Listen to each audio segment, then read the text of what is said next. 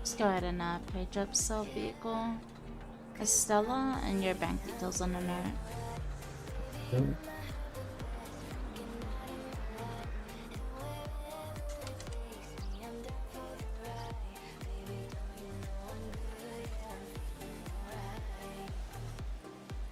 Maserati.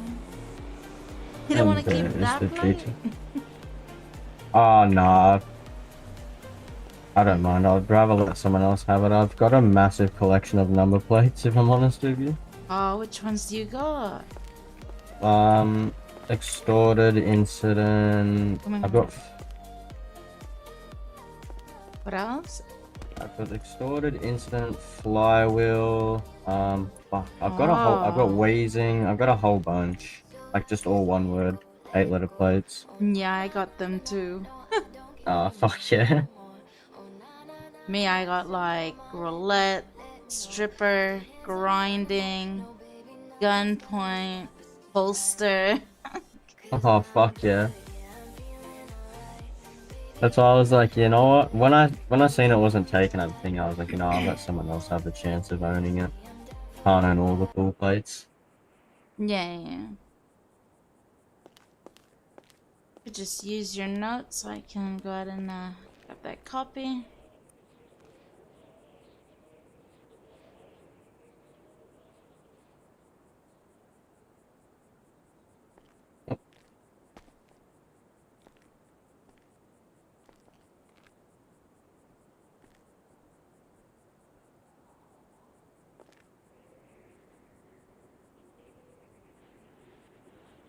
There you go. Thank you very much. Pleasure doing business with you. Good one. You too.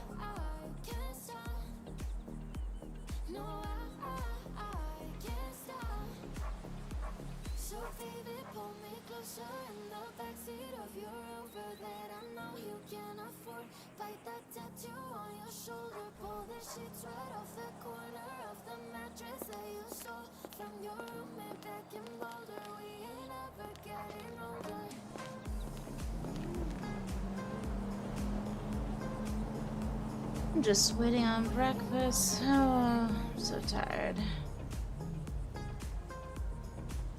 I stayed up so late. I was up till 4.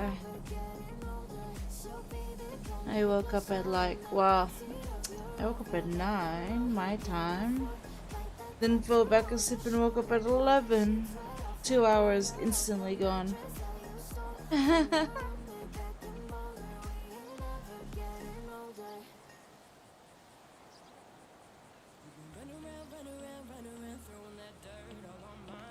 Trying to do my Valhalla KPI here. It's been really slow though.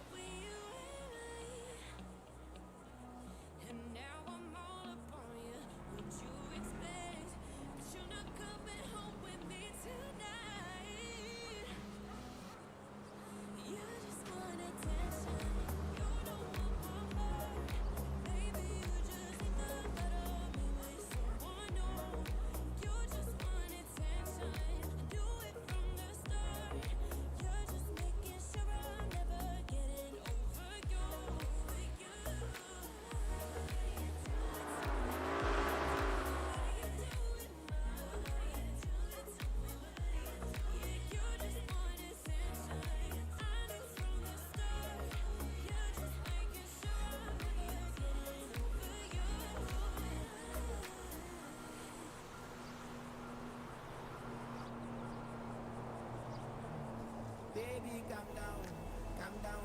Girl, this your body, put in my heart for lockdown, oh lockdown. Girl, you sweet like phantom. If I tell you say I love you, you know they for me.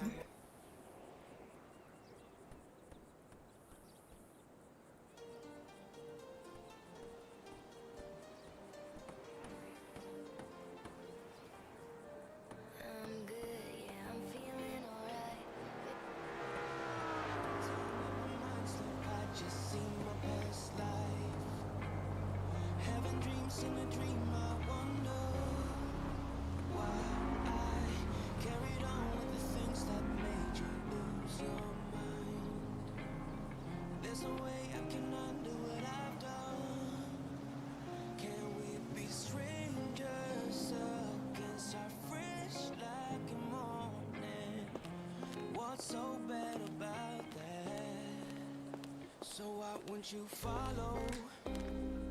Why won't you follow me home? I know I can't make you mine. Yes, I ran out of town. There's no hope for me.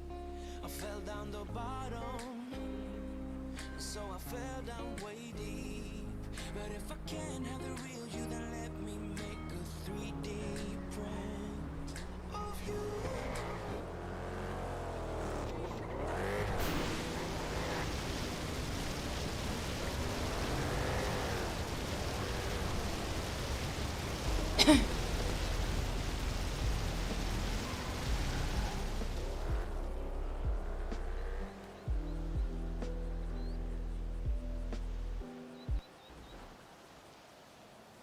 before we get into things, I just have to say I look so embarrassing in today's video. I had that stupid fabric loop that comes inside of shirts so that you can hang it on hangers. I don't even know.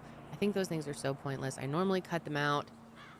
I didn't realize the thing is sticking out the entire video. So love that for me. Today's video is kindly brought to you by Audible, and I am so excited. I am headed to the beach next week, and so today I wanted to share with you guys my summer Audible listening list. So a friend of mine mentioned Verity by Colleen Hoover. That's first on my list. I also have All the Ugly and Wonderful Things by Bryn Greenwood, Local Woman Missing by Mary Kubica. And then I've heard a lot of good things about Atomic Habits by James Clear. And then finally, I am really excited to check out Shattered by Catherine Casey. I am so excited about it. So check out my Audible summer listening list so you can join my YouTube Live book club that is happening in August. You can join Audible for free for 30 days using my link, which is audible.com/KendallRae, or text Kendall Ray to 500-500. Oh, that's funny. She forgot to cut out the thing. They are pointless. Hello, everyone, and welcome Oh my back. So happy to gosh. have you with me here today to discuss yet another case. And if you're new, then welcome. Be sure to subscribe. So before we jump into today's case, and there is a lot to go over, it is very fascinating. It's very frustrating. I think you guys will have many thoughts, and your theories will kind of be all over the place on this one. And let's jump into the case. So today we're going to be talking about Denise Flum's case, which has gone without justice now almost 40 years later.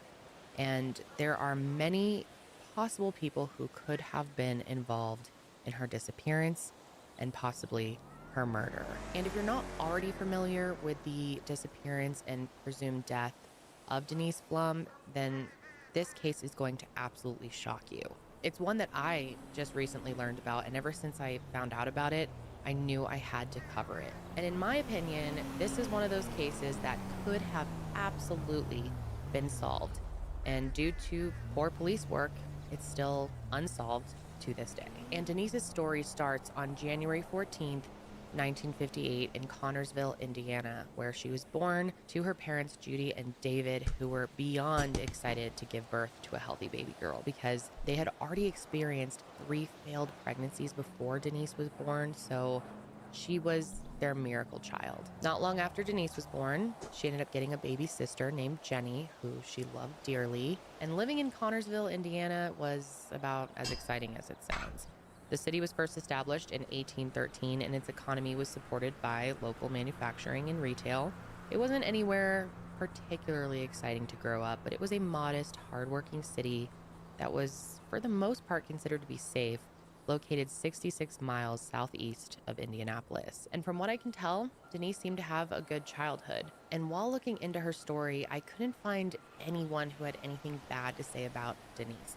Everything that was said about her, at least that was available to me, was about how amazing she was and what a good person she was. She was known as an incredible friend, sister, daughter, and a really good student. By March of 1986, she was just weeks away from graduating high school and going to attend Miami University of Ohio. Her parents say that Denise was a stranger to no one, and from the time that she was very young, she exhibited an outgoing personality. Her friends say that she was very charismatic and chatty, and loved some good high school drama, loved the tea. She was also very kind. She was known to be funny and have a good sense of humor. She loved animals, and she was a very talented athlete. In fact, she played 4 sports and was a natural-born leader. As you can imagine, her parents, Judy and David, were very proud of her and believed that her future was bright. And like I said, March of 1986 was a very exciting time in her life. Prom was just around the corner, and high school graduation was shortly after that. But sadly, Denise was not able to experience either of those things. On Thursday, March 27th, 1986, Denise made plans with her friend Kim to go to a bonfire party. It was the week of spring break, and a lot of her friends were going out of town, going on trips, but Denise had a lot to do, so she wanted to stay back, mainly because she had to go to track practice. That was super important to her. Track was by far her favorite and best sport. Bonfire parties were really popular back in the 80s, especially in Connorsville. And it was a great way to get out and see your friends, and so that's what Denise was doing that Thursday night. But before going to the bonfire party, she and Kim made a stop at the Glenwood Inn where they knew that they could purchase beer. And then after that, they joined about 100 or so other people at this party. And those who were there that night say that there was nothing, out of the ordinary about the party. Denise seemed to be having a good time, and nothing really stood out about her behavior or how anyone else was acting. Some people say they saw Denise making out with a guy named John that night. That is not confirmed, but that's the only really somewhat notable thing from the bonfire party. But one thing to note, and I will definitely be getting more into this later, is Denise was recently single. Denise had been dating this boy named Sean McClung, and she met him a while back while on the school bus. At first, Denise really liked Sean, and she would actually take a longer route on the bus so that she could have like 45 minutes of time with him on the bus. But the two of them were quite different from what I gathered. And at first, things were going okay, but eventually the relationship took a turn. And Sean and Denise had broken up in early March, so if she did kiss this guy John at the bonfire party that night, it was probably the first time that she had kissed someone since she and Sean broke up. But there is one really important detail about the bonfire party that night, and that is that she lost her purse while she was at the party. And it was dark, so she decided to come back the following day and look for it, and that's exactly what she did. On the morning of March 28th, Denise spoke with her mom, and she happened to mention that she lost her purse at the bonfire and was going back out there to look for it. Now, sources say that she had asked a couple of friends if they wanted to join her to go out and look for the purse, but everyone was busy, so she ended up going alone. Around 12:30 p.m., Denise took her 1981 cream-colored Buick and drove the 10 or so minute drive back to where the bonfire was held, or at least it was believed that this is where she was attempting to go. But after 2 hours passed, Denise wasn't back home yet, and this is when her mother, Judy, started to become concerned. This little excursion to find her purse should have taken her 30 minutes max, maybe 45. So finally, around 8:30 p.m., Judy and David just couldn't take it anymore. They were extremely worried, and they ended up calling the police. And of course, this was the 80s. Not that it has gotten that much better these days. I mean, depending on where you are in the situation. But of course, the police did not take her being missing very seriously. They got the response that thousands of other parents have gotten over the years when their children have gone missing. And that was, she's a teenager. She's probably just being a teenager, and she'll probably be back soon. And who knows, maybe if they had actually taken them seriously and taken action right away, it's possible that they would have found Denise, maybe alive. And if not, maybe her killers would have actually been brought to justice. Her parents were very frustrated with the police's lack of concern and action, so they immediately tried to take things into their own hands and started calling other friends and family to see if they could form a search party. Her father, David, went out right away looking for her in their family car, and Judy stayed back at the house just in case she showed up or called. But unfortunately, by the following morning, Denise still wasn't home. But they did find a clue. A day after she went missing, a farmer called in and reported that he had found a vehicle that was abandoned. And it turns out that that vehicle belonged to Denise. Her Buick was found abandoned on Tower Road, less than 3 miles from where the bonfire was held 2 nights before. There were no signs of foul play, and there were also no signs of Denise. 18-year-old Denise Flum was a star student, planning to study microbiology in college. She played 4 sports, her photo appearing in the local... Gotta get my water.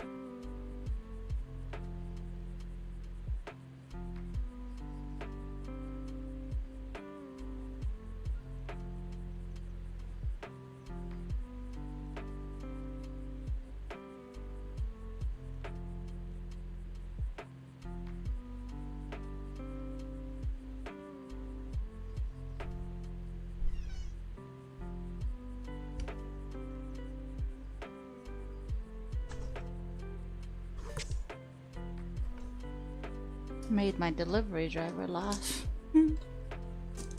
It's kind of funny.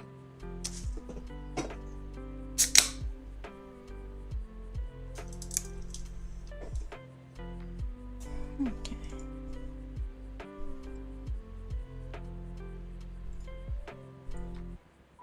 Oh my god, you scared me. Oh my god, I'm sorry. You're good. I turned around exactly as you jumped in.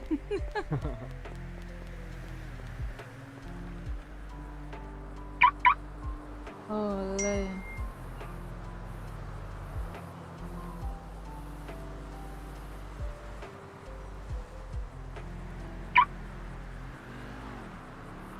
Paper from high school competitions. And then March 28, 1986, she was suddenly gone. Missing. The previous night, she had been at a bonfire and forgotten her purse. The last time her family saw her, she said she was going to look for it.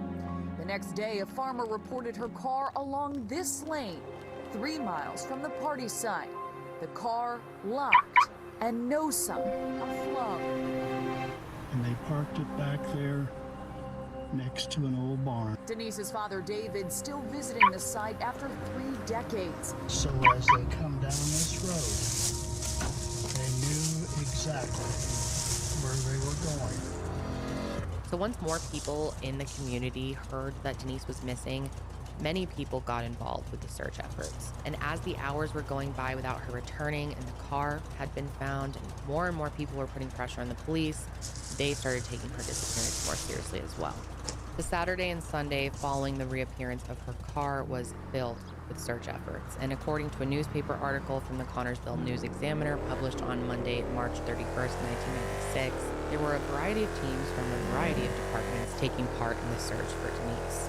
County, city, and state officials searched by foot and plane, yet there still wasn't so much as a footprint on the ground to indicate what happened to her. One detective said it was almost as if she got in her car, parked, and then was lifted out of the area in a helicopter.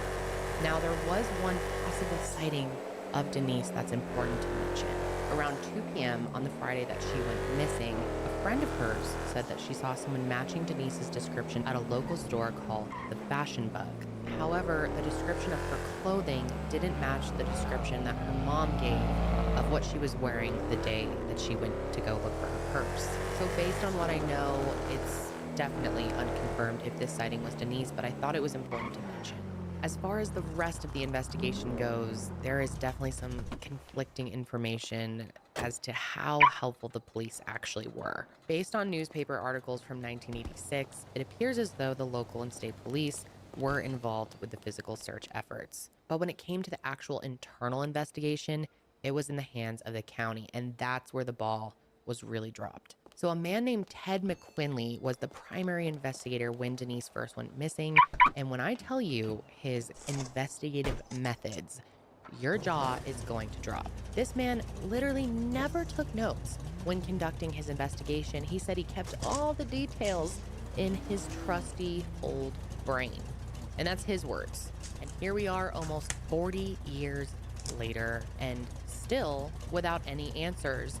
So his trusty old brain ain't so trusty anymore. He literally kept no record of who he did and didn't talk to during his investigation. Dumb. That's so dumb. This was mind-blowing to me. That's so that really means, dumb. obviously, he didn't take any notes when he did conduct interviews. He kept it all in the old noggin.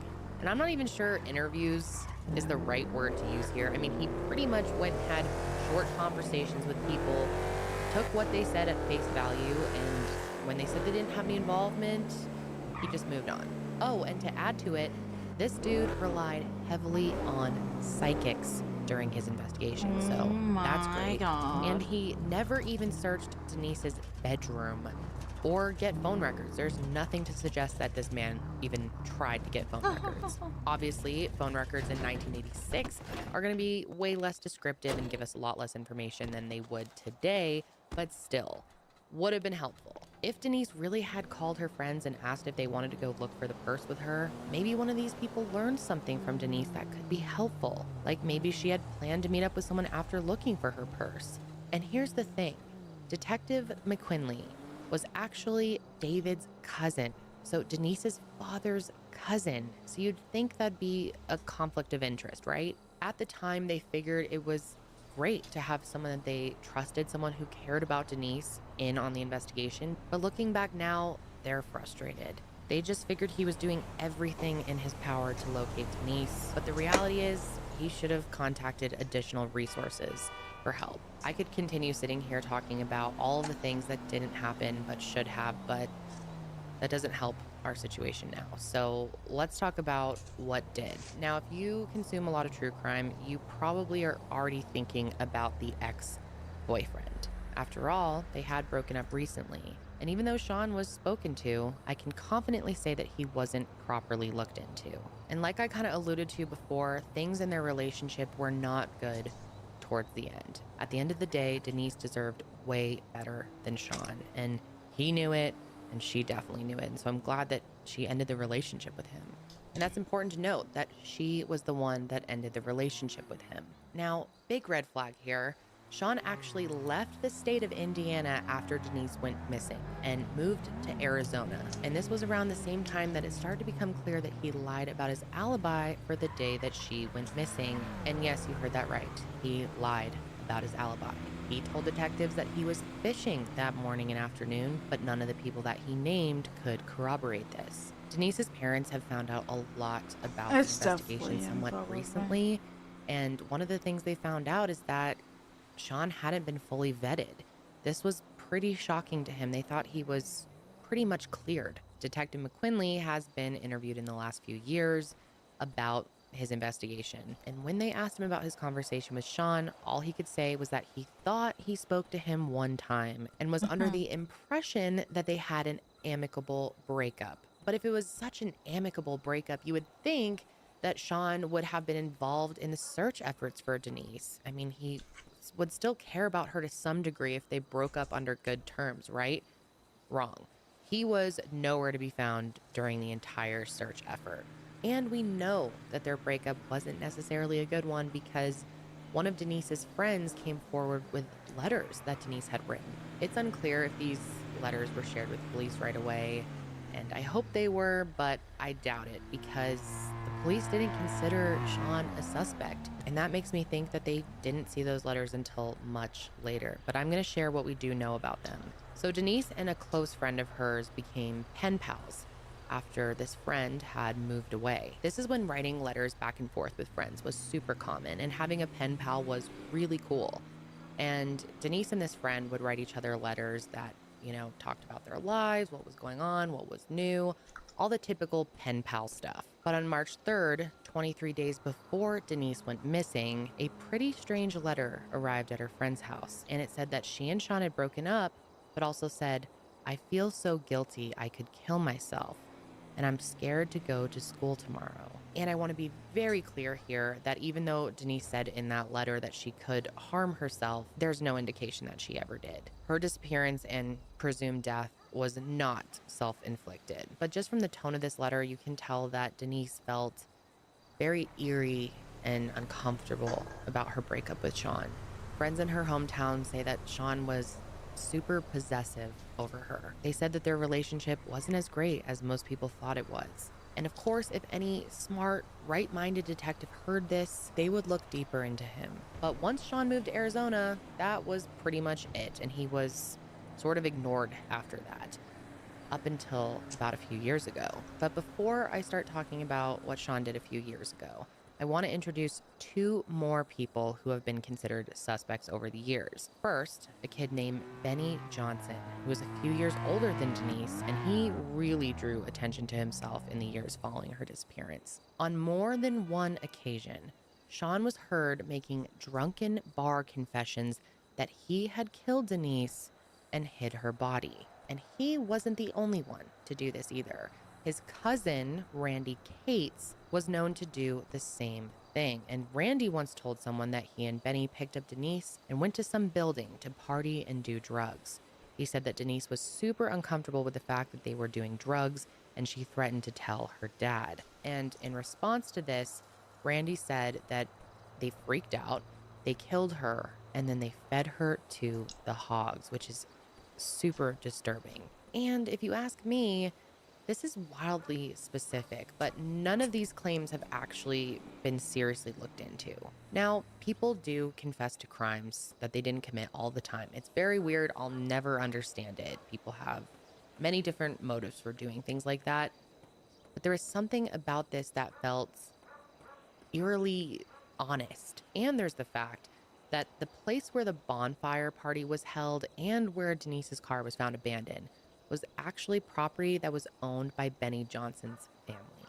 Not to mention, his family was very wealthy and a very prominent family in town. So if something happened on their property, many believe that they could have paid someone to make this go away. And here's the thing.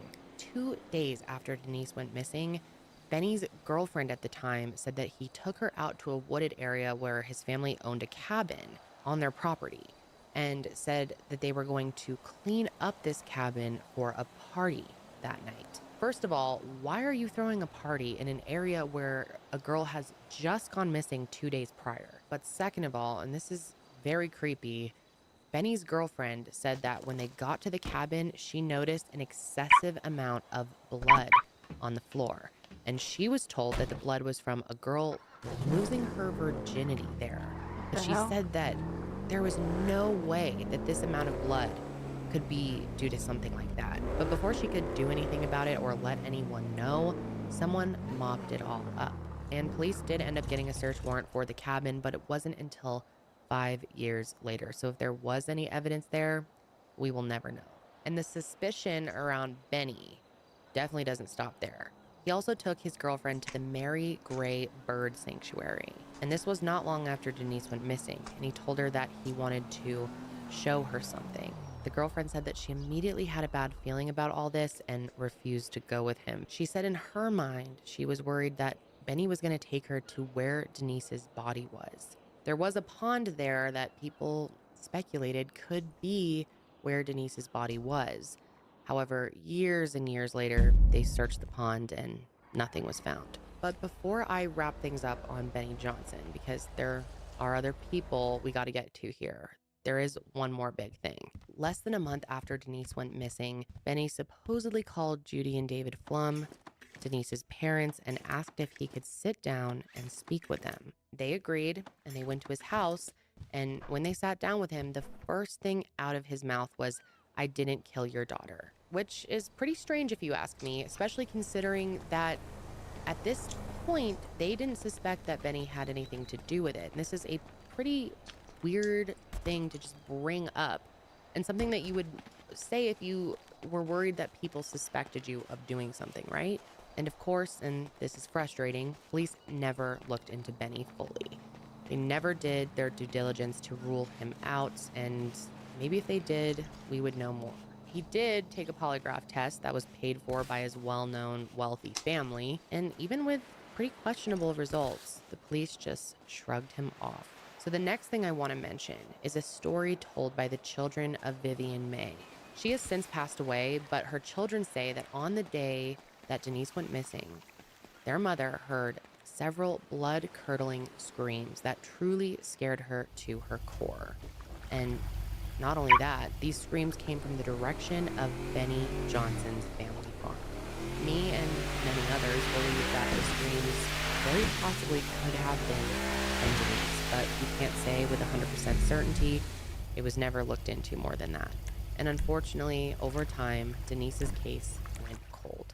Rumors continued to circle town, but no official efforts were made. In August of 1988, a tip was made by a woman claiming to be Denise. But after David and Judy made the emotional journey to Virginia to see this woman, it was revealed that the entire thing was a hoax. Things were quiet after that, but in 2007, luckily, a new detective got involved in the case. His name is Scott Jarvis. He's with the Indiana State Police, and he took interest in Denise's story and tried to piece together this mystery after all these years. He theorized that Denise may have come across a drug deal or seen something that she wasn't supposed to see, and that ultimately led to her death. He said that he conducted interviews with inmates who claimed to have known what happened to Denise, but none of these efforts resulted in new information. As of 2014, Denise's DNA from an old baby tooth was submitted to a national database in the event that someone comes across her remains. But to this day, there have been no matches. Finally, in 2018, efforts picked up again, and everyone was hopeful that progress was going to be made this time. On May 3rd, 2018, the Justice for Denise Flum Facebook page was made, which I will link below if you would like to follow it. It's a great resource for information and a way that her parents continue to share their daughter's story.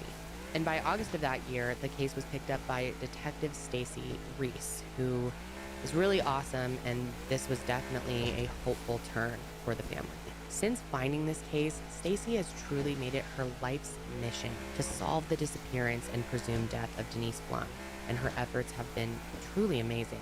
And what drives her so much is she has a personal connection to the case. Her mom was actually Denise's babysitter growing up, and for years and years, her disappearance and the lack of justice has really bothered her. So now, as a detective, she began looking into the case and decided to go to each of the suspects herself and see if she could learn any new information. And boy, did she learn a lot. So let's start with Benny. Since the 1980s, Benny has had his fair share of run-ins with the law. He has been arrested several times for attempted battery of a police officer and also resisting arrest. And from what I can tell, he remained living in Connorsville and ended up hiring a lawyer after police recently started looking into him again in connection to what happened to Denise. His lawyer stated that he would make an official statement, but unless police had evidence against him, he would not be sitting down to answer any questions. There wasn't much information about Randy Cates, but I imagine it's a similar situation.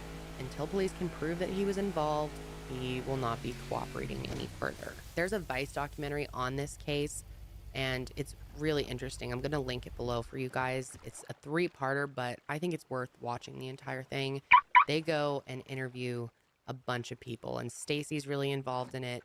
It's very well done and fascinating. And they go and try to interview Benny, try to interview Randy, and they talk to them somewhat, and it is sketchy. They are so creepy in my opinion. They don't get any new information out of them, but just hearing their voices, I think, will tell you a lot. So there is another theory that we haven't even gone into, another possible suspect, and that is a serial killer. Well, suspected serial killer, Larry Hall, who is currently serving a life sentence for kidnapping, and he's believed to be connected to many murders. Unfortunately, police have never been able to prove his connection to any of these murders, hence why he's in prison just for kidnapping. However, Larry did end up writing a list with names of a bunch of people that he claims to have killed, and Denise is one of the names on that list. However, it's hard to believe. I mean, there have been many instances where serial killers have claimed that they've killed people that they actually haven't killed, and it's been proven that they didn't actually do it.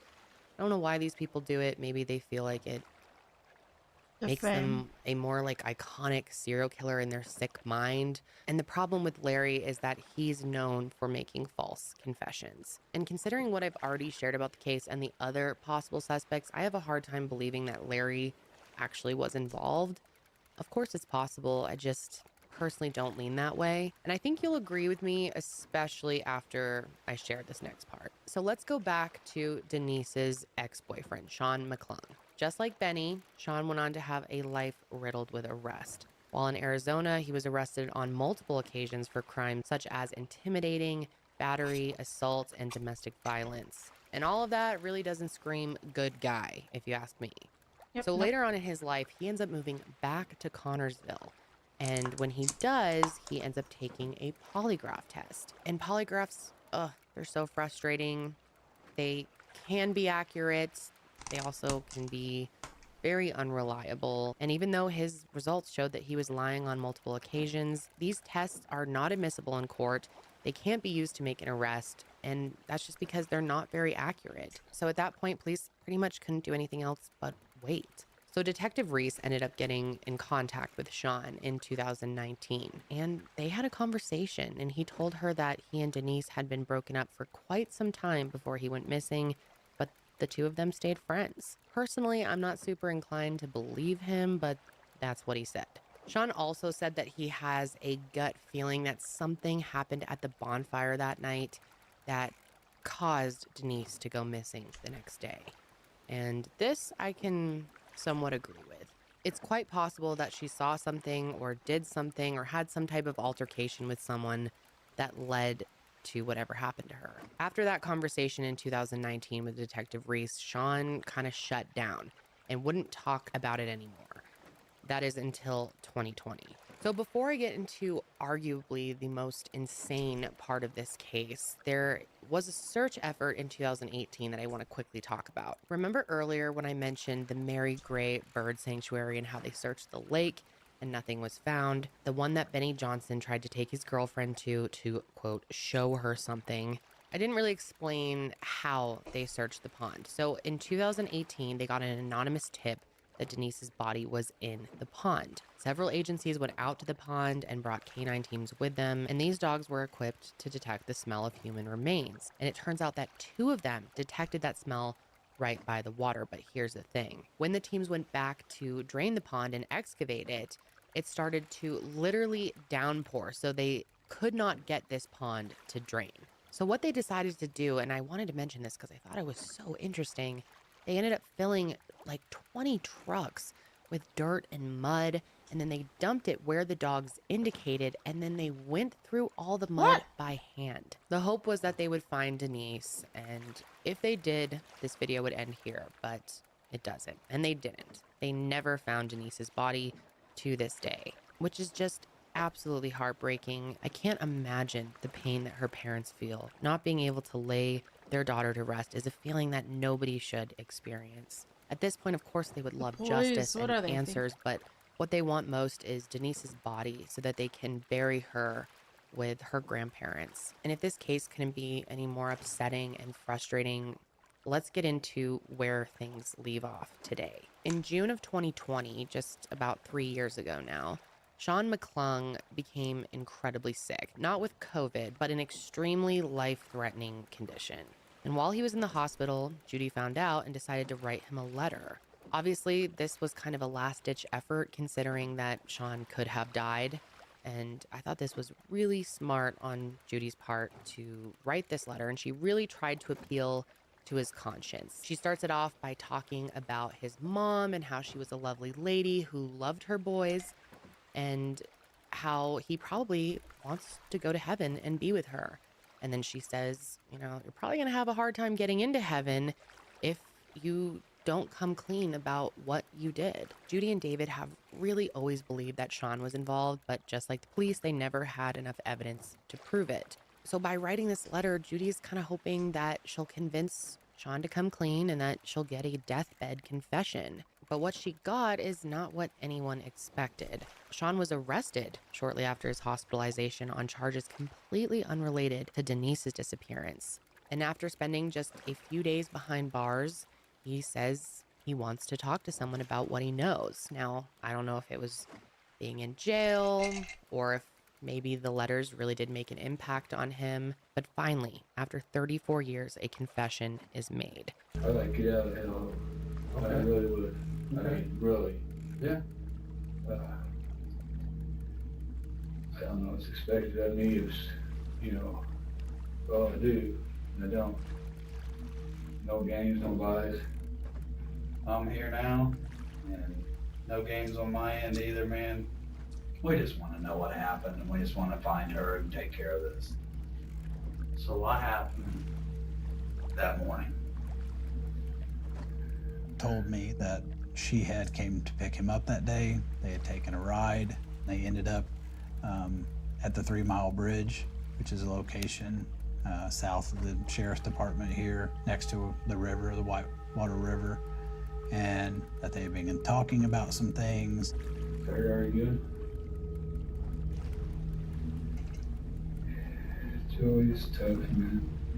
I'm trying to just put this shit back together that I've done so hard to just bury. Now I'm gonna bring it back out.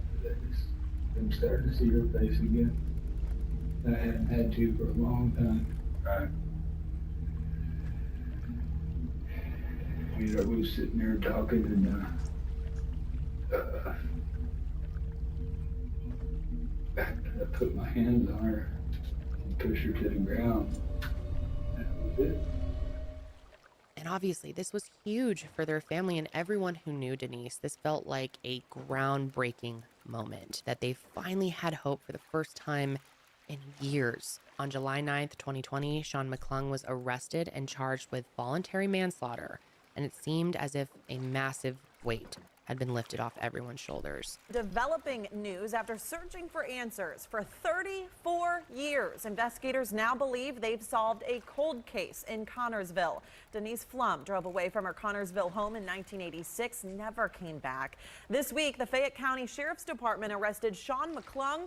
He is now charged with voluntary manslaughter. The sheriff says McClung had been claiming that Flum was alive this whole time, but now admits that he killed her. The family says they hope this will lead them to finding her remains so that they can give Flum a proper memorial. So Sean actually made a plea deal that stated he would be granted immunity on this charge, as well as other charges he was facing, if he was able to take investigators to Denise's body. Like I said earlier, all the family wants at this point is to bring Denise home. And if they have to make a deal to get that done, they were willing to do it. So he has police take him out to where he says Denise's body is.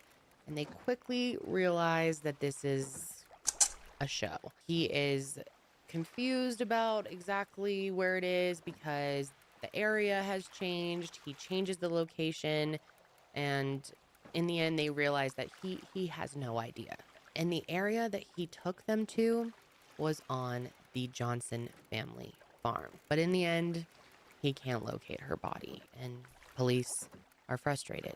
Denise's family is frustrated. And because he couldn't live up to his end of the deal and show them where Denise's body was, he remained in prison on those charges. Denise's family was still leaning in the direction of Sean, though, and felt like maybe he really did do it. Maybe this confession is genuine. Even without her body, everyone was hoping that they could at least charge him with her murder and that there would be some relief through that. But in September of 2020, just 2 months after making his confession, Sean McClung ended up passing away.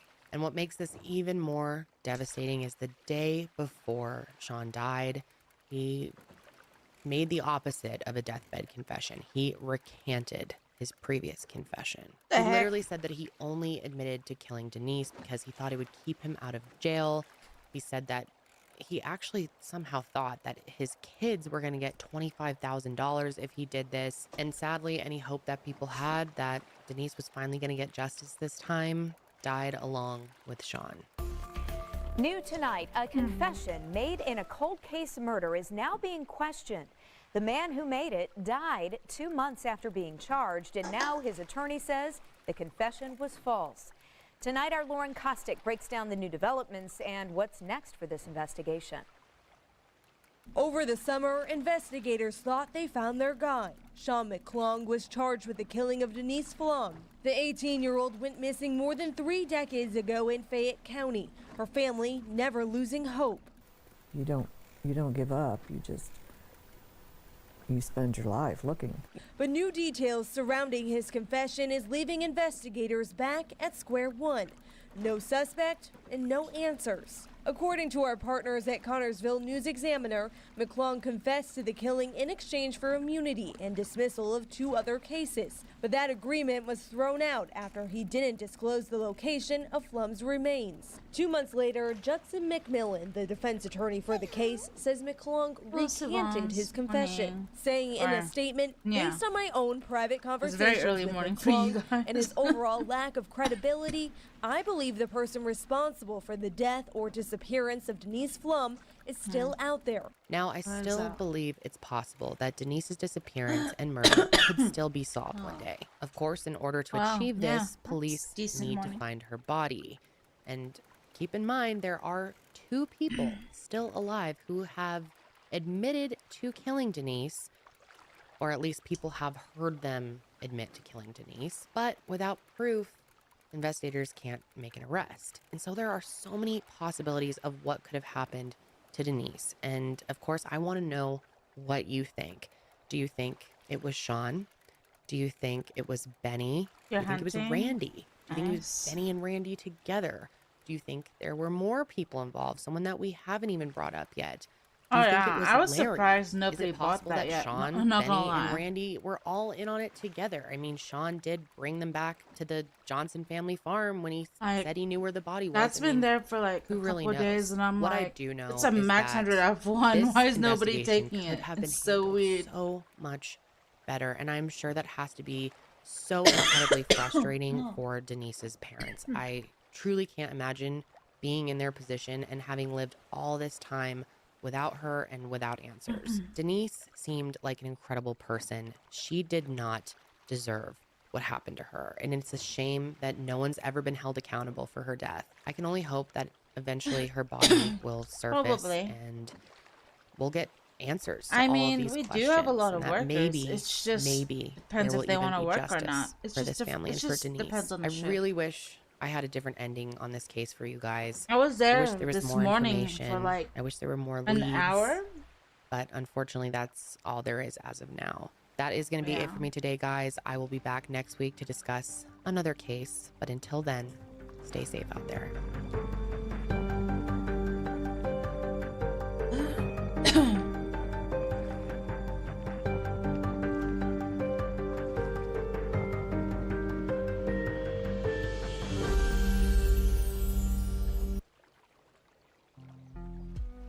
All right.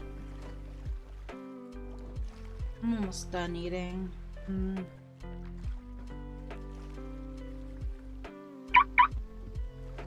I need to buy a pelt for my Val character.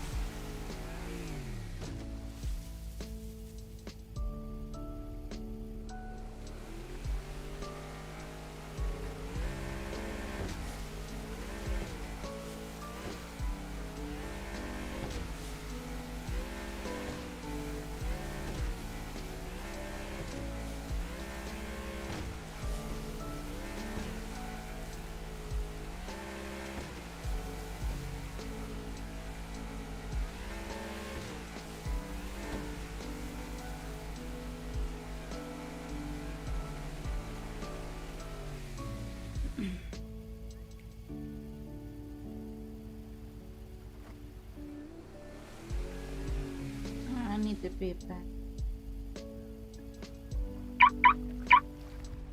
So go fishing for a bit. Like,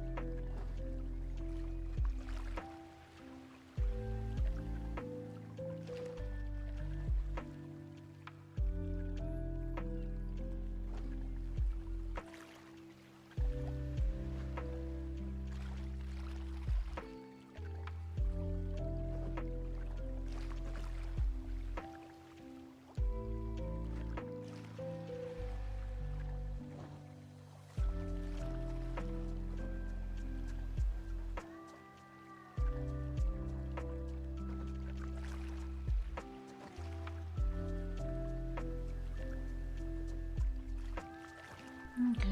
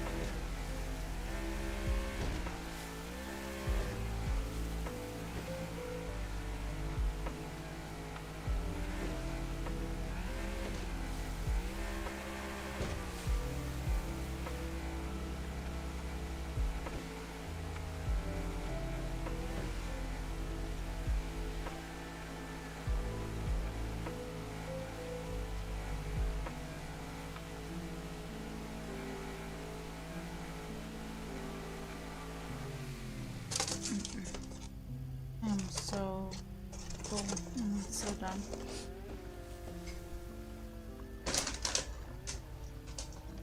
Guess I could save this right. Save it in the fridge. I'll be back.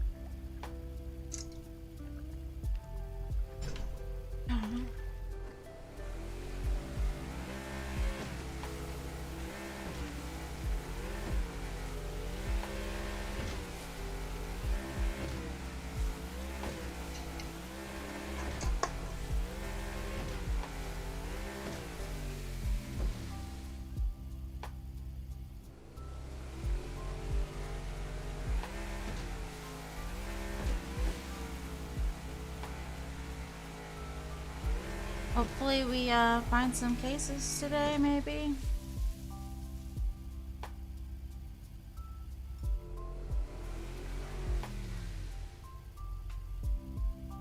It's here.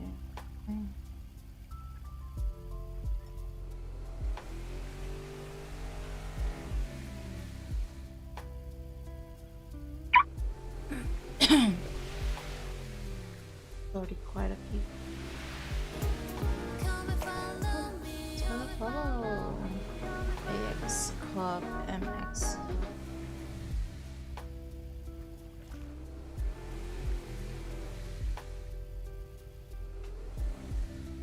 Hopefully I have a little bit more luck.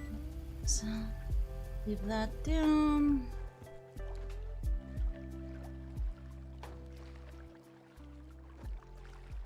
It's locked.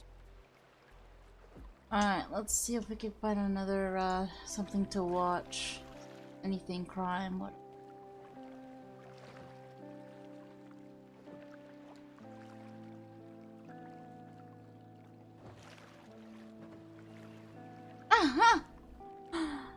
No, not 24/7. Yesterday I did stream about, I think it was 15 hours. I think. What's this? Oh, it's so cute. Oh, my hamster's cute too. Oh. My hamster's also. These hamsters love most. Fresh meal. In this video, we will discover 14 things hamsters love the most. Deep bedding. Hamsters are natural-born burrowers. Yeah, In the wild, they that. dig through substrate to make a network of intricate tunnels for warmth, She did play protection, around with and the to bedding, sleep in. yes, Their last tunnels night. are I could often tell. made up of several chambers, and each one has its specific use. These will include separate chambers for sleeping, to use as a bathroom, and to store food. Since hamsters love to burrow, you'll want to make sure you're providing your hammy with the opportunity to express their natural instincts. It is important to give your hamster at least 6 inches of safe bedding to dig and create burrows. The deeper the bedding, the better. A large wheel. Hamsters are high-energy animals, and their bodies are built to run. In the wild, hamsters run up to 6 miles every single night to search for and gather food. They may seem lethargic and lazy during the day, but that's because they're nocturnal/crepuscular. This means they naturally sleep during the day and are more active at dawn and dusk.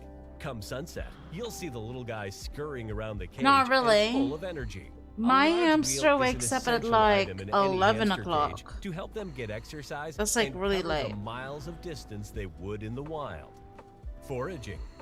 Hamsters are natural foragers. In the wild, hamsters run long distances every night to explore and find food. Oh Their yeah. huge pouches She allow them loves to the collect stuff food from in her multiple sites pouches. before depositing Especially it the in big burrow for peanut later with consumption. the Consider providing fun, with the shell. nutritionally She'll appropriate stuff that foraging whole thing opportunity down for her your small pouch. pet. It's This so can be funny. achieved by sprinkling their food around the cage or hiding treats in their bedding and toys. This will make your hammy search and work for its food, enriching their lives and helping them stay active. Dried herbs, flax sprays, oat sprays, and wheat sprays are some great options for foraging. Hiding spots. Hamsters are prey animals, and they find the most comfort in small, dark places where they can hide and feel safe. A hiding spot allows them to shelter when they are spooked or feel threatened. Make sure to provide your hamsters with several hideouts so they can have alone time and feel safe when needed. And remember not to disturb or enter their hideout, as it's your hammy's safe place to rest. Having nowhere to take cover Yeah, I will always make your wait pet for her. scared, stressed, I always and wait for her to anxious. come out. Sleeping during the day. Remember, Dude, hamsters sleep I feel during like my the day and are more hamster active at sleeps dawn and literally dusk. 12 If you hours. want your hamster to be happy, let them sleep as much as they want during the day. Whenever possible, clean the cage and interact with your pet in the evening hours when they wake up on their own. Oh my god, I clean up. Variety of food. Hamsters love a high-quality, I clean her diet. cage, In the and wild, she's like hamsters would eat super seeds, nosy grasses, because she nuts, knows fruits, I'm taking vegetables, out the bad insects, bedding. frogs, She'll literally start lizards, digging and into the other bedding, small and I have to like move Make her on sure the to other side of provide the your pet cage. with a high-variety seed mix It's- along with ugh. high-protein pellets. Keep in mind that most I have to seed move her mixes like sold at 5 pet to 6 stores times. I'm like, don't no, have I need enough to clear animal this out. protein. Even though So you've you hoarded may need food to in one mix their side, your seed poop mixes is like with a mixed in with it. high-protein It needs to pellet go. get your pet the It'll right give you amount of new, nutrients like that new they need. food. Things to chew on. Hamsters' teeth grow continuously yeah. all their lives. She loves They're designed to whimsy. be worn down to the right length by grinding. Here, I'll show you her favorite treat. What was it? It was on my Twitter. But her favorite treat, it's so funny. Oh yeah, here we go.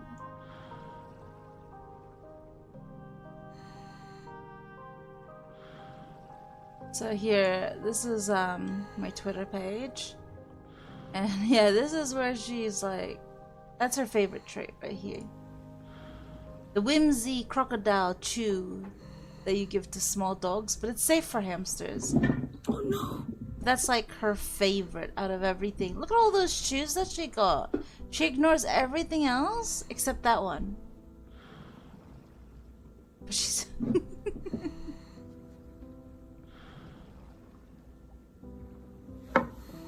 Here she tries to fit it in. I'm like, dude.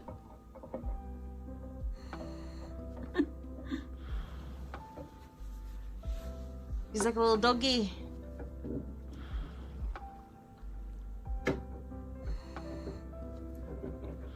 She's so fat now.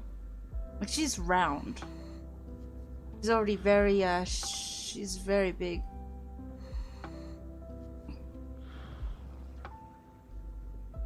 Yeah. Yeah, see? She's very big. My little hammy. Corby. Oh. Here she's spying on me. I wake up and I see that little face staring over the bedding and I'm like, what are you staring at? And she looks sideways. It's funny.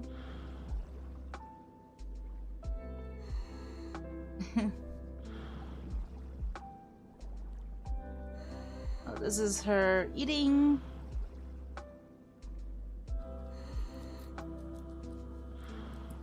She's so cute. She is so cute. This is when she was a little younger. This is her running on her wheel.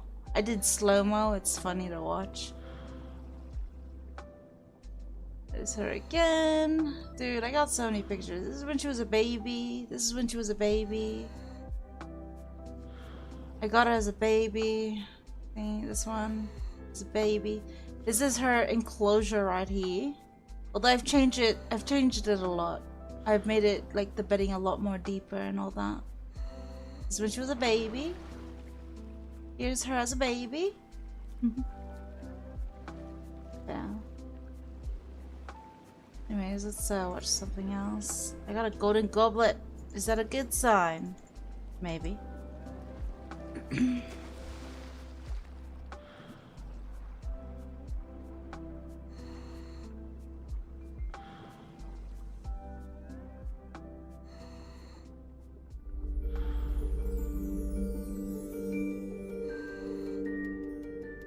Hey guys, welcome back to my channel. Happy to have you back for another video.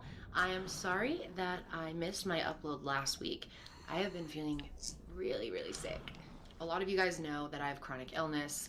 I have fibromyalgia, Hashimoto's disease, and I also have reactivated Epstein-Barr virus. This is my newest addition. So sometimes I have flare-ups and I really have to rest or it's just gonna get worse. So I appreciate you being cool about my time off. Sometimes I just need to take a break. But I'm really ready to talk about this case because I've been wanting to talk about it on this channel for a long time. And the reason I haven't is I've been waiting for the trial to finally take place. It was delayed several times, but the trial finally just ended. So now after the trial ended, there's obviously a lot more information out there and I'll be able to explain things a lot better than if I had recorded this before the trial. This case is pretty well known. Even if you live outside of Colorado, there's a good chance you may have heard of it. Today we are talking about the murder of Dylan Nicholas Redwine. He was born on February 6th, 1999 and was raised by his parents Mark and Elaine and his older brother Corey. He also has a half-brother named Brandon and another half-sibling from his father's first marriage. Dylan was known as a very quiet, mellow kid who liked to play baseball, liked to eat pizza, liked to play video games, hang out with his friends. Pretty normal kid. Now his father Mark worked as a trucker, so he was gone for long periods of time and this really took a toll on their family and on his marriage. So after 18 years of marriage, he and Elaine got a divorce and it was a messy divorce. It was really hard on the kids. It took a long time. There was a major custody battle. In September of 2012, Dylan met with a judge one-on-one and talked about which parent he wanted to live with. Dylan did not want to live with Mark. He wanted to live with Elaine, so she was granted custody, and Dylan was very happy about that because he and his father had a strained relationship. especially since his parents got divorced. He did not like the way he was treating his mother. So Mark was given visitation rights, and he lived in a different part of Colorado than them. He lived way almost to Durango, really beautiful area. Specifically, he lived in Bayfield, Colorado, which is just outside of Durango in La Plata County. Obviously, Mark was upset that Elaine was granted custody of Dylan, but he was going to get the visitation rights, so he booked a flight for him to come out and visit him for Thanksgiving that November. So he actually flew to visit his father because it was quite a distance, and his mother Elaine drove him to the airport on November 18th, 2012. And Dylan did not want to go. It was a court-ordered visit, so he had no choice, but he had a lot of tension with his father. He didn't like going to visit him. He didn't like being in his cabin because he was pretty isolated. So he was just bummed out about having to go, but he did, and there's actually footage of him at the airport. And it was even harder this time because his older brother Corey, who was over 18 at the time, decided not to go visit him, and he didn't have to because he was an adult. So Dylan was pretty bummed out being alone there. During the previous visit that Dylan had with his father, they had argued a lot over the divorce. It seemed like Mark kind of was taking out his frustration with Elaine on his son. After he landed, he texted his mom that he made it safely, but he was not happy about it, and you could tell because his last message that he ever sent her had a frowning face in it. Mark picked up Dylan at the airport around 6 p.m. Then they started driving home, and their plan was to stop at a Walmart, which they did to get a few things, and then they were gonna get dinner. His dad wanted to go to a restaurant, but he said that Dylan just wanted McDonald's, so they went ahead and did the drive-thru, picked up some food, and headed home. And the first night that he was there, Dylan asked his dad if he could stay the night at a friend's house. He clearly did not want to be around his dad, but his dad said no. So he and his friend made very early plans for the next morning. That's how desperate to get out of this house Dylan was. They were going to be meeting up at 6:30 a.m. the next day. The next day, Monday, November 19th, Mark said that Dylan had actually slept in till 7. He didn't wake up to go see his friend for whatever reason. And this is all according to Mark. He said he got up around 7:30, went to check on Dylan, who never slept in a bed. He was on the couch while he was at his dad's house. He never slept in a bed, according to his dad. But I don't know how it was at home. He said he tried to wake up Dylan, but he refused to wake up, so he went about his day. He went around and did some errands, and then he came back to the house around 11:30, and Dylan was not there. But the door was open, according to Mark. And according to him, the TV was on, and there was a bowl of cereal just sitting out on the table in front of the TV. So he figured he was watching cartoons. He said he was watching Nickelodeon. But Dylan was nowhere to be found, and either was his cell phone, his backpack, or his fishing pole. So Mark thought that Dylan left to go see his friend. He said he didn't think anything was wrong. He decided actually to just go ahead and take a midday nap, oddly enough. So Mark goes to sleep. He woke up from his nap around 1:30 p.m. and Dylan was still not home. So at that point, he starts texting him, calling him, trying to get a hold of him, and he gets nothing. Around 2:30 or 3, he said he went out to physically look for Dylan himself. He checked at a few of their friends' houses, and none of them knew where Dylan was, and none of them had heard from Dylan either. And 2 of his friends actually said that they had been trying to contact Dylan all day and weren't able to get a hold of him. So Mark said at this point he started to freak out. So he went to the Bayfield Marshal's office to report that he could not find his son. And while he was there, he texted Elaine to see if she had heard from Dylan. And Elaine said she thought it was very odd that he reached out to her asking where her son is when she's 6 hours away.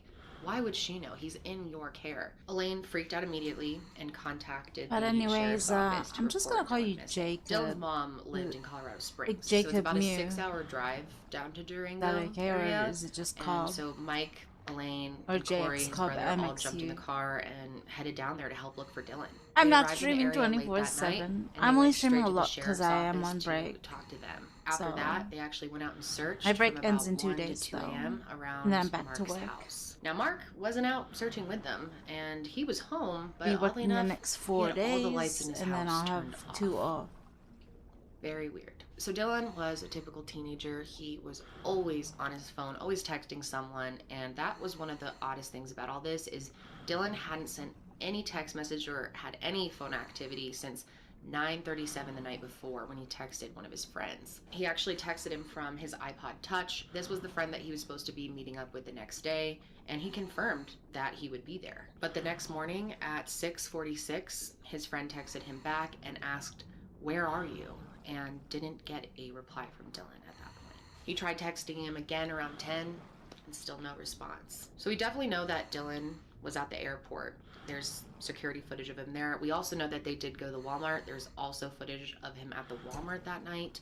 But after that, who really knows what happened? So obviously, investigators need to know what Mark was doing during all this time. So they confirmed that between 7:30 and 11:30, Mark was making several errands. He went to his work payroll office, he went to his divorce attorney's office, and he also went to the post office and mailed a child support check to Elaine. Now immediately, Mark said that he thought that Dylan may have walked to this nearby campground near their house to hang out, or he could have walked to his friend's house, which was 9.5 miles away. What kid is gonna walk to their friend's house in November in Colorado in the mountains, 9.5 miles away? Elaine knew it was all bullshit right from the start, but police felt like maybe Dylan really did run away. Maybe he just didn't want to be at his dad's. I mean, it kind of makes sense. But Elaine reinforced to them that it was not in Dylan's character to run away. He would never do something like that. He would have just contacted his mom, especially so soon after he had gotten there. It just didn't add up to her. So search and rescue launched an immediate search the same day that Dylan was reported missing and looked all over this area.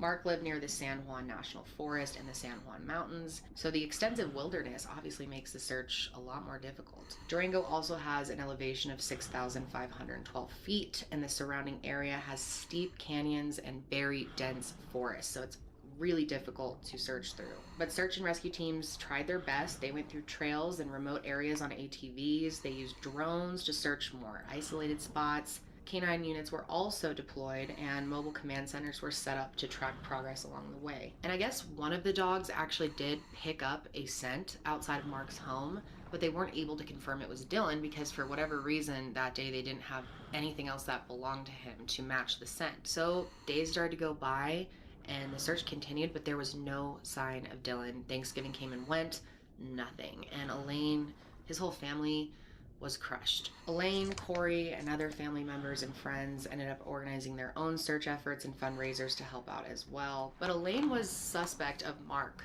from the beginning. I mean, she said as soon as he first contacted her, she felt like he did something because he'd had a violent past. First of all, she felt like his story didn't make a lot of sense because he claimed that the fishing pole was missing in the house, that Dylan left with a fishing pole. But the weird thing is his mother said he probably wouldn't have taken his fishing pole or gone fishing by himself because he didn't really have any experience with fishing. He didn't even know how to thread a line, so that's odd.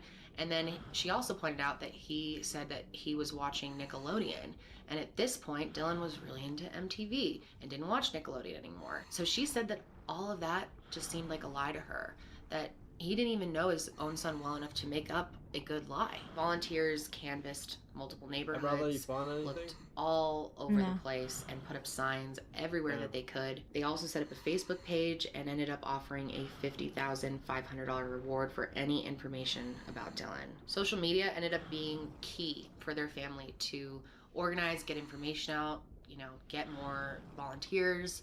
You know, every day I wake up and Dylan's not home and it's just another empty day. I choose hope for Dylan because, as a mother, it's very difficult to deal with something like this. But, I have no reason to believe that he's not. And so I will always choose hope for Dylan. We'll always look for him and we will find him. So finally, the weekend after Thanksgiving, Canine units actually did pick up Dylan's scent again. This time it was near Vallecito Lake. And so rescue teams sent divers into the lake and brought boats with high-tech sonar to search for any signs of remains, but they found nothing.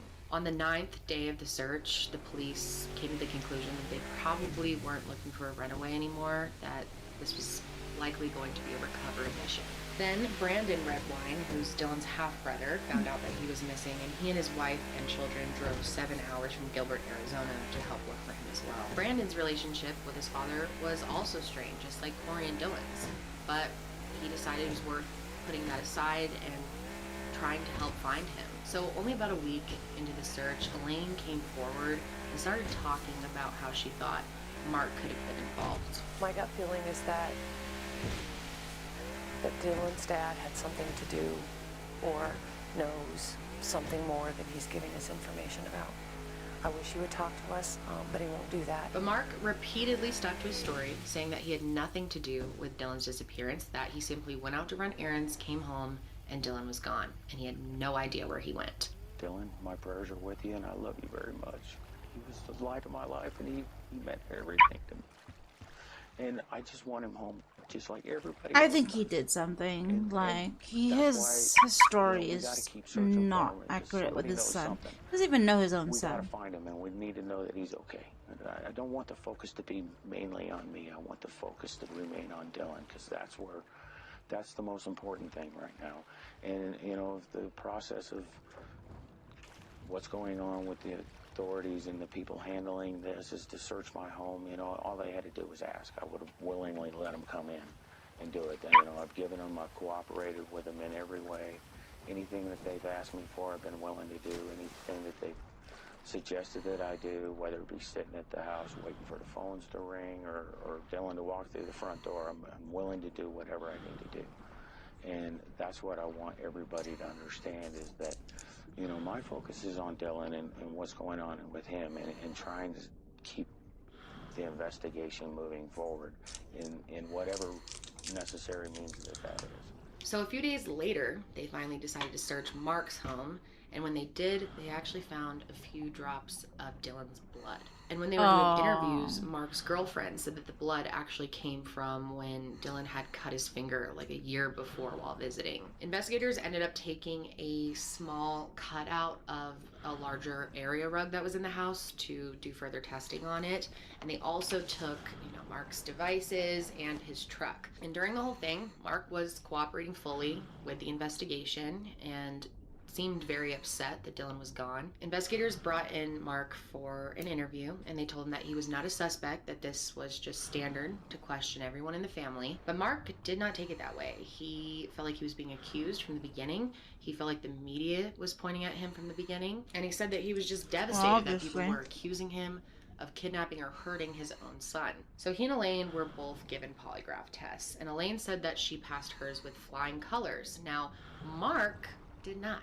In fact, he failed it quite badly. Mark actually said he was told he failed miserably, but he was never given the reasons why or any data to back that up. He said that they offered him no proof that he had failed it. So at this point, Dylan's case is starting to make headlines all around the country, in fact, all around the world. Everyone in the community, everyone in Colorado was hoping that he would be found. Honestly, it's always Colorado. In February of 2013, all the crimes that I've heard, majority of it, dogs were brought Colorado. Back in to search for remains around Mark's home. So it's clear that what is up with Colorado? I'm never gonna live there, honestly. Regardless, it's a good, nice place. And then maybe. after this, I the whole don't think I'll family live goes there. on the Dr. Phil show, and wow, that was quite an interesting episode. It's like 2 hours long. Most of it's available on YouTube. I can't really put in any clips because Dr. Phil just keeps his content on lock. Like, you cannot use it. It'll be blocked in all countries if I try to. So I'll have to just explain it to you. But during the episode, there was a lot of just talk back and forth between Elaine and Mark. Or Florida. And Elaine obviously accusing I've heard Mark, much on and Florida. Mark trying to defend himself. The majority But they of also cases brought that I've Corey out, heard who is straight up said Colorado. that he thinks that Remember the Chris Dylan was Watts killed by story? Mark, and that his Holy. father was And the horrible to shooting? him. He Oh, is dead to that him. He was doesn't even recently call him Daddy Colorado. anymore. He calls him Mark. So that tells you a lot. Corey explained on the show that Florida has they had weird started laws. multiple That's what I know about fundraising Florida. projects. They Weird had laws. multiple vigils for Dylan. I had a and friend Mark was never who part of any of briefcase. that. But throughout I the episode, had a Mark friend defends who himself and continues went to say that he had prison nothing because to do his with friend his had son's disappearance. OD'd So in his eventually house Dr. when they had a Phil party. decides that Mark should take a polygraph So test whoever right the there owner at of the house shop, and was he sets it up. I mean, he's gets got sentenced to all these experts and prison. stuff, and he had And I'm someone who like, has what the done fuck? hundreds and hundreds of polygraph That's tests. your friend's And responsibility. he You know, brought him that in your to friend is meet doing with that Mark. OD. Mark That's said he was his gonna do it. He fault. literally said on the show, And "Yeah, yet I'm you gonna get do this. I need to, convicted. I Like, need to get what? this done." And then right Yeah. before, he refused to do the test. And I'll link this clip below, but Dr. Phil Well, he's released was now, and pissed he's that Mark did not do the test. he's living He his starts life. yelling So, at him, and dude, he's a understandably so. bodybuilder. Don't Like, you want to clear he came your out name? of If you're prison innocent, with just muscles. Take the test. And Dr. Phil also pointed out that the polygraph examiner had told him that out of all of the polygraph Yeah. tests he's given, there's never been a single parent out there who's looking for a missing child who refused to take the test. And That just tells you everything you need to know, I think. But going on Dr. Phil was really good for them. You finally It brought found a case, lot a of attention to briefcase. the Like, case, wow. and he gave them like a 2-hour slot, so that was very helpful. And during all this time, investigators continued to search, but eventually, you know, it's getting colder and colder. Do you live in Florida, and by Pursuit? December, they really could Morning, not do Reagan. their searches anymore. There were several areas that were covered in ice and snow, and they were going to have to wait until spring to search them. They planned a massive search in June of 2013 What is up? of Middle Mountain near the campground in the Lake Vallecito Reservoir area. And on June 25th, 45 officers from the La Plata County Sheriff's Office began a 5-day search that would cover 12 miles along an I unpaved see. stretch of Middle Mountain Road. And this is the road that ran parallel to the street where Mark lived. And for a while, they didn't find anything. I June 25th. must know you Now, in late city, afternoon, suddenly but a the Twitch bunch name of police cars were called out to the does area, not which tells you really, they found something. you know. And later that night, the You- sheriff's office announced that they if had only found people's evidence Twitch was their that IC could name, be I related would to the Dylan totally Redlock recognize. case. The search instantly. continued after this, as You planned changed for an it? additional From 5 what? days. Officers had spent 1,600 man-hours scouring the area for clues. 2 days after they announced that they had found possible evidence, they confirmed to Dylan's family that they had actually found his Just went and remains. sold my and they were 3-star confirmed to leather. be That's what Dylan I must have Redlock's. got. Now, these were We'll check partial ours. remains, and they Are were you found very serious? close to Mark's Where home. did you this go? was Dylan's last known Wait, location. wait, and it was wait, about 8 pause. miles away from Pause. Where did you go? What merchant shop did you go to?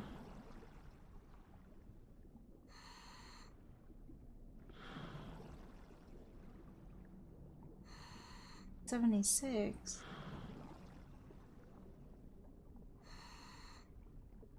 Is this Gracie? Gracie?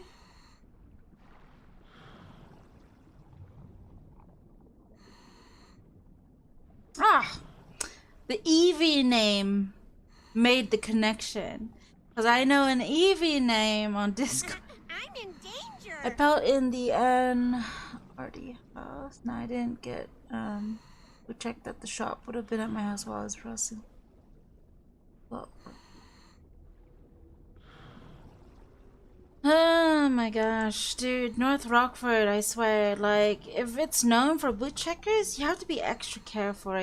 Remember, keep your vehicle in a clear spot, no walls next to it, no bushes next to it, nothing, just clear. And when you're looking into your boot, make sure you look downwards so that you see any feet, little feet underneath your car. So you can just instantly, like, get out of your boot, lock it. Because it takes quite a while to get into the boot anyways. So, like, I've had that happen with my boat. I had that happen with my boat. I saw someone's little diving feet. Got out of there, locked it, and I had to calculate the boot space to what I had before in order to see if anything was missing, which, thank God, nothing. Oh, hey, Jolina. Yeah, it's too many boot checkers.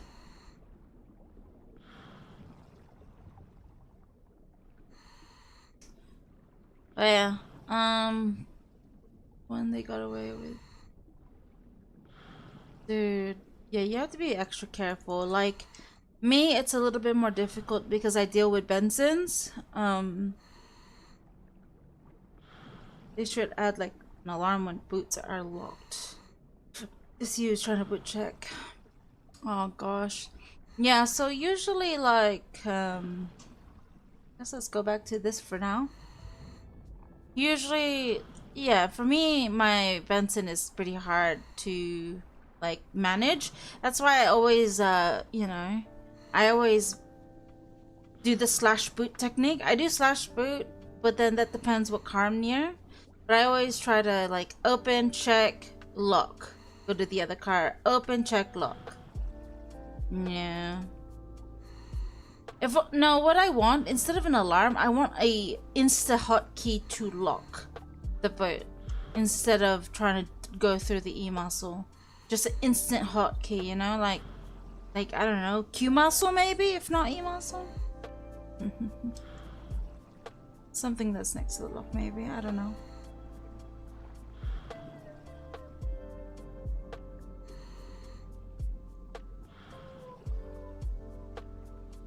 Yeah. Honestly, when you do that type of stuff, you have to have a friend with you. Me, I sometimes, like, it's depending on the hour. Like, if it's like this dead hour, I usually don't have a friend with me when I'm doing the stuff because I know there's nobody nearby. But my ears are pretty sensitive, so I could tell if there's like someone nearby. But usually during the peak hours is when I have like maybe someone just on the lookout, you know? Because there was one guy that tried to boot check my my crab Benson as if he can get away with a lot, but you know.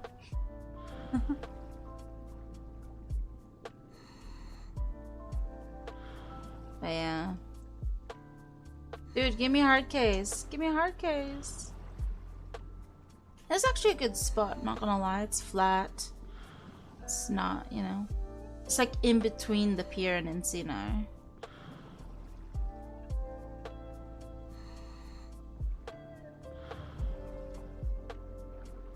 But yeah, if you're going to the merchant, please avoid the Route 68 merchant shop. It's very notorious for robbers. Very notorious. Ever since the beginning, it's very notorious. I always go to the Polito one.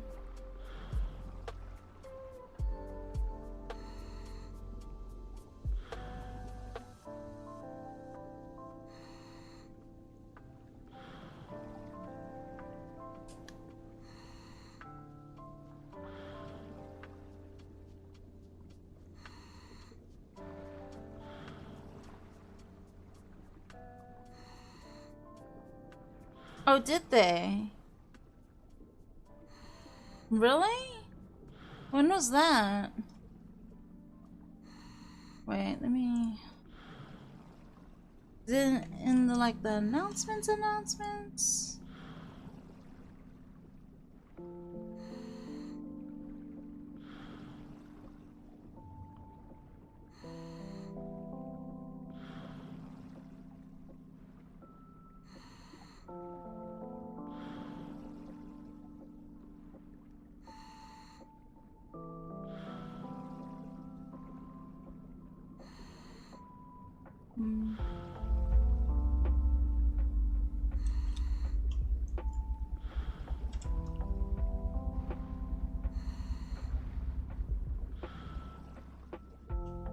Yeah, because they really need to tone down on the boot checkers. Like, it's so dumb. Let's go back to this house. They found the remains in a very remote area that was difficult to access, and obviously with the weather, they just weren't able to find him sooner. However, his other items like his backpack, his phone, were never found. So they took the remains to a medical examiner, and when they looked, they could not fully determine whether this was a wildlife attack or a homicide. A 6-month-long search That's a for homicide. Dylan Redwine has ended in the worst possible way. The La Plata County Sheriff's Office just confirmed it has found the 13-year-old's remains. Authorities say a variety of remains, including bones, were collected during a 5-day search of Middle Mountain Road. That's in Bayfield, Colorado, within sight of Iosito Lake, the area where Dylan was last seen. Mark told the media that he was blindsided that his son's body had been found. He said he was holding out hope that he would be found alive, and so at this point he's just focused on making funeral arrangements with Elaine, who strongly believes Mark is involved. And shortly after they were Mark notified, is definitely claims involved. that Elaine drove past his house and screamed murderer at him, which I don't know if that's true, but can you imagine the rage you would feel as a mom? The thing is, why do people, you know, the kid's already uncomfortable. He told his mom that he's uncomfortable visiting his father. And you know, they know the violence that's been going on between them. Like, I would not send my kid, like, I would try to appeal, like, the visitation stuff. But the thing about, I'm confused of, like, why murder your own son the day he comes to your custody, you know? Like, why do it the day after, or even on the day he visits? It's just so suspicious. So stupidly suspicious, you know? And the way they make up these stories. The entire community, I mean, all of Colorado was so devastated when this was announced, but also there was a bit of relief because many people at this point thought there was a very low chance of him being alive anyway, and finding remains is going to be the first step towards getting justice for Dylan. The weekend after his remains were found, their community planned a candlelight memorial, and a memorial service was held later for family and friends. There was always something that I was learning from him. You never know when the one person that you thought would always be with you by your side, walk and talk with you, would, you know, suddenly just be gone one day. This past year has been a struggle. I've struggled with the events that have taken place and why this happened to Dylan. But there were still so many questions at this point.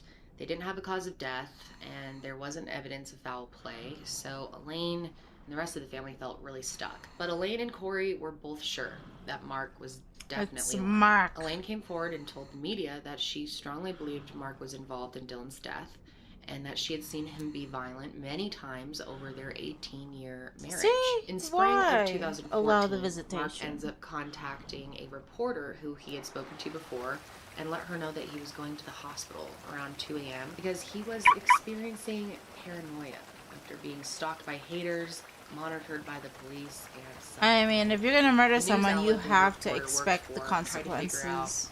why Mark was hospitalized and why he felt the need to tell the media about it. Yeah, why But did they he really feel never the got need to tell the answers. media? Shortly after this incident, Elaine It's for was the granted attention. a temporary restraining order against Mark. She just had that mother's intuition that Mark was involved, that he had killed their son. They searched Mark's home again for a second time, and in August of 2015, Mark was officially identified as a person of interest in the case. Now, of course, that's different than a suspect. A person of interest is someone that officers believe probably has more information. A suspect is someone they actually think was That's the involved. Chihuahua so they weren't keychain. quite to suspect territory with Mark yet. But investigators did clear Elaine, her husband Mike Hall, No. and Dylan's Oh, I brother got the Corey rabbit of one. any It's involvement. Chihuahua Now, people keychain. thought it was pretty You strange can find them that in Mark wallets. was being considered only a person of interest because there was evidence. There were inconsistencies in his statements, and he had such odd behavior since Dylan was reported missing. But Mark continued to deny any involvement and often went on the media to defend himself. So on November 1st, 2015, more remains of Dylan's were found. A hiker actually stumbled across his skull. Her It was cat about is 1.5 so cute. miles from where the other remains were found, The off plant. an easily Okay, accessible so area I really of want a Middle cat. Mountain Road. And this was the evidence that they needed. This discovery broke I want the a case Siberian wide open. kitty. So they ended up doing an autopsy on Dylan's skull, and the medical examiner found that there was a fracture above his left eye, and there's also evidence of blunt force trauma to his head. And these injuries were definitely not from an animal. They were from a person. So this is when they were able to change the cause of death. It was officially changed from undetermined to homicide. And now Mark is really feeling the heat. But Mark continued to cooperate with investigators, and so did Elaine, of course, trying to figure out what really happened. And at some point, he actually tried to say that all of the remains, including the skull, were all placed there by someone else to make him look guilty. And once his whole theory of Dylan just running away and getting attacked by an animal or succumbing to nature, he starts bringing up the idea that Dylan was kidnapped and murdered by someone. And the FBI profiler who we talked to said that this had a mathematical likelihood of close to zero. He also brought up the idea that maybe Dylan had run away and then was shot by a hunter. He's just in the literally woods. trying And to Mark give actually them went out and took ideas a video not of to himself accuse him. demonstrating how this could have happened. And he didn't just make it for police, he actually went and posted it to Facebook, which I thought was absolutely The ludicrous. effort. I mean, the theory itself. It The just effort to prove didn't his make any innocence. sense. And it was weird that he was pushing so hard for all these other theories when no He one is else was saying pushing. these things. Elaine just said she knew. She knew that Mark had done something, so Mhm. she fought back in every way she could. She organized rallies outside of Mark's home, demanding that he tell investigators what he knows about Dylan's disappearance, and people came out there with Dude, you signs, killed and your son the whole day he community was visited you. so Like, come on hurt now. by this and just wanted to know what happened to Dylan. Mark and Elaine continued to blame each other over the years. Mark put a lot of blame on Elaine as well, and Elaine eventually filed a wrongful death suit against Mark, and then get this, Mark goes and files a wrongful death suit against Elaine. Both of these cases were actually just dismissed and luckily this would get an actual trial later on. But then finally, in summer of 2017, investigators announced that they had enough evidence to go ahead and arrest Mark. He was still working as a truck driver at this time, and he was delivering frozen foods and working in Washington. So that's where he was arrested, and there's footage of it. I'll go ahead and insert it here. Let's put him down, lay him down, and we'll move up. Nick, Bean, and Dolly will grab. Oh, that's embarrassing. Put him on the ground, stomach, arms out. There's a passenger. Just keep your hands up, buddy. Just keep your hands up. Oh, there's a Don't passenger. move, okay? Do not move. Drop a cigarette.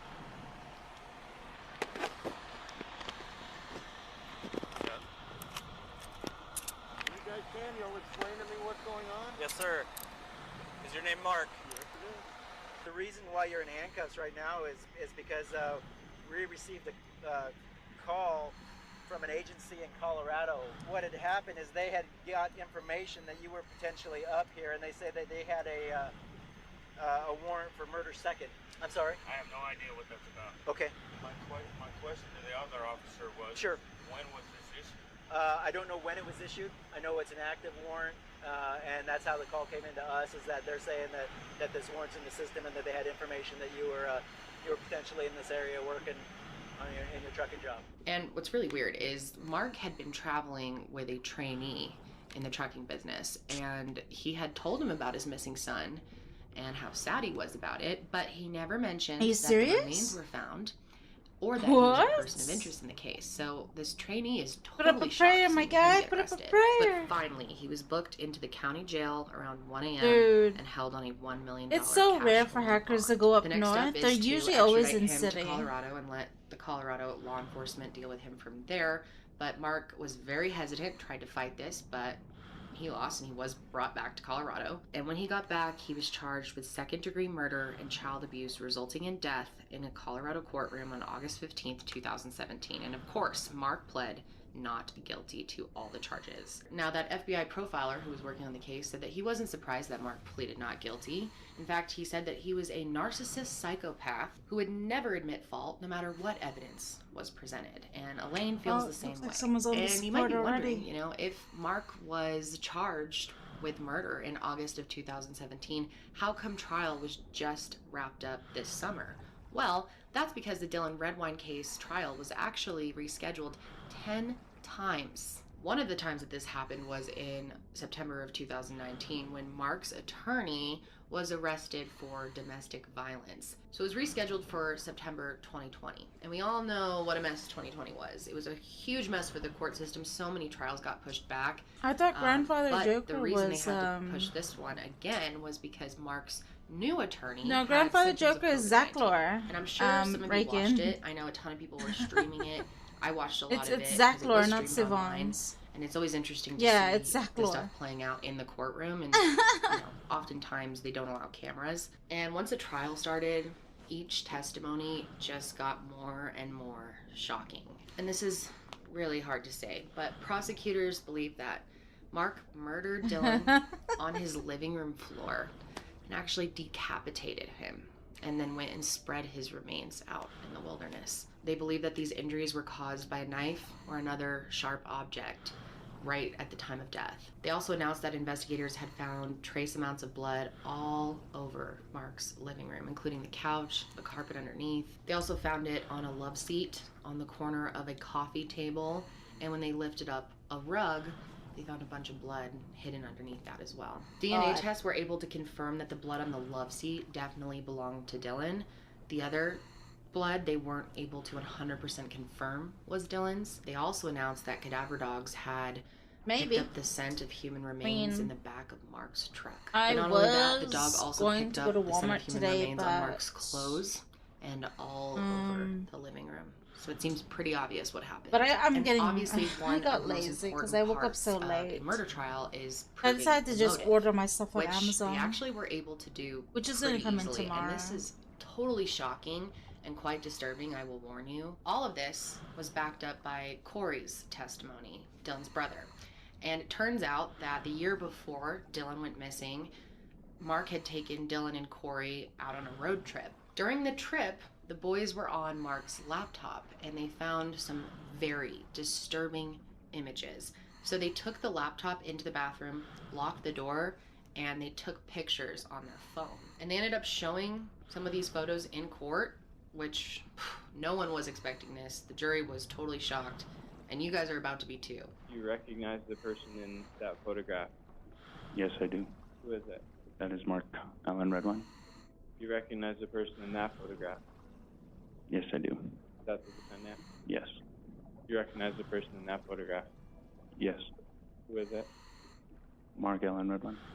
And then is that another of those same photos that you had observed and your brother had observed at that time? Yes. There are a few that I can put in here, but I'm definitely not going to be able to put all of them. However, they are on the internet, and if you want to see, you can find them. These pictures showed Mark wearing makeup, red lipstick, and a red bra. What? And the most shocking part of this was they actually found a picture of him dressed up like this, eating human feces out of a baby diaper. I know. What the? Absolutely disgusting. What? Corey said that he and Dylan were just disgusted by what they were seeing and really freaked Oh out. my How did he god. react to seeing those photographs of his father? He was pretty disgusted. It was something that he kind of had to try to contain himself. And in early 2012, before Dylan went missing, Corey had confronted his dad about it. When Mark heard that Dylan and him had seen the pictures, he freaked out. Obviously, he's super worried they're gonna share them with someone. He was angry. He had a horrible reaction to Corey. The discovery of these images really destroyed what was left of, Dylan's respect for his father. He was really freaked out. So the prosecution argues that Dylan may have finally confronted his father about what he had seen that night that he landed on November 18th, and his father flew into a violent rage and killed him. They argued that ever since, Mark had been lying to the police and trying to confuse investigators as much as he could. Corey testified in court that Mark had a major rage problem and was mentally ill, but he knew exactly what he was doing. From the time that he had learned his brother was missing, he suspected his father had something to do with it, and he was right. Now, Mark denies the person in the photo is even him. He, in fact, thinks Elaine made these photos and What? photoshopped him into it to That embarrass is. him. Why would she do that? Mm-hmm. Why? Elaine got to testify in court, and she echoed Corey's testimony that she believed Mark killed Dylan, and the motive made sense. Right. I told everybody who would listen that my son is missing. Right. And you also told a lot of people that you believed Mr. Redwine was responsible, correct? I believed then that he was the last person to see Dylan, and he had no answers for us, and he was refusing to ask or answer any questions or help us find Dylan, and it was frustrating. And then Mark's ex-wife, who had been estranged from him for a long time, also testified in court. Her name was Betsy. She had been married to Mark for over 6 years and had a terrible marriage with him. They had 2 kids together, and she said that just like Elaine, their marriage was filled with fighting. It was violent at times and very abusive. And she said that during their divorce, he actually threatened to kill their kids. And that really freaked her out. And this was a long time ago, but when she heard Dylan had gone missing, it all came back to her, and it really scared her. 30 years before, the 2 of them were on a camping trip, and Mark actually said to her that if he ever had to kill somebody, that he would hide the body in the mountains. And Betsy said at the time she kind of just laughed it off, but had a really sickening feeling in her gut. And we went camping once we got up to the campsite, ended up looking around, and he had made a comment. This is why you need to be careful what you that tell your this spouses. would be a good place, Especially to if you leave don't, because you're not serious about it. Like, once someone dies near you, nobody would ever who's find the body. really gonna look at you? Betsy and Mark's son, Brandon Redwine, took the stand as well. He said one night during the search, he and everyone else, including Mark, sat down and tried to make a plan for the next day. And he confronted Mark at this meeting that he didn't seem to be searching hard enough, that he didn't seem to be focused or paying attention or really listening to what needed to be done. And as you were talking with Mark about finding Dylan, did he, how did he respond to that? He wasn't like anxious to get involved. He wasn't broken. Like yeah, let's go do it. There was a lot of back and forth in trying to communicate with both David and Mark. And we just wanted to get going, doing something. We were just talking about it, and we kept asking Mark, like, what are you doing to let everybody know that Dylan's not here? And we were trying to encourage him to get more active and letting people know something wasn't right. Why were you doing that? Because we still, at that time, in my head, he was still missing. We didn't know anything, but you have to start making noise to at least get that attention. And I'm not saying get negative attention, but just do something so people are aware of it. Yeah, it was frustrating. Just, it's your son. Get involved. Like, make people aware that he's not with you. And during this conversation, was Mark Redwine, did he come across as upset or sad or crying that Dylan was missing? Any of those things? No, I didn't really see any emotion, and that was something that got my attention too. Just it was Another briefcase. normal, every day, we're going to plan what we're going to do. And I just felt like the situation was very different than that. I mean, the whole family was really frustrated with him in the beginning because he seemed way too casual about his son going missing on his watch. He also testified that on the day that they found the first set of remains and they were confirmed to be Dylan's, meaning that he was now officially dead, Mark barely had a reaction. He seemed really calm and apathetic. One thing that Brandon just could not understand was right after the first set of remains were found, and this is before they found the skull and confirmed that blunt force trauma was involved, Mark kept saying that Dylan died due to blunt force trauma. And Brandon couldn't figure out where he got that information from. I mean, no one else was saying it at that point. Elaine's husband, Mike Hall, also testified for the prosecution. And he said that one morning in April of 2013, he was out driving and he spotted Mark's truck speeding down Middle Mountain Road. And this was before the investigators had even picked back up their searches. It was still too cold, too frozen to search certain areas, and this is before any remains were found. Also, and this was super smart, Mike decided to install surveillance cameras all along the road to see if Mark ever came back, and he turned over all the footage that he got to investigators. Then, a few months later, the first set of remains were found. During trial, Mark's defense attorney argued against every piece of physical and circumstantial evidence that was introduced by the prosecution. Like I said earlier, he dismissed the photos altogether, claiming he wasn't even in them. Come on, dude. And these pictures, unfortunately, can't do that much because, you know, they can argue that that could have been the motive, but there is no connection necessarily to someone having private disturbing photos on their computer and murdering their child. So they were going to need to prove it further than that. They also argued that the traces of blood that were found in Mark's home were so small that they could be found in any home. And all the evidence from the cadaver dogs, they tried to argue, was junk science. They also tried to argue that Elaine had really started up all the rumors that Mark was involved and turned the media against him, and that her testimony should be thrown out because of that. Mark also accused the prosecutors of ignoring any evidence that didn't fit their theory that he killed his son, including the fracture in Dylan's skull that he argues could have been caused by the tooth of a bear or a mountain lion. He said from the start the investigation was biased and sloppy, and his attorney backed that up with the fact that a forensic investigator had mishandled Dylan's skull and actually had broken a small piece of it off on accident. He also reminded the jury that a scientist on the case had admitted in court that the prosecution gave the expert witness copies of the police reports before the trial, which could have influenced the testimony. The defense said that what happened was simple. Dylan didn't want to be at his dad's for Thanksgiving, so he ran away, and he got attacked by a wild animal.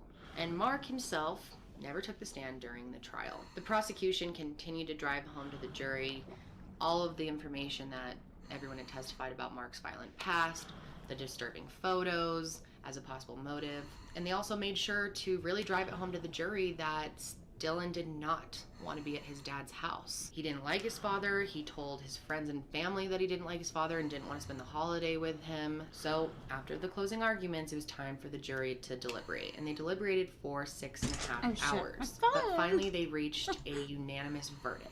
Mark Redwine was found guilty of second-degree murder and child abuse resulting in the 2012 death of Dylan Redwine. Jury verdict count number 1, murder in the second degree. We, the jury, find the defendant, Mark Redwine, guilty of count number 1, Be quiet, please. Murder in the second degree. Jury verdict, count number 2, child abuse. We, the jury, find the defendant, Mark Redwine, guilty of count 2, child abuse. Further, we, the jury, find that with respect to the verdict question as to this count, as follows. Did the child abuse result in death? The answer is yes. And as the verdict was being read, Mark just stood there completely still, emotionless. I think he knew that it was all going to catch up with him in the end. This was a huge relief for Elaine, for Corey, for Brandon, for all of the friends and family and just random volunteers who have been worried about Dylan and wanting answers for years. This case is still heavily debated, and a lot of people think that Mark is innocent. I think most people think he's guilty, and clearly the jury heard enough information to think that he was guilty as well. To me, I think it's pretty obvious that Mark did this.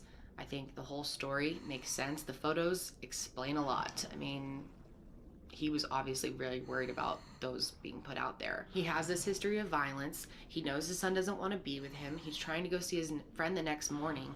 It's pretty obvious that it happened that night, and that's why he had so much time to clean before he got home and took his nap. Right. And I mean, it was I like need to be right back 1 with o'clock. something.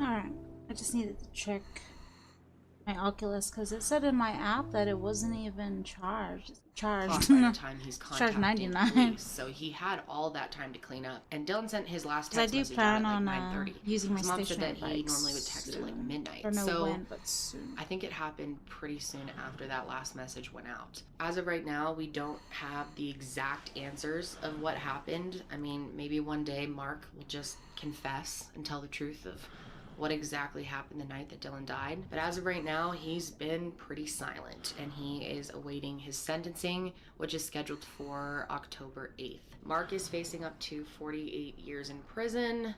I honestly think it should be longer than that.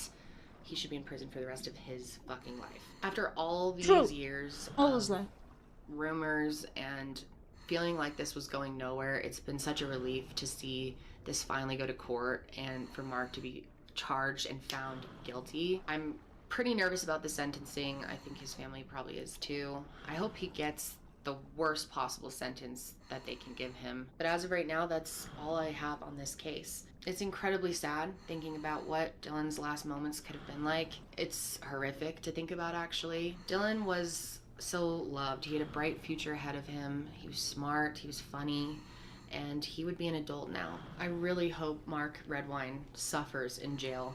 I hope he thinks about what he did every day for the rest of his life and sees Dylan's face in his dreams and that it haunts him forever. It's just so unbelievably sad. I can't imagine how his mom feels, you know, having to give him over to his dad for court-ordered time, knowing how violent he can be, knowing how upset he was to be there. She probably felt so helpless. This entire process has been surreal from the moment Dylan went missing until we found his remains. You know, we've lived in this world of not knowing what happened to my son. We all have speculations. I think the prosecution did a wonderful job in laying out what happened to my son in the last hours of his life. And I think it was pretty clear that the right verdict was given today. The right person was held accountable. And as a collective family and everything that we put through it and all the hard work, it was a relief for all of our family to know that the hard work was paid off with a guilty verdict. I'm just so thankful that there is now some closure for them, and hopefully they can try to move on. But how do you? They will always miss Dylan. The pain will be there the rest of their lives. And no matter what sentence Mark gets, it doesn't change what happened to Dylan. You know, it doesn't bring him back for them. And I just feel so sorry for them that this pain is going to continue for the rest of their lives. I will update you guys on the sentencing when it happens in October via Twitter. If you're not following me over there, it's Kendall Ray on YT. I'll link it below. I tweet a lot of updates on cases. I definitely want to hear your guys' thoughts on this one. What do you think happened? Do you think I think Mark there's a killed chance his that son. Mark's innocent? There's many people out there who think he is. Or do you think he's guilty? Let me know why or why not. And that's going to be it for me today. Dude, how do you think someone's innocent? Today's video is kindly sponsored by Audible. To start your That's free years trial, ago. visit audible.com/KendallRay or text Kendall Ray to 500-500.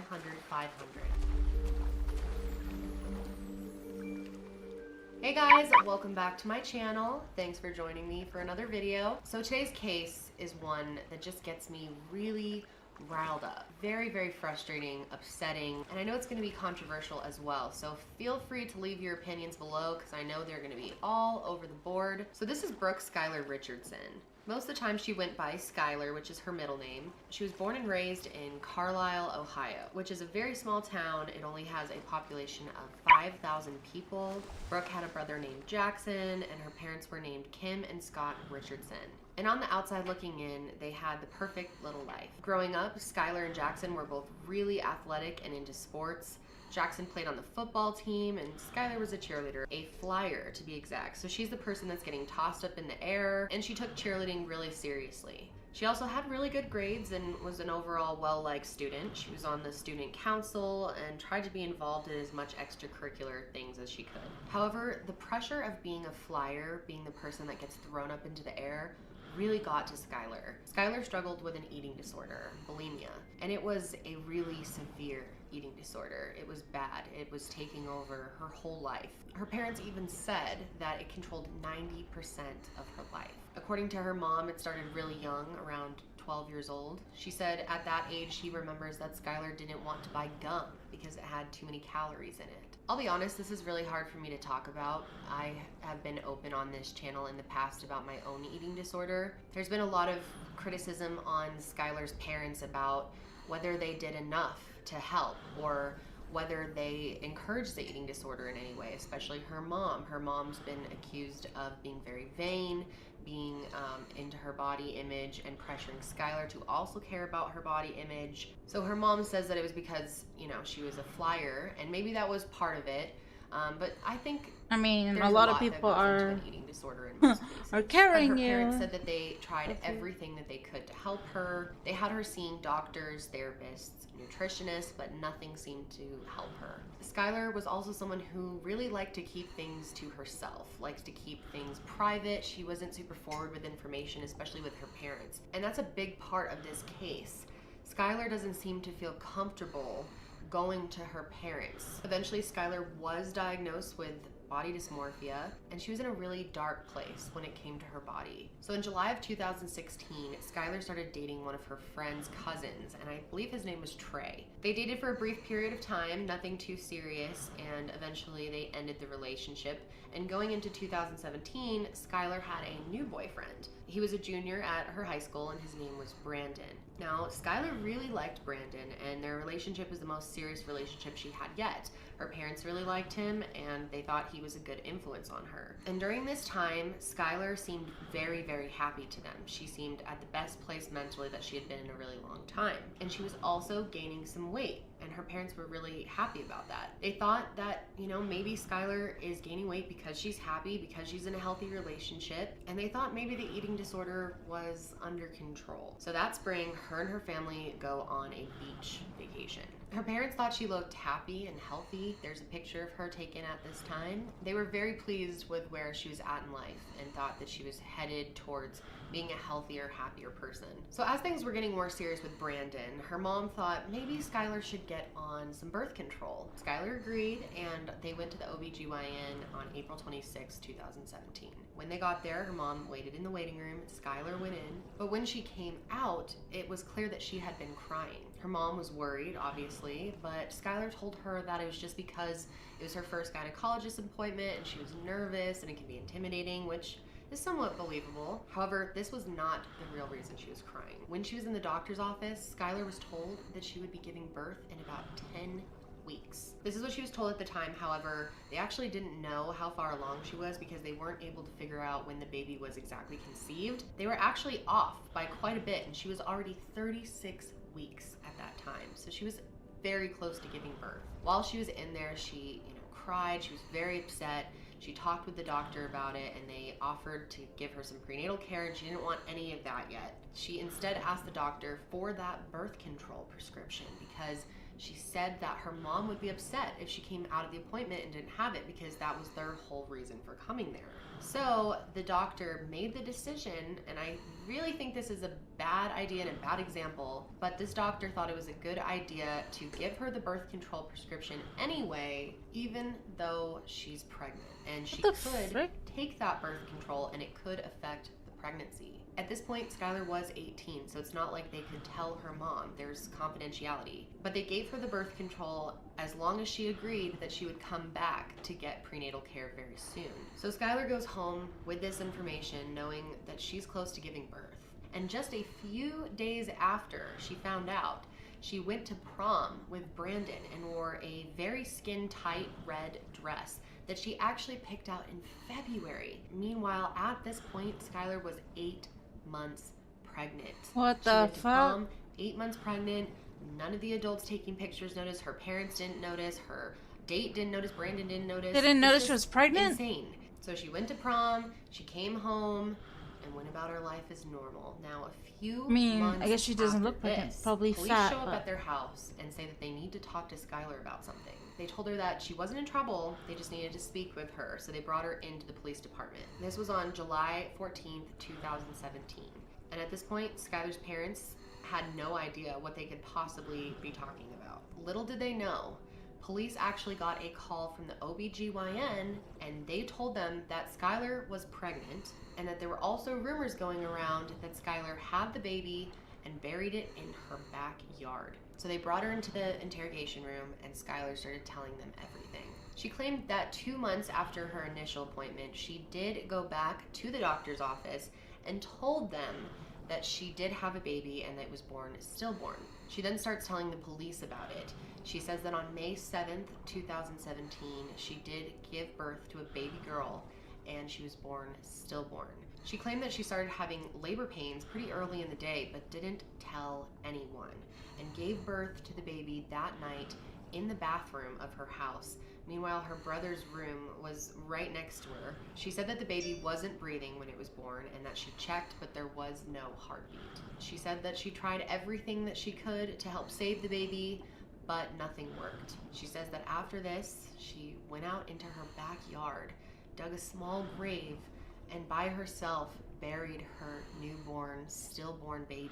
In the interrogation room, she mentioned several times that she did not kill the baby, that the baby was born stillborn. Now this becomes the biggest part of this case. Was the baby born alive or not? So after about an hour of questioning, I mean, Skylar didn't take long for her to break it all down for them. They tell her parents that your daughter had a baby, she's been pregnant this whole time, and buried it in your backyard, your grandchild. And they're just floored. So they walk in, they walk up to Skylar, give her a hug. She's instantly crying. She's calling her mom mommy. She's apologizing and just confesses to all of it.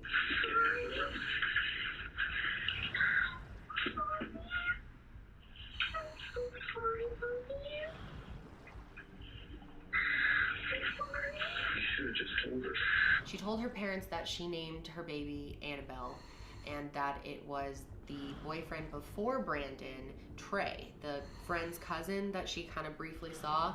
It was his baby. So while they're talking to detectives, officers leave the station and go to the house and try to find the baby's body. Once they got to their house, it didn't take them long to locate the grave and find the baby, and they ended up bringing the baby to a pathologist to be looked at. So eventually Skylar and her parents went back home. I'm not sure what that time was like. I'm sure it was very weird around the house. But 6 days later, the police called Skylar's parents and asked for Skylar to come back in for more questioning. So they brought Skylar in, and this is when they told her that there was actually a report from the pathologist saying that it looked like the baby had been burned, had been charred. At first, she starts telling the investigators that I have no idea what that could be. I didn't burn the baby. I don't know what they're talking about. However, after being pushed in interrogation, eventually Skylar changes her story and says that she may have burned the baby's legs a little bit with a lighter. I know this is really heavy, upsetting stuff to talk about. This video is even hard for me to get through. But she said that she tried to cremate the baby just a little bit with a lighter. I tried to cremate the baby just a little. You tried to cremate the baby? Yeah, I did. And the longer she was in there, Skylar started to change her initial story as well, saying that the baby was alive when she was born, that she heard a little bit of gurgling. So after talking to Skylar and hearing that the baby could have been alive and that she could have burned it, Skylar was arrested with charges of reckless homicide. So Skylar was taken to jail. She did, of course, put up bail, so she was able to go home before the trial started. Out on bond tonight, the 18-year-old Carlisle mother accused of killing, burning, and burying her newborn baby is now out of jail as she awaits trial. The prosecutor's office had asked for a $1 million bond, as is standard in cases like this, but Judge Donald Otis said because the family had been cooperative throughout this entire process, the bond be set at $50,000.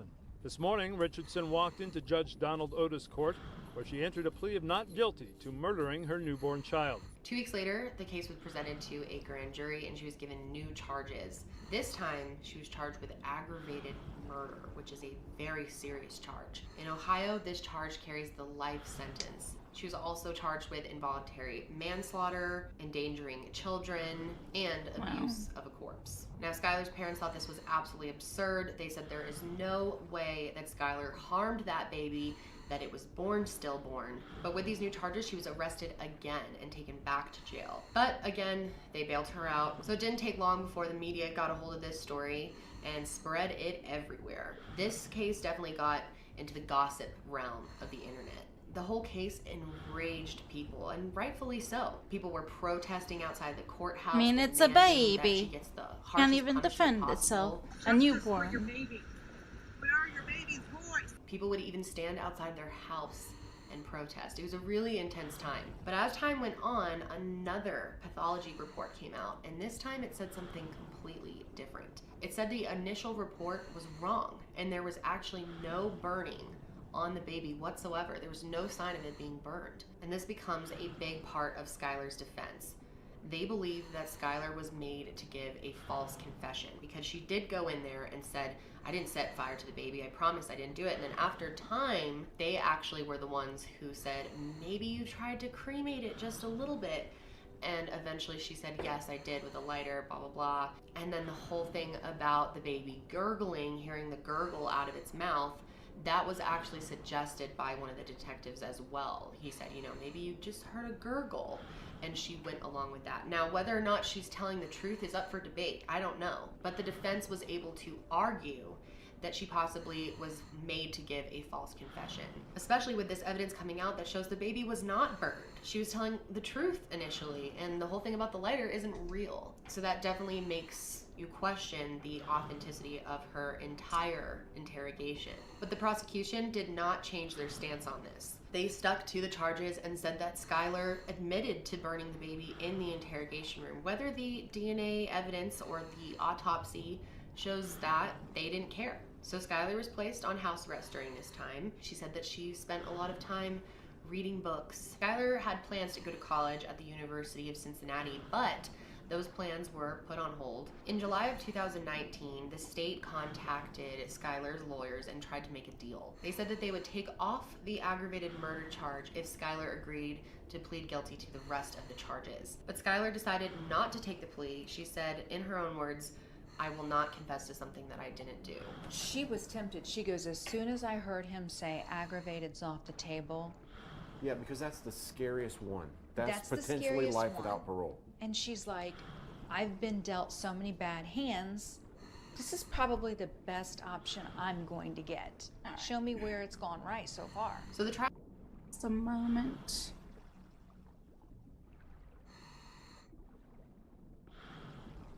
Started on September 3rd. Oh, wait, I was gonna pause that. I'll be back.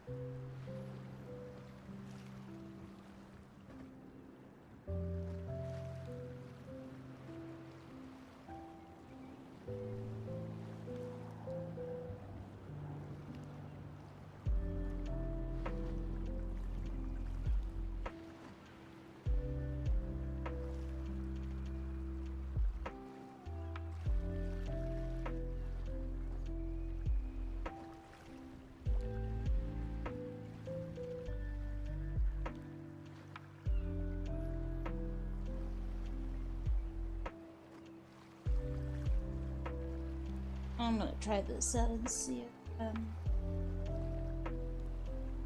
this is so awkward. It is.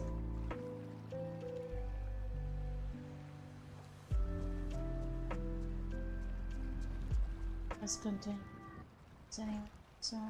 At 2019, so not even a year ago. And the biggest challenge for the prosecution here is that there is no evidence that the baby was alive when it came out. That's the big question. Was the baby stillborn or not? Their only evidence was that Skylar herself said that the baby was gurgling a little bit when it first came out. Also, they were able to argue that since Skylar did go to the OBGYN, and this was 11 days before she ended up giving birth, the baby's heartbeat was healthy and strong at that time. And she went from being a healthy baby to stillborn in just 11 days. And it was also proven that Skylar did end up taking those birth control pills 11 days before the baby was born. And who knows, I mean, I certainly don't know, but a doctor probably does, what that would do to your body while you're carrying a baby. Also, it didn't seem like Skylar wanted this baby. She kept it a secret from everyone, including the baby's father. Like, what's the alternative? Let's say that the baby was delivered in the bathroom that night and survived. What was her plan? She didn't have a nursery, she didn't have a crib, she didn't have bottles, she didn't have baby clothes. Would she have honestly taken that baby to her parents and said, hey, I just had a baby and I'm gonna take care of it now, or maybe we need to give it up for adoption? She never had any sort of plan for what would happen with the baby once it was born, not that we knew of at least. Instead, she was Googling things like how to get rid of a baby. Skylar had wanted to get an abortion. She did not want this baby, but it was too far in her pregnancy when she found out for her to do that. So they argued that she probably did everything she could to sabotage the pregnancy. The prosecution also made the argument that Skylar's mom was obsessed with vanity and image. They said that Skylar and Jackson had extreme pressure on them to look like the perfect family. And they even argued that Skylar's mom knew about the pregnancy. And this is possible. Apparently, the doctor's office accidentally emailed the pregnancy results to Skylar's mom.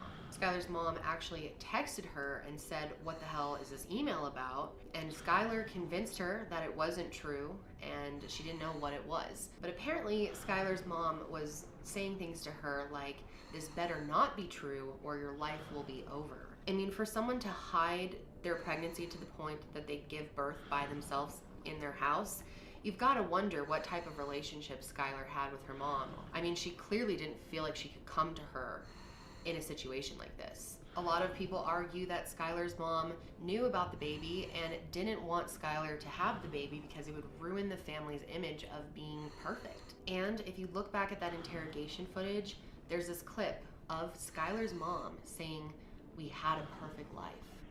We had a perfect life. They also brought up text messages that Skylar had sent to her mom leading up to the birth. In one of these texts, she's talking about being worried to fit in that prom dress. She texts her mom and she says, I'm just in freak out mode. I want to look amazing again more than anything. I hate being like this so much. Being like this? Wouldn't her mom say, like, what? Also, this text message she sent right after she gave birth. It said, I am literally so excited now just for dinner to wear something cute. Yay, my belly is back. Wouldn't you as a mom question what she means by that? I mean, even if you didn't assume it was a pregnancy, wouldn't you ask her about it because she has an eating disorder? One day she even texted her mom saying that she had lost 20 pounds. Her mom replied to her and said, I could cry. You're literally my hero. Do you see why I'm very skeptical about the parents saying they tried so hard to get Skylar help for her eating disorder? Also, I cannot confirm that this is true. I've read this online, but it's one of those details that I'm like, I don't know. But apparently it was announced to her classroom that she had lost 20 pounds and everyone clapped for her. Skylar's mom had apparently been making Skylar lose the weight with laxatives, which is so dangerous and so scary that she would ask her daughter to do that. She also told her that she needed to be working out at the gym on a daily basis. So this is not stuff that you do as a parent if your child has a fucking eating disorder. Also, Skylar had texted her boyfriend the night after she gave birth. She said, last night was like the worst ever, but I feel so much better. I'm happy.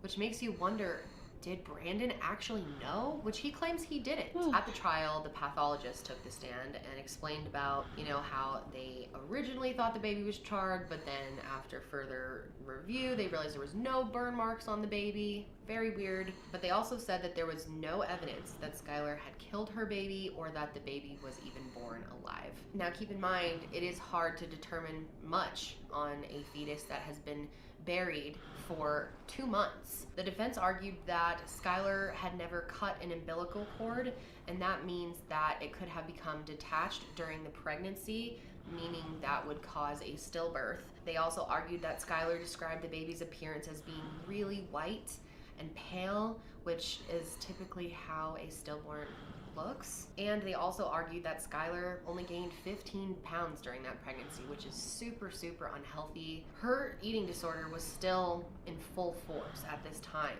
and giving the baby absolutely no nutrition could definitely cause a stillbirth. But on September 12th, 2019, the jury announced that they found Skylar not guilty on all Alright, if you hear me kind of out of count breath, one, we, the jury in the above I'm caption case, find actually, the defendant, Brooke Skylar Richardson, on my not stationary guilty bike of the right offense now. of aggravated murder. Verdict form 2, involuntary manslaughter. We, the jury in the 10 above hours caption case, do by with hereby hardly a find the coin in defendant, ring. Brooke Skylar Oh, Richardson, dude. not guilty of the offense of involuntary manslaughter.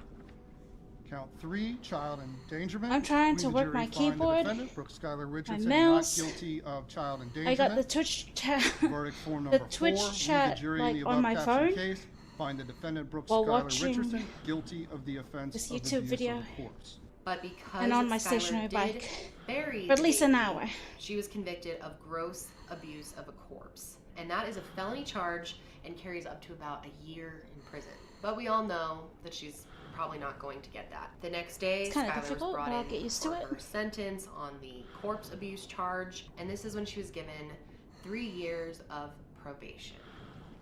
Probation. Obviously, the I mean, family where are you was diving? super relieved that she wasn't going to spend the rest of her life in jail.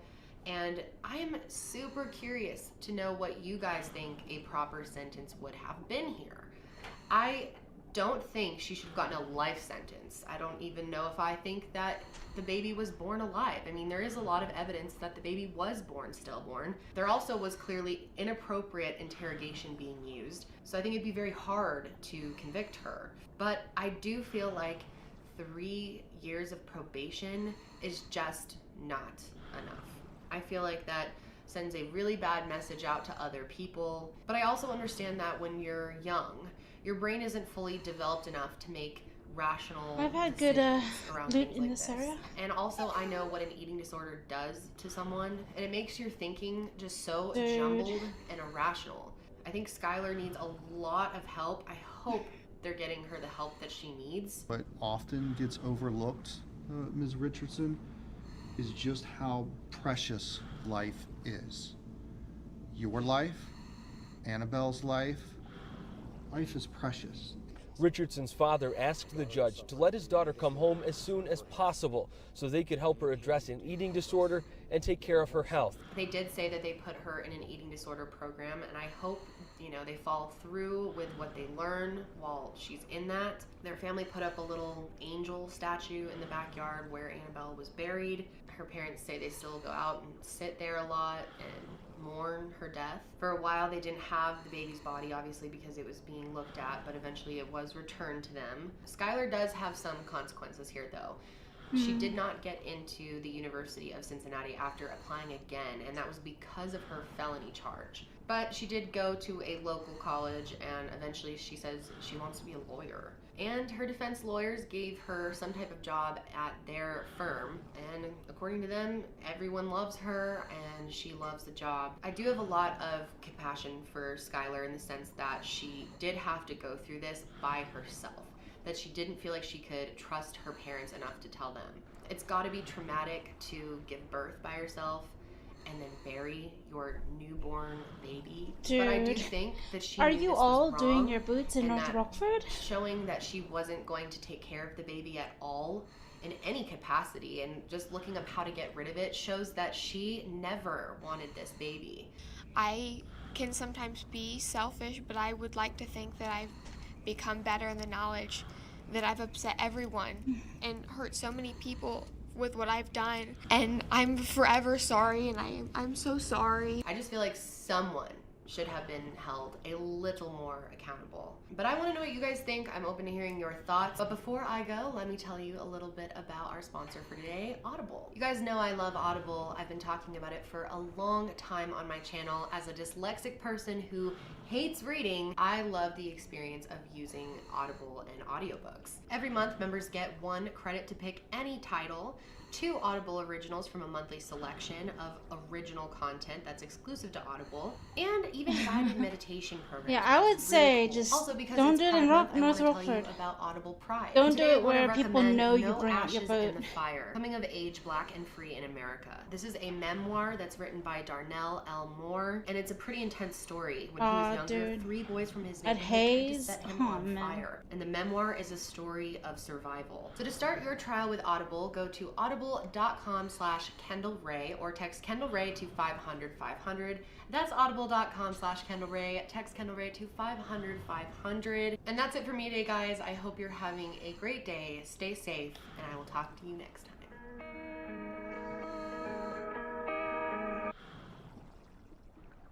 Gee, this keeps showing up on my this video keeps showing up. Might as well just watch it.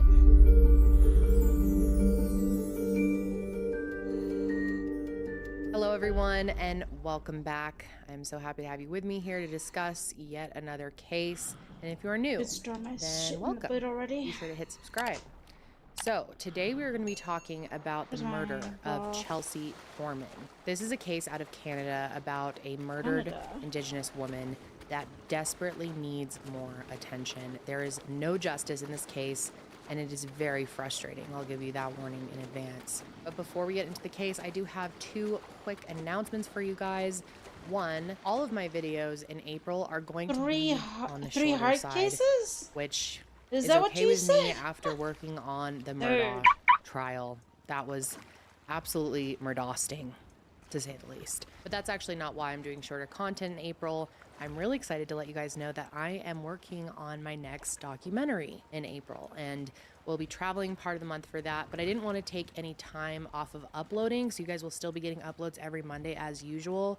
They will just be a little bit on the shorter side because obviously working on a documentary is a lot of work, and I will be out of town while I'm filming it, and obviously there's a lot of prep work that goes into it, so we just have to kind of reel back on my channel a little bit, but I wanted to still make sure you guys get all the regularly scheduled content. I will be traveling for about a week while I'm recording it, and then obviously there's a lot of prep work that goes into preparing for something like filming a documentary. So I'm very excited about it.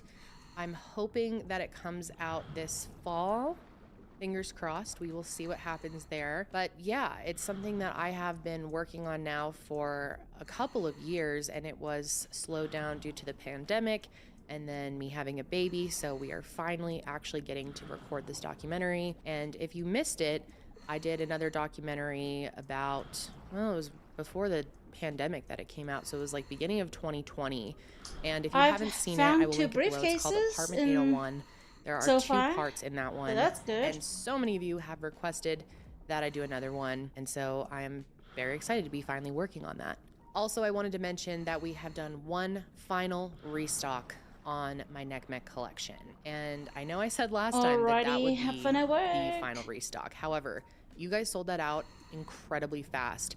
I think the crew necks were gone in 24 hours and the shirts were gone in a few days. So we wanted to bring it back for those of you that really wanted to get your hands on one but weren't able to. So this time is the final restock. But we do have limited quantities. So if you want one, now is the time. Add it to your cart immediately, because once this collection is sold out, that's it. We are launching a new NECMEC collection in sometime this summer. I'm really excited about it. So this is your last chance to grab something from the current collection. And again, 100% of the proceeds from this collection go directly to National Center for Missing and Exploited Children, which, let me check our current total on that. Looks like we are just around $185,000 raised. So huge thank you to all of you who have participated in this campaign in various ways over the past year. And I'm excited to see what we continue to do. Also, if you don't want merch, but you want to make a donation, you can always do so. at our team fundraising page, which is always linked below. Anyway, let's go ahead and jump into today's case. So Chelsea Poorman was born October 12th, 1995 in Saskatoon, Saskatchewan, and she was a part of the Kawakatus First Nation. She was born to her mother, Sheila Poorman, and her father, Mike Kiernan, and had two sisters named Paige and Diamond. Now, at a very young age, Chelsea and her sisters were placed in foster care while their mother battled cancer and addiction. But eventually she did get sober. She completed her education and she was able to get a job, and so she did regain custody of her children. I couldn't find a lot of information about her father or his role in their life, but I do know that he did take her disappearance very seriously, and we will talk more about that later on. Chelsea was a very remarkable person, a very kind person. She was known to always go out of her way to help others and just be nice to people in general. In fact, her mom talked about how she used to bring hot coffee to their neighbors when temperatures got really low, and she loved doing things like that. Chelsea was also a natural born protector, and she was the type of person that would stand up for people who were bullied. She always made sure that everyone around her was treated with respect. And her kindness also extended to animals, and she was known to bring home strays any chance she could. Chelsea was also a very organized and neat person in general, especially when it came to her lifestyle. Like, she always had checklists, she kept track of everything, and she had a lot of dreams for her future and what she wanted to be one day. In her mind, she was destined to become a fashion designer or musician, and she loved to put together outfits and also loved to listen to music. She had a real passion for arts in general, but especially music, and she really hoped that one day she would make a career out of it. However, Chelsea did have a lot of challenges in her life, and one of the biggest challenges she faced was when she got in a terrible accident in 2014. She was just innocently walking home from a friend's house one day when a very large truck hit her. And How the fuck? as you can imagine, the injuries were just terrible. She had 2 broken legs, a fractured skull, and traumatic brain injury. It was so bad that when she first was rushed to the hospital, the doctors didn't even know if she would make it. But she beat the odds and survived. And also after this, her goals kind of changed a little bit, and she thought she might want to be a paramedic after her life was saved by one. And even though she did survive, this forever altered her life because she ended up with 2 metal rods, 1 in each leg, and also her arm was permanently bent at a 90-degree angle. But even though she walked with a limp and couldn't travel very far distances on her own, she still beat the odds, and doctors were surprised that she was able to live the life that she did leading up to her disappearance. She did have to use a cane to get around, but Chelsea did not let this stop her from achieving her goals. The same year that she was in that accident, she graduated high school. Now, unfortunately, even though her physical health did start to improve over the years, her mental health really started to decline. Like I said, Chelsea had a really difficult life, and in 2018, she was assaulted and suffered from very severe PTSD after this. And obviously, having both physical disabilities and severe PTSD made life very difficult for her. And eventually she resorted to drugs and alcohol to cope. But Chelsea knew that she did not want to live life this way. And again, I want to say addiction is a disease. And every time I say this, people fight with me in the comments. There's always people that comment saying it's the person's choice, it's their fault, and it's not a disease. But the American Medical Association actually classified alcoholism as a disease in 1956 and then included addiction as a disease in 1987. And in 2011, the American Society of Addiction Medicine defined addiction as a chronic brain disorder, not a behavior problem or the result of making bad choices. I just have to say this because honestly, it's offensive to me personally that people say things like this. I have several family members who are addicted to drugs and alcohol, and it has been so horrific for my family over the years. It's very emotional for me to even talk about. I've, pretty much lost these people, and the fact that people continue to put blame on those with addiction and shame them just really upsets me. And people like Chelsea fall victim to addiction all the time. I just had to say that because those comments drive me absolutely nuts, but let me get back to the case here. So in 2020, Chelsea's mom was living in Vancouver, and her sister Paige decided to move there as well. And 1 month later, on July 14th, Chelsea moved there too, so that she could be closer to her family and also seek help for her mental health, because Vancouver just had so many more options for her, and by this time she was really starting to get control of her addiction. After her move, she saw a doctor, and they put her on Suboxone, which is a drug that is used to treat addiction to help with narcotic dependence. Suboxone is not a cure for addiction by any means, but it helps a lot. It helps people to kind of mitigate the symptoms of withdrawal and help with their cravings. And this was a big step for Chelsea in her battle against addiction. And at this time, she also opened her own bank account and was in the process of getting new copies of her ID, which are all things that suggest that she was really getting her life back on track. And she even signed up to start attending film school. However, she never got the chance to actually start. So that brings us to Sunday, September 6th, 2020.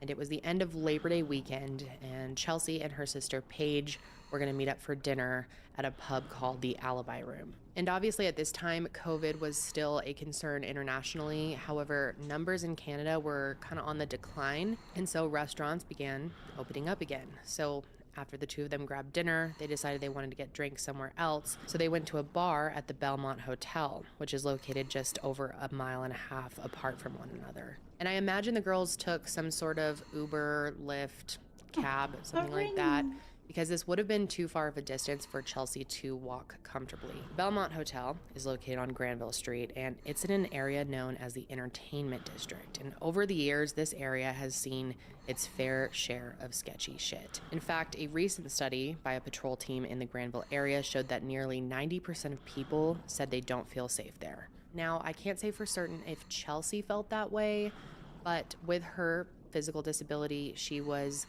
undoubtedly vulnerable. So after she and Paige finished up at the Belmont, they decided to go to an apartment 2 blocks away, located at the cross streets of Granville and Davie.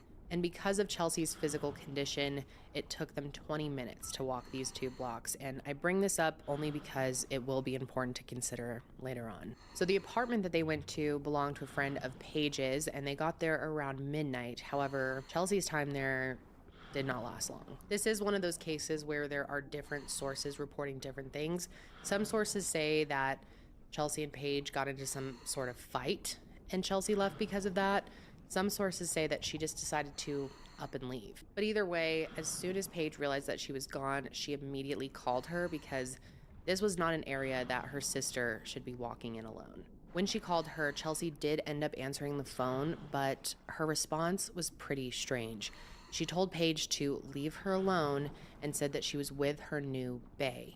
Now, what's confusing here is sources say that Chelsea was living with her boyfriend at the time, but we're not sure if the new bae she's referring to is her current boyfriend or someone completely different. But whoever it was, they have still not come forward. And if you had nothing to do with what happened to her, or you were the last person to see her alive, why not come forward? The call between Paige and Chelsea was short, and it was at 12:57 a.m., and this was the last time that Chelsea was heard from. The next day, Monday, September 7th, nobody could get a hold of her, and this was very uncommon. Chelsea did go off grid sometimes, but even when she did that, she always managed to check in, so this was unlike her. There had been one other instance where her family believed that she was missing, but this was when she was deep into her addiction, and even then she did eventually call and check in with them. And keep in mind, around this time, like we talked about earlier, Chelsea was really getting her life back together. So for her to be gone without saying a word meant that something was wrong. So on September 8th, they reported her missing to the Vancouver Police Department. And if you were familiar with any of my coverage really on missing Indigenous people, especially missing Indigenous women, you will not be shocked to hear this. It took 10 days for the Vancouver police to issue any sort of public notice about Chelsea's disappearance. And they told the Poorman family that they wanted to wait to publicly announce her disappearance because if she was at risk, they were worried that bringing attention to it could make her situation worse, which honestly doesn't make any sense. If she's at risk, That's all the more reason to get the word out. But finally, on September 18th, the police did release a statement saying that Chelsea Poorman was last seen on September 7th in the entertainment district. She has black hair, weighs approximately 120 pounds, is 5'3", and was last seen carrying a beige-colored purse. And in her report, her mother Sheila begged that they take action, especially because her daughter's physical condition makes her more vulnerable. She knew that if her daughter were attacked, she would not be able to fight back. And so Sheila knew they had to do something right away, but sadly, that is not what happened. Chelsea Poorman's case was not taken seriously from the beginning, which we see so often. And even after her remains were found, which we will get to here in a sec, police continued to fail her. The so-called investigation into Chelsea's disappearance was minimal at best, even though the police tried to say it was detailed and complex. The most specific answers found while looking into her disappearance came from cell phone records. This data said that Chelsea's phone last pinged in an area near East Hastings Street by Victory Square Park. However, this ping could have included an area several miles long. But unfortunately, nothing really came of this discovery. It wasn't until November 2020 that her case was moved from the missing persons unit to the major crimes section. And that's because it took that long for Chelsea to be deemed a vulnerable person. The major crime section had more resources that could go into looking for her, which is great, but her mother was still frustrated because it took them months to consider her vulnerable, even though she told them that Chelsea was vulnerable from the beginning. And the Poormans also believe that the police lied about a lot of the efforts that they actually took. Vancouver PD says that in an effort to locate Chelsea, they looked into phone records, bank records, interviewed people she was associated with, conducted extensive video canvasses by looking at surveillance footage from the businesses where she was last seen. But Chelsea's dad, Mike, says that these extensive video canvasses never actually happened. Mike actually left Saskatchewan and drove more than 18 hours to Vancouver and lived in his van while he helped look for his daughter. And while in Vancouver, Mike went to Granville Street and talked with every business owner and tried to see if police actually did what they say they did. And sadly, he wasn't really that surprised to find out that none of these business owners remembered the police talking to them about Chelsea's case. And none of these business owners were asked for any surveillance footage that they might have had. He even said that a missing persons flyer of Chelsea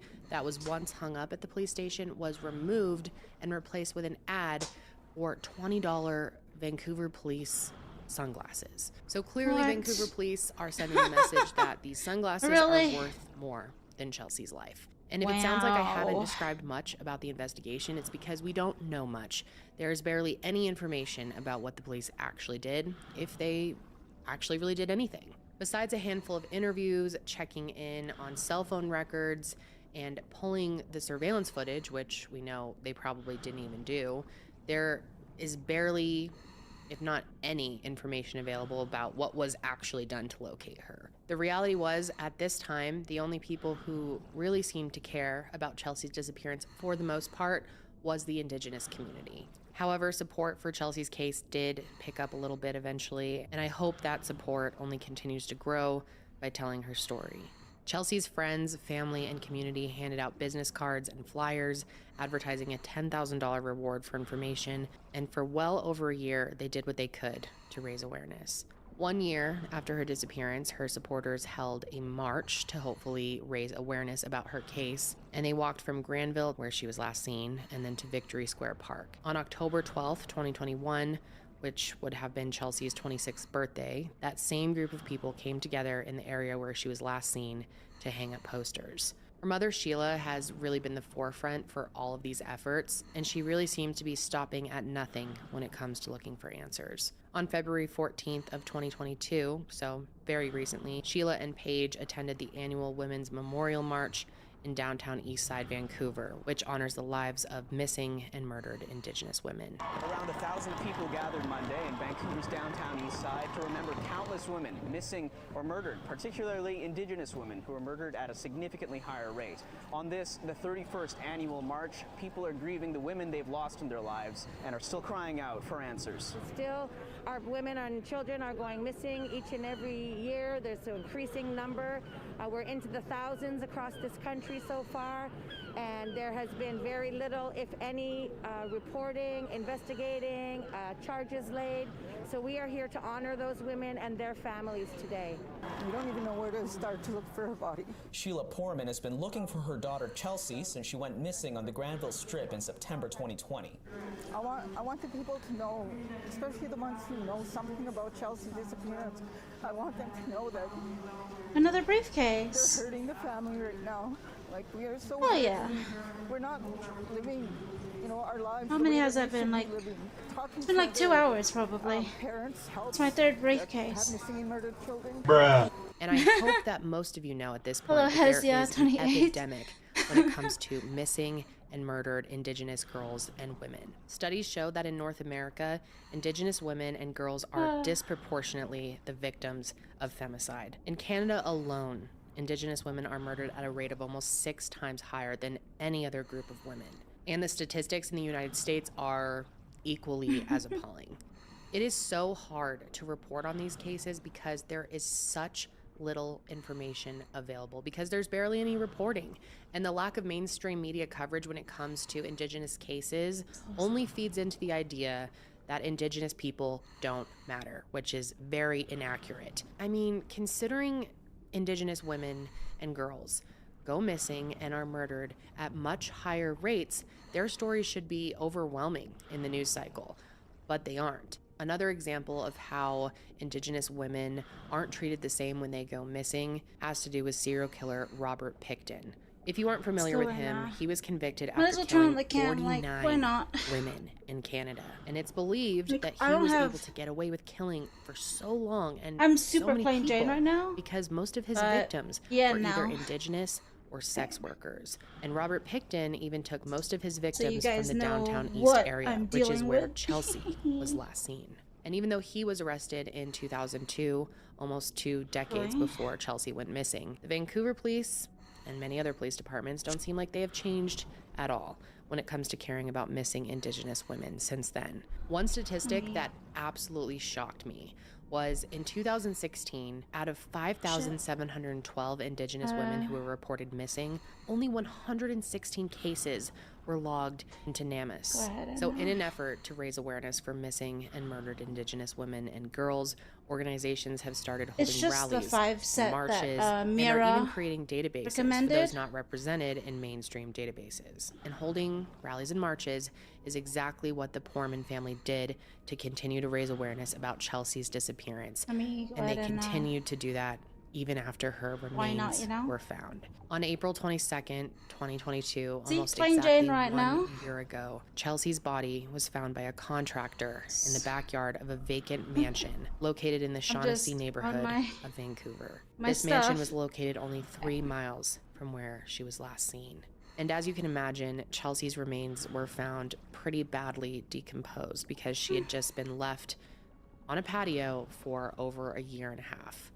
And this won't is fall, right? I think shocking it'll- yet not shocking at the same time, but the police didn't Dude, contact they even Chelsea's family show- right away when they found her remains. They waited 2 weeks to let them know. 2 weeks. You ate your- The body was found April 22nd. You Her ate your family didn't stuff? know until May 6th. Dude, that's funny. And regardless of what you think happened to Chelsea, Dude. a lot of people don't think there was foul play. Either way, not contacting the So you family got when find frustrated and remains ate your sausage is roll and just cookie. What wrong. the fuck? It's disgusting. It's so upsetting. That's and funny. a reality that so many families have to deal I don't with. know where to put the Of course, camera. they told Sheila that they waited so long to tell them because they wanted to confirm it was her, but that is such bullshit. First of all, she was still wearing the clothing that she was wearing the night that she disappeared, which Dude. obviously they have on record. Second of all, And if they were just, so you know. confused about her identification, why not call the family to help them identify her remains? In a press conference, I need to start Sergeant my Steve timer Addison again. said that the Vancouver Coroner's Service was called right away, but due to the severe decomposition of her body, they would likely never know what her cause of death was. He also stated that Needed based on to teach- evidence wait, collected what? during Yeah, their needed to investigation teach over the the others past a 20 lesson. months, her death is Who? What do you mean officially teach the being others a lesson? considered Who? not suspicious. They had her body for 2 weeks. You ate your seemingly cookie? did no real What was, autopsy. what was and then the, somehow fortune in concluded your that her cookie? death was not suspicious, which in my opinion is suspicious on their part. However, he does say that her What case did your isn't fortune closed, say? and he encourages anyone with any Do you information remember? to come forward, which let me translate that for you. That means they are not planning to do any investigative work unless someone magically decides they want to come forward. But here's the thing about her not suspicious death that is very suspicious. For starters, how did Chelsea, who is disabled, get from this party that she was at an apartment to a mansion 3 miles away, and why? Her family says that she couldn't have done that due to her physical condition. Also, who is this new Bay person? No one knows who this is. Says. That is suspicious. Did he take her there? Did he kill her? I'm Did now at she 2,000 die steps. there and he just left her there? I mean, what happened? There's a huge The other lock question mark charms, I can't about remember. that. And Sorry, to just something average. go ahead and say that it's not It suspicious would have been funny. is so weird to me. It would have been funny so if your irresponsible. And if your sadly, fortune like I said, cookie just said not better shocking luck at all. next time. Also, she was found on the back It would patio have been so of that funny. mansion. How did she get there? This house was vacant, as I mentioned, but it had a large metal gate and very high hedges. And with Chelsea's arm being bent permanently at 90 degrees, she wouldn't have been able to climb or slip through these metal bars. And here's the real kicker. When her body was found, police told her mom that she was missing parts of her skull as well as a few fingers, which literally This is kinda screams difficult. foul play. Even Trying if to you believe scavenge. there wasn't foul play, I'm trying to do my decomposition would my not stationery. have cracked her skull the way that I have it my was. keyboard and here, missing fingers. my Of mouse course, there will here, be people that argue that my this phone could have with been the an Twitch animal, combo. and yes, that's possible. But she Yeah. wasn't in the middle of the woods. It was the backyard of a mansion in one of the richest neighborhoods. None of this adds up to me. I'm sure it doesn't add up to you, and it certainly doesn't add up to her friends and family. So on May 8th, 2022, there was a vigil held for Chelsea just outside of the mansion where she was found. Not only was this intended to celebrate her life, but it was also meant to draw attention to the injustice that occurs when Indigenous women are found dead and nothing is done to find their killer. Sunday afternoon, the Indigenous and non-Indigenous community came together to mourn the death of Chelsea Porman, who was found at this vacant property by a contractor on April 22nd. Porman went missing on September 6, 2020, and her body was found here over a year and a half later. Vancouver police say they consider her death to be not suspicious. Investigators believe Chelsea died on the property the night she disappeared or shortly after. If that had been a non-First Nations woman, if that had been a white woman in a ditch with no purse and no shoes, you better believe that's going to be a suspicious death. And why is it not suspicious for our people when our people go missing? True. The systems Why? are set up to be Why is the discriminatory and to be USA racist so against us. racist against Native Americans when the Native Americans actually own this land and this country? Like, This affects not only the Porman family, this affects every First Nations person. like it's so dumb. I'm half Native American, so my grandmother is Native American, and there's just such discrimination. Well, I haven't Memorial was also personally held been for her 2 days discriminated. later, and I all look throughout more May, her Mexican, friends, that's what family, other and people fellow say. Community came together But I to actually share have her Filipino. story and ask that her death be further investigated. And of course, Vancouver police has said that her case is still open. I think and what that they makes are me a still little bit looking more into her interesting death, is but the way I they speak. will not give any information to her family about what they are I actually know. doing. Now, of course, I know that often active investigations the cannot USA be is the most publicized, diverse and details country often remain in the close world. to the Like, vest, but the Pormans feel yet like it's so truly nothing racist. has been done. I say justice, you say for Chelsea, justice! Justice! Today, over 100 people gathered outside of where she was found, including Chelsea's mom, Sheila. They are here to demand answers as to what really happened to Chelsea. Am I at 13 kgs? Yeah, I am. 14 now, I think.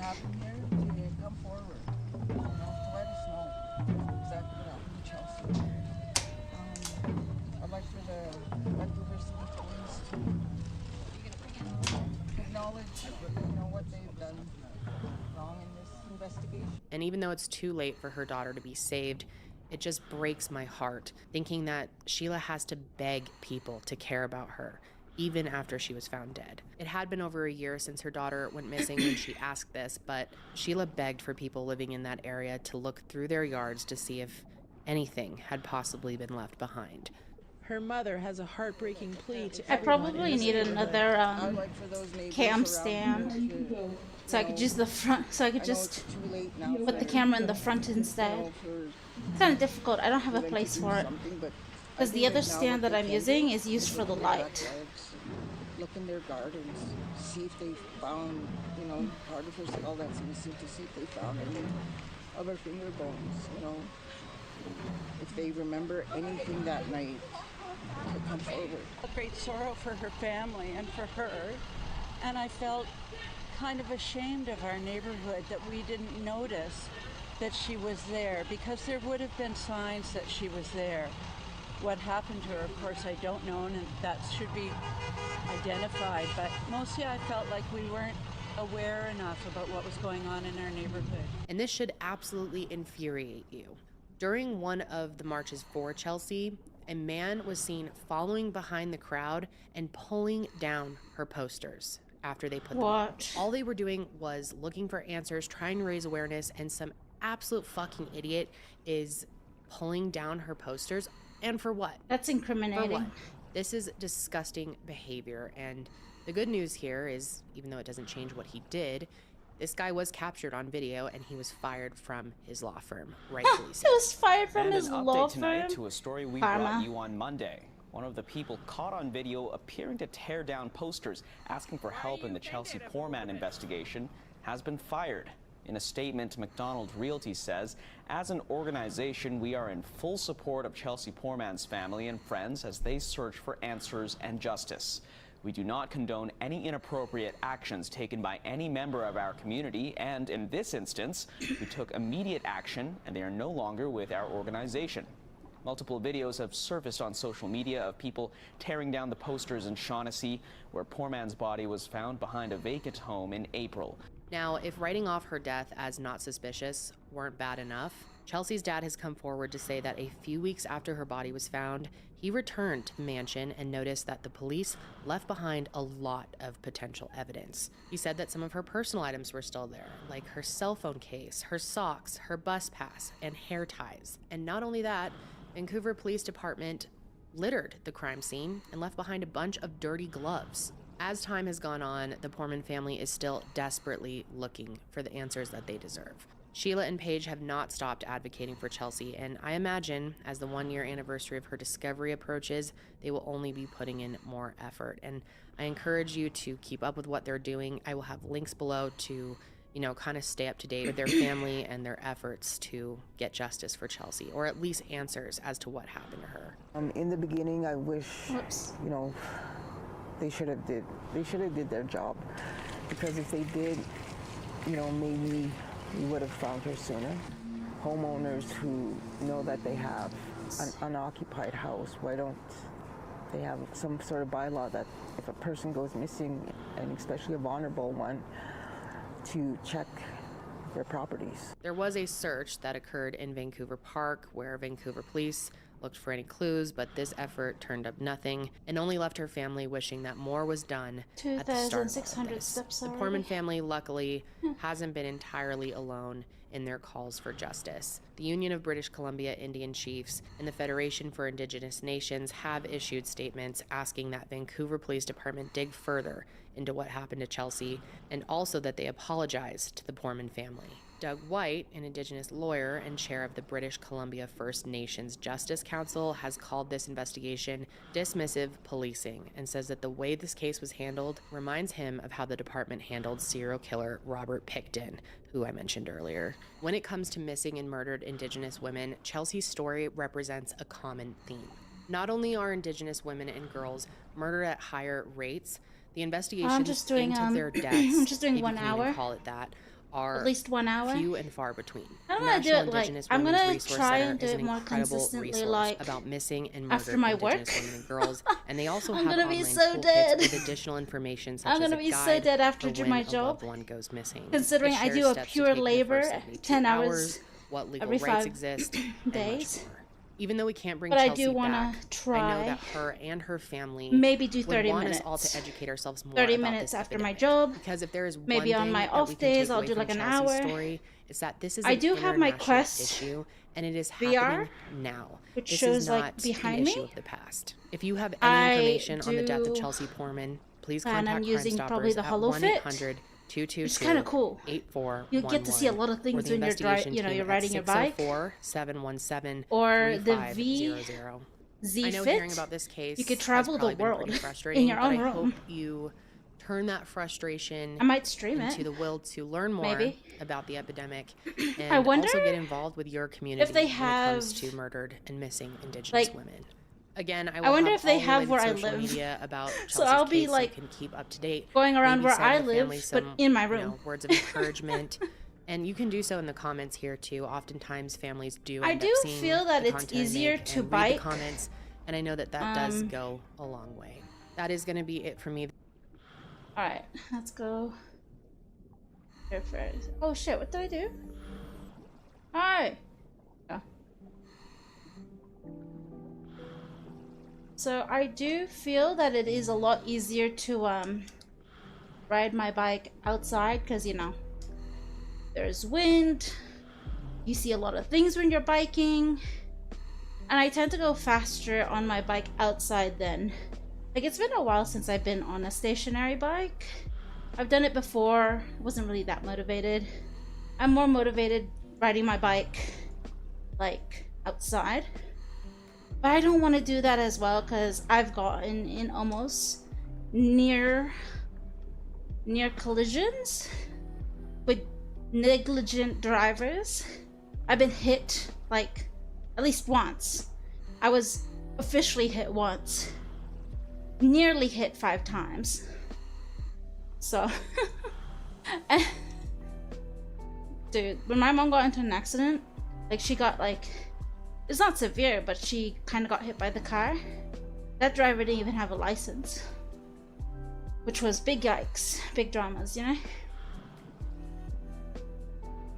But yeah, I feel that for me it's easier to be on a stationary bike than a treadmill. Treadmill, I like treadmill too, but it depends if I'm like playing like music, like upbeat music, you know? Which, by the way, why am I playing this music? It's too...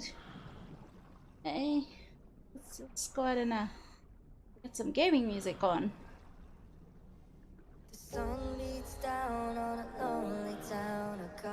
Oh, look, I got a fucking coin. I saved your message on my telephone, hoping it'll get me through.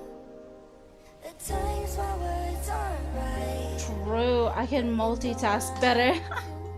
Dude, I could go scavenging, grab some cases while I'm on my bike, you know? While I'm trying to get fit.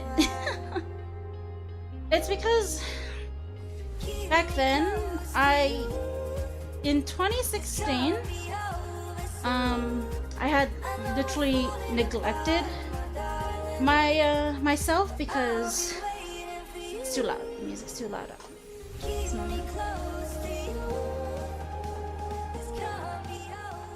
There you go. Yeah, before 2016, I had neglected like my weight because I was stressed. I worked a lot to support myself and my brother, and I was always like stress eating as well. I didn't care what I ate, like it was just stressful because I was also in debt due to my brother. His accident costed us 12 grand, and I was like, oh dude. So we tried to pay those off, which it's already paid off, it's already done and over. But my weight literally it just spiked up so much, that stress. And then 2016, I went to the Philippines, bought a weighing scale to finally see what was the damage. When I saw it, dude, I grabbed my sneakers so fast, ran out that door in under like 2 minutes and started running for my life. at the jogging center. 6 months later, I did keto, logged all my food, quit regular soda, and yeah, I went really, I toned down so much. Moving to Saipan for about 4 months in 2018, I was at my lowest, like 160. When I moved to the States, it kind of maintained until COVID. Until COVID came by.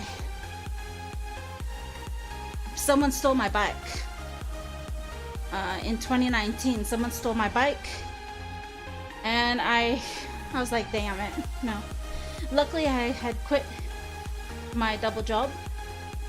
I quit my double job, maintained my first job, and it was just walking distance. It's all good. But my bike being stolen and not me being able to bike, like I gained, especially during COVID. And it got kind of bad. Now I'm logging my food again. I'm being a little more active. I've already in 3 weeks lost 20. So it's pretty good. Oh, my inventory is full. Didn't even notice. Where's my butt? There it is.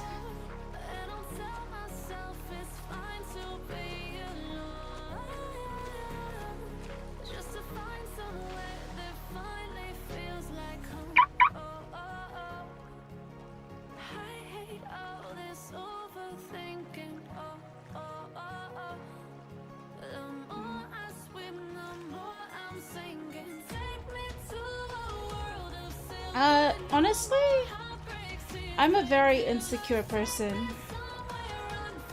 I am a very insecure person. So, I have to admit that much. I'm insecure about my looks. I'm insecure about my weight.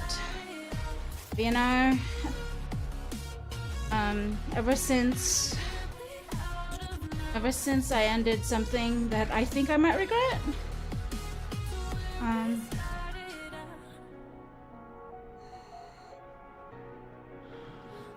But yeah.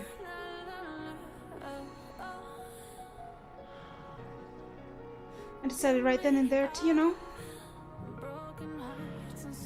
improve myself.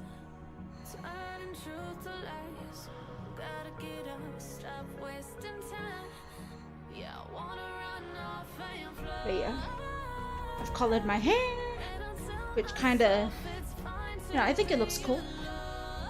Made it a lot brighter, pops my eyes out,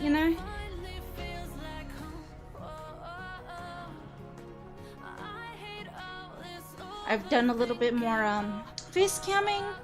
Honestly, looking at my past streams, when I used to just play PUBG Mobile, I did a lot of face camming back then.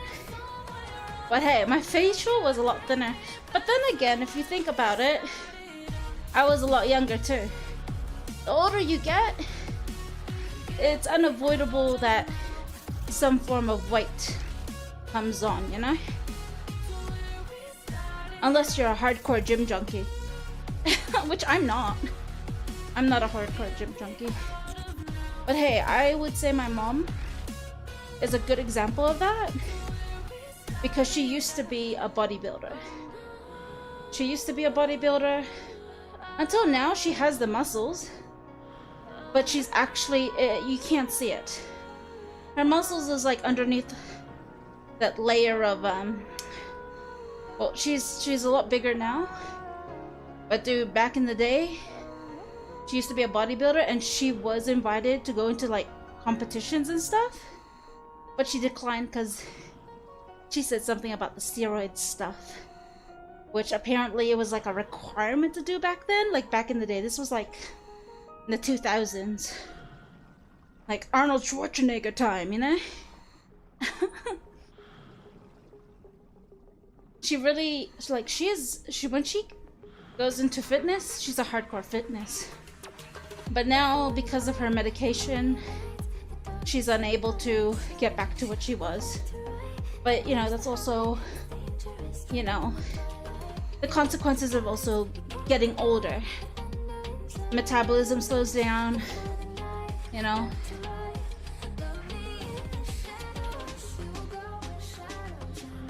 But yeah.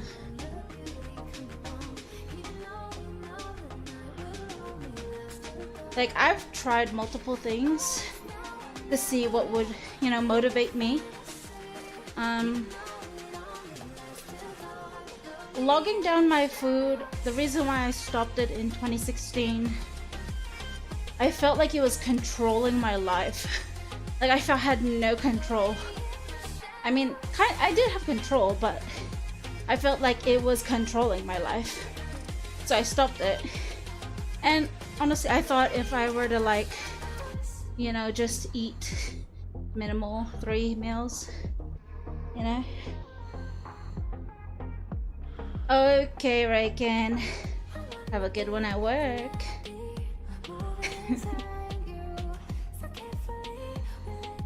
But yeah. Have another boat. But yeah, I thought like thing was controlling my life. But now I'm onto it again. I don't really log my food when I'm off work. I do log my food when I'm on work. Because when I'm working, I don't eat much. A granola bar, a Belvita biscuit, I usually have when I'm working. And then for dinner, I call it prison food. I eat prison food. No, I call them microwavables. You know, it's funny, I tell people prison food and they already know microwavables. But I'm eating like the healthy ones. Like, yes, I have to watch the sodium and all that, but you know, if the numbers on my scale are going down because of that, I don't see anything wrong with it. Considering all the bad other stuff that we eat, you know? Yeah.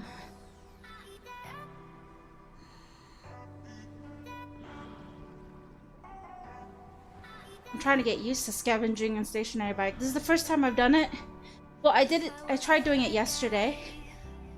And it was unsuccessful. That's because I was using the hollow fit as well.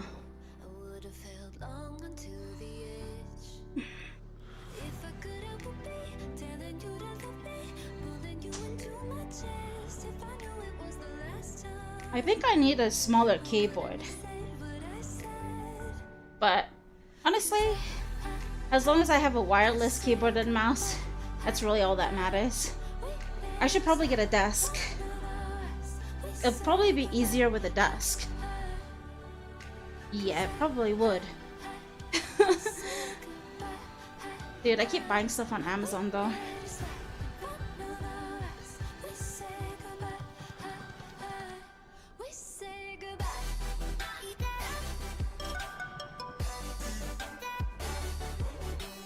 I should get a sit-stand desk. Well, I got a magnetic stationary bike, which is one of the best in the market. I got it for half price too on Amazon, which is great. Yeah, one of those desks. It'd probably be best. I've been looking at some of those actually. The only issue is how expensive they get. They go over $100. I mean, I'll see. I was thinking of one desk, but for now, I just wanted to test out. I needed to get the bike first to verify what I could do. But I definitely am gonna think about getting like a desk, which would like maybe support me here. You know? Oh god, 7 more minutes. Ooh. 7 more minutes to go. But hey Beth, how are we? Working at Flywheels today?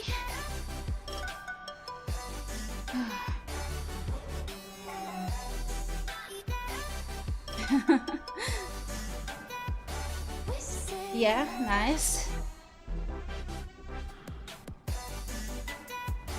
Trying to get through your pelt? Dude, I need to get through my pelt. But I only like pelting when I'm working at flywheels. Or doing any processing at flywheels. Because it's like double the money, you know?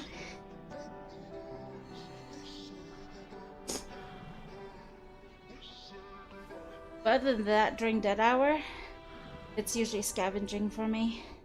Trying. We're trying to hit KPI. Hey Drath, what is up? Morning. I am so tired already. I'm doing this for an hour at least. Let's see how much steps I've done.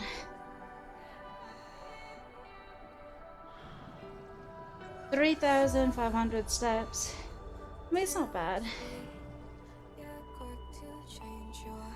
At least it's something rather than just sitting on the desk doing nothing, you know? No, honestly, Beth, I did not. I'm really bad at the stretching part. Well, actually, my job is mainly standing 10 hours a day, walking, lifting. So, yeah, I might stretch after, probably, yeah. Just to cool off, you know? But yeah, no, I didn't stretch beforehand. Usually when I'm gonna do something, I just go.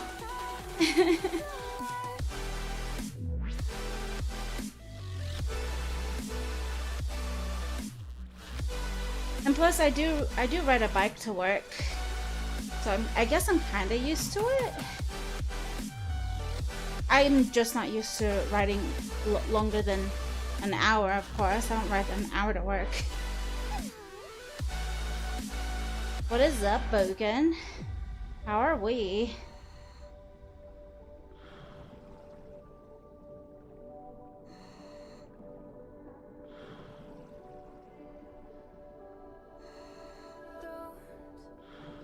Are you following me?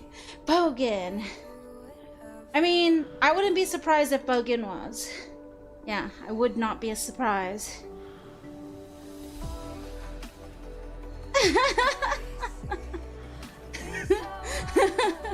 I mean, you know, anyone with a skirt, I wouldn't be surprised Bogan is following.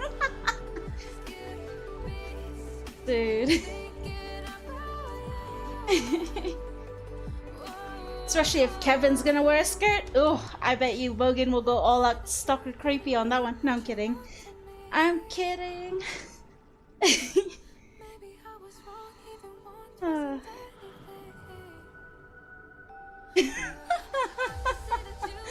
Imagine.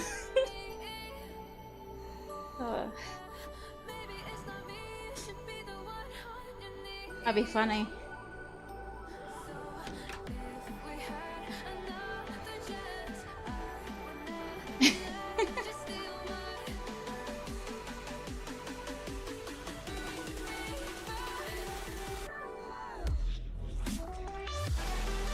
I need to tighten the seat that I got. I don't think I tightened it enough. It's still loose.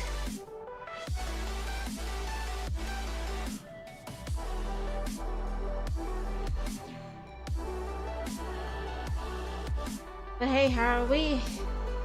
You guys just wake up or what? Are you already in city? Wait, Bogan, it should be like afternoon for you. Is it? You napped? I don't like napping. I feel like I wasted a day when I nap. I only nap if I have a migraine.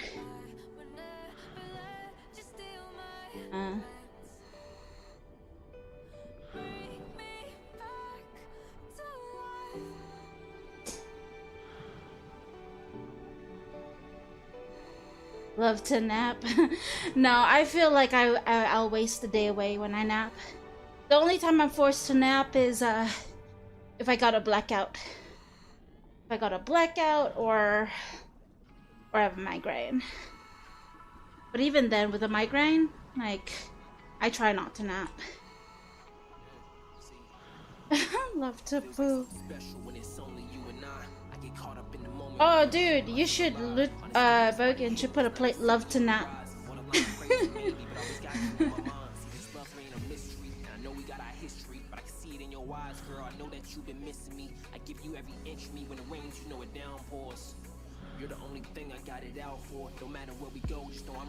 I do love to nap.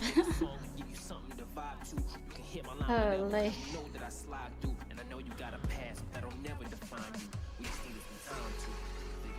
If you walk beside me, then we'll make it out. We're standing on hollow ground. I'm standing beside you, ready to ride to wherever it takes us. Don't need a guide, I just follow the light. Times like this make us. I don't need a reason, I'm a believer. I'm still breathing, hear me out. I am beside you now. Stand on hallowed ground. Oh, is it too?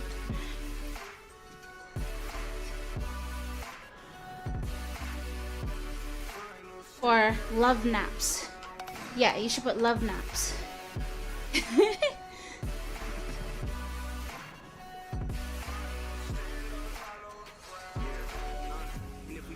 Or nap on job. Nap on job. Wait, huh? Nap on job. Naps on job.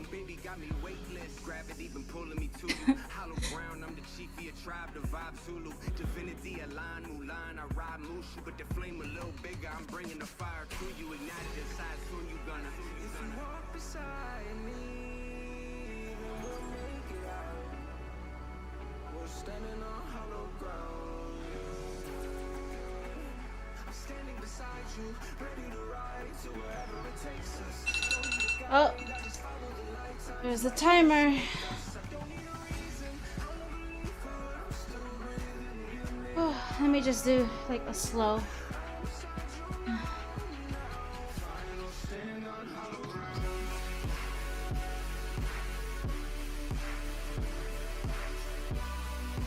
Looks like my hour is up. Let me check my Fitbit.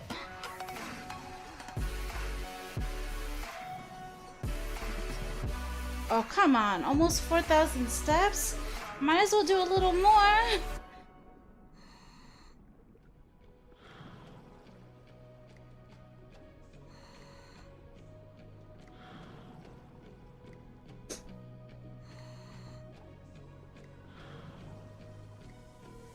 It's a tug of war,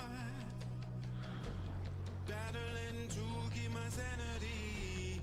Say no more, say no more. No, Riken, I only wanted to do an hour. Dude, I need 50 more steps to make it 4,000.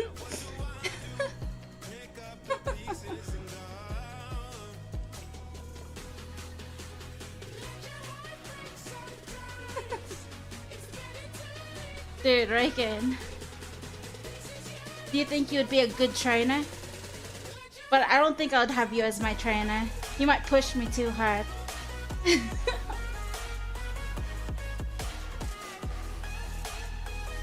Dude, you'll be hearing me complain every minute. $15 steps only? If it's 1 hour with 15 steps, I'll go like 1. Wait, 10 minutes. 2. Wait, 10 minutes. Oh, dude.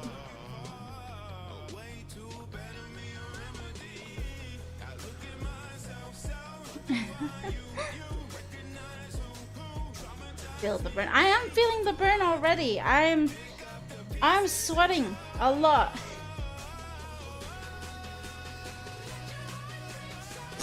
I'm getting sniffles already. I just want that. Oh, there. I'm at 4,000 now.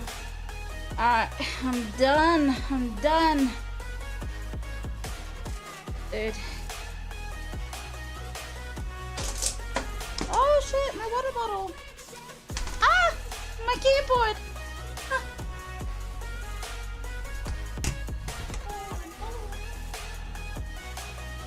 Water bottle. Shit.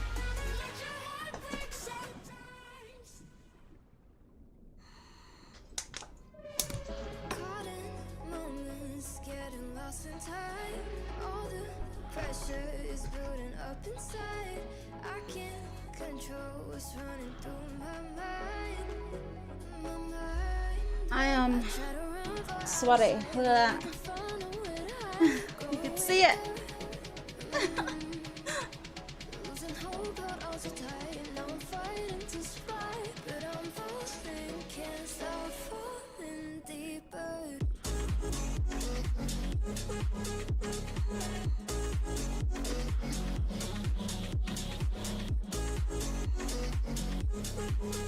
Yeah. Moment. Let me get my keyboard.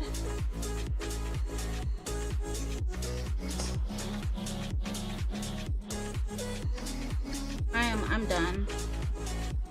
I'm done. I'm like totally done.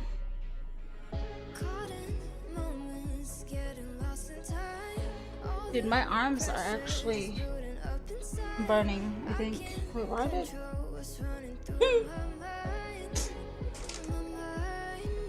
But yeah, I am so tired. Look, no eyebrows!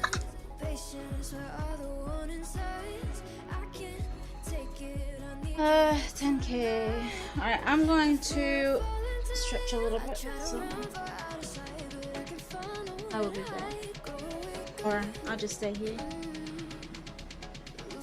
Dude, I think I need to buy a bigger fan. This fan does not cut it. This bladeless fan that I got does not cut it. It's... yeah, I have to get a big fan. I'll put the big fan like underneath here.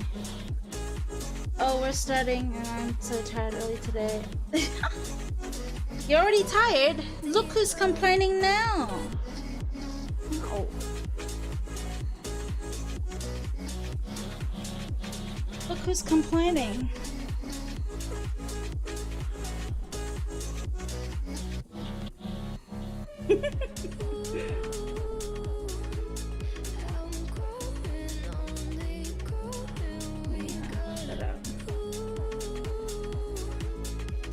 What? Oh, I thought you meant your work. I thought you said you're gonna start work and now you're already tired. Dude, you need to be more specific.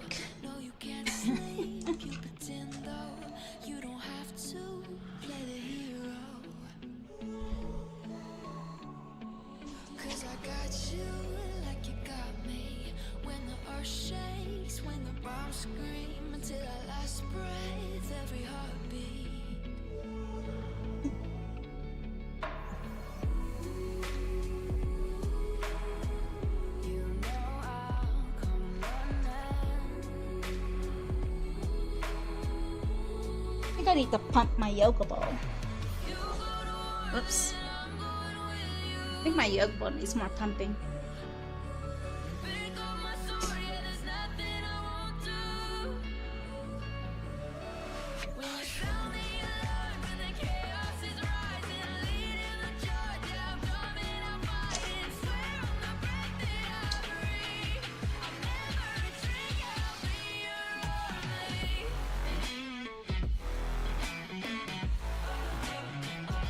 I like this yoga ball, like, cause I get to like bend my back backwards,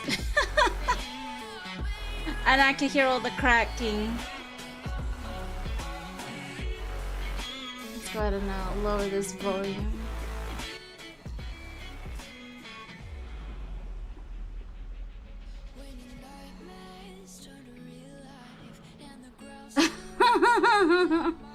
Grinding.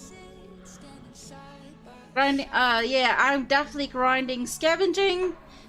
I'm working out at the same time, and I'm stretching right now. That's what I'm doing.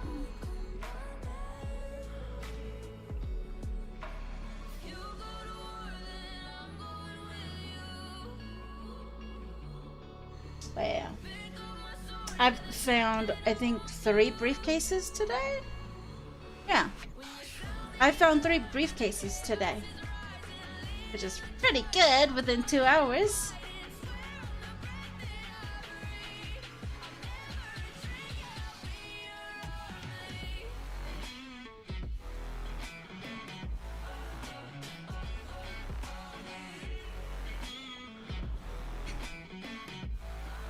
Yeah, this ball is not pumped up. I need to pump it more. Where is the pumping? They're back.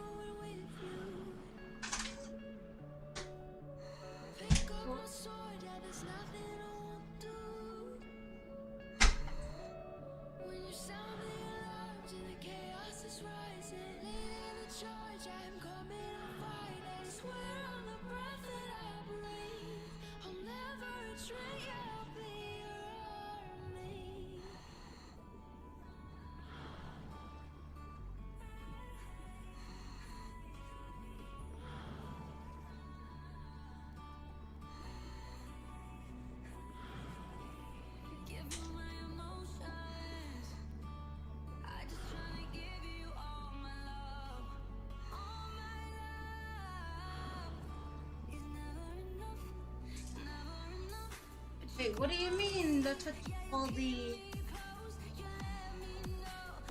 Wait, what?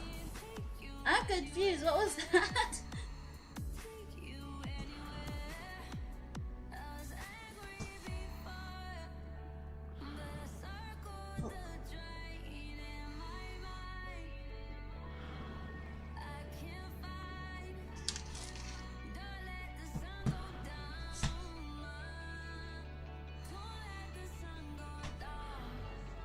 What do you mean get what in a year? Cases, in other words. No, I'm like, I actually didn't have any luck at Little P. I decided to go to Encino, but I'm not in Encino. I went, when I was gonna go to Encino, I saw that the water was kind of nice in between. It's flat. So I decided to dive there, and then that's when I got my first briefcase. Which, yeah.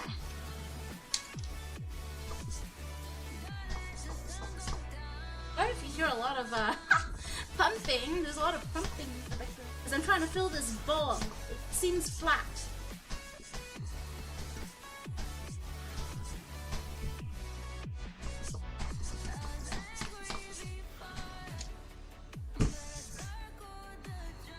Now it seems more firm.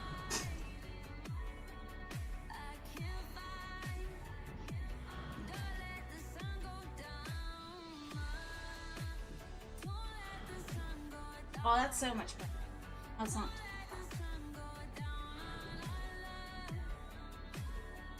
But yeah, I've been diving in between Encino and Little P. It's been good to me so far. So, yeah.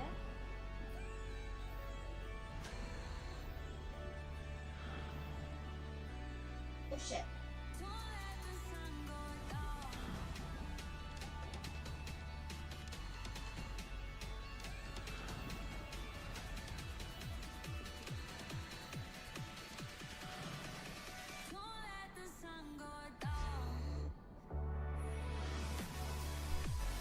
But yeah,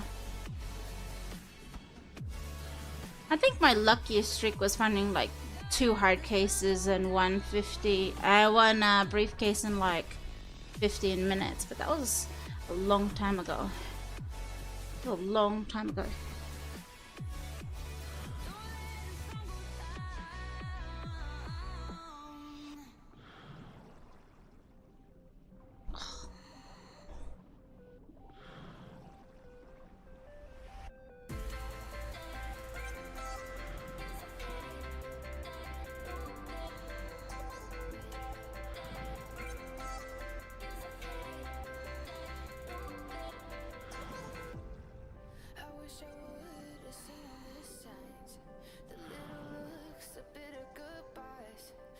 But yeah.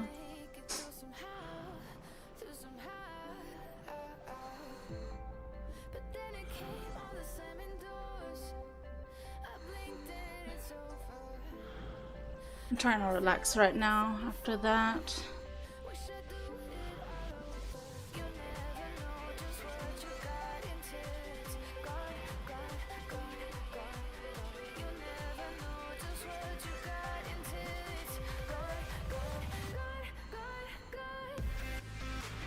The only issue with the only issue I got with my body type is I'm not petite.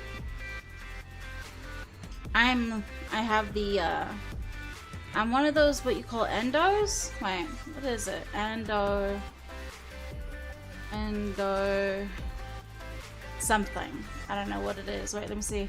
No, endo body type, whatever. Is it that? The endo body type?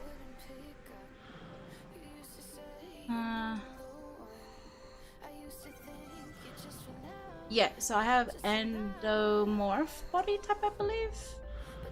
Alright, let's see. What does that look like? Yeah. Yeah, that's my body type. Endomorph. So apparently what I heard about that body type was that we store a lot, making us survive longer, I guess, because we have like these storages. I guess that's what I'm hearing. I don't know. Wait, let me search that up. Yeah.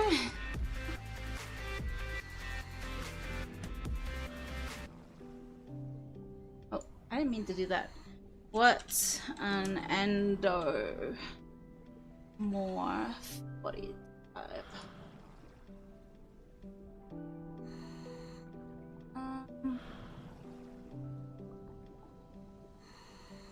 Dude, what's your body type? What is an endomorph body type?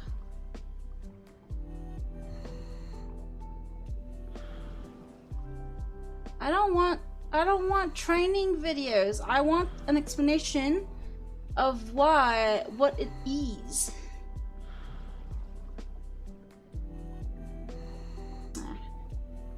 Endomorph.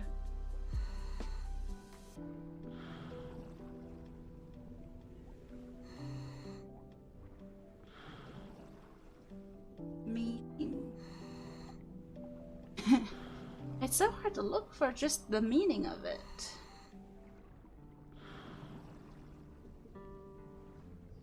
Oh.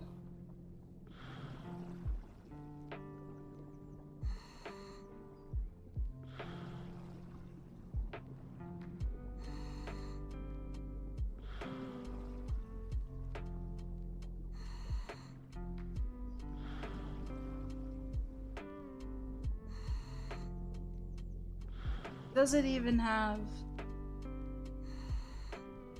Okay, this one. Probably. Maybe it'll explain. For those who have no idea, an endomorph is a body type just like me. We easily gain weight, we easily gain fat, but we also easily gain muscle if we weight train, okay? If we lift weights, strength training, okay? But also, because our metabolism is so slow, we easily gain fat, okay?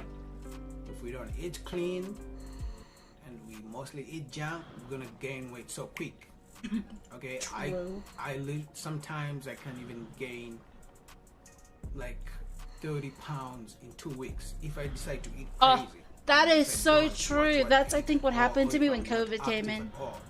That was my next point. All right, so yeah, endomorphs, just simply your body type. You have a very slow metabolism, which means your body takes long to burn the food you eat, but as you keep eating, it stores the rest of the food or the rest of the calories as fat around your body. All right. Secondly, you can easily, most endomorphs don't even know that they can easily build muscle. Okay, so if you can lift some weights, you build some muscle, which will help you improve and increase your metabolism, because muscles need the food. They use the food that you eat to grow and for recovery. What's up, guys? It's Boogie the trainer. So guys, I have good news for you. Do you want to be able to ask me 2 questions, 2 fitness questions an ad? every single week? Looks like an ad. personally on my phone. Do we have a female on my version of phone this? number. Wait. Do you want to be a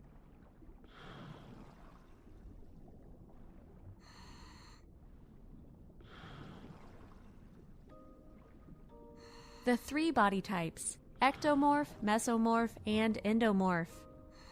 Everyone's body is different, and that probably goes without saying, I'm right? surprised they even I mean, categorize some of it us to are 3 taller, body Some of us types. are shorter. There are those with I'm a small sure- frame, whereas others seem to be bigger boned. What you may not know is that there are actually 3 distinctive body type classifications, also known as somatotypes. It can be useful to know your specific somatotype since it can help you tailor your fat or muscle building approach accordingly. How To Fitness is here to help you better understand Can we these just 3 skip the main body endomorph? types and enable you to see where you best fit in. No, It's but very 3 easy to use one's briefcases. classification as a crutch for being unhealthy or weak, but here we are not going to use our genetics as an excuse anymore. Over the years, these 3 body types have become widely accepted as 3 solid classifications for how our bodies will generally react and grow based on our training and diet. These 3 classifications are mesomorph, ectomorph, and endomorph. Ectomorph.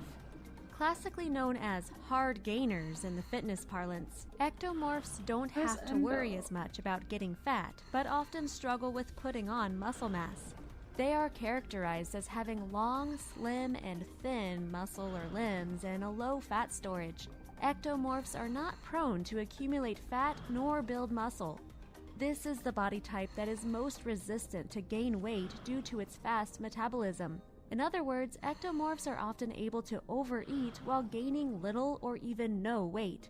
People with this body Those are the type people have that do minimal the- observable body fat. what do are you call only those, lightly muscled, eating and have a videos? small frame and joints. The famous light welterweight boxer Manny Pacquiao is categorized under this body type. Pacquiao? His name is Here Manny are the common Pacquiao. characteristics of Not ectomorphs. Pacquiao. The more of these that sound like you, the more likely it is that you fit into this body type classification. Your shoulders are narrower than your hips. Your type. Example, their body type. Advantage of fast twitch fibers between your thumb and middle finger. Training and cardio works out better for morphs. Endomorph. The swan. This is the body type that traditionally experiences the most difficult time losing weight, although they can often put on a decent amount of muscle mass reasonably easily. These are people with wider waists, larger bone structures, and are vulnerable to storing fat instead of building muscle. The endomorph limbs are usually much bigger than other body types. Endos are usually of a shorter build with thick arms and legs. Muscles are strong, especially the upper legs. Endomorphs find they are naturally strong in leg exercises like the squat. They have soft and round bodies, but when in shape tend to look more like mesomorphs. Think Gladiator Russell Crowe and the beautiful actresses of the 1950s. Here are some of the traits that are likely to indicate that you are an endomorph. Your shoulders are wider than your hips. That is so your true. forearms are on the thicker side.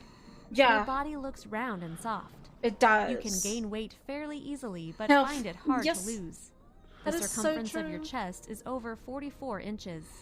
If you fit several of these characteristics, you may indeed be an endomorph. I am. To reduce fat gain to a minimum, endomorphs must train more cardio as well as weights. Usually, supplements may not be needed as long as the person has a high protein intake in their diet. When we think body types, questions like, what body type am I? What does it say about my training and diet? I have bad genetics. How bad can this be? Come to mind first. Don't worry, you are not alone. We all have different bodies, genetics, reactions to certain foods, and thus we each have different activities and behaviors that we're predisposed to be good at or struggle with. Just because you are predisposed to be good at one thing or terrible at another doesn't mean you should be pigeonholed or limited with what you can do. What body type would you like to be if you had a choice? Let us know in the comment section below.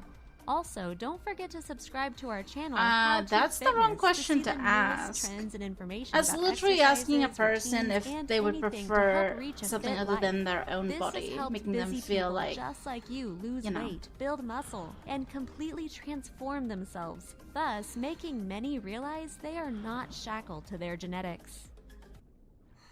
Okay. Oh yeah, that's endomorph. I got. Former beauty queen murdered by her doctor husband. Might be an interesting case. Hey guys, welcome back to This was my what, 2 years channel. ago? So before I get into today's case, which is a crazy one, it's gonna be really long, so buckle in. But first I wanted to tell you guys some really great news. I recently did a video on Vanessa Guillen, and if you did not see it, we ran some fan designed merchandise.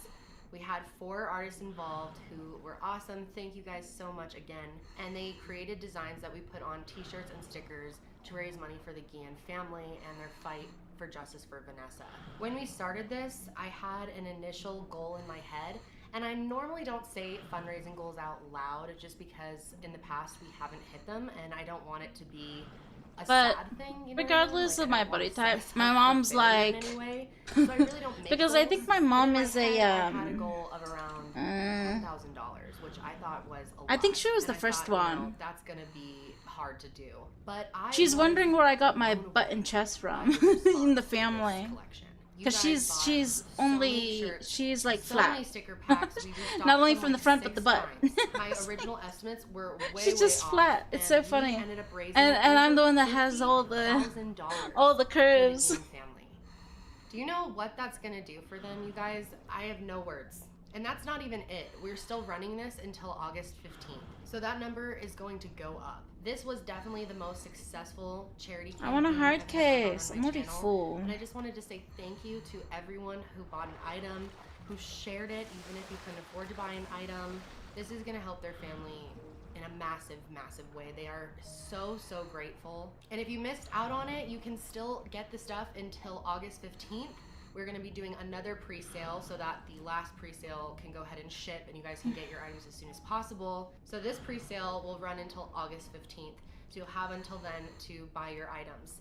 I am so proud of my audience for caring, for treating this content as more than just true crime entertainment and understanding that this is real stuff that's affecting people every day. Seeing how many people cared enough for Vanessa's family and what happened to her to want to help them was just amazing. I will leave the link for the merch below. It's just milehigher.com. And again, 100% of the proceeds goes to Vanessa's family.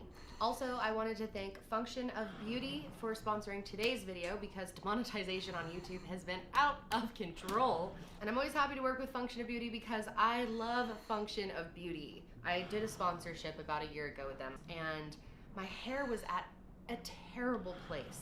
It was so, so damaged, and I have used Function of Beauty for the last year now, and my hair is in the best condition. But anyway, Function of Beauty makes hair care personalized to you. You take a quiz on their website, tell them what your hair goals are, what you need, and they formulate it just for you. They even put your name on the bottle. Mine says Function of Kendall. And you can even choose the color of it and the fragrance, which is super important to me because they have a natural fragrance, eucalyptus, which is what I always get, and it's so refreshing, so tingly. They also offer other hair care products such as serums, leave-in treatments, and masks. If you don't like the cap style on your bottle, they also come with pumps, which is super nice. It's currently available in the US, Canada, Great Britain, the EU, Australia, New Zealand, and more. You can check out Function of Beauty by going to the link in the description box and you'll get 20% off. And thanks again to Function of Beauty for sponsoring my true crime content. All right, so let's go ahead and get into today's case. So this is Michelle Summers. She's really, really beautiful.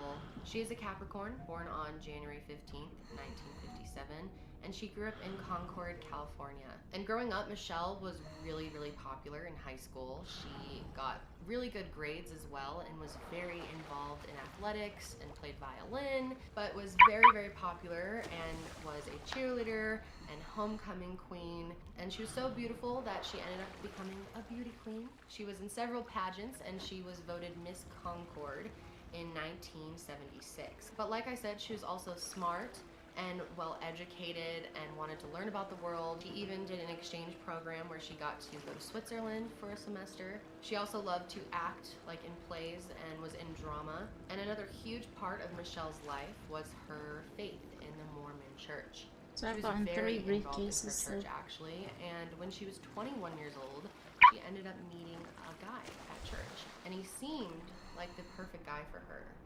His name was Martin McNeil. And they had one of those fast-track relationships where, you know, they meet and then they're dating, it gets really serious, and before you know it, months later, they were getting married. And when they did get married, they eloped, so they left all their friends and family, and everyone was kind of a little bit confused about it at the time, but accepted it. Now, Michelle's ultimate dream all along was to become a mother. She just really wanted to have kids, and so they did not waste any time when it came to having kids. She ended up having 4 kids in their first 5 years of marriage, so they were very busy. And her kids described Michelle as a wonderful mother. She was really attentive, truly cared about what was going on in her kid's life, and was just very active. It was clear that her passion was to be a mom and that she was Look, thriving. they seem so happy, so why? her And kids she's said that beautiful. She was just kind to everyone in general. I mean, no one really had anything bad to say about Michelle. She was known as being very warm, very friendly, talkative. She was known as a very gentle soul. Being a beauty queen, Michelle kept her kids they were very well groomed, you know, always wore fancy clothes. Pretty much anytime they were in public, they were looking sharp. So even though they already had 4 biological children, Michelle loved being a mom so much that she decided to adopt 4 more kids from Ukraine. This was a big change for them. I mean, it brought their family up from 4 to 8 kids. Pretty crazy. But I think that says a lot about Michelle, that she wanted to give that many more She is children a beautiful. home and help as many people And as look she how could. well She was she's just a aging. truly genuine, caring, loving mother. But you may be wondering, what about Martin? Was he a good dad? Well, according to his kids, yes, Martin was a good dad.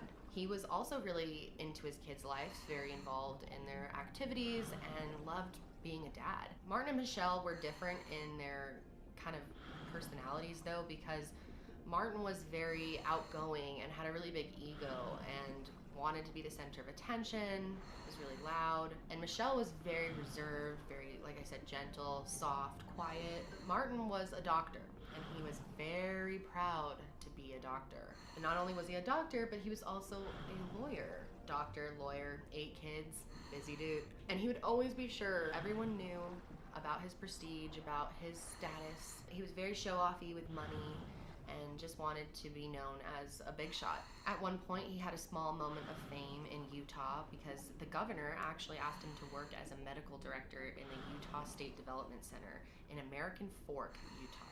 And he thought he was very, very cool for that. Now, people that were around Martin started to get a little bit annoyed with him.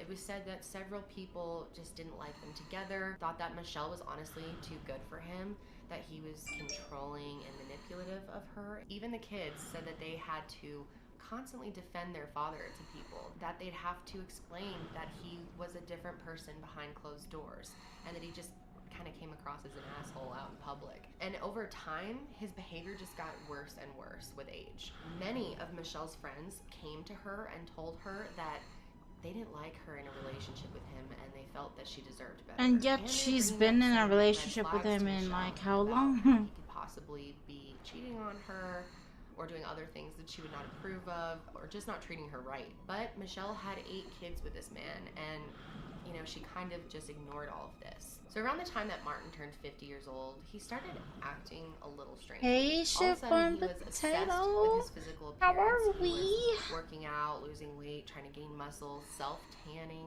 and it was just to an unhealthy level. Like, the dude would Morning. just drop Did down you and just start wake doing up? push-ups in the middle of a conversation. I'm good. Like, he was just constantly. I It became a complete used my stationary bike while scavenging, which was a challenge in itself.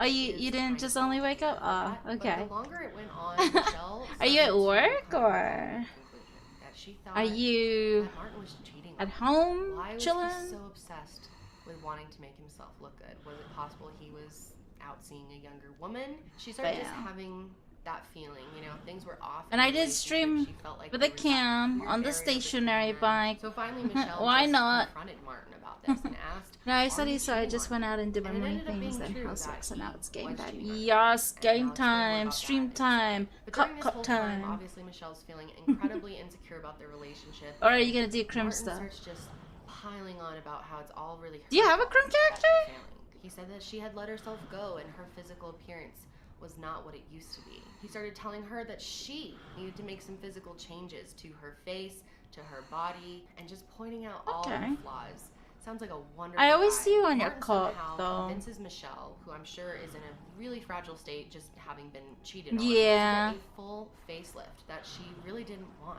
This was completely out of the ordinary for her. She had never talked about wanting this for So how many herself, subs do you but got now, she was Shipbon, before you could do that face cam reveal? while, but I finally heard you Martin wanted convinced 250 Michelle subs to go ahead and get for the surgery. face cam. She finally agreed to it, but she Wait, said, you know, I want to do you this already before have we over start the 250? road.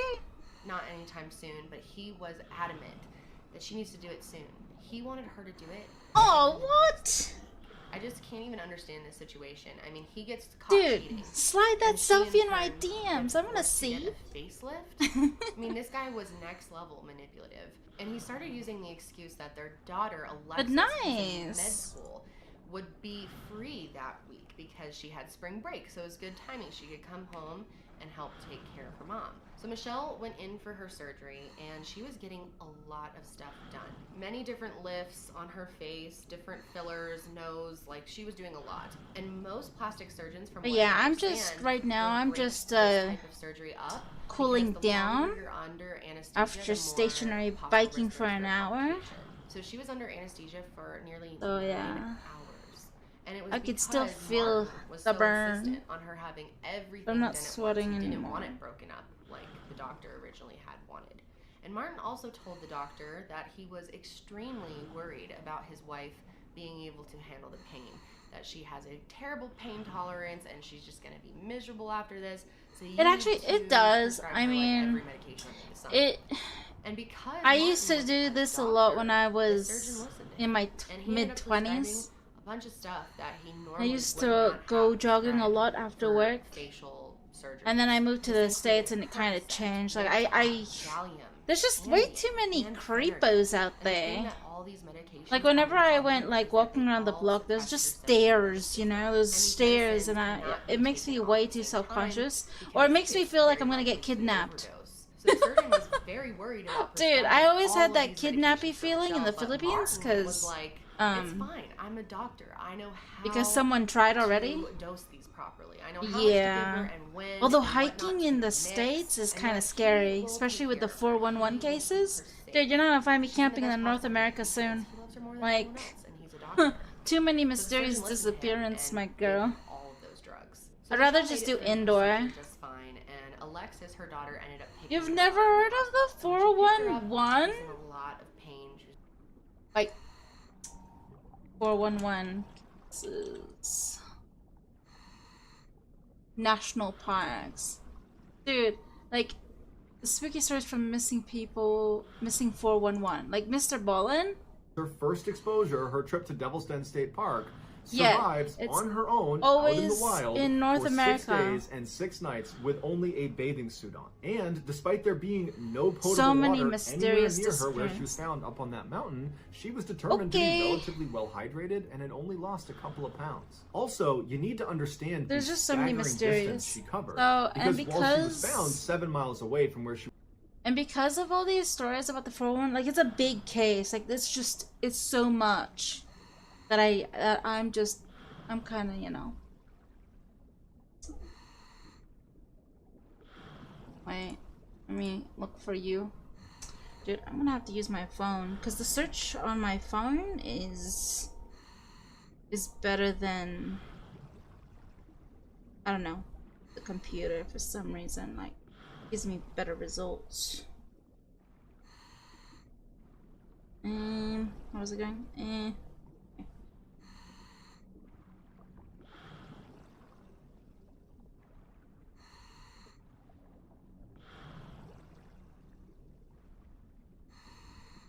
Wait. Is your Discord different?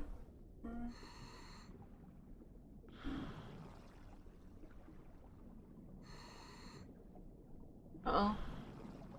Did my chat... Oh, my chat went down for some reason.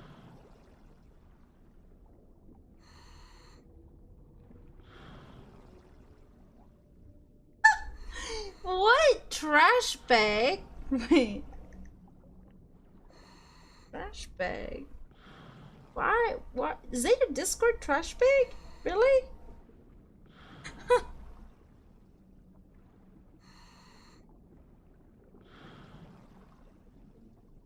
I can see it right here.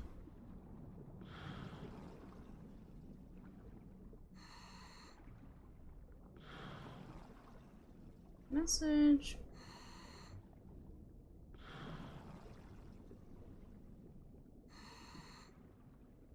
There we go.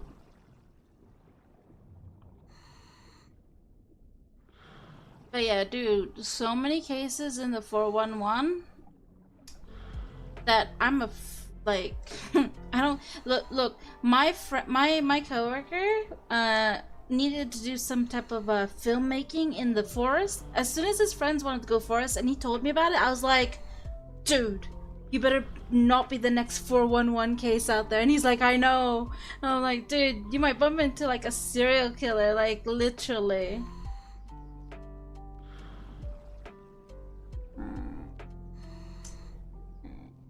Thanks. Dude, I haven't used my snap in a long time. Right. My snap avatar is all about food as well. What is this? I used to do a snap streaks, but now I don't.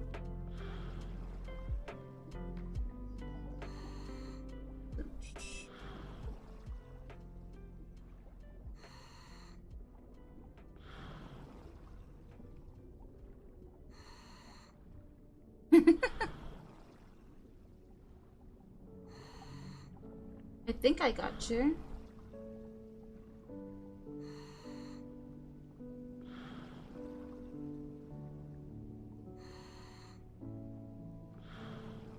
Good. Yeah.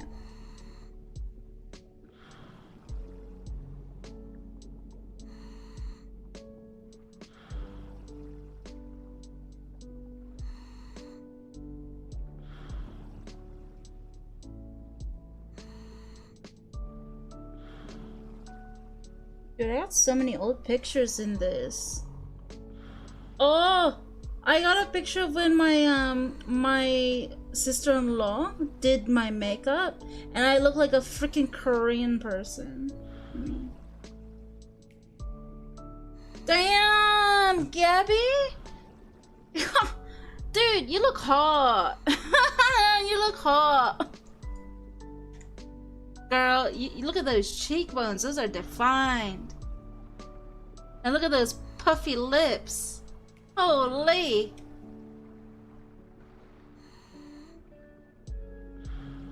Glasses, always the win, honestly. I don't use my glasses, though.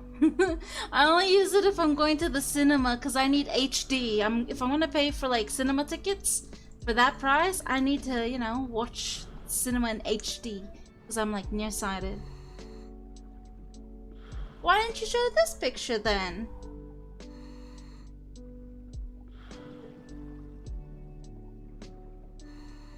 Why not?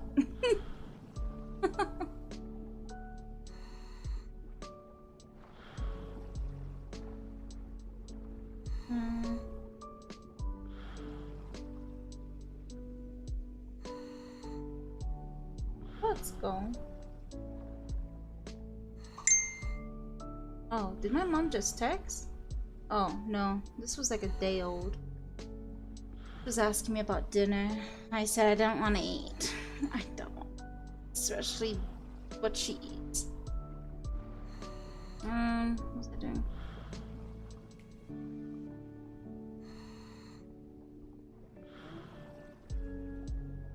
Dude, this was a picture in 2018, right? Let me see if I can, let me see if I could save this.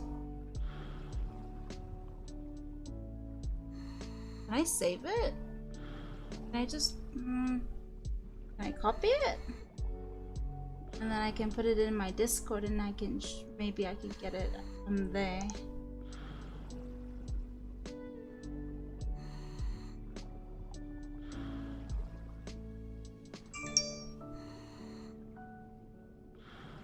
Let's see. I don't think I can. Wait. Oh, there. Let me. Let me save the picture from. Right, let me guys show. So this picture was from 2018 with my friend. I was at my lowest weight on this one though. That's the thing. I just browser, and then I could. Oh wait, there. I could show you here. That was me in 2018 when they did my makeup, the eyebrows and all that shit. I look like I look like a Korean, I think. At least that's what I think I look like.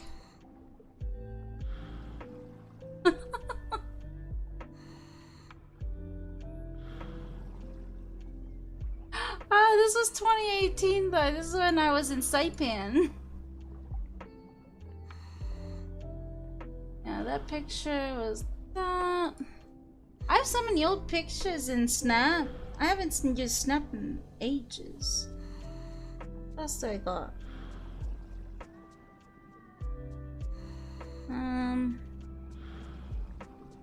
This was in 2020.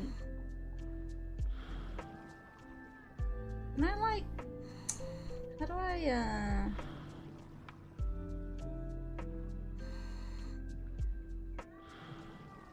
explore?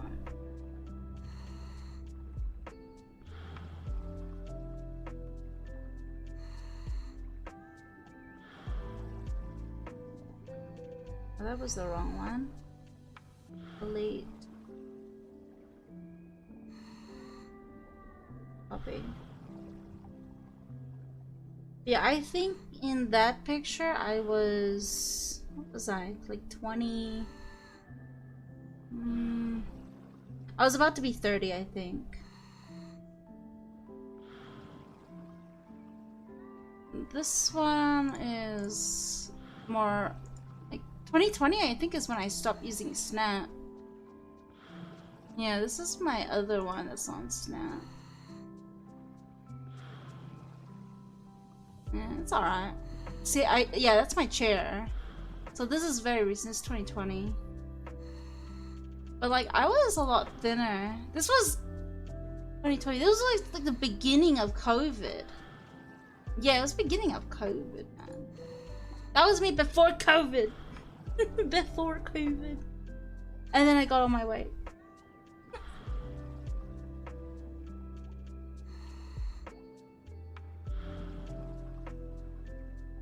Girl, is this the one you sent on Discord? Because it's also hot. Like, look at those nails. Those glasses. Are your eyes blue? Or green?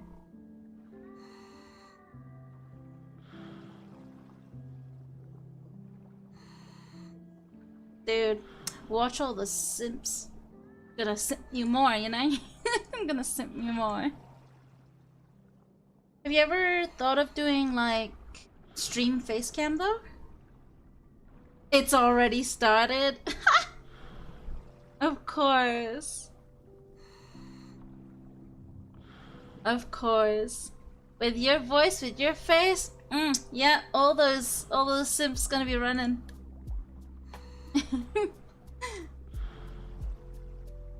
Imagine you do face cam though on the stream. It's just very, like, streaming on face cam. It's very hard to not happening. Okay, it's very hard to upkeep, not gonna lie. Like, I have my full-on my makeup mirror like next to my desk, and I have like my makeup set like next to my desk. Like, I don't do like full-on because I get sick if I have too much makeup on my face, but I do like my eyes especially, and my shadow, my eyebrows, and then just lipstick, and that's it. Like, it's kind of hard to upkeep. I even have like the face wipes like right next to me as well. Once I'm done, I just wipe it all off. Like, start wiping it all off. I haven't hit my simp quite this month yet. Where am I going?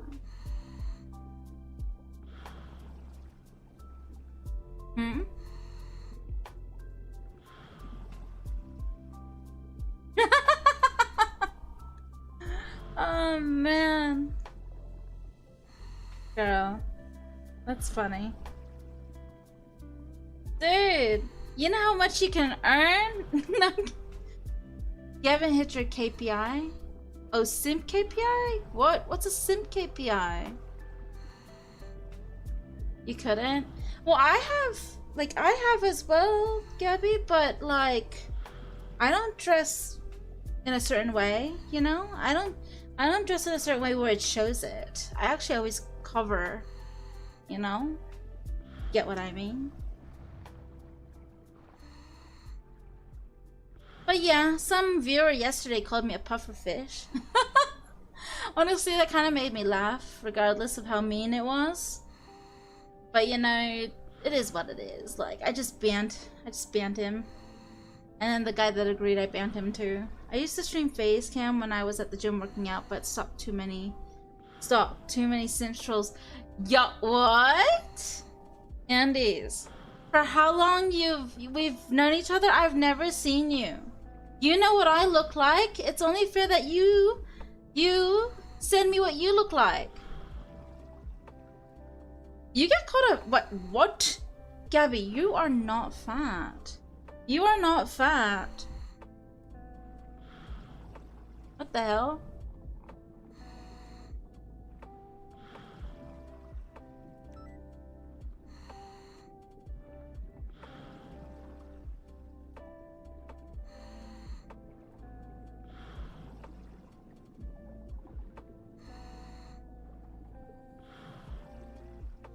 Is this pre-FDG?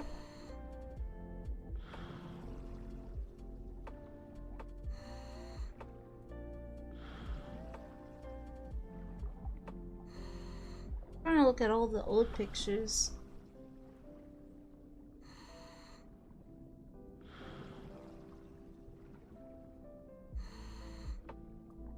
People say a lot of shit behind a keyboard. Easy to talk shit when no one can see them. That is so true. So true. 100% agree.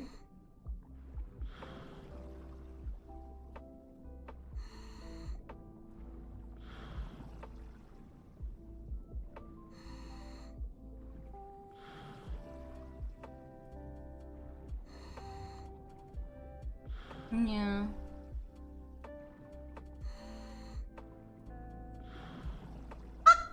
Andes, you're such a Star Wars fan.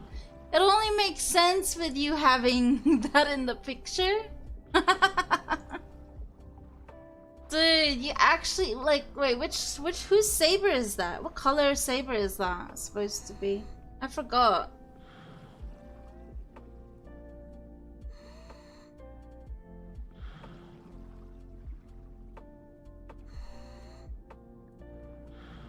But dude, it only makes sense with you having that saber in your picture, considering you have most of your icy names Han Solo or Skywalker or Leia Skywalker.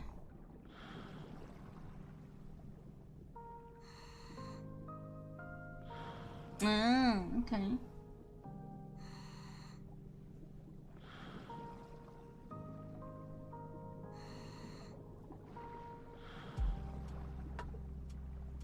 What?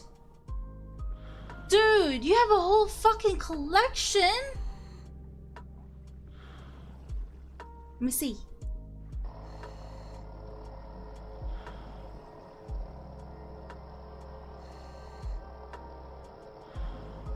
Dude, that is crazy. What the f- Oh my god, my guy. You are a hardcore fan. You are a hardcore fan. Look at all those lightsabers, those masks, everything. Holy. Okay, show stream. Okay, wait. Can I open? Yeah, here we go. Oh shit, no. Did it not show? Wait, what? Where did I save that to? I don't know where I saved it to.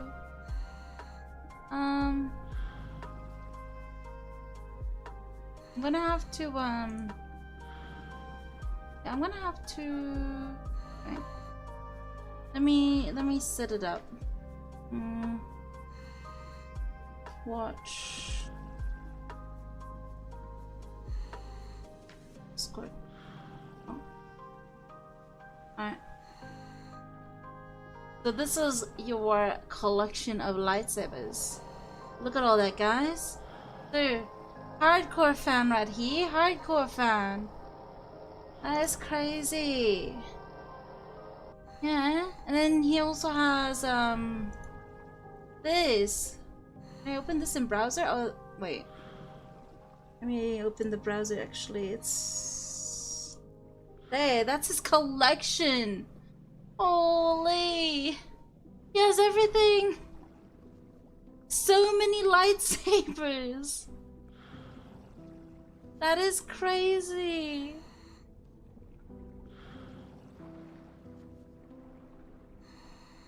Dude, my uncle.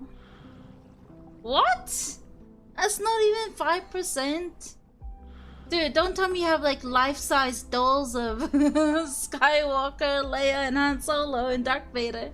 Imagine. Holy.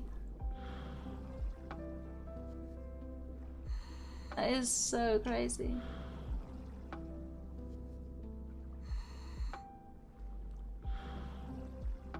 And yeah, it's so cool.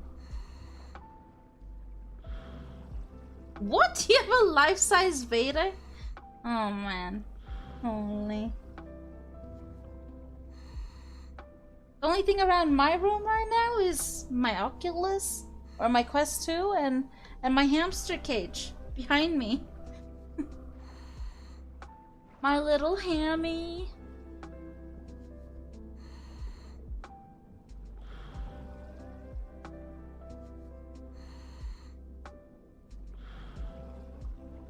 Which, by the way, is my little pride and joy. Oh shit. My little pride and joy, little hammy.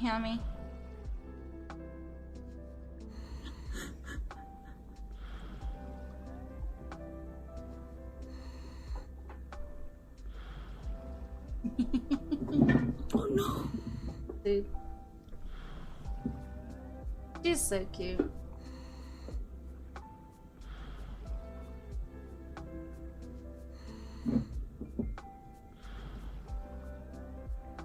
This is where she hides her favorite shoe toy.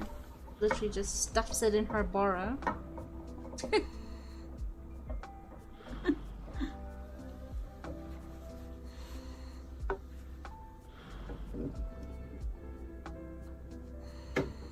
My mom really wants to hold her, but she gets jumpy because my mom's like an unfamiliar scent to her.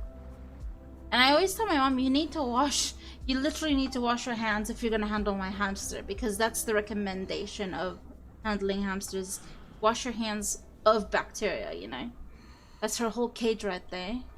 Little castle mansion. Yeah. She's so fat. See, she's so fat. Fatty hamster. This is the picture I sent my coworker to hang on the bulletin board. Here's her like, I'm a hamster, mommy. She's sleeping right now. I noticed that she's been sleeping on her back lately.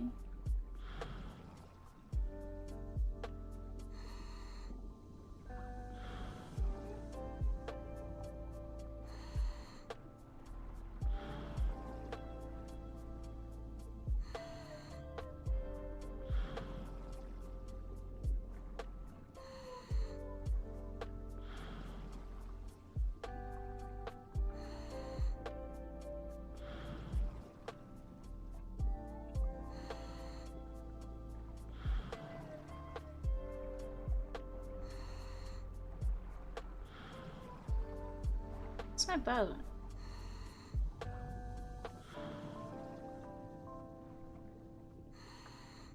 That's it.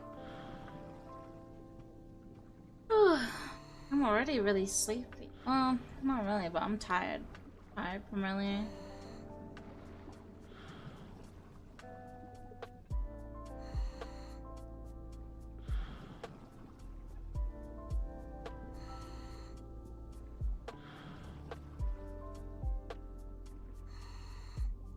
I heard there was a wizard earlier, apparently, at Polito. Or why am I saying wizard? It's more like a hacker. It's a hacker earlier.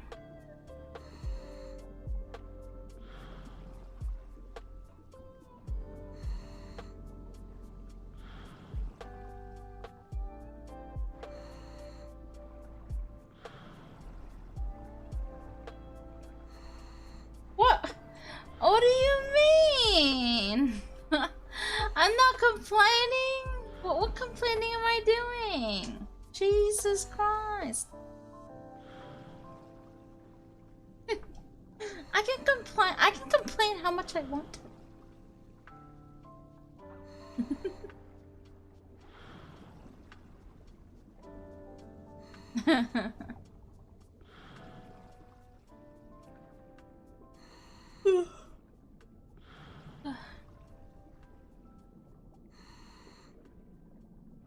Freaking bottle.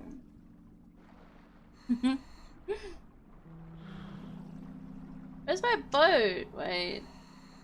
Am I far away? Oh, I am far away.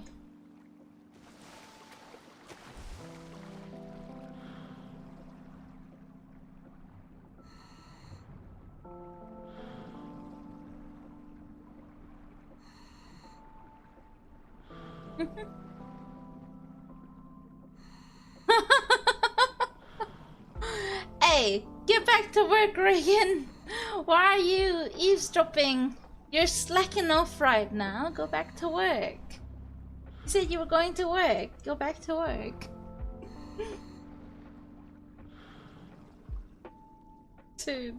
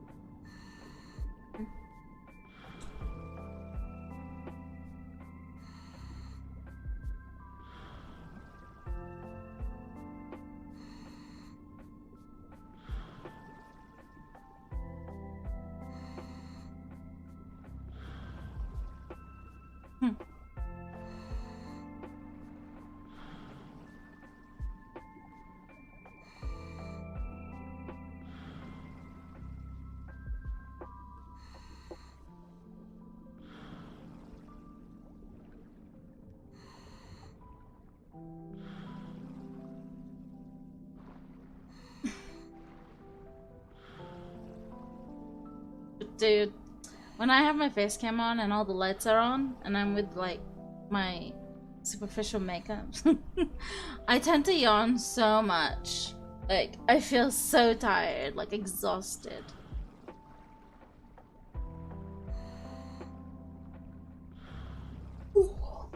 Yeah.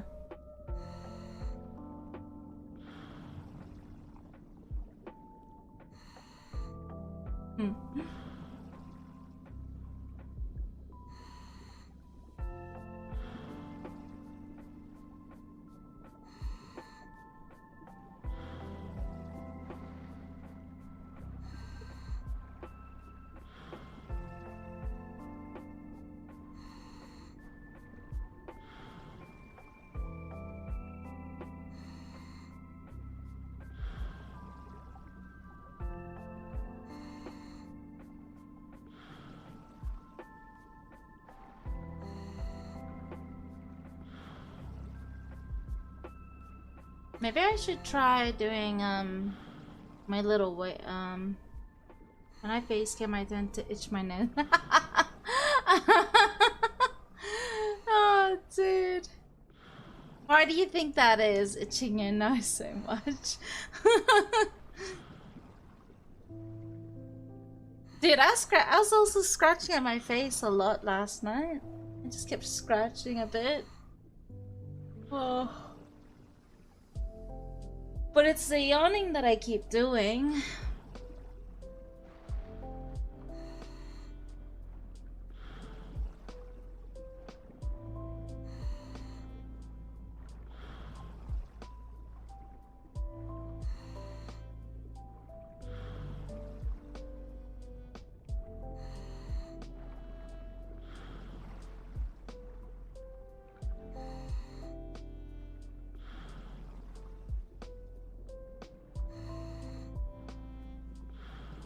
I got 2 more days off before I have to work again. I wonder how they fared this weekend though, because I heard it was going to be really busy. They said something about there being some kind of sort of a concert going on. I don't know. I don't really go out much for those type of things. I mean, if I had a group of friends here, I would have. They invited me out. Probably would have been fun. But I don't really socialize. I'll socialize when I have to, but other than that, I prefer indoors. But yeah.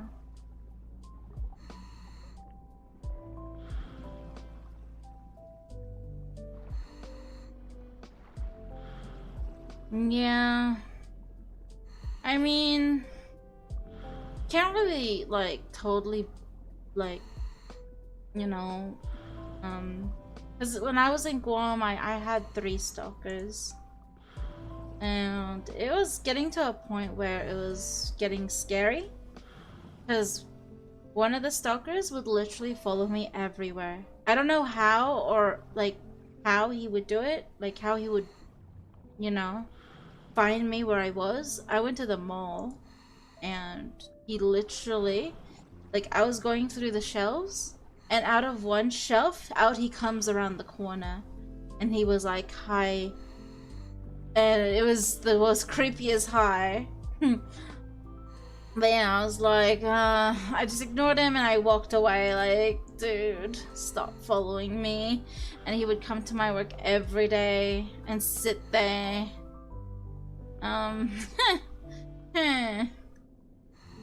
But I think the one, I mean, he might have been creepy, but the other stalker, dude, he was delusional. He thought I led him on. I've never even spoken to the guy before. He was even in the military. He was in the army. And for some reason, he fucking said I was leading him on for some, I don't know. I've never spoken to the guy. So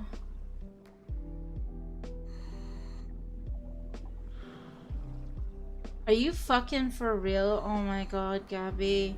That's fucking creepy. Yeah. I did also have another one. He never revealed himself though. He would just send me online messages saying that he saw me walking. What the fuck? Okay, yours is absolute batshit crazy. Dude. Yeah. I think my most scariest stalker in my lifetime was in college though. Bro, he got my number somehow and he called it so I couldn't even use my phone. Dude, it's a good thing. Phone companies now you can now change your phone numbers. Like request a change of phone number. So but yeah. But my scariest one was in college. I think that's where it all like I did have one in high school. He followed me for a year, but he was very harmless. But the one in college was a different story. Like, dude, I was like, it's maybe because I was half American that I didn't look like. I went to college in the Philippines, and the guy that sat next to me, like, he was nice enough. We chatted, we got along, and you know, he was very charming. Like, he was charming. He was handsome, you know, and he won Mr. Pageant in our college. Out of all the guys, he won Mr. Pageant, and I don't know if that got to his head or anything, but when he asked me to possibly go out, his friend came up to me saying he had a girlfriend in the nursing department upstairs. I was like, I got so mad, and I started like silent treating him, like I didn't want to talk to him.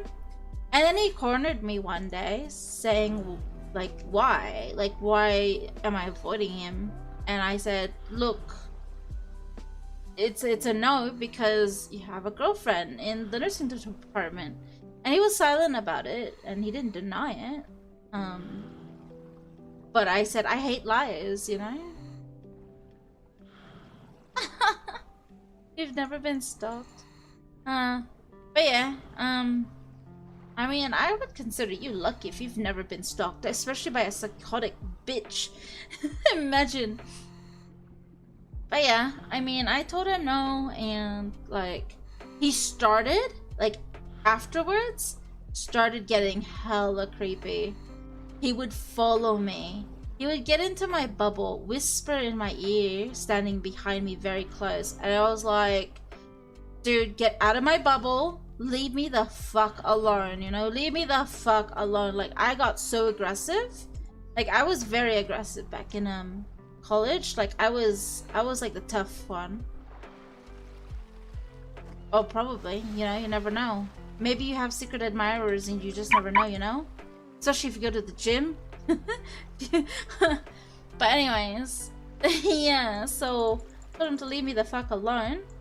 And he literally told me one time during one of our project outings, if I'm not going to fall in love with him, it'll be better to make me hate him so that I would still remember him. Something like that. If I can't make you love me, I'll let you hate me. So in another way, you'll still always think of me. I was like, what the fuck is this guy on about? I guess it's true, considering I still remember what happened. You know? And the weird part about that was his girlfriend from the nursing department hated my guts. She did not like me. She thought I was the one after her man, which I wasn't. She just hated my guts, honestly, like. But whatever, like, you know, I didn't really talk to her. Next thing you know, I'm in a group project and he's one of the members, and I was like, why? So I told my group mates, like, I'm not talking to him and I don't want to, you know, be associated at all, like, no. And they were like, that's fine. And then they all decided to do the group project at one of their houses. So I went to that house, right? This is where it gets really, like, really crazy. Went to that house. I needed to get a drink. So they told me to go to the kitchen. It was, like, somewhere over there. And so I went to the kitchen. Next thing I know, I heard a click. The door. And there he was. The guy. Yeah. Yeah, and next thing you know, next thing I know, very fast, get pushed to the wall. And yeah, and nothing happened though, okay? I literally used my taekwondo skills that I learned in high school and kicked him where the sun don't shine very hard, which made him stand on the ground, or stay on the ground, for a good 10 minutes as I found another door. And used my foot to literally lock, like the door's lock didn't even work. It didn't work. I used my foot in a way to block the door so it would not budge. No matter how much he tried to push, like as soon as he got up and tried to like open that door, dude, you were not gonna come through. I made sure of it. I literally screamed my lungs out. I screamed my lungs out. Told him to get the fuck out of here. I tried to alert my group mates. Like, it took a good 15 minutes. Like, I don't think they did anything. I think they were just listening. I don't know what. Because honestly, my group mates thought like that they really wanted me and him to be together. You know, it was fucked up. They really wanted me and him to be together in the beginning, before he became all creepo psycho stalker. But I screamed my lungs out, and it took about, I don't know how long it took. Honestly, it felt 15 minutes. It really did. Until he decided to walk out, you know. Once my group mates. And then my group mates decided to finally show up, and I literally broke down. I broke down.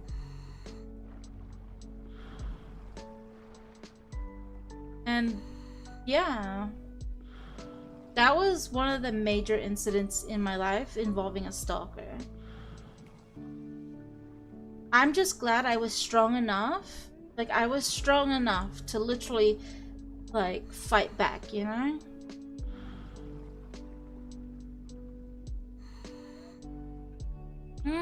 After that, he was still being a creepy little shit. Following me around, being in my space. Even until graduation. was behind my fucking chair and just staring. After graduation, I was gonzies. Traveled to Guam after that. I was like, I'm done. But yeah. And that was the end of that. I went to Guam and then I acquired 3 new stalkers over the course of the 7 years I was there.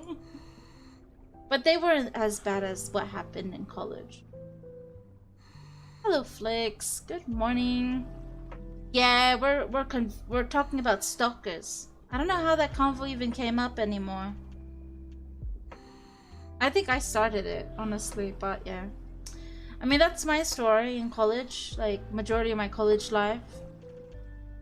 It's because that guy felt that he was the most popular guy on campus and think he could get whatever he wanted, that he felt that he could do what he wanted, which was fucked up. A lot of, yeah. Hey, Marta Boy. Good morning. What is up? Yo, you were in Paleto last night, just literally wreaking havoc. I'm over it already, considering I'm talking about it freely now. Like, I'm literally over it and just talking about it, meaning I've literally let go of the situation. I haven't met the guy since. He has not, you know, tried to contact me in any way, shape, or form, so... yeah. Everything's good now. I'm just glad nothing happened. Hard case! Yes! I got a hard case! 3 briefcase, 1 hard case so far. In like, what, 4 hours? It's been 4 to 5 hours. Yeah. I mean, even after those incidents, I was also, like, my grandparents were super strict on me.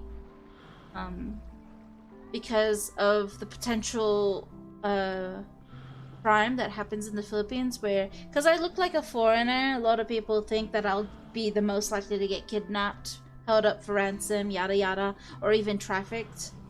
But yeah, I mean, I felt like I was a tough girl, you know?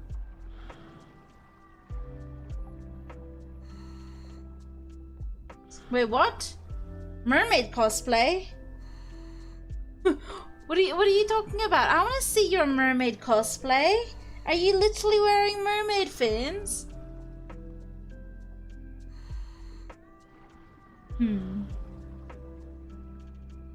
Oh. Okay. Dude, I wish we had the option to put mermaid fins. Like, when we're on land, it turns into feet, and then when we're on the ocean, it turns into mermaid fins. Wouldn't that be a cool type of thing?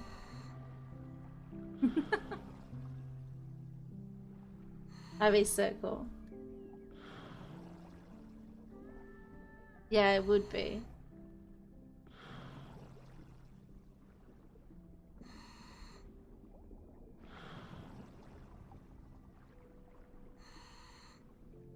But yeah, other than that, so far in the States, I have not experienced having a stalker.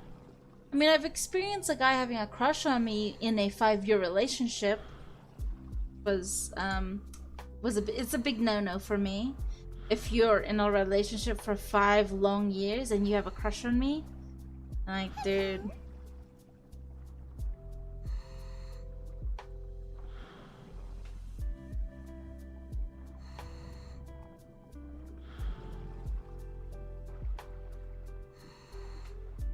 Yeah.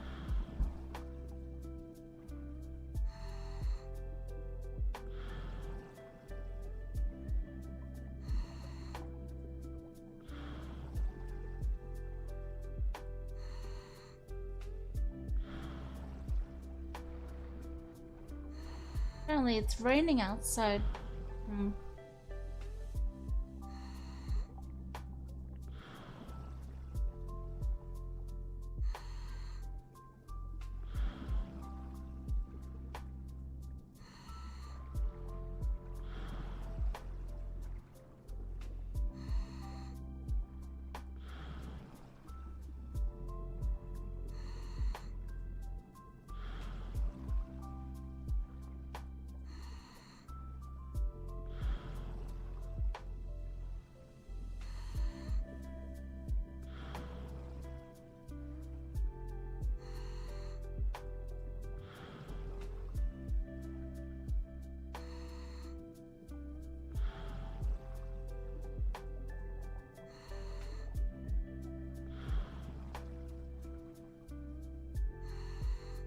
Why am I doing caps lock?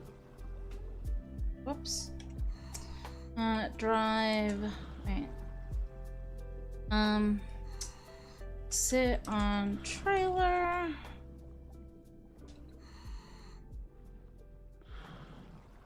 Page up.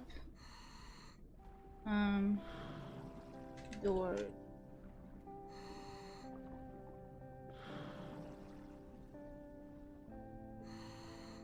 And drive car on trailer. Page up. Go car.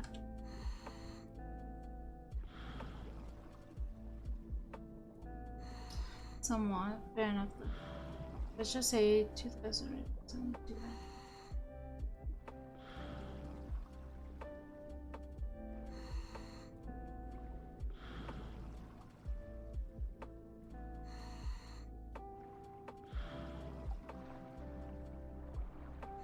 I honestly think this is the hot spot because I've been having good luck so far with cases, not gonna lie. Spot in between Encino and Little P.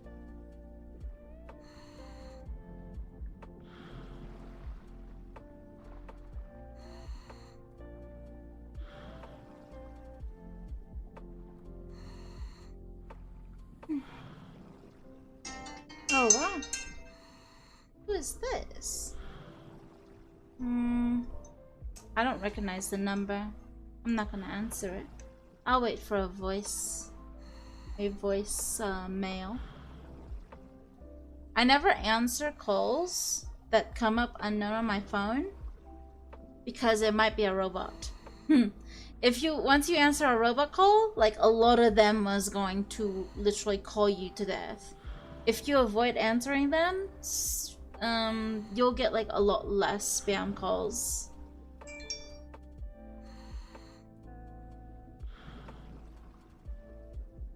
Yeah, maybe they'll leave a.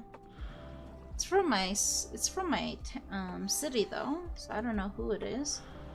But yeah, you'll tend to receive a lot less robot calls once you just avoid answering them, and I always wait for voicemail to come through and see who it might be.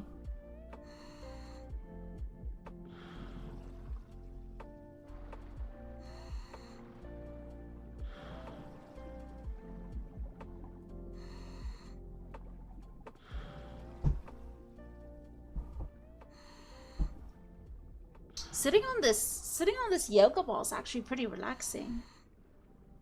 Dude, I could use this for the HoloFit rowing. I don't have a rower, which I could probably buy on Amazon, but I don't want to because that's a large piece of an equipment and that will not fit my room. My room is filled enough to the brim with stuff. I kind of want to move my bike a little bit more.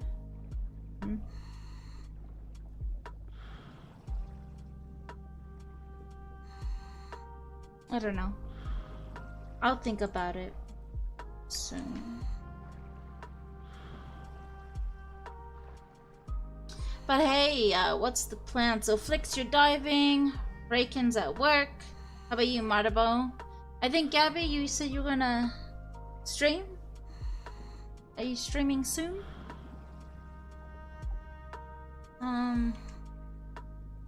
Yeah.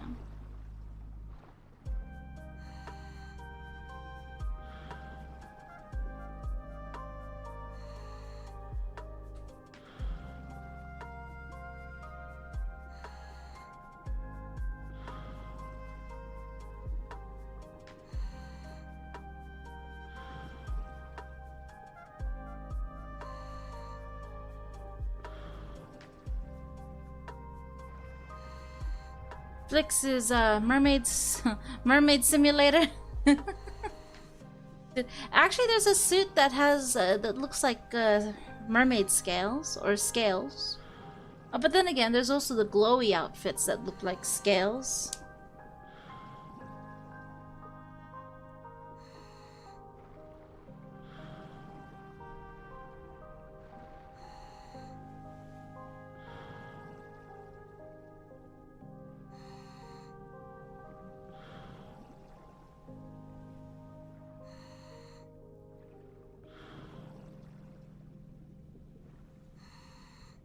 You're just working? Nice.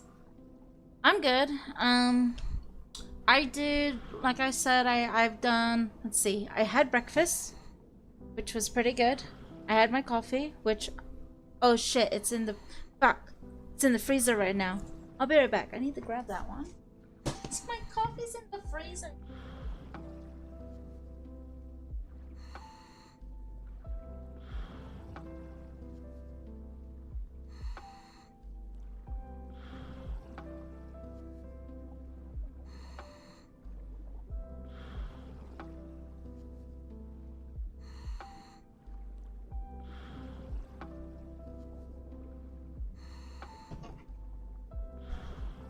Yep, my coffee is totally frozen.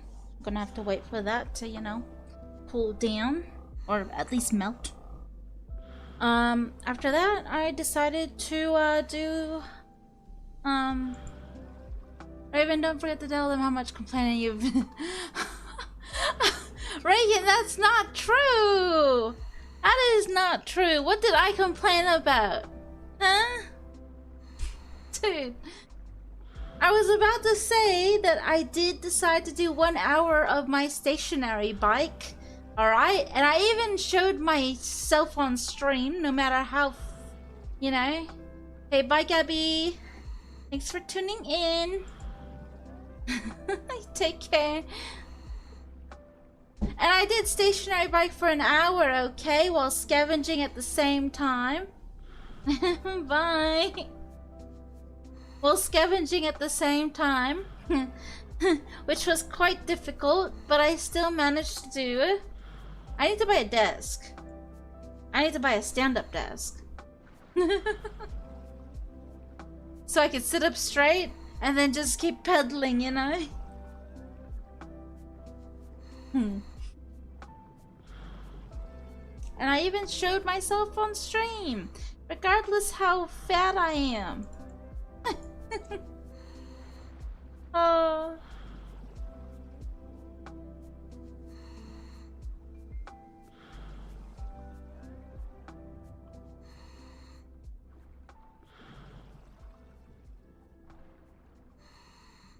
And now I'm just sitting on my yoga ball.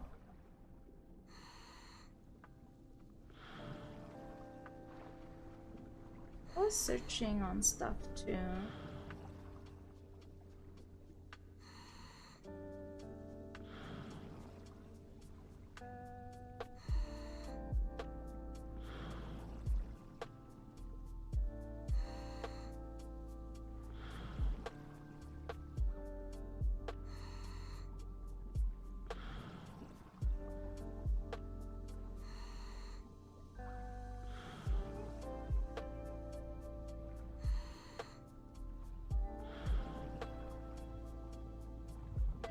And no, I'm not complaining too much.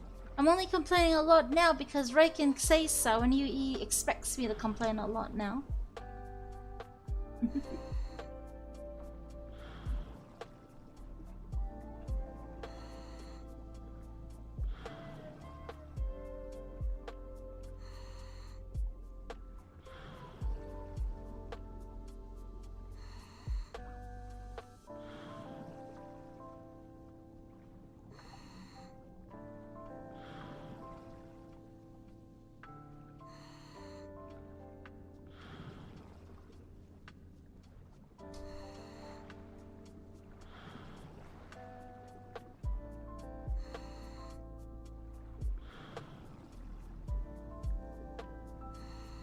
Now I'm just relaxing a bit.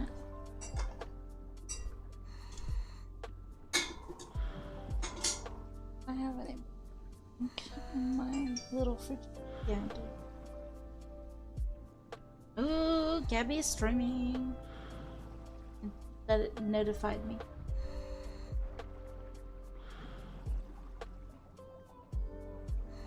But I'm gonna verify, and I'm gonna verify this. Gabby is fucking hot. She is hot as hell.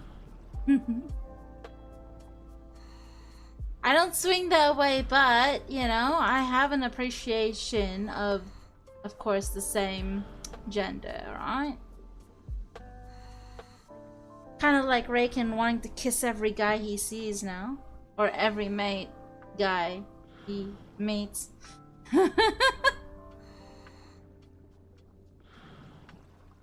Makes me think he plays for the other team.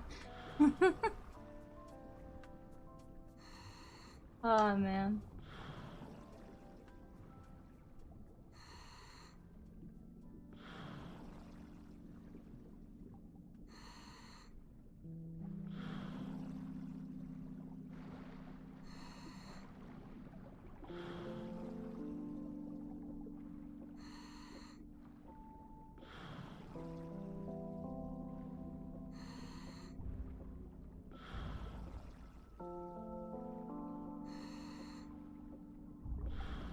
Why do I hear banging? Somebody.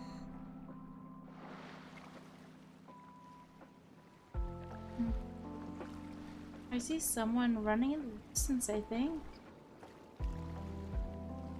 I thought I did.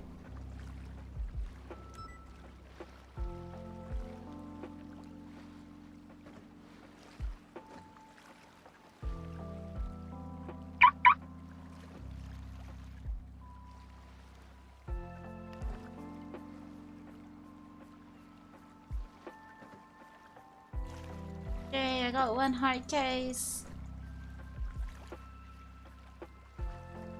This has been the most luck I've had for a long time.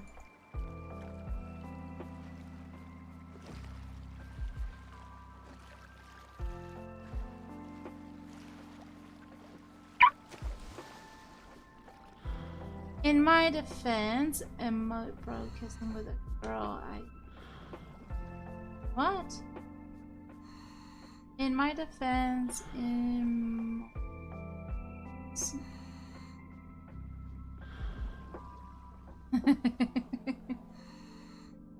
Are you trying to work and type at the same time?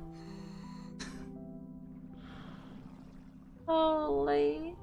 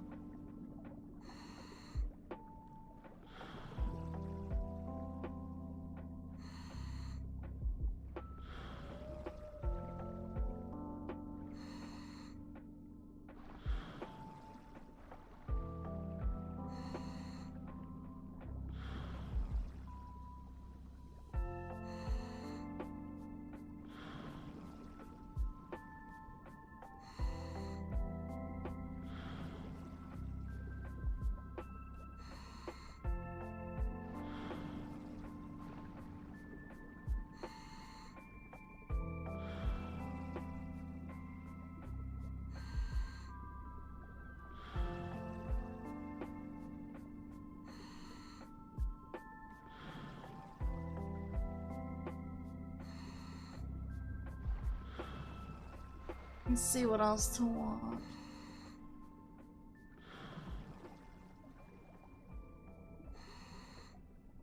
Wait, what did I watch that I was supposed to finish? It was this one. She's, really upset and uncomfortable, which is pretty normal. So she brought her home and, got her settled into bed. And her dad was like, you can just take the afternoon off. I'm gonna be home the rest of the day. I'll take care of her through the night. I'll make sure she gets the right medicine and stuff. You can come back in the morning. So she did that. She left. So the next day rolls around and Alexis comes over to the house and sees that her mom is completely out of it. Like, I'm talking sedated, barely functioning. She was heavily medicated. So Alexis goes to her dad and is like, what the fuck, Dad? Why did you give Mom so much medication? She clearly didn't need that much. And he said, well, she threw up at one point, and I thought she may have thrown up her medication, so I gave her more. Now I think I may have given her too much. And Michelle was wearing an eye patch, so she wasn't able to see anything that he was giving her. I mean, he could have said, I'm giving you Advil and it can be a Percocet. And she ended up telling Alexis that she was worried that Martin was giving her too many medications. So she asked Alexis to bring her all her medications. They said next. So she could go I don't know through when and they're feel coming though. each one and get an idea of, what they felt like in her hand, so she could have a better idea of what she was taking and see if he was giving her too much. And I just think that's really sad that Michelle had that feeling that she couldn't trust her husband. I can't imagine not trusting Josh and thinking that he would over medicate me like that when I'm in such a vulnerable and helpless position. Yeah, Really like everyone sad else thinking can't about wait. What was going on in her mind during all this. So days pass and Michelle is recovering. But I don't know when it'll Alexis come had out. been spending a lot more time there. Depends on the monitoring vehicle what her mom was team. being given a lot more. And there's one day that Alexis was washing her mom's hair. She's washing her mom's hair and suddenly her mom looks up and goes, "If anything happens to me, make sure it wasn't Dad," which kind of just blew Alexis away. And at first she said she was kind of upset with her mom for even saying this and just felt really confused and just weirded out by the whole thing. But she ended up kind of putting it out of her mind. She actually had to go back to school the next day. And she felt You like talking about the Michelle was roadster in a again? pretty good place to leave her, that she was definitely recovering and doing much better. And she actually said that she felt completely confident leaving. So the next day she got on a plane and went back Pagani to med Roadster. school. So then on April 11th, 2011, Martin and his daughter Ada were coming home. He had picked her up from school, I believe. And they got back to the house at 11:35. They walk into the house just like normal, and he tells Ada to go upstairs and check on her mom.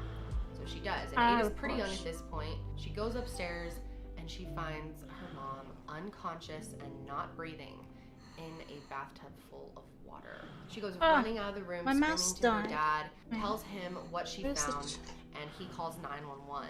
And the 911 call is just bizarre. Martin seems very angry, and I'm not sure who he's angry with. I understand it's normal to be very upset, and you really can't judge someone's behavior on a 911 call at all times, because it is hard to say how you would react in this situation. Everyone has a different response to adrenaline and grief and all of those things. But it's very uncommon to hear people be so mad. It seems like he was literally mad at the dispatch person, or maybe mad at Michelle even. There was a few times he said some things about Michelle. So he calls and he's screaming at them. Okay, what's the problem, sir? Free medical. Sir, what's wrong? I'm falling in the bathtub. Who's in the bathtub? Who's in the bathtub? My wife. Okay, is she conscious? She's not. I'm a physician. Okay, sir. Sir, I need you to calm. Sir, I can't understand you, okay? Can you calm down just a little bit? Okay, your wife is unconscious? She is unconscious. She's underwater. Okay, did you get her out of the water? I did. I just let the water out. She's under the water. She's under the water? She is out of the water now. We're going to be ambulance. Oh my gosh, my breathing dude. at all. She is not. Okay, sir, the ambulance has been paged. They're on their way, okay? Do not hang up. What? Sir? And then he hangs up, which is really weird. Most Thanks for people that stay on photo, the phone Baked with dispatch. They the want you to Snake. stay on the phone until Baked the police Snake. get there. So they call What a him unique back because they don't even have his address. They call, they get his address, and by the way, he gives them the wrong address, which we've seen before if you've been watching my channel for a while, and that normally means they're trying to delay the EMTs from getting there. But they call him back, and he is still upset. He starts screaming, "I'm a Really? physician, I'm doing CPR." So it's actually and called he hangs up Bake the again. Snake? Bake the Snake. Sir, this is 911. Can I help you? I need help. Okay, sir, they're on their way. Is it gonna be 5 mil? No way. Why would it be 5? Why would it cost so much? How old is your wife? My wife is 50 years old. She just had surgery a couple of days or a week ago. What kind of surgery did she have? She had a facelift. She had a facelift? Yes. Okay, Right. do you know how to do CPR? I'm doing it. Okay, do not hang... Oh, he hung up. Super weird. So they call back again. And this is when Martin claims that he cannot get Michelle out of the bathtub, which is kind of strange. I mean, he's been working out lately. He's like this big shot, and he can't lift his wife out of the tub. And his wife is about 180 pounds. Nah, he She wants to wasn't kill his that wife, heavy. that's why. So many people find that to be just very odd. So he tells Ada, his daughter, to run across the street and get a neighbor. The neighbor comes over and helps get Michelle out of the tub before the EMTs get there. And by the way, Martin did drain the water. But unfortunately, by the time paramedics got there, Michelle was gone. Paramedics describe Martin as extremely frantic angry, and he seemed to be even mad at Michelle. He said things like, "Why did you have to have this surgery?" Like he was talking at her while she's laying there dead. And then Martin also calls Alexis and very aggressively and frantically starts screaming at her over the phone too, that mom fell and isn't breathing and that paramedics are here. And then he just hangs up. So Alexis drops everything and immediately heads over to the airport to try to get back as soon as she can. And while she's driving to the airport, it hits her. She realizes that Martin killed her mom. I mean, her mom had literally told her, if anything happens to me, make sure it wasn't your dad. She knew that he had possibly been For the Yankton one, eh? I'll definitely buy the Yankton one. As soon if as anything. Alexis got to their house, she immediately asked Martin. I mean, where that's all the of her cars. mom's That's the only cars I buy, medication as was, long because as she the wanted to count Yankton the plates. bills and see how much had been given to her mom since she was last there. At first, he said, "I don't know, check the garage." Like, okay. So she did. They're not in the garage, obviously. And Martin told Alexis that he actually had asked his son's girlfriend, Eileen, to flush all of the medication down the toilet because it was making him sad to look at it. Really? So obviously, Martin's already looking extremely guilty here. And once Alexis hears that her dad got rid of the pills, it all makes if only sense. they'll sell it, So I'll definitely backtracking buy a it. little bit, I mentioned that Martin Like, why had been not? cheating on Michelle.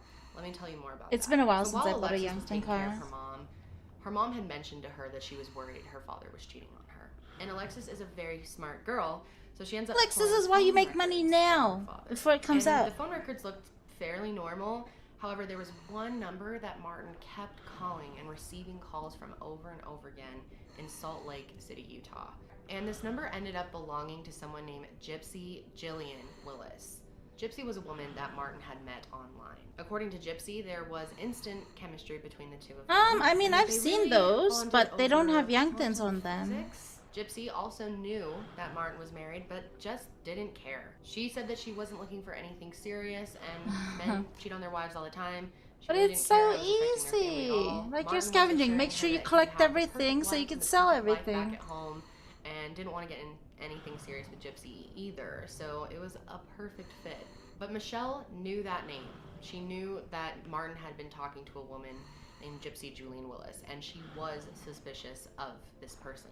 And Alexis knew this name as well. Now, like I said, Martin was a super manipulative guy, and he ended up talking to police and convincing them that this was an accident What's and this, Michelle had just 507? drowned while he wasn't home. When they did the autopsy, it was ruled that Michelle died You of natural trolled. causes, but all of her kids felt like this was bullshit. How does a 50-year-old healthy woman just drop dead? Michelle did have high blood pressure, but they did not think that this was enough to kill her in a natural way. Plus, the older kids knew the circumstances around the marriage and what was going on. That Michelle knew that he was cheating on her, that he was possibly over-medicating her, and of course, the fact that Michelle had told Alexis that she was worried her dad might kill her. And what's also suspicious is Martin decided they needed to have the funeral immediately. He was super adamant about them all moving on really quickly, and they had the funeral just 3 days after she died. And Michelle's family was very skeptical about Martin. They already didn't like him, and they just thought that her death was super unusual. They had talked to the kids. Suspicion and rumors were already starting to float around the family, so Martin told her whole side of the family pretty much that they weren't allowed to come to her funeral because of this, because they weren't being supportive, and that if they did come to the funeral, he would call police and have them escorted out. A few of Michelle's friends were allowed to attend the funeral, but it was mostly Martin's friends. He controlled the whole thing. He was really bossy to the kids and not, nurturing to them in a way that he should have been after their mother just died. He was just extremely cold and agitated. So a lot of the people that Michelle would have wanted at her funeral literally were not allowed to be there. But guess who was? Gypsy Jillian Willis. That's right. This bitch literally went to her funeral. To this day, she says she has no regrets. She doesn't feel bad for going, and she was there to support Martin, who to this day she says that she doesn't regret loving him at all and doesn't regret being there for him in those times. So they have the funeral, they bury their mom, and pretty quickly after that, Martin and Gypsy start turning up the heat in their own relationship. Right after Michelle died, Gypsy was already sending him nudes, and she said that this was to distract him and help him during these hard times. To She does say distract now, looking him. back, Send she's sorry that nerds. she did What it. the hell? So it turns out that this was not a new thing. Martin had actually been seeing Gypsy for several years before Michelle died. Now, since Michelle was the main caretaker for all the kids and Martin worked, he decided after she died that they needed to get a nanny. The two oldest daughters in the family, Alexis and Rachel, said that they would volunteer to come home and take care of the kids and, you know, be there for their family. But Martin said no. He said that they needed to hire a nanny. And of course, there was only And that one nanny is the one that for this he nanny position. is having an And affair with. Martin tried to play it off to his daughters like he didn't know who this was. He said that her name is Jillian something, and they were like, wait, Gypsy Jillian Willis? And he said yes. And that's when they told him, we know who that is. We've seen that phone number. Mom was actually worried you were having an affair with that person. But he tried to play it off like he didn't even know her. In fact, when they first all came together, he pretended to meet her and say, what's your name again? Even though they had been together for years My at this guy. point. So, as crazy as it sounds, Gypsy ends up moving into their house.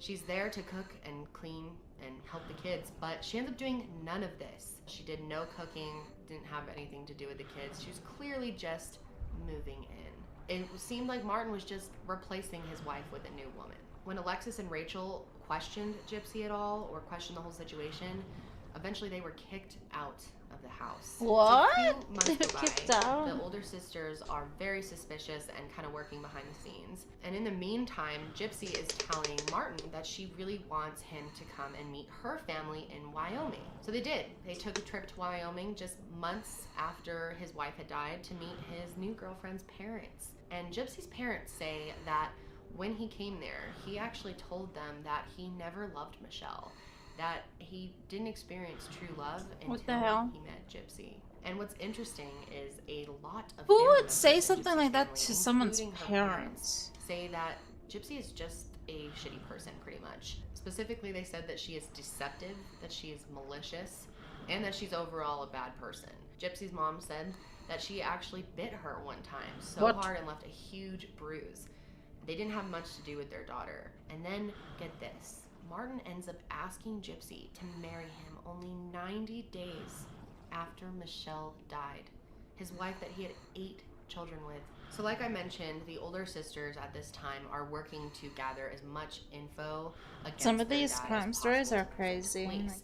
So they finally present it to police, and at first they didn't take them seriously at all. They just thought they were mad at their dad for having an affair and was trying to blame everything on him. So they turned to trying to get media attention.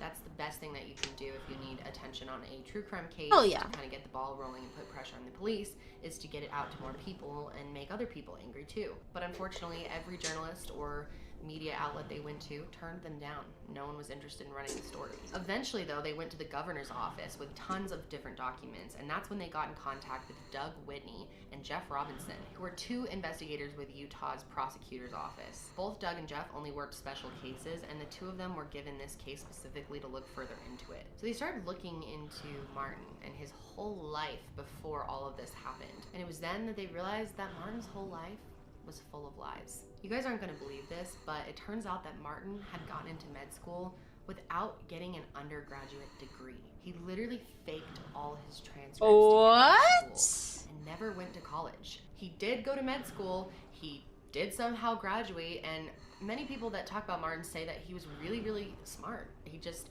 was a con man and manipulated his way through the system, which just blows my mind that people can actually do that. I mean, how many cases have I covered with fraudulent doctors, people lying about their degrees? It blows my mind. And it also makes me a little scared and, you know, think twice about my doctors. I've covered like 3 cases with fraudulent doctors just in the last couple months. I'll link all those below if you're curious. But not only that, they found out that Martin had also served in the military, which is something he really bragged about to people. But it turns out that he was actually discharged from the military because he told them he was schizophrenic. He said that he was hearing voices, and because of this, he was able to live on Army disability money for years. 30 years to be exact. Martin was getting an extra $3,000 a month from the military. They also figured out that at one point, Martin actually went to jail. Basically, he would open a checking account. $3,000 a month? Spend tons of money using these checks, even though he didn't actually have this in his account.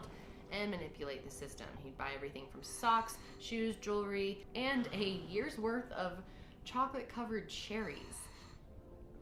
Okay. He also got convicted of forgery fraud and went to jail for 180 days. After this, he was on parole for 3 years, but not many people in his life knew about this. And this all happened before he attended med school, which makes the whole thing even more confusing.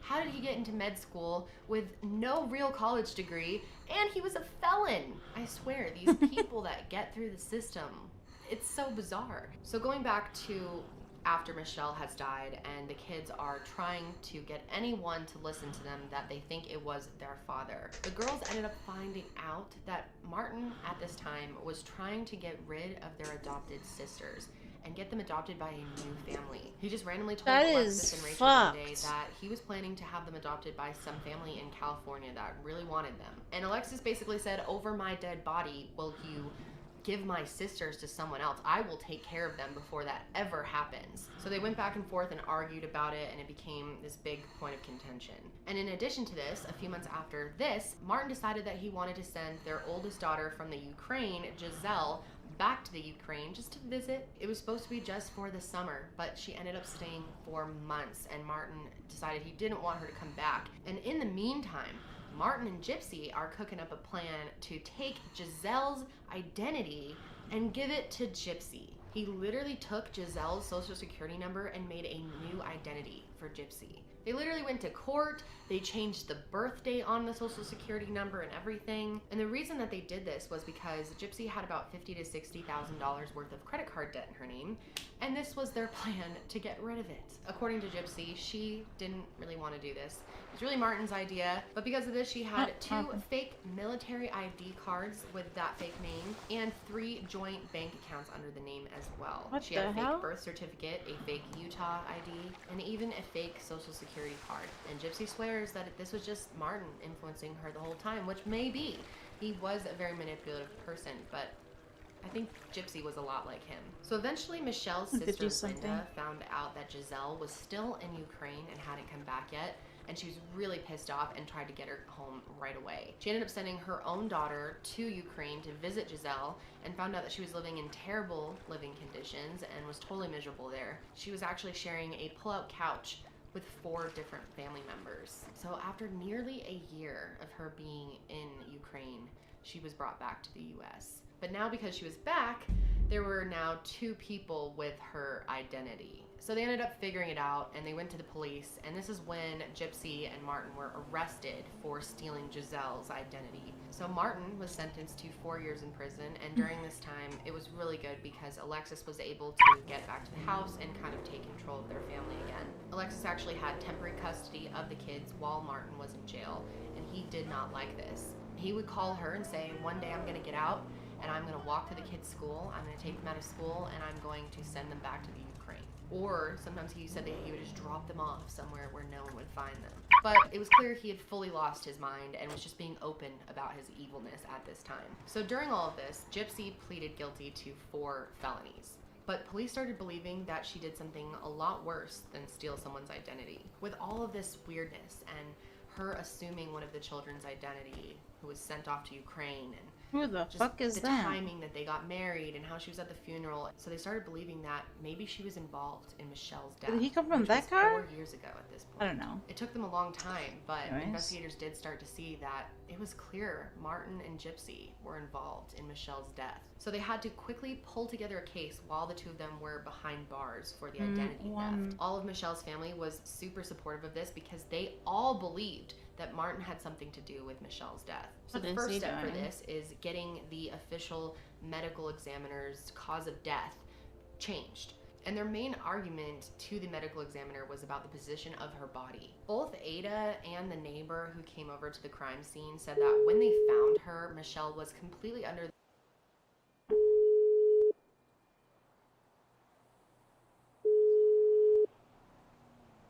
Yo.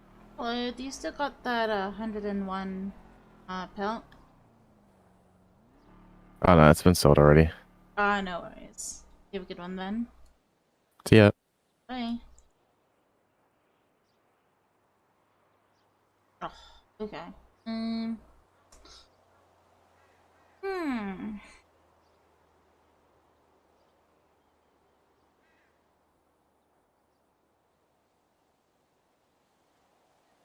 Wonder if this guy needs anything, and then I'll just go. Let's go back. The water other than her head, which was above the water, and her eyes were open. And she was right underneath the tub faucet. And they also said that the water was red. This can't be confirmed. Oh, do you need help?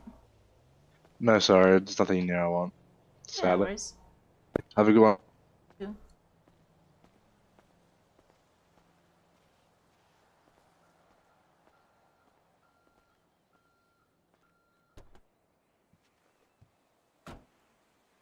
That might be that guy.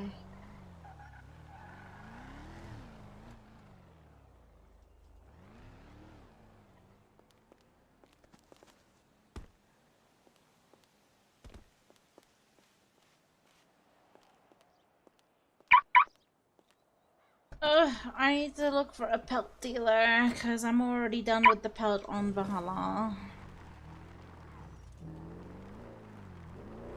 Next time I'll call first before I go.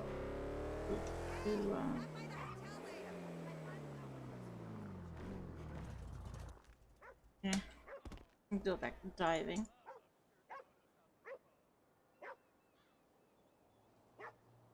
Actually, since I'm here, Confirmed since Martin I'm gonna actually drained be the right water back. immediately. But Martin's account of things was completely different. And I don't know how there can be so much confusion over this, but Martin said that she was actually bent halfway over the tub, like her upper half of her body was in the water, but the rest was hanging out, almost as if she slipped trying to get into the tub. And they also made the argument that Martin gave them that wrong address when he called, which just looks very suspicious. I mean, they had lived in that house a long time. He knew the address by heart. And what's weird is Martin claimed that he was doing CPR on her, but when the first responders got there, they started doing CPR and water started gushing out of her mouth, which made them think that he didn't actually attempt to give her CPR at all. So while Martin and Gypsy are in jail, the kids have really gone public, and now they're getting media attention and being taken seriously that their dad's in jail, and all this information is starting to come out. So they start asking the community to come forward with any stories about Martin, to see if he had possibly hurt anyone else or had done anything else. And it wasn't long before many people started coming forward and saying that Martin had sexually assaulted them. He was also known for being extremely inappropriate around his patients. And victims said that they were too scared to come forward because he would threaten them, and he said that he would get away with anything, and he would leave the hospital before he ever got caught. One woman in particular that came forward was named Anna Osborne, and according to her, she said that one time they were together and he just randomly told her that he had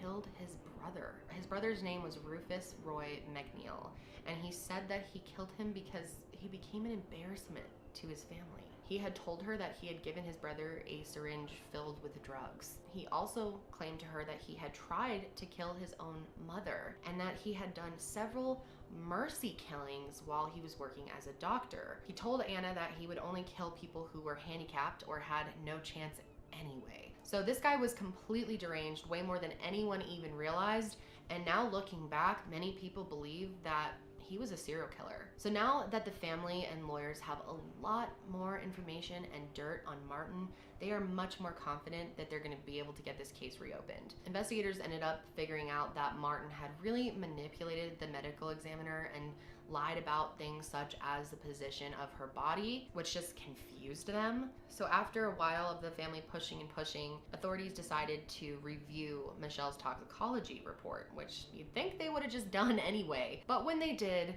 they found out that Michelle had a plethora of drugs in her system, including Oxy, Valium, Ambien, and Lortab, all very, very strong medications. Immediately, this is looking extremely bizarre. Michelle was apparently pretty much recovered. She was feeling really good that day. There was no reason for her to have this many drugs in her system. So it started to look like someone was possibly force-feeding her these medications. And because of this, they changed the official autopsy report from natural causes to undetermined. So on July 6th, 2012, Martin was actually released from jail for his identity theft and went home. However, He wasn't home for long because at this point, investigators are ready to go full force and try to get justice for Michelle. He had 7 weeks of freedom before he was arrested again and charged with the murder of Michelle McNeil. He had to stay in jail until the trial because he was put on $1 million bond and couldn't pay it. But after some time, finally, trial began. And during the trial, all of Michelle's kids came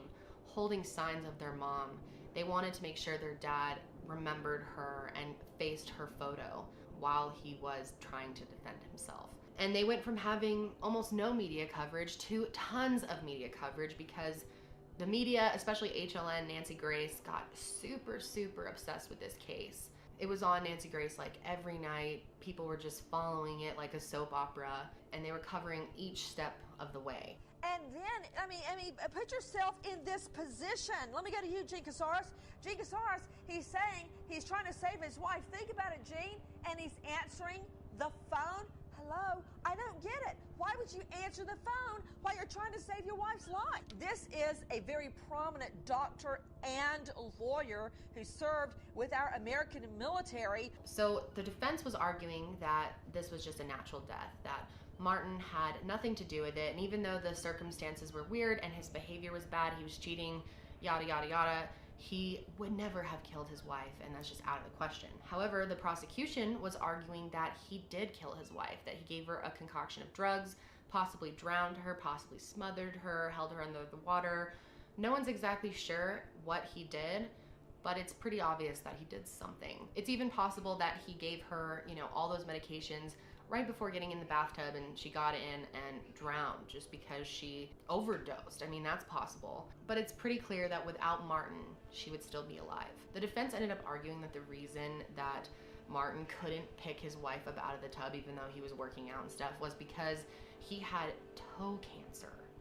Martin was going around telling people he had toe cancer. In court, they actually just claimed that it was a bad foot, but in real life, he was telling people it was cancer and that he may not live a long time because of it. And it made him really weak and sick, but there is no proof that he actually had this. But he would walk with a limp because of this, and even in trial, he's walking with the limp. The prosecution really drove home the idea that she did not need all these drugs. It was very clear that his intent was to kill her just by him getting all of these drugs. He drove her to a doctor that was way out of their town just because he knew that he would prescribe anything. And they had this guy up on the stand, and he just said that, Martin was a doctor, so I thought, he'd take care of his wife. He would know how to dose her properly and felt like she was in good hands. Why did you prescribe it here?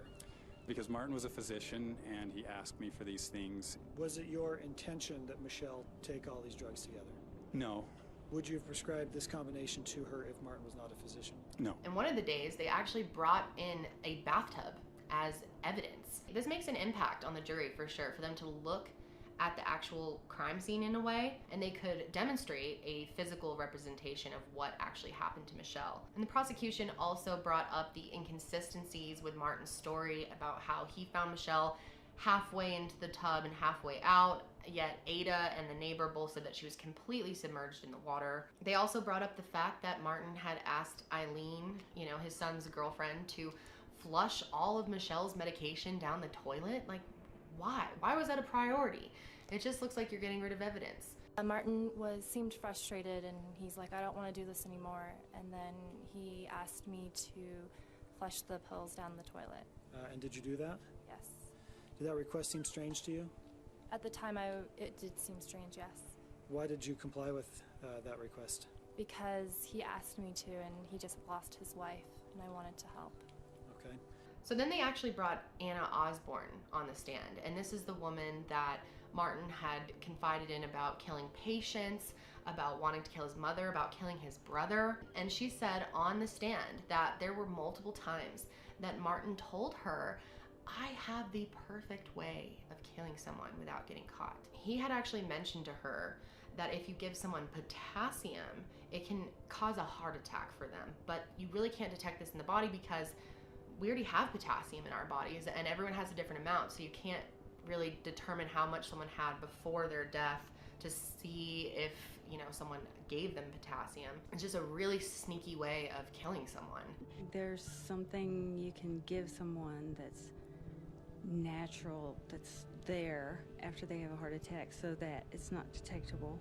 And so you could cause someone to have a heart attack, and the drug would supposed to be there anyway, and so you wouldn't be able to tell. That's correct. Now, during the whole trial, Martin really showed no emotion, no remorse, no expressions really at all. He even sat there and watched his own kids testify as they told how horrible their lives have been since their mother died and how much they distrust him and that they straight up think he killed their mother, and he had no reaction to this at all. My mom was just wonderful. My mom was my best friend. Who is Martin McNeil? It was my dad. Is he in the court today? Mm-hmm. Where is he seated, Vanessa? It's right there. My father picked up the phone. He said that your mother's not breathing. She's in the bathtub.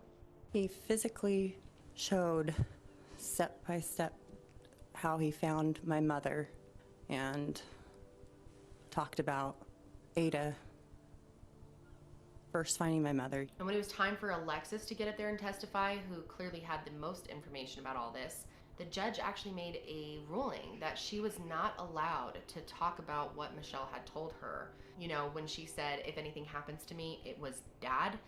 They said that that was hearsay and she could not say it in the trial, which was crazy. But she ended up having a really successful testimony anyway. So on the 6th day of the trial, Gypsy actually took the stand. Gypsy stayed very matter of fact, almost kind of like unbothered. She came across in a really gross way to me. How do you know the defendant?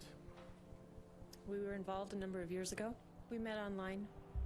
Did the relationship become sexual? It did. I think we probably had sex half the time. I mean, sometimes it was just lunch. She didn't bring any emotion to her testimony, didn't feel any remorse either, and really tried to defend Martin as much as she could. It turns out that all that time in jail, Gypsy and Martin were still communicating. They were writing love letters back and forth.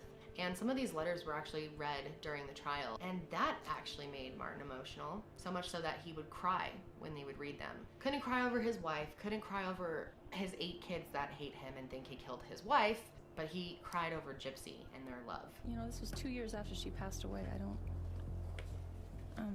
I'll ask questions, thanks. Okay, so he wrote to you. Well, we wrote back and forth, yes. And you referred to each other with terms of endearment and such. Prison is a very lonely place. How does he address it to you? Dear sweetheart. Will you read this line he wrote to you right there? I will work hard to keep your love for me. But they ended up bringing a bunch of inmates that Martin had spent time in jail with, and they said that while he was in jail, he never limped, never talked about foot pain, just wasn't a thing. There were a few inmates that said that he sometimes would walk with a cane and told people he had multiple sclerosis in there. But not only that, they also talked about some things that Martin had told them that were really concerning. One inmate testified that Martin had told him about his relationship with Michelle and said they had a really bad relationship. He said that Martin told him that Michelle was trying to steal his money and that she wasn't going to let him get away with cheating on her, so he had to take care of her. He also mentioned to another inmate that he had given her oxy and some sleep medicine and told her to get into the bath. He also said to another inmate that he kind of had to help her out, meaning he had to hold her head under the water and make sure she stopped breathing. And multiple inmates said he would say things like, "I'm happy the bitch drowned," and "I'm glad she's dead." Did he say he murdered his wife? He didn't say it like that, but he said, "I'm getting away with murdering my wife." Hoyer was the 4th of 5 inmates to testify for the prosecution. That guy's an inmate? On Damn. camera, Okay. Still incarcerated and fearing for their safety by snitching on McNeil. The inmates testified McNeil confessed to killing his wife, but without actually saying it. He said he gave her some oxy and some sleeping pills and then got her to get in the bathtub. Did he say what he did next? Later on, he just said he had to help her out. And I asked him what that was, and he said he held her head under the water for a little while. He said that she was in the way, that she wanted the house and the kids. He said they couldn't prove that he, did anything. I just went up to him and said, "Hey man, I apologize about your wife." And he goes, I'm glad the bitch is dead." Did Martin talk to you at all about the relationship he had with his wife before she died? There was going downhill, that they're trying to get his money. She was I'm not gonna let him keep cheating on them, keep cheating on her. That was all a lie, of course, right? Yes, it was. So after hearing all of this information, the jury was pretty convinced that Martin had something to do with Michelle's death. They ended up deliberating for hours. They were kind of struggling with the exact charge to give him, but on September 19th, 2014, the jury came back into the room and gave the verdict. I will now request that the clerk read the verdict. Mr. McNeil, if you will stand, please.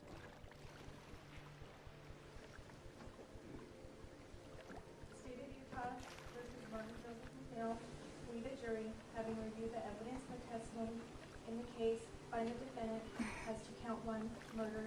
I'm just updating certain things. Count 2, obstruction of justice, guilty. Dated this night, day of November. Thank you. Please be seated. So a few months went by before sentencing, and when they actually did the sentencing, all of the kids were able to get up and say something to Martin. This was really healing for a lot of them to be able to face him directly and say what they needed to say. This man who I once admired and loved made the choice to destroy others. He made the choice to destroy his family. He made the choice to murder my mother. He has victimized so many and has never shown remorse nor taken any responsibility for what he has done. Please let him know that there are consequences for his actions. Let him see that he is not above the law. He has created his own fate. He has destroyed so many lives. He has been able to get away with so many crimes in his life. My father's facade is now crumbled. My father is a monster and must be held accountable for his actions. Please give my father the maximum sentence. I plead for justice. However, Martin acted completely unbothered by this. He was joking around with his attorneys during it, didn't look like he really gave a care at all, and in the end, the judge gave him the harshest possible sentence they could, and that was 15 years to life in prison. He will likely never get out of prison. Gypsy was never actually prosecuted in Michelle's death because there's no evidence that she actually participated in her death at all, or that she even knew about it. However, Michelle's family thinks that she did have something to do with it, that she was involved somehow. And just her lack of remorse and total support for Martin in the end makes them feel like she wanted Michelle dead as well. Gypsy claims that she is so sorry to all of Michelle's family and her daughters, but they really don't care. They don't think she cares at all, and that she just says that for, public perception. Martin did appeal his sentence. However, he lost, and it was determined that he would stay in prison for the rest of his life. However, on April 9th, 2017, Martin was found dead in his jail cell. He had taken his own life, and it was only a few days before the 10th anniversary of Michelle's death. Officials with the Utah Department of Corrections say McNeil was discovered in one of the prison yards unresponsive. News specialist Nicole Val has the details about his death. Now, officials do not suspect foul play at this point, but Unified Police are heading the investigation to determine an official cause. Ashley and Keith, we also reached out to McNeil's daughters tonight for comment, but they declined to speak. His daughters actually did go to his funeral, and they said that it was a healing time for them to kind of say goodbye, have a strange sense of forgiveness, which is really important in the stages of moving on. And it allowed them to kind of release all that fear and anger that they had been dealing with for so long, and know that he can never harm them or anyone else again. Alexis ended up adopting her younger sisters and raised them to this day. Rachel ended up going to school to become an LCSW so she can help other families one day, which is amazing. Alexis got married and had kids of her own, and she changed her last name to Summers. One of the younger sisters, Elle, actually had her own daughter as well. But it's just really hard for them to know that at the end of the day, Michelle isn't there to meet any of her grandkids, and she loved kids so much she would have just been over the moon to have, her family growing. The family has done everything they can to remove Martin out of their lives in any way, including taking wife of Martin off of Michelle's gravestone. It's a really, really sad case, but it just shows you how important it is to fight for justice if you think something's wrong. It's really amazing what Rachel, Alexis, and all the kids in their family did to fight for their mother, and without them, Martin may have just continued on with his life. and gotten away with murder. And it's a good thing that he is no longer on this earth to hurt anyone else, because I believe he probably would have. But that's it for me today, guys. Be sure to let me know your thoughts down below. I want to hear your opinions, whatever they are. Make sure to give this video a thumbs up if you enjoyed it, and be sure to subscribe if you're not already. But that's it for me today, guys. I hope you're having a good one. Stay safe, and I will see you next week.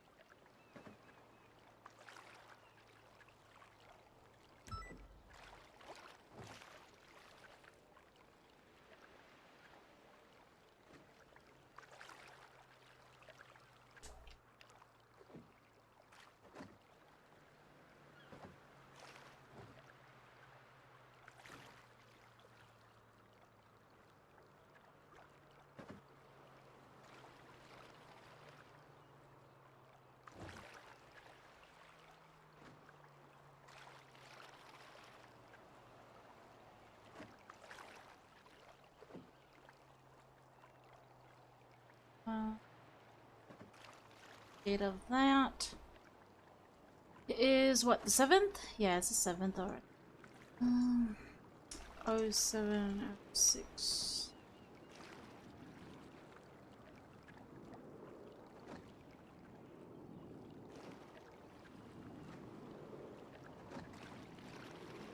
Seven oh six.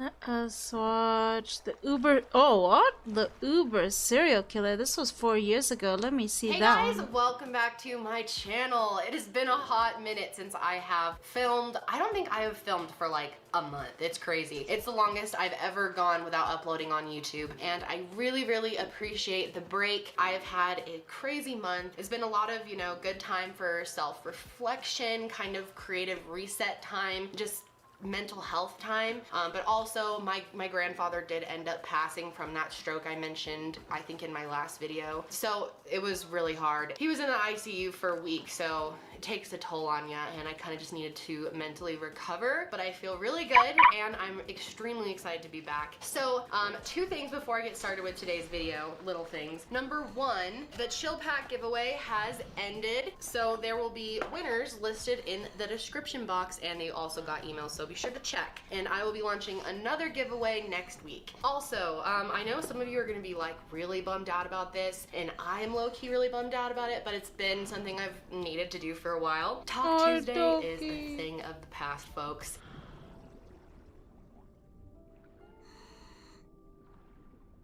I'm sorry. I know a lot of you guys love the little intro song, and I've been using it for years. And the intro song is really why I kept the series, because I loved it too, and it was fun to sing every week. But it really doesn't make sense because, like, it was a talk thing back when I had a makeup channel. I called it Talk Tuesday because I was talking while doing my makeup. And now, you know, I'm just always talking and I'm always telling you a story. It's not really like opinions.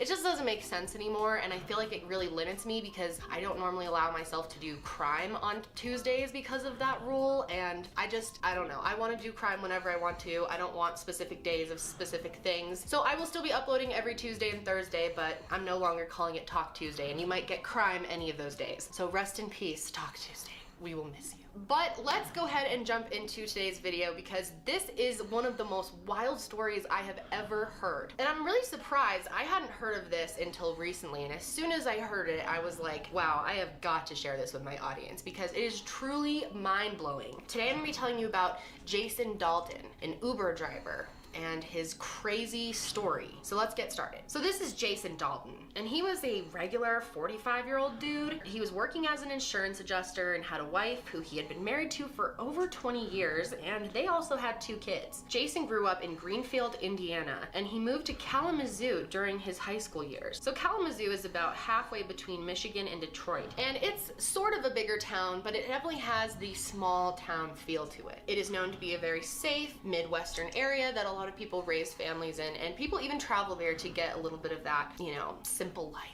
So when Jason was in high school, he was actually the co-captain of his football team, and he was a really good student, had good grades, and his friends described him as someone who was never really looking for any trouble, was very easygoing. So he went on to attend Kalamazoo Valley Community College, and he graduated in December of 1992 with an associate degree in law enforcement, but he did not enroll in the school's police academy program. He married his wife Carol in 1995, and the couple had 2 children together, and they were 10 and 15 at the time of this incident. Now, Jason Dalton was described as a really nice guy, like a family man, just your average dude. According to one of his old friends, Jason had tried to become a police officer in Michigan and some of the surrounding states, but had no luck. He had no interest in moving away to find a police job, so he just stayed put. So instead, he decided to attend WYO Tech and study auto body work. And this is all the way in Laramie, Wyoming, which is kind of far from him. And the whole distance thing must have not actually bothered him as much as his friend said, because Jason ended up working at a BMW office in New Jersey. And this allowed him to get jobs as a mechanic and eventually as an insurance adjuster. Jason loved to tinker with cars. He loved to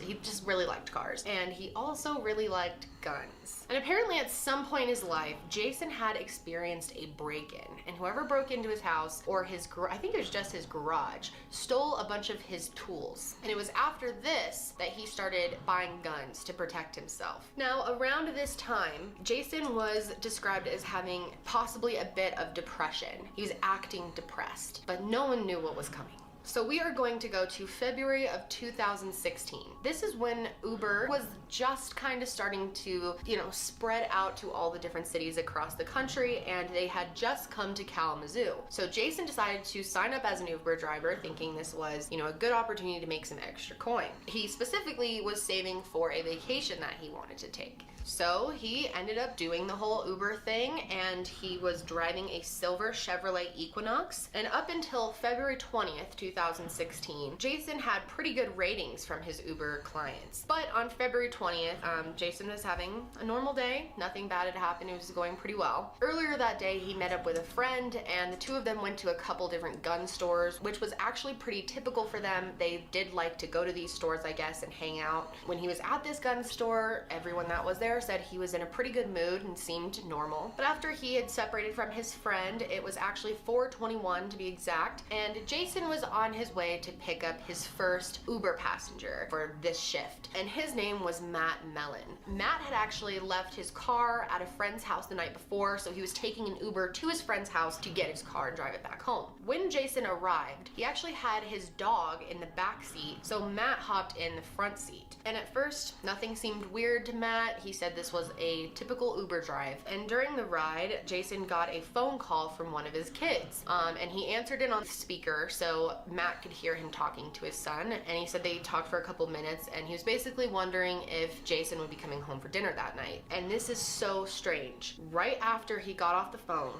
Matt said that all of a sudden he took a 180 turn and Jason hit the gas pedal and they went flying. They were driving down like a neighborhood road, and Matt said they were going between 70 and 80 miles per hour. Matt said that Jason was just flying through stop signs, wasn't looking at all, just doing completely reckless, doing whatever he wanted to do. Matt said that he was yelling at him, asking him to stop, and he started thinking maybe they would get in an accident, so he started bracing for impact. Matt was so desperate to get out of the car, he kept pointing at different friends' houses, telling him to stop because he was already there. But finally, after driving around a little bit, Jason slammed on his brakes. A witness named Casey Black lived inside of the house that the car stopped in front of. So I ran out into the front yard. The silver Chevy Equinox came screeching to a halt and a door flew open and like this guy does a tumble roll out of the car. I was just in the car with my Uber driver. He was leaving in and out of lanes. He sideswiped the car. Okay, what kind of car is it? Chevy Equinox. Do you want to talk to an officer or you just want me to put out an alert over the radio? I just wanted to report it because I don't want someone to get hurt. I understand what you're saying, but I need to know if you want to talk to an officer or if you want me to have an officer, if you should be on the lookout for it. I just want to be on the lookout. Okay, thank you. Now this call kind of pisses me off because it seems like the 911 operator just really disregarded what he was saying and did not take it seriously at all. Now, to their credit, they can't really do much about a driver that's acting reckless, especially if they didn't see it themselves. So when Matt got off the phone with the police, he went home and filed an actual report with Uber. And it has since changed, but in 2016, you couldn't get a hold of Uber if there was an emergency, like right from the app, but now you can. Did you say anything to him? Yeah, I was pleading for him to stop the vehicle so he could let me out. He was surprisingly calm the whole time. He was just stating that he's like, "Don't you want to get a ride to your friend's house? Don't you need a ride?" And I was like, "Yeah, please just pull over and let me out." At that point, he refused to stop. So he was calm. He wasn't. He didn't driving really erratically. He didn't seem agitated or anything like that. He was calm, That's even though he scary. was driving very fast and erratically. Yeah, exactly. We were swerving into oncoming traffic. Once we got closer to my destination, I was yelling at him, like, please stop, please stop. That's when he started to get more agitated with me, and he was stating that, he was like, "Where's your friend's house? Where's your friend's house?" And I was pointing out random houses. So after Jason dropped Matt off, he went home and got at least one of his guns and a bulletproof vest. And he got back into his car to go pick up some more people. So it was around 5:30 when the next person requested a ride from Jason. Her name was Macy, and she was 15 years old at the time. And she was at an apartment complex called The Meadows. So when he showed up, he wasn't able to find her, so he ended up calling her and telling her that she was giving him wrong directions. He actually ended up getting extremely frustrated and hung up on her. So Macy wasn't sure what was going on, so she sent him a few texts asking if everything was good and if he was still coming. But while Jason was trying to find Macy, he came across a woman named Tiana. She had actually just finished working out at her house, and her daughter had a couple friends over, and the girls wanted to go over to a different friend's house to play, so Tiana said that she would walk them there safely, and so that's what they were doing. Her daughter had 4 friends, so it was 5 girls and her, and while they were about to walk across a street, Jason pulled up right next to them. He kept asking if she was Macy, which she wasn't, but he for some reason thought she was and kept insisting, but she kept saying, no, I'm not Macy. And he was driving really crazy, so she kind of said it in a bitchy way, you know, like, dude, what the fuck? So he got really mad at her, he sped away and then turned back around, came flying back towards her, and this time he had a gun pointed out the window. And from there, he just started open firing on all the girls. Tiana yelled to the other girls to run and not to stop, which is a great tip because, you know, you never know how good someone's aim is, and if you're a moving target, you're a lot harder to catch. Tiana was shot a total of 4 times, and a neighbor ended up hearing the gunshots and came outside. And then I heard a woman. She wanted to know about her kids. She was coherent. A bunch of people just like came out and started like helping her. They quickly called 911. She was immediately asking if the kids were okay, and thankfully they were. Please don't move. They coming, okay? Please don't move. We got the kids. Please don't move. I've never met her. This was the first time, and It's the wrong way to meet your neighbors. She's very lucky, and those kids are very lucky too. You physically blocked some of those bullets. Would I do it all Great over case. again? Hell yeah. Oh my god, this is gosh, literally imagine, 6 the of them. hot That's spot. really, Like, really lucky for none of them I've to have not died. had this Tiana much was obviously luck. brought to the hospital to treat Here's her my boat. gunshot wounds, but she did survive. So at this point, police are starting to kind of put together that this might have something to do with the call that came in earlier from Matt Mellon saying that he had this crazy Uber driver. And with this new report coming in, they said it was a silver Equinox. They also said there was a dog in the back seat. So they connected this right back to the first caller and figured out that this is some type of Uber driver that's harassing people. So the dispatchers ended up calling Matt back, and he had actually gotten the name from Uber. Hello? Hi, did you call earlier about the Uber driver? Yeah, he picked me up from my house. Did you guys catch him or? No, we were just trying to see if he was involved in another incident. Okay. I have his name from Uber. It's Jason. So he sends in Jason's Uber profile picture, which was a pretty clear picture. Now, what is really unfortunate is the police really missed an opportunity here, I think, to possibly contact Uber and get this account suspended immediately so he couldn't continue to get unsuspecting passengers, but they didn't. Not long after this happened, at about 5:45, Jason ended up running a red light and sideswiping a car. It turned out to be a man named Jordan Loomis, who was driving his wife to go get some ice cream. So they pulled over and called 911. Kalamazoo County 911. Hello. I needed an officer to come out. I was just involved in an accident where a guy ran a red light and hit me in the intersection. At this point, he's still driving a silver Equinox, but now it has some damage to it, so police can kind of, see him more easily. His car is more identifiable. So a little bit after this, Jason ends up calling his wife. He asks her to meet him at his parents' house because he wants to switch cars. Now this is crazy, but he came up with this story to tell his wife, because she's gonna be like, well, what the fuck happened to the silver Chevy Equinox? He said that he was attacked and shot at by taxi drivers. He said that there was this huge feud between taxi drivers and Uber drivers, which, sometimes they got beef. Like, I know especially in Vegas, they always talk shit about each other, but enough to shoot each other? He went into his parents' house and got a handgun, and he actually gave it to his wife and said to keep this on her so she could be safe. He said that she had to keep the kids with her and keep them safe and not allow them to go to school on Monday, and she couldn't go to work either. And then he told her, I'm not gonna tell you what I'm going to do, but when you watch the 11 o'clock news tonight, you'll know it was me. So he switched cars and he ended up in a black Chevy HHR. So now the car that the police were looking for isn't even on the road anymore. After Jason left his parents' house, he started doing more Uber pickups. Now people said that he wasn't acting strange when he was driving, but people did point out the only thing that was weird is, the app says he's gonna be picking you up in a silver Chevy Equinox. You can't just put in whatever car you want. They verify a specific car so that you as the passenger can verify you're getting into the right vehicle. But he was driving a black HHR, and he would just tell passengers that his car was experiencing some trouble, so he had to switch cars temporarily, and people were believing him.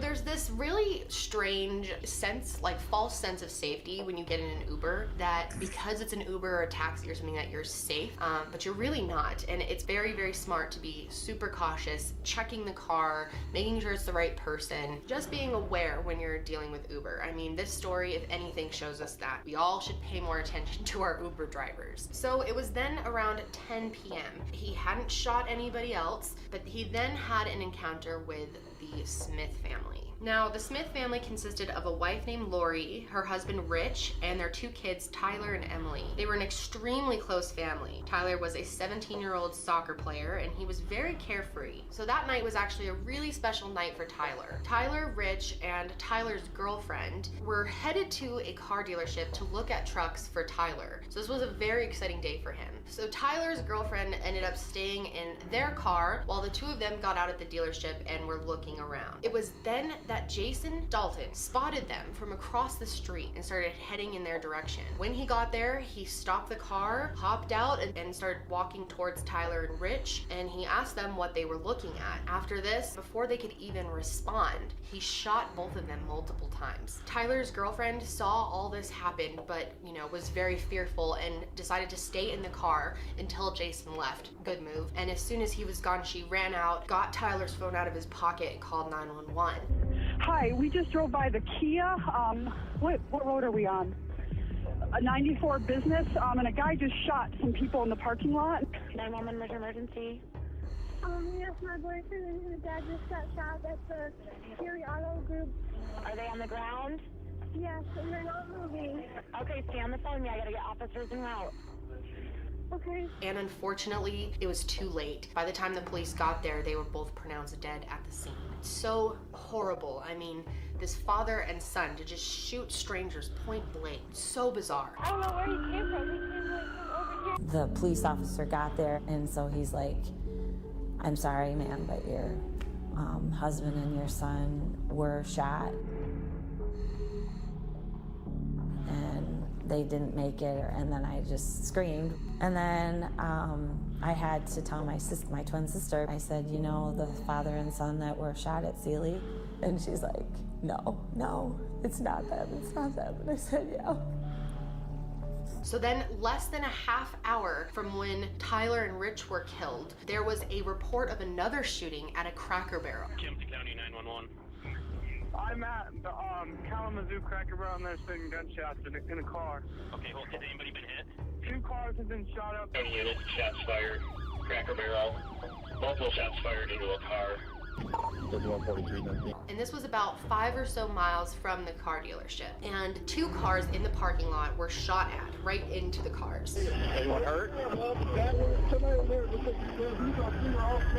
Now this is really, really sad because in this car were really unsuspecting older women that had been friends for a really long time. There was Mary Jo Nye, Mary Lou Nye, Dorothy Brown, Barbara Hawthorne, and all 4 of the women were friends. Mary Jo and Mary Lou were sister-in-laws. There was one more person there, a young child. 14-year-old Abigail was hiding kind of towards the bottom of the car. Officers came up and they were all shot at, so they figured everyone in the car was dead. They, looked and everything, but then they noticed that there was a little girl in the car. Now, this little girl actually called Barbara her grandmother. She wasn't actually her grandmother, but she was really close with her. They had like a really close relationship. That night, a bunch of women had gone to see a live performance at a theater, and they were at the Cracker Barrel afterwards just to get some late night food after. Mary was in the minivan, and then there was another car next to it with the rest of the women in it. Now, Abby, the little girl, got shot in the head. She was rushed to the hospital, but obviously that's a very, very hard injury to come back from. Her parents were just devastated and drove to the hospital to meet her there. And when they got there, they were told that she likely would not make it. I mean, she was shot in the head. Her mom just sat with her, thinking she was in her final moments. A couple hours later, she flatlined. Then they tried to do CPR. That was horrific to see. We told them to let her go. If it was meant to be, it was meant to be. At that point, we started to say our goodbyes. When something crazy happened. I was holding Abby's hand, and I looked right at Abby, and I said, Abby, if you can hear me, I said, this is Mama. I said, give me a sign. And she squeezed me. I knew right there she was back, and that she was going to fight like holy hell.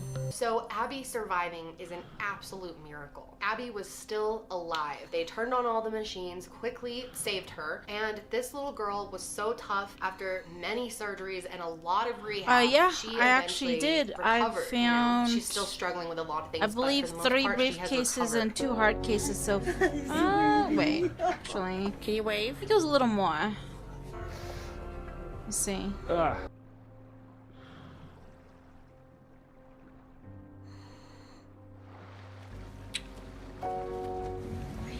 Yes, I am. So I started scavenging around Jason decided to continue picking up Uber 2 and 3, yeah. And apparently when people were riding in his car, they would I ask started him scavenging jokingly like if he was the shooter afternoon. because, So in like the word was starting to go out. within that like there was an 6, Uber well, driver within that 2 was, like, hours, I shooting found people. And 3 I can't imagine ordering an briefcases. Uber if that when was I going was on. But doing my anyway, stationary he would just bot. respond to them and say no. And then the just 2 hard I'm sure he cases seemed a after. little weird. So keep in mind the police do know what he looks like and they know his name. They had reports that this was a Chevy HHR now, so they were looking for that car. And So they actually I've been pulled just over diving 7 or in 8 this of these spot. cars before they actually found Jason, and they did.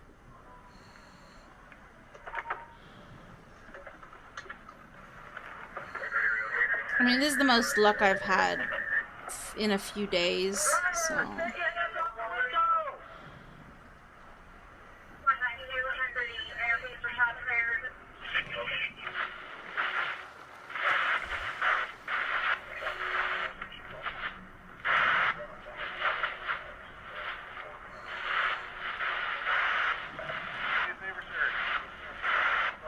Yeah, I would say about 6 hours now.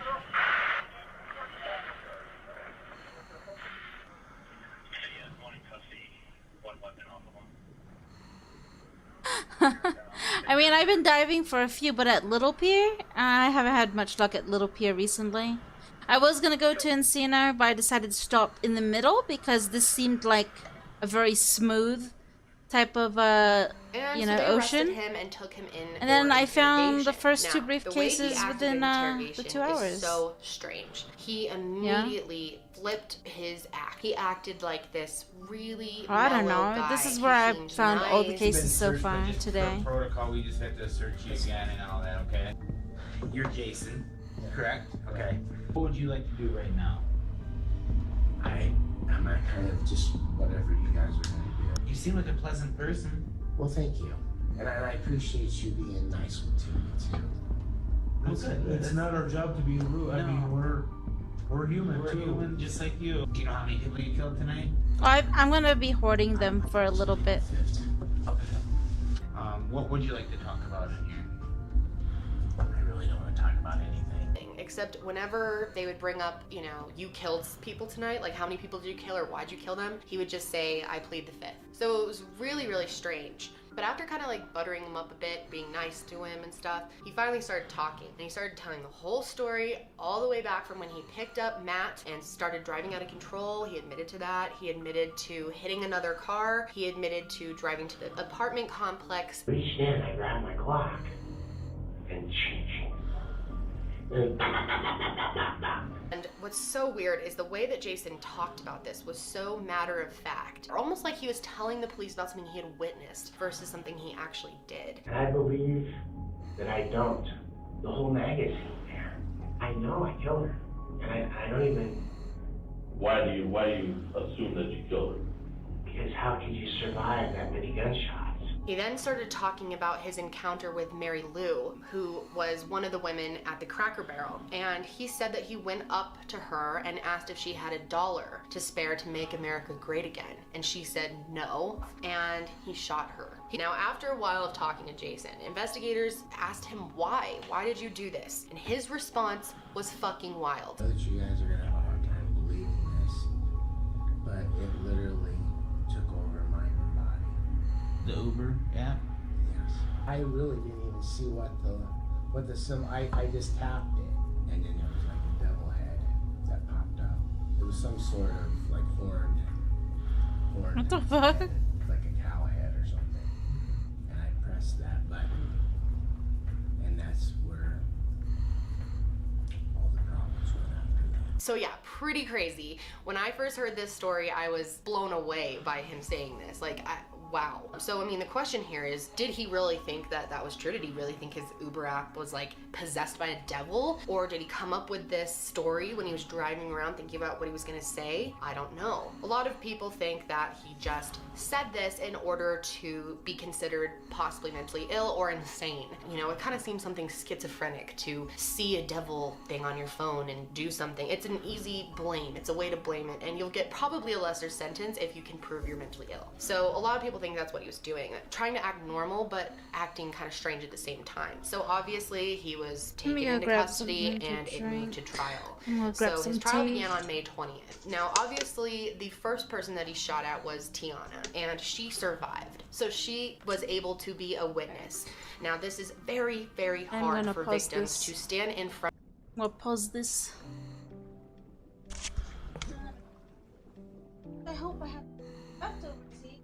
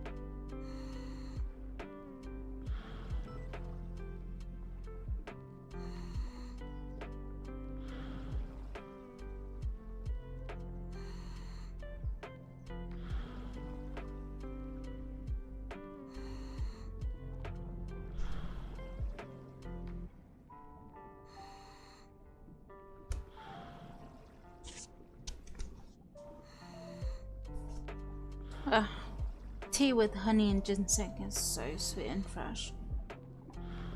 Alright. In front of someone that tried to kill them and confront them or tell the truth in front, you know, it's very, very overwhelming. So Tiana was on the stand doing this when Jason started harassing her, trying to intimidate the witness, as they call it, but he was trying to freak her out. He started acting insane too, like totally, I think he was totally putting on a show. I saw it. Intimidator cars. Black bags, they're black bags. If people drive around and you look at them, it gets real like, hey, it's time people look. This is your attorney, right? Yeah, you need to get to Temple because you need to get going because it's called intimidator bags. You need to be quiet in today's proceedings, okay? Yeah. So, Ms. Carruthers, are you okay? Or do we need to take a minute? Take it.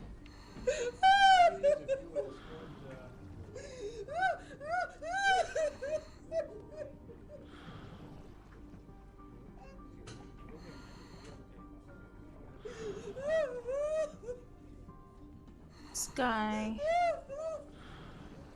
Dragged out of the courtroom. I mean, really, dude? Now, people believe he was trying to come across as insane, and that's why he was doing that kind of shit. But, you know, a lot of people point out he was normal for like 40 plus years, but before he had this like psychotic break, I mean, could you just all of a sudden go insane? I don't know. It seemed a little convenient. Also, the fact that he had changed cars, knowingly put on a bulletproof vest, seemed like he premeditated this. He had this whole thing planned. I mean, he even told his wife, you know, catch me on the news later tonight. So he knew what he was doing. Jason had literally zero history of mental illness. I mean, it doesn't really make sense to have something like this, some type of episode, and then it to just go away conveniently when the police pull you over and you have to go in to talk to them. I mean, he was acting really normal. It seems like he's able to turn it on and off. His attorneys decided to go with the whole you're insane thing, and they sent him for a psychiatric evaluation at the Michigan Center for Forensic Psychiatry. And this process for evaluation is supposed to take about 60 days because obviously you can fake it for like a day or something, but if you watch someone for 60 days, you're gonna see more of their true colors. After this, the actual trial would start that September or October. Now, they set a bunch of different dates for the trial, but then they ended up moving it. So the trial ended up getting delayed and jury selection didn't happen until January 2019. So this year, opening statements started on January 7th. And right before this, recently, Jason was on the phone with his mother and he told her that he actually wasn't planning to plead insanity and that it was over. After all the professionals analyzed Jason, they determined that he did not meet standards for being mentally insane. So on January 7th, the trial started and Jason pled guilty to all counts. If you would come forward, hopefully there's a microphone here. I would ask that he be sworn. Raise your right hand, please. Do you solemnly swear or affirm that the testimony you're about to give will be the truth, the whole truth, and nothing but the truth, so help you God? Yes. Your full name is Jason Dalton?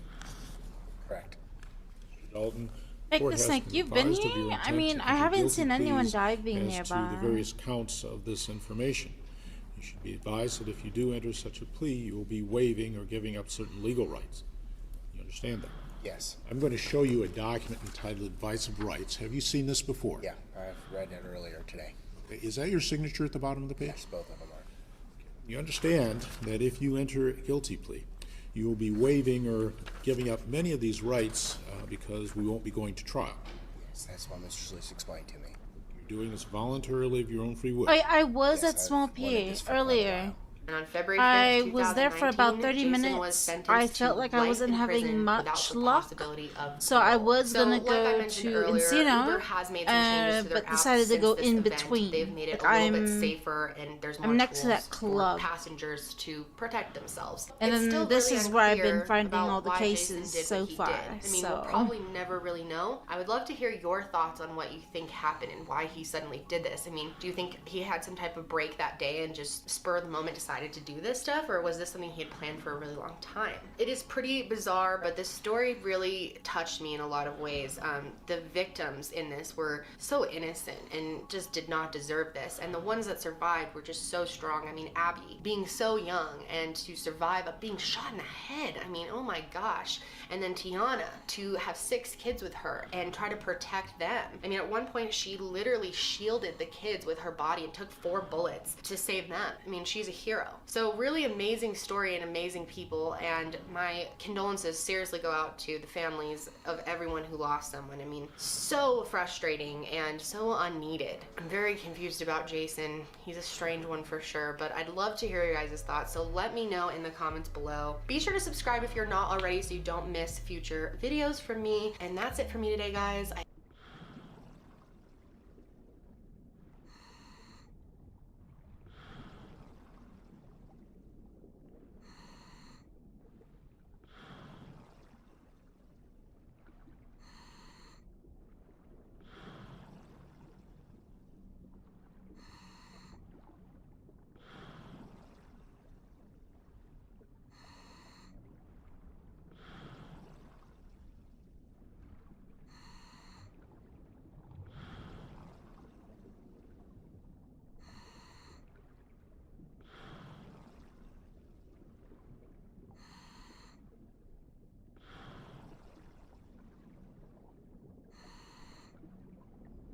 Love is a powerful thing, and almost nothing can beat the unbreakable bond between a mother and her own child. But what would you do if your son was the very thing putting you in severe danger? Beverly Liggett faced this problem, and as her son made his way into adulthood, he developed morbidly dark fascinations that even included herself.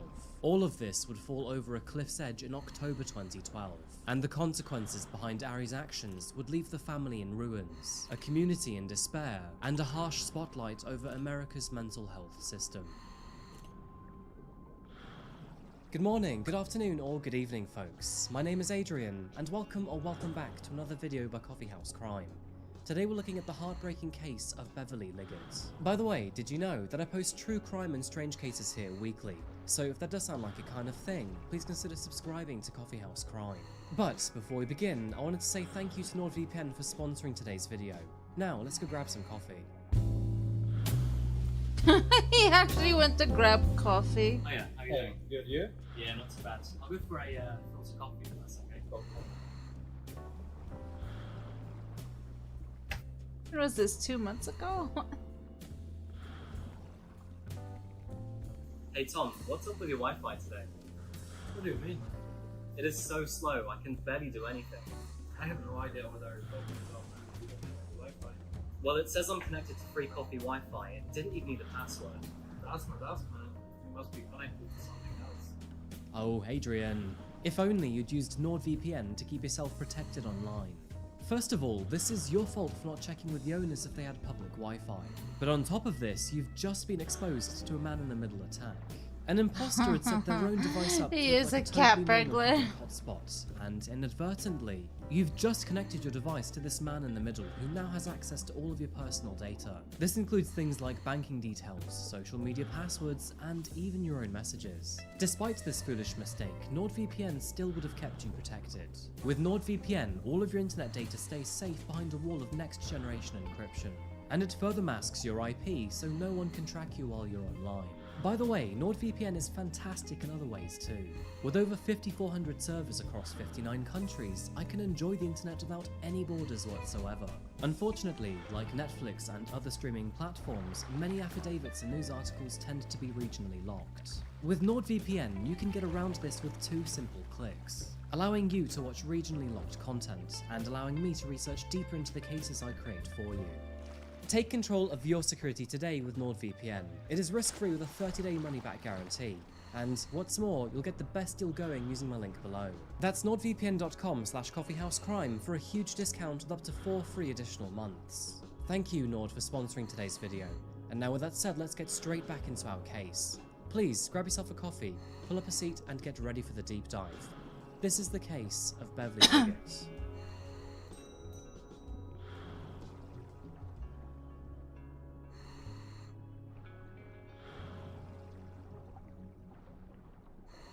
The Rocky Mountains, endless prairies, and hundreds of breweries. These are just 3 of the many special characteristics of Colorado.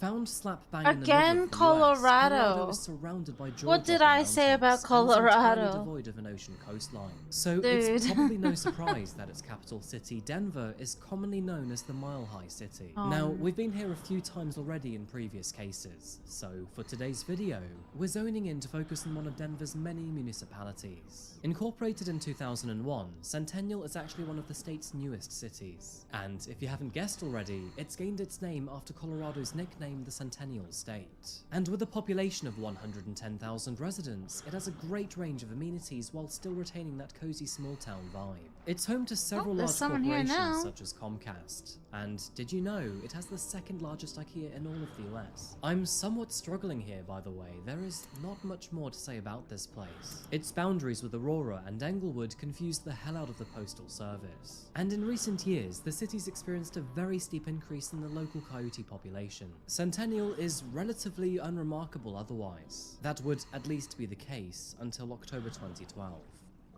Here in the leafy suburbs of Centennial, we find the Liggett residence, comprising of mother Beverly and her 2 children Ari and Livia. Living in a 5-bedroom rented home on East Peakview Avenue, the family of 3 had enough space to really sprawl out. 56 years old at the time, Beverly was born on October the 1st, 1956. She grew up with her father Edwin, mother Barbara, brother Steve, and sister Martha. And although not much is known about her childhood, she continued to live in the local area even into her adult years. Due to several mental health issues, which we will get to later in the story, Beverly missed out on higher education as a young adult. But after finding her feet and finally establishing what she wanted to do with her life, she studied and then graduated from nursing school in 2011. Already a mother of 2 children, she opted to work with children with special needs and found great satisfaction in doing so. And despite graduating as a woman in her 50s, she was well known by many classmates half her age as a petite, feisty brunette with a very caring personality. Focusing on things back at home, Beverly had a son named Ari and a younger daughter named Livia. Now, unfortunately, she had broken up with her biological father, Ron, meaning she was a single parent with a full-time job. But saying that, things were not all too bleak in the romance department. Scaling back to the year 2006, she found love with a man named Seth Messiah. The 2 met on a Jewish dating website, and it really was love at first sight. And now, since they had been together for just over 5 years, both of them had serious plans to marry. There were things in their way to begin with, however, because first, they would have to find a more permanent place to live together harmoniously. And unfortunately, there were other obstacles to overcome too. One of them being Beverly's son. So, this is probably a good time to focus our attention on Ari Liggett. Born in the year 1988, it means that he was 24 years old when this story takes 1988. place. Unfortunately, life wasn't easy for Ari. He was first diagnosed with a developmental disorder at the very young age of 5. And unfortunately, in the following years, he was diagnosed with several other mental health issues too. Some of these even requiring him to be hospitalized 6 times over the next several years. Even as a child, there were several signs to support concerning clues around his mental health. He would never explore the outer world, and only cling to the clothes of his mother and father. He also often paced around, talked to himself incessantly, and never tried to make any friends. Alongside the various challenges that developmental conditions bring, he was also judged to be very different compared to his classmates, which unfortunately led to bullying. He was known to automatically switch between eerie periods of silence and random outbursts of anger, which is something that others sadly berated him for. Not entirely understanding why he was different, but fully knowing that he was unhappy, Ari blamed his mother and unfortunately spent many years harboring a deep hatred for her. This was primarily because Ari knew that Beverly had issues with her own mental health too. So not only did he recognize this pattern, but he also blamed her for passing it on to him. Beverly had a long and troubled history when it came to bipolar disorder, which, as many of you will remember from another case by Coffeehouse Crime, can sometimes be very disruptive to someone's life. A person with the condition will typically experience depressive phases or manic phases that can last for days to weeks and occasionally months. Though it is important to recognize that there are extended periods of relative stability and normalcy in between. Severity varies massively between people. Some will experience minimal disruption to their life, whereas others will need medical intervention, therapy, and in rare instances, sectioning to help control their condition. And unfortunately, it appears as if, once upon a time, Beverly struggled greatly with bipolar. Personal entries made in her diary in 1999 suggested that she was contemplating taking her own life. In one of her entries, she shared, "I have no life, I want to die." It seems though, in her older years, she had managed to get her condition under much more control. She had been taking Tegretol for several years now, which, by the way, is an anticonvulsant often prescribed to treat the disorder. To add to this, long-term friends recall that, in the year 2012, she seemed to be at her happiest. There were several reasons for this, but to begin with, she was looking forward to her new career and even a new life with her fiancé, Seth. And with both Ari and Livia now becoming adults, she would soon be able to get her own freedom back too. Neighbours around the Liggett residence described the family as very private, but friendly whenever they crossed paths. And for the most part, nothing ever seemed a fray. But behind closed doors, a tremendous amount of trouble was brewing. Ari had become an unbearable and unstoppable pain in Beverly's backside, and sadly, it was only worsening. With Ari's various mental health issues snowballing, the family desperately tried to help him with therapy and medical assistance. But unfortunately, he would only push back at any intervention, and soon after even began to get in trouble with the police. He once threatened his mother and sister so seriously that they had to call the authorities on him, resulting in Ari being arrested and warned about his behavior. But even after this, and as the time went by, those threats would only become more severe. As the new decade approached, Beverly was openly living in fear of her son. She no longer felt comfortable in her own home, but unfortunately, she loved him all too much to abandon him. And of course, if you aren't firm with your own boundaries, reckless behavior will always overstep them. You know, it wasn't as if Ari wasn't smart or clued up enough, and in fact he actually used to be a student at the University of Colorado, or at least until he flunked most of his first year and then eventually dropped out. In the recent years, Ari had also become obsessed with weapons, which, to be honest, isn't that much of a cause for concern these days. But what was much worse is he also grew extremely obsessed with chemicals. So I guess this is where our story starts to go downhill rather quickly. But in January 2010, Beverly found her son mixing chemicals in the backyard, which unfortunately meant the authorities had to be called. It was here that deputies found 2 containers of crystallized potassium ferrocyanide and a gas mask in his possession. And after looking at his internet history, they saw that he showed much enthusiasm for making it. 2 months later, the FBI got further involved after Ari ordered chemicals online and then asked the company to mail it to a post office box, which, yeah, is very anonymous and shady. The police raided his home as a result, where he was then arrested after he was found in possession of a homemade silencer for a firearm. Not even that, but Ari's actions even led Colorado to a bomb scare after he'd sent a package containing cyanide to a homeless shelter.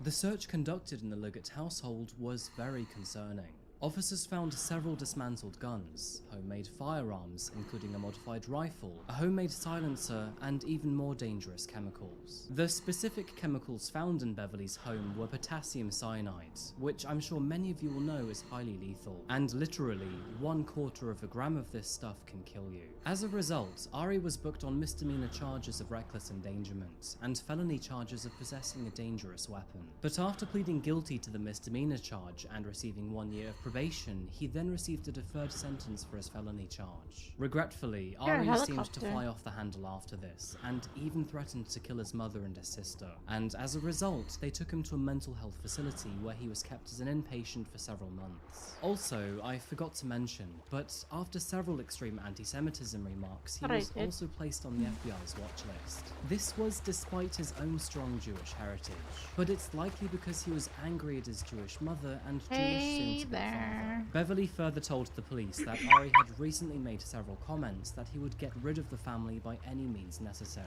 And of course, this gravely concerned her. She knew that her What do son you was the type mean? of person to become obsessed, hyperfixate on things, and then follow through with the idea. After eventually being released on probation, he was most recently diagnosed with autism, schizophrenia, bipolar disorder, and psychosis. Undeniably, he was in a downward spiral, and without any medical intervention, this would only go one way. To make things worse, his relationship with his mother was deteriorating by the day. There were several reasons for this, but allegedly, the main problem between the two centered around her relationship with Seth.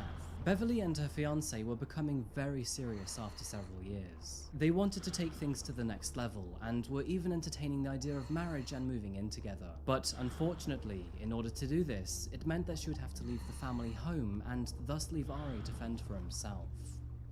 The idea of his mother moving out and supposedly abandoning him seemed to severely piss Ari off. I mean, yeah, fair enough, Ari did need a solid foundation to grow from his currently unstable state. But he was also a full-blown adult, and the responsibility to get better was his and his alone. And so far, he was so reluctant to accept any help.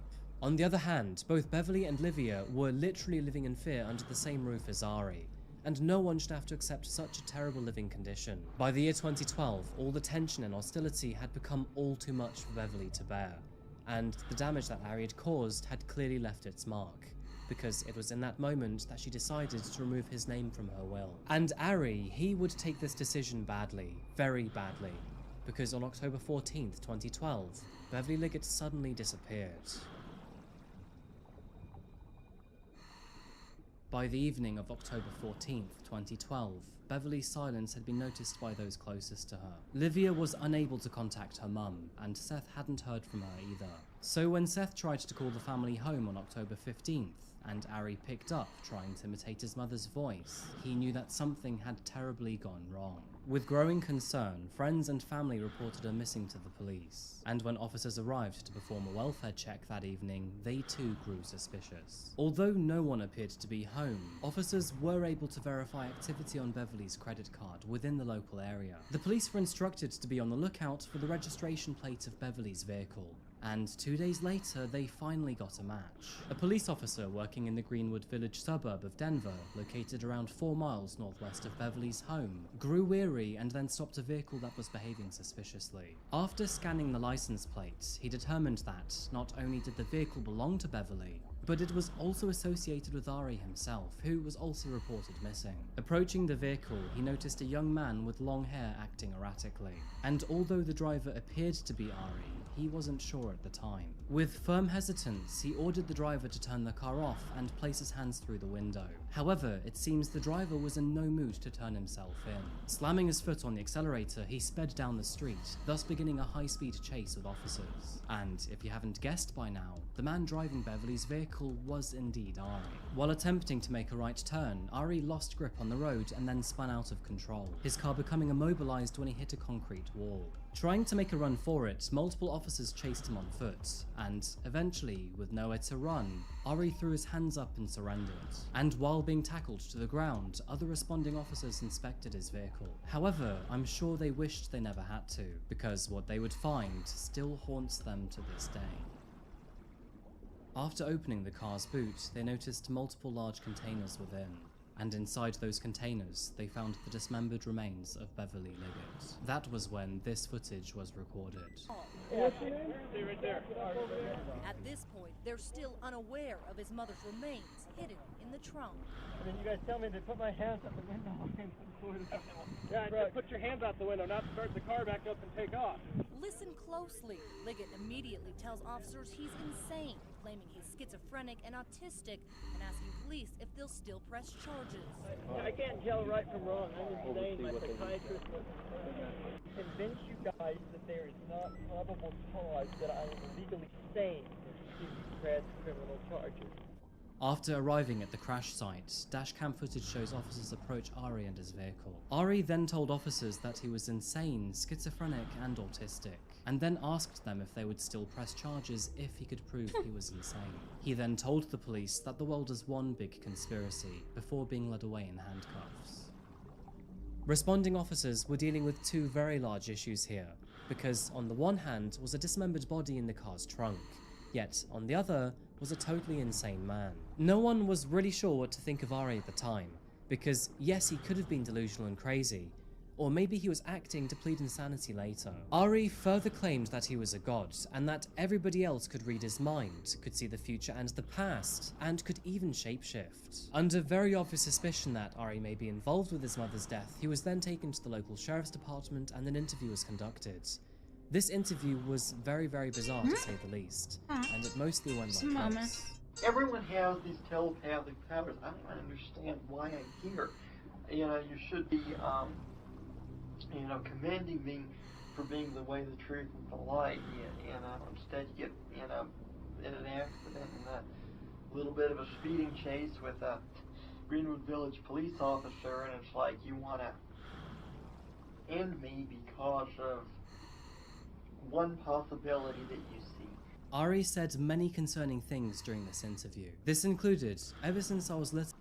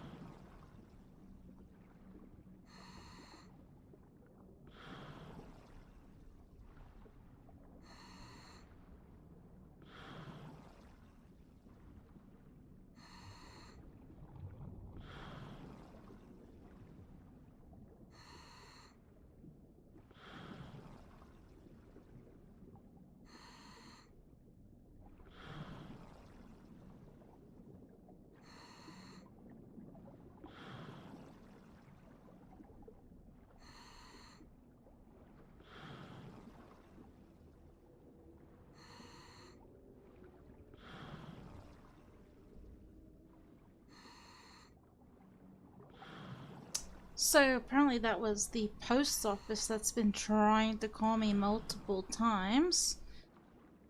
Dude, I hate USPS, not gonna lie, like, Every time I order something on Amazon, they always leave it outside my door. Now that they've used USPS to deliver my package, apparently they said, oh, it can't fit in the mailbox, so they weren't able to, like, deliver it. And I was like, what the fuck? Can't they just leave it in front of my door? Like, why not?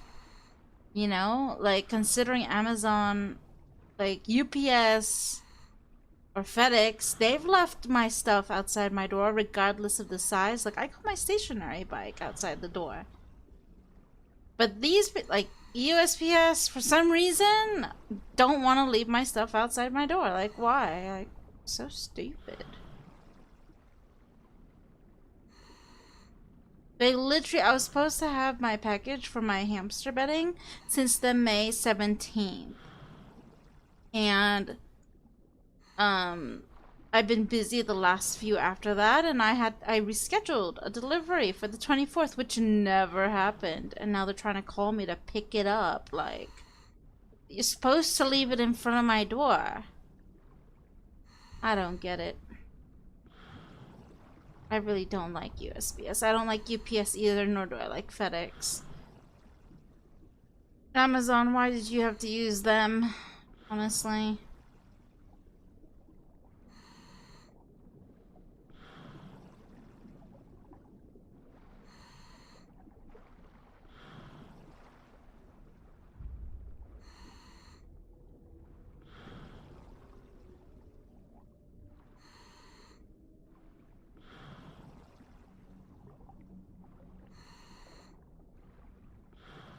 No, wait, I'm gonna call them back actually. Let's see.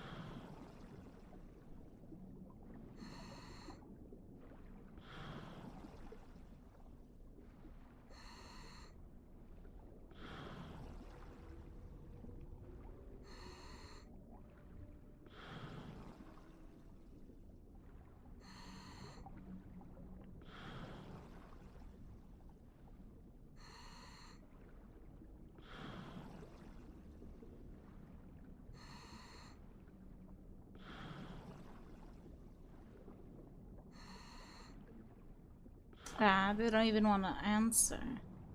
Damn it.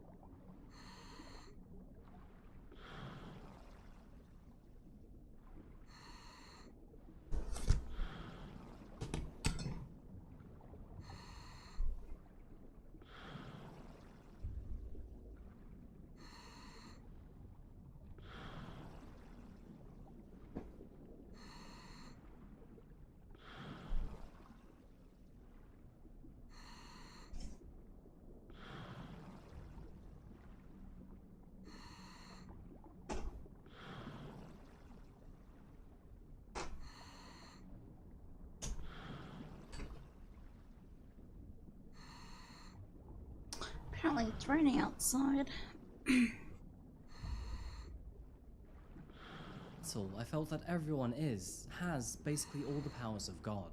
They can shape change to the past and the future, anywhere, anytime. I think it's possible that I'm the only one who doesn't have those powers yet. When asked if his mum was hurt, Ari told officers that he believed she might have taken her own life, that she did so by ingesting potassium cyanide, and that it was because she was bipolar. Ari further claimed that he found his mother dead, panicked because he needed money, and then decided he would cover up her death to continue using her credit card.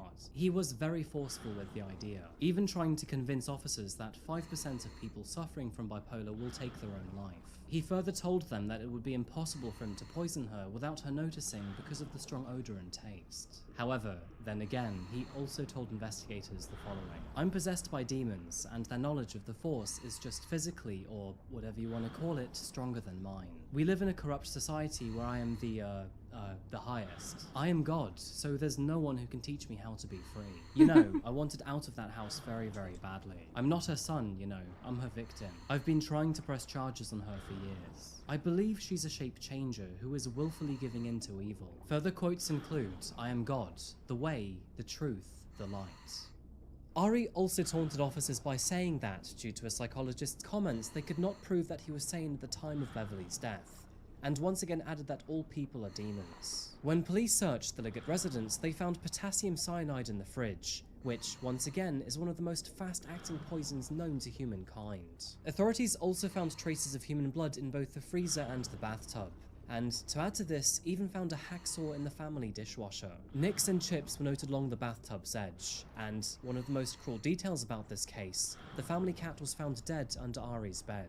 As you can likely guess, after autopsy reports were conducted, they found traces of cyanide in both Beverly's and the cat's bodies. By November, Ari had been evaluated by a state hospital, and experts concluded that he was in fact sane and fit to stand trial.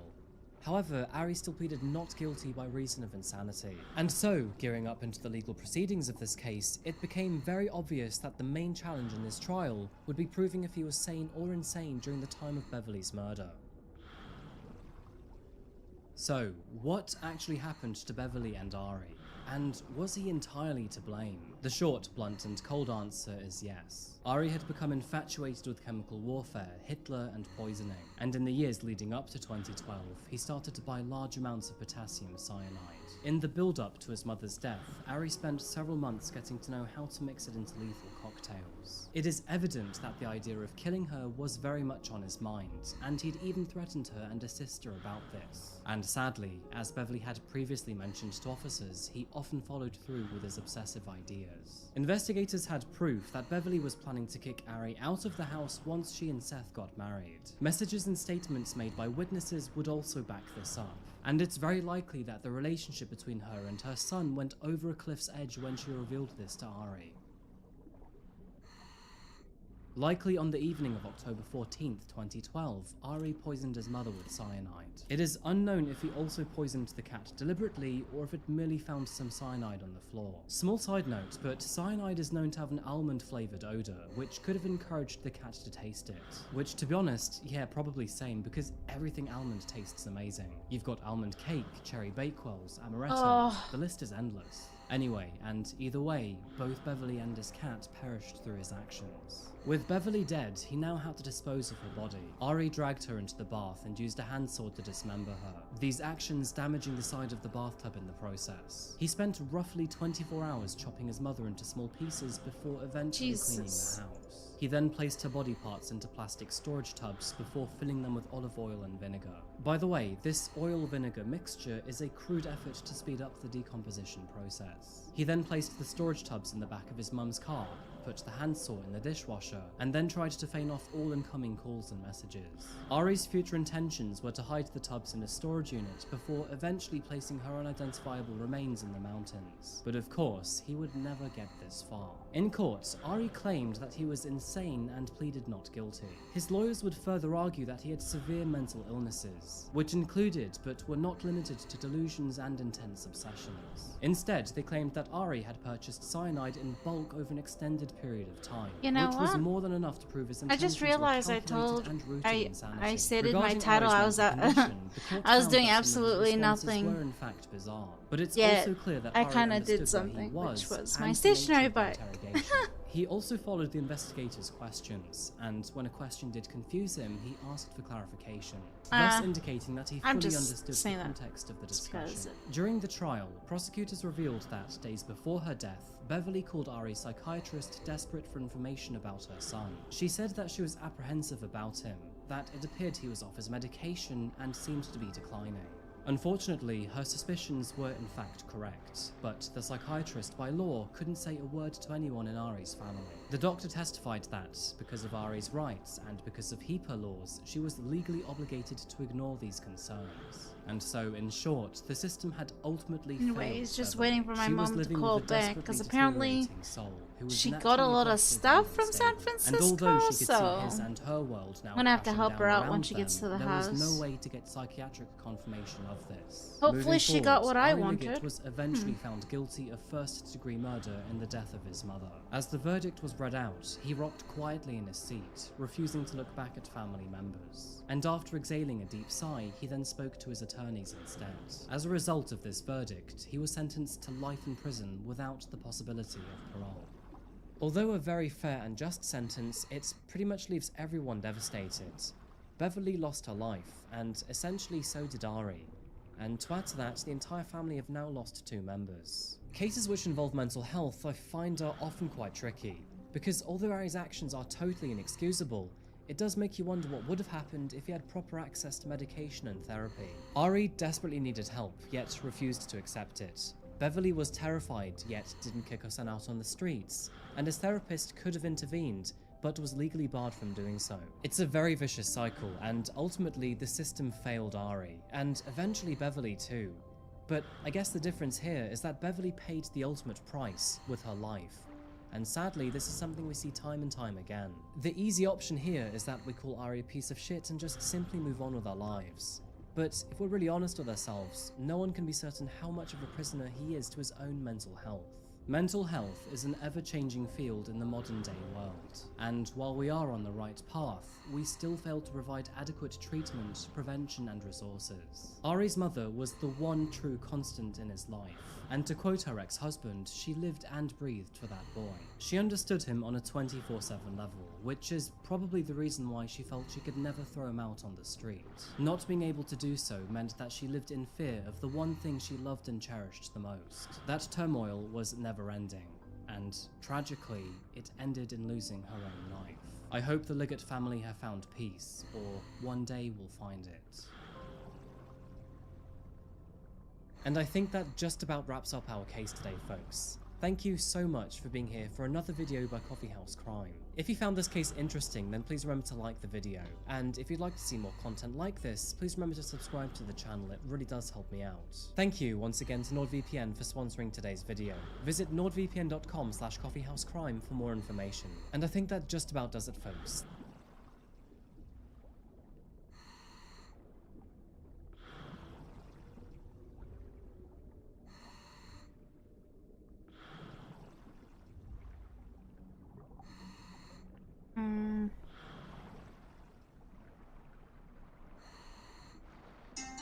Oh.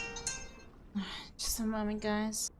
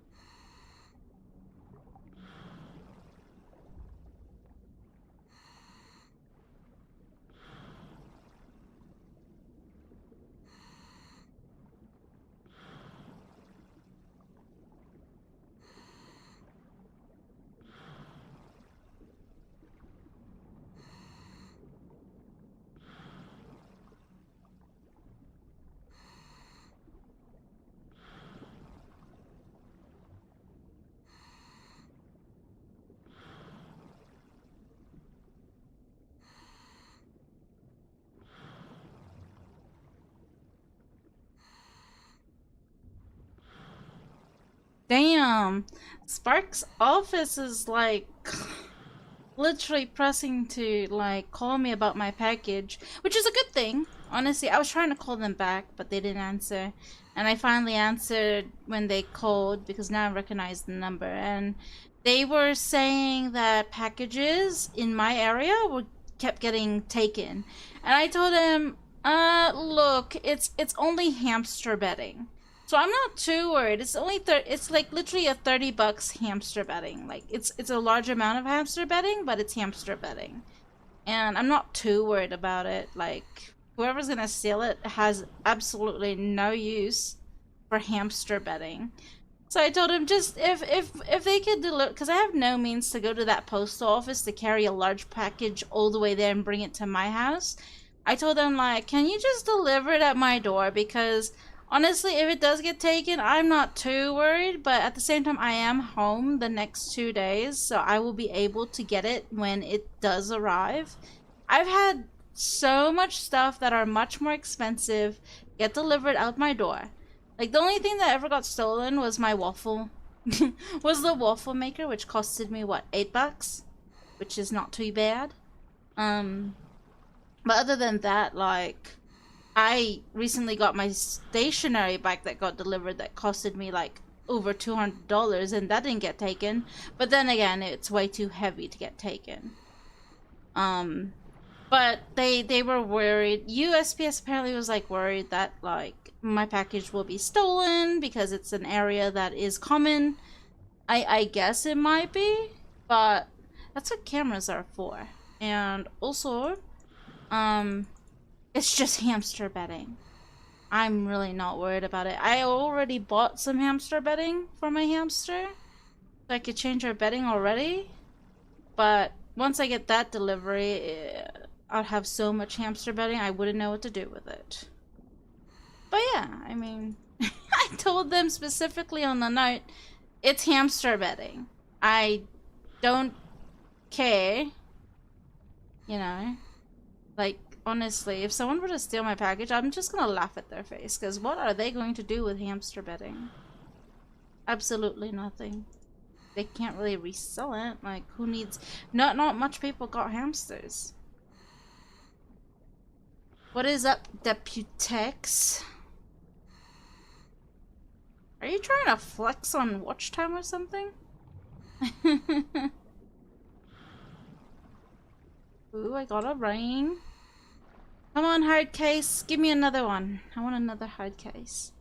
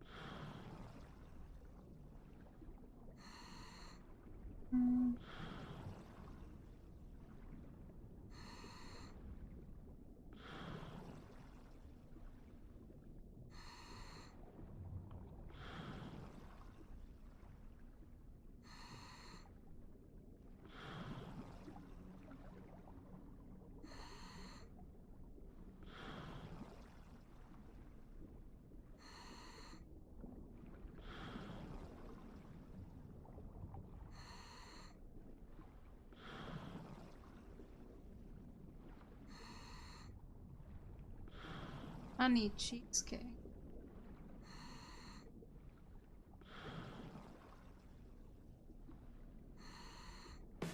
Hello, everyone. Who's here? Aww. You get caught sleeping on the job. When you buy a guard dog, expectations,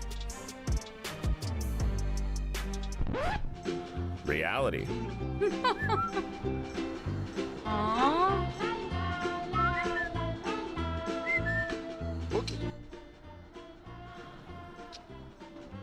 although it could be much worse.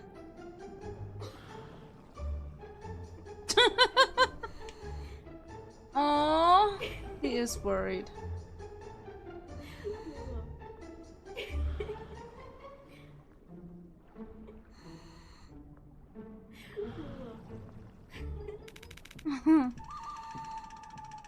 What the heck?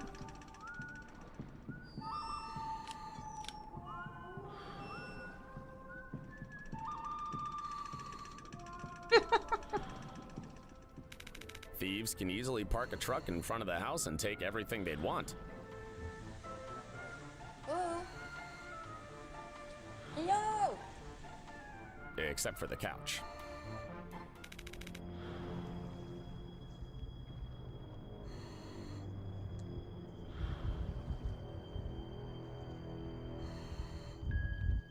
This is what burglars will see if they try to break into this house.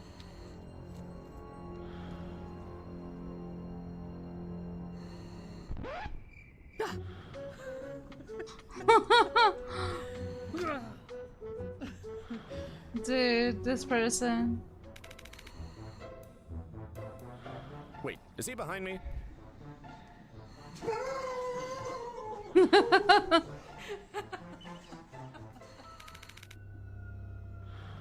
Imagine you're a thief. You open the door and see this. That's scary. And then she tried to do it again, and I was like, "Are you dumb?" Because that just doesn't make sense. Like, it just wasn't getting to her. Telling my dog about my day. Everything that was going down was going down for a reason. And she just wasn't. She wasn't trying to We've all been in his shoes, folks. do it again, and I was like, "Are you?"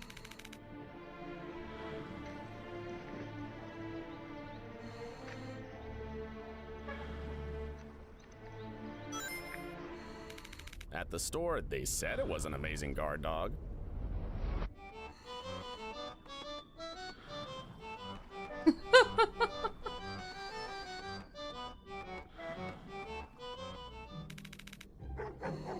They need another dog to protect them both.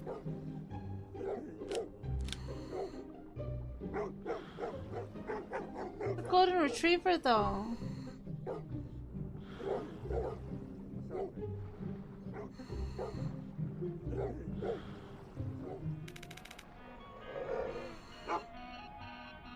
Oh, that dog is. Oh no. You can't blame the poor dog because everyone's afraid of geese. True. They're elite. Aw. 2, 3, 4, 5, 6? 6 pieces? Girl, you're gonna turn into a little cow. This dog doesn't bite because he knows a better way to make you feel pain.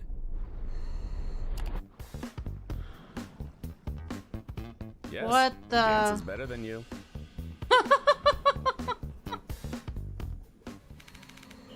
That's so cute.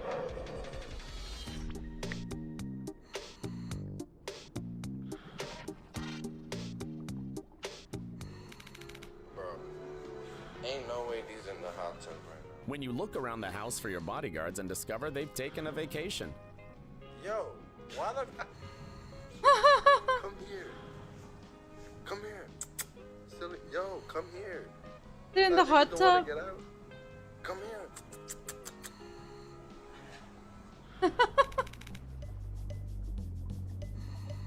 A little doggy.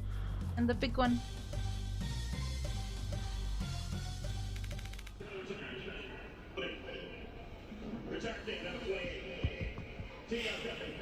Just let him rest. His owner never imagined his American bully would look like this. What do you mean they buffed the hard cases?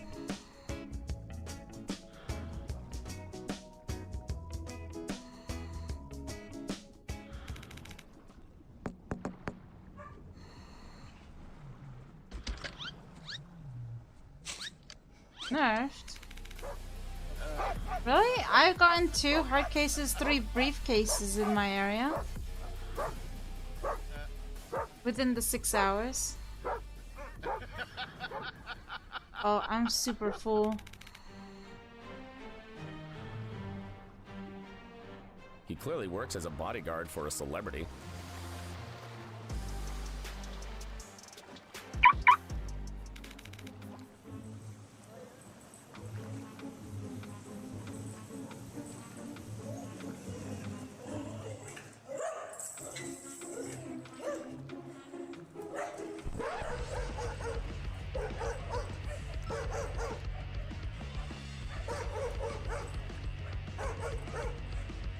See, this is the stuff I've found so far today.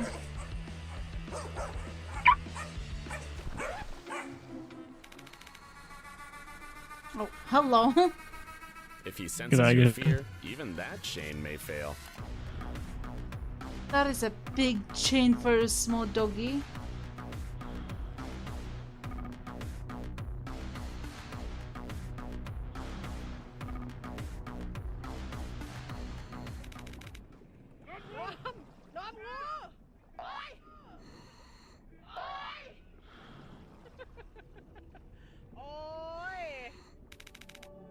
This buddy fell asleep on guard duty.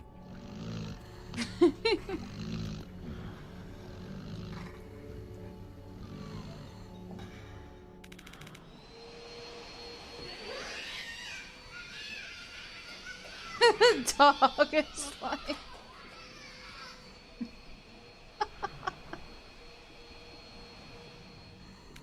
This dog is armed with a double rifle.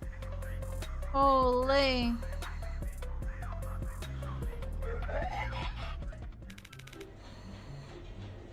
He's using the frickin' treadmill. While one half keeps everything under control. Oh my god. Really?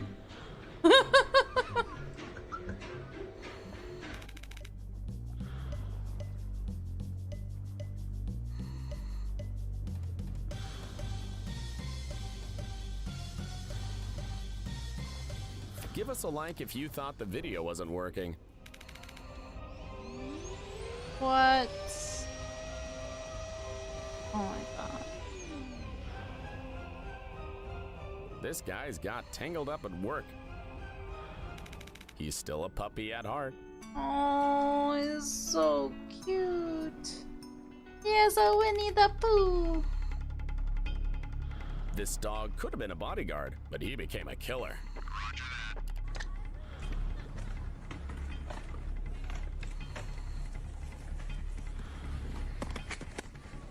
Oh! Mission accomplished. Good work. With the beer, he would look just like my uncle.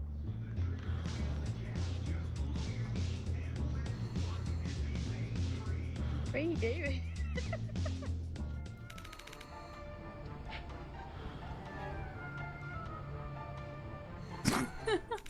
When you hear a noise outside, but it scares your dog even more than it scares you.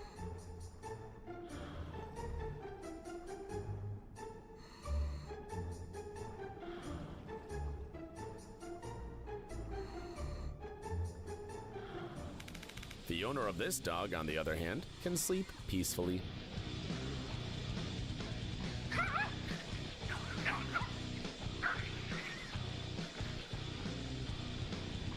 Holy.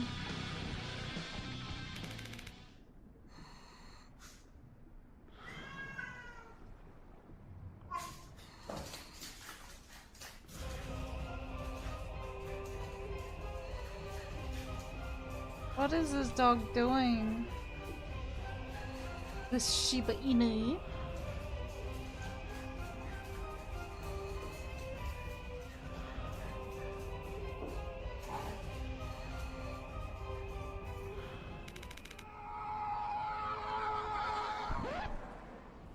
I can get my dog to bite just about anything. Right there. I just can't.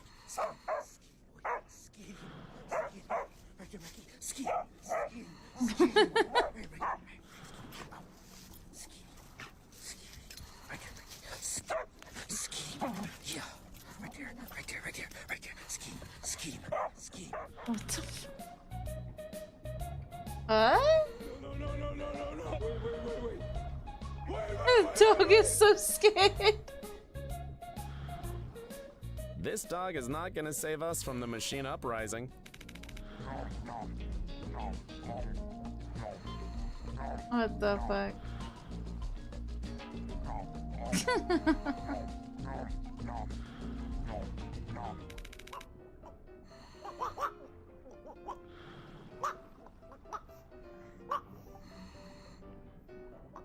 Give us a like if this is the first time you see a chicken of this breed.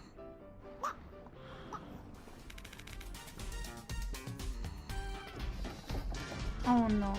Oh no.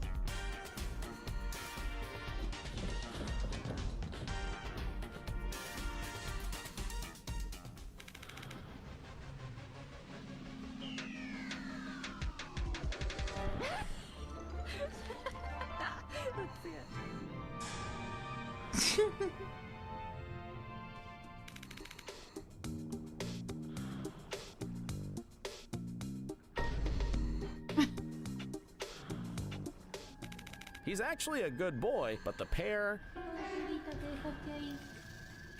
¿No quieres más? ¿No quieres, Perita? Toma. What the frick? The pair makes him a real monster. Oh no, the golden retriever. Someone tell her this is not a lap dog.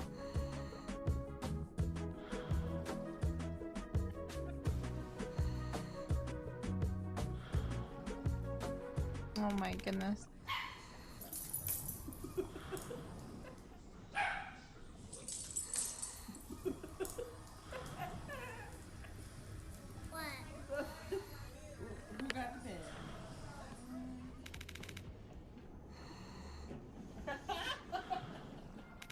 And that look is the fear of every dog in the world before a vet appointment.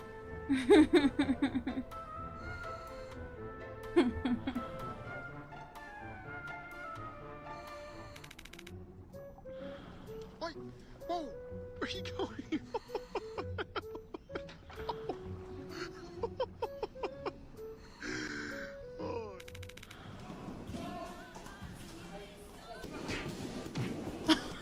A perfect foot sweep. I do wish we could chat longer, but I'm having an old friend for dinner.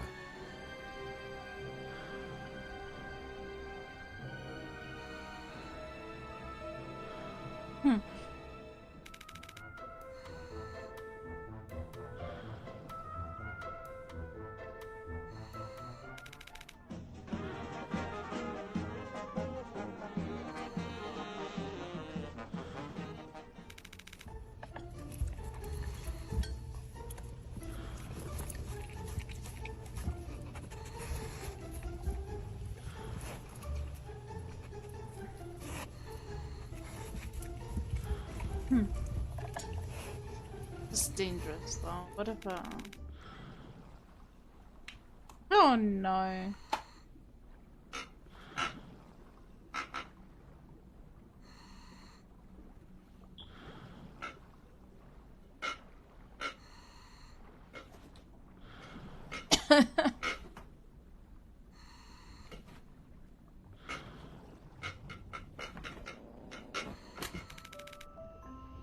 Oh, so cute.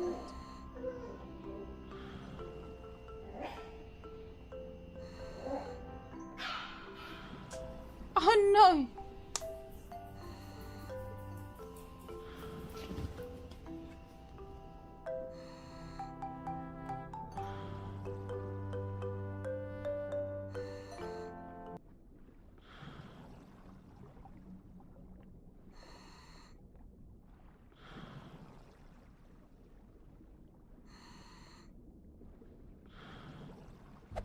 Right, thank you all for coming. Yeah, I mean, you said it was mandatory. As so. you know, sales have been down this quarter. Yeah, well, I think it's the economy, eh? So I thought I would take it upon. You think I've watched that?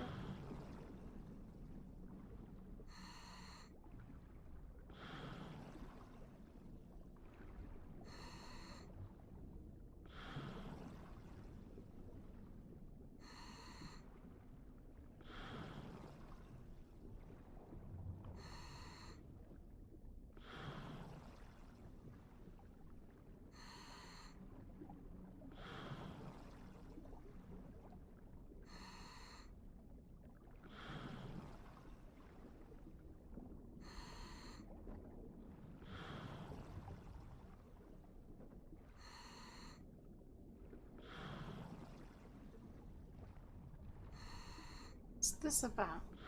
My bucket list. A teenager from Connecticut completed her bucket list right before she was fatally hit by a car. She wrote the list years earlier and had one item left, save a life. Before the car hit her, she pushed a friend to get him out of the way. A true hero. All featured content shown was provided with permission from the content creator and was submitted by the viewers. Join Team Rocket? Oh, I'm so nervous. But I want to be a cop. We'll figure it out. Hassan? Do I want Hassan? I feel like he's just a pack mule. It was a pistol? Yeah, well, I know that they don't need me. I'm just fucking tagging along, okay? Exactly what I'm saying, man. Exactly what I'm saying. XQC is coming to kill you, Ron. If he's coming to kill me, he's gonna have to. I need. Oh my god! Oh god. She got baited. And his name is God damn it!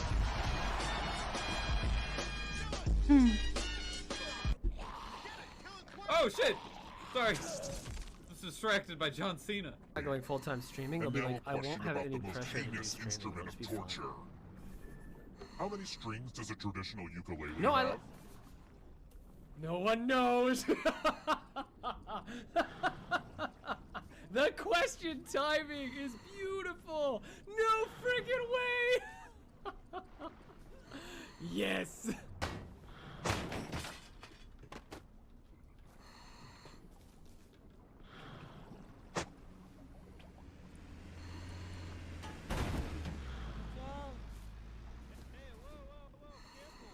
Yeah, you just need space. Also, like, you kind of sound like me in the sense where if I can't walk outside of my room real quick without my bra on because I feel like someone's there, or without pants on because I feel like someone's there, I start kind of getting irritated. Like, okay, why are they there?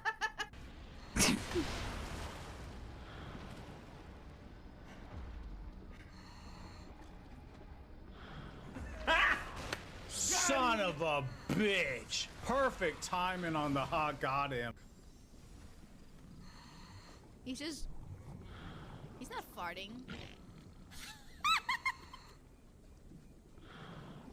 He farted! That's so random.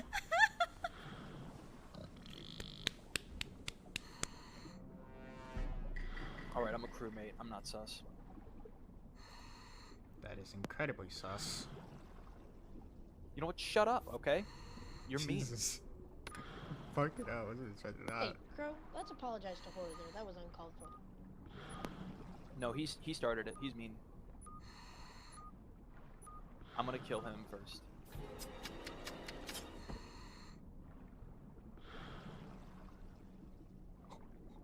Wait. I want to put my scrap away at my base and not the group base, because if I do, then there's a small chance that Scarra finds it and gambles it away.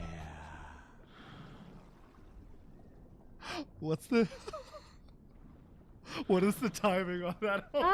Probably once I hoard that 100 cases. Stop! Stop! Stop! Stop it! Oh, you wanna die by a fucking snowball again? Lost to snow, Omega Lul. You're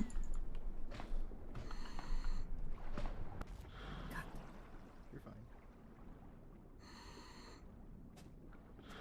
I'm fine. 30 seconds left. Wait, you won't. Wait, how did he get there? He walked. Oh my god. Ludwig! Hey, what's up, guys? Yeah.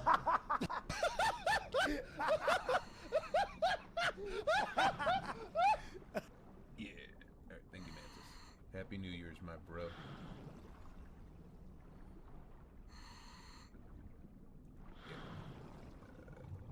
Let's go ahead and close that. Wait.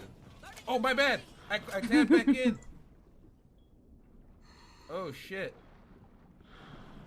Op 4 located a bomb. My bad, dude. The shits are getting scary. It's not a hentai game. They just have really big tits. Show ID. Let's go. Oh what my- the fuck? Well, I man. can't do as many successful standoffs with this armor. Let's get ready. Yeah, boy. Wait, hang on. So 100% your horse in this game can die. Hey, Nikon, how the fuck are you doing? No.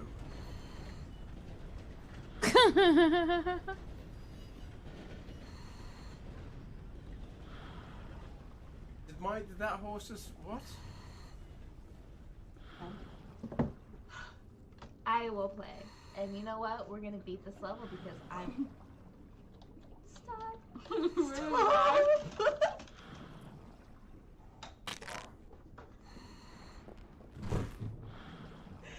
I just took off running.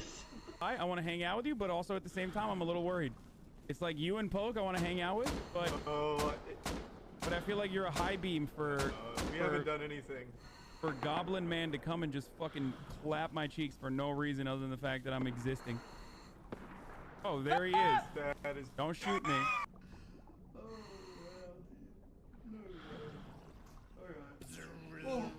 Oh, that scared the fuck out of me, man. I just about pressed the power button and that happened. Oh my god. Is it good? It's actually quite nice. Nice, let's go. Bombay. Get your ass out of my hall. Just kidding, I will tap your massive forehead as soon as you turn the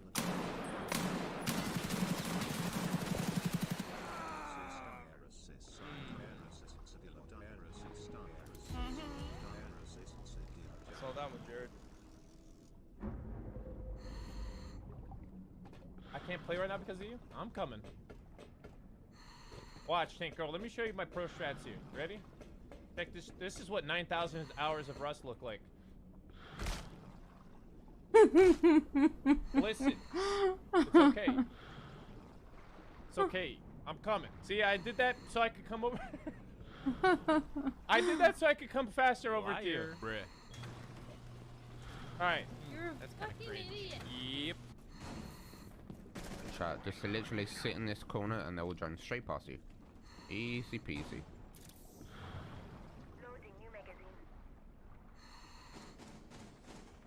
What? I can't continue watching XC because of one destination.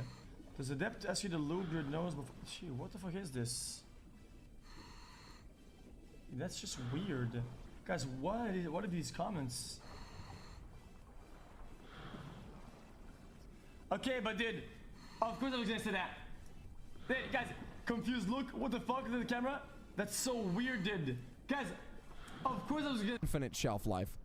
Oh, there's one called Goodbye Flash. Oh. Let's go. Okay, let's do it. I believe in us. Where are we going, buddy?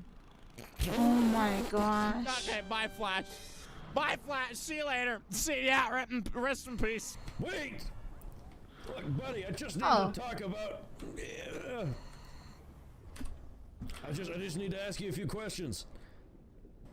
Do you have life insurance? Looks like you do. Oh, no, maybe he doesn't. I thought he had life insurance. Oh god. This is what I picked. Oh no. I know, that's why Why did you pick it and then go, You guys can go.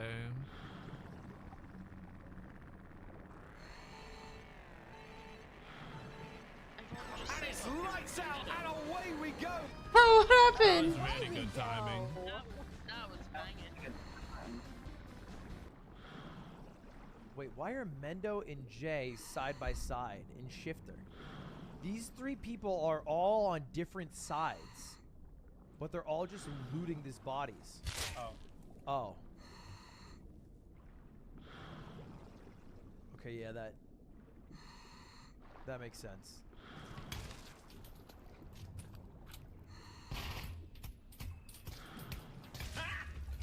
Got him! Got him. What is that?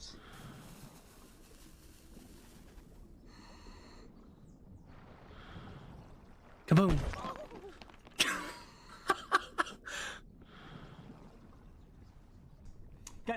Linna's face doesn't exist. It's not a thing. You're making it up. Says you. Okay.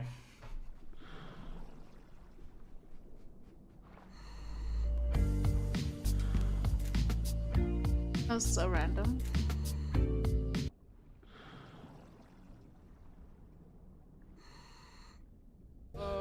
Yeah, totally. All right, we have the burger and the soup. Let me know if there's anything else I can do for you guys. Sorry, I did actually order this without tomato. Oh, okay, my apologies. I will go and get that fixed for you right now. Great, thank you. Be right back. Looks good. Yeah.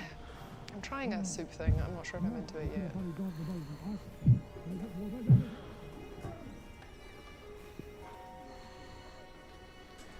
All right, here we go. Chicken burger, hold the tomato. Oh, chicken. Yes. I asked for vegetarian. Oh. Oh, my deepest apologies. I'm so incredibly stupid. Oh, no, it's fine. I just don't eat meat. You sure? Yeah, I'm a vegetarian, yeah. Damn. Okay, I will go and fix that for you. Great. Be right Thank you. back. Yep. Was he limping before? I don't think so.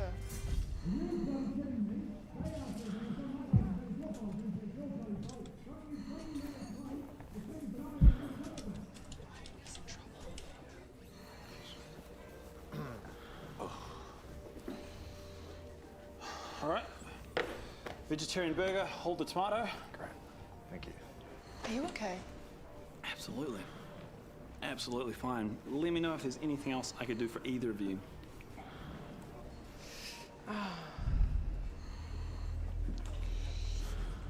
What was that? Nothing. Tell me. No. Can't leave until you tell me. It's just that I just ordered it without coriander, and there is coriander in it, but it's honestly, it's fine. Shit. Okay. I will just nip back and get that fixed for you. I'd rather you didn't, to be honest. No, allow me. I Jesus. will be back. This waiter is getting abused. This is weird, right? I don't really feel comfortable.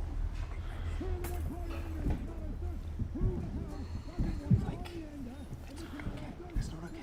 What is going on? Should we just all eat and then we'll go? Yeah, I think so.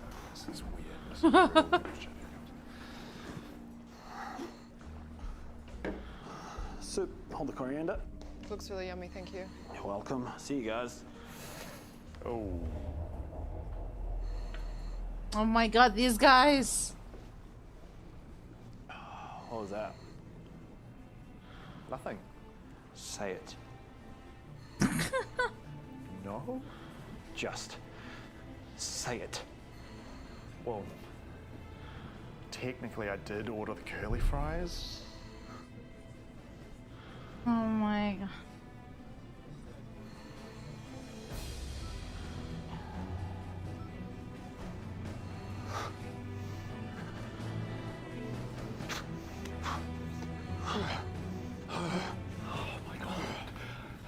He was standing there for so long. What the f? Should have just eaten one. But I did. He asked. I did order the.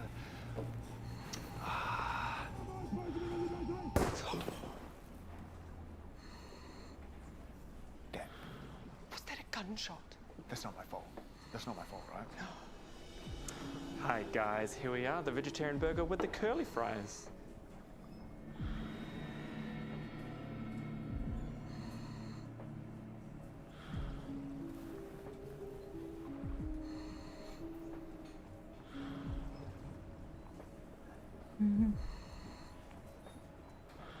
Now that is what I call service. What the fuck? It says help us by subscribing and liking and commenting and ticking the bell and watching the videos, etc. Patreon, everything. Twitch, Instagram, it's all there. Help us. Please.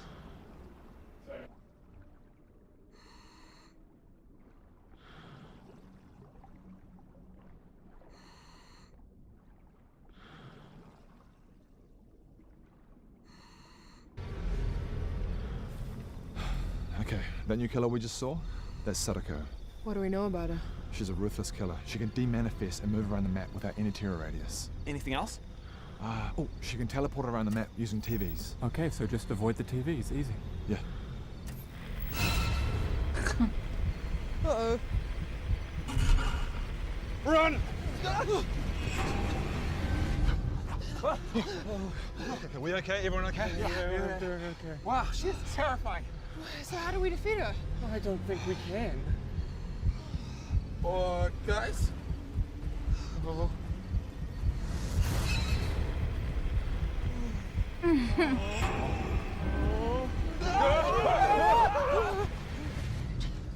Okay, guys, this is getting ridiculous. Wait, guys, I've got an idea. I think I know how to fix this. We just turn it off. Easy peasy, just like this.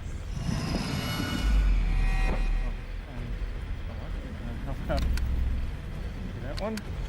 That one. Okay, so Ace is definitely dead. Well, let's be honest, he was never gonna make it anyway. These TVs are everywhere. Okay, how do we avoid them? Oh, come on! Run! Wait! What are you doing? I just want to try something.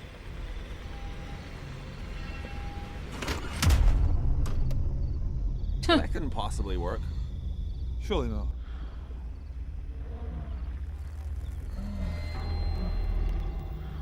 Problem solved. Wow, nice. I can't believe that actually worked. So I guess we just do some generators and get out of here then? Yeah. Oh shit. She's behind us, isn't she?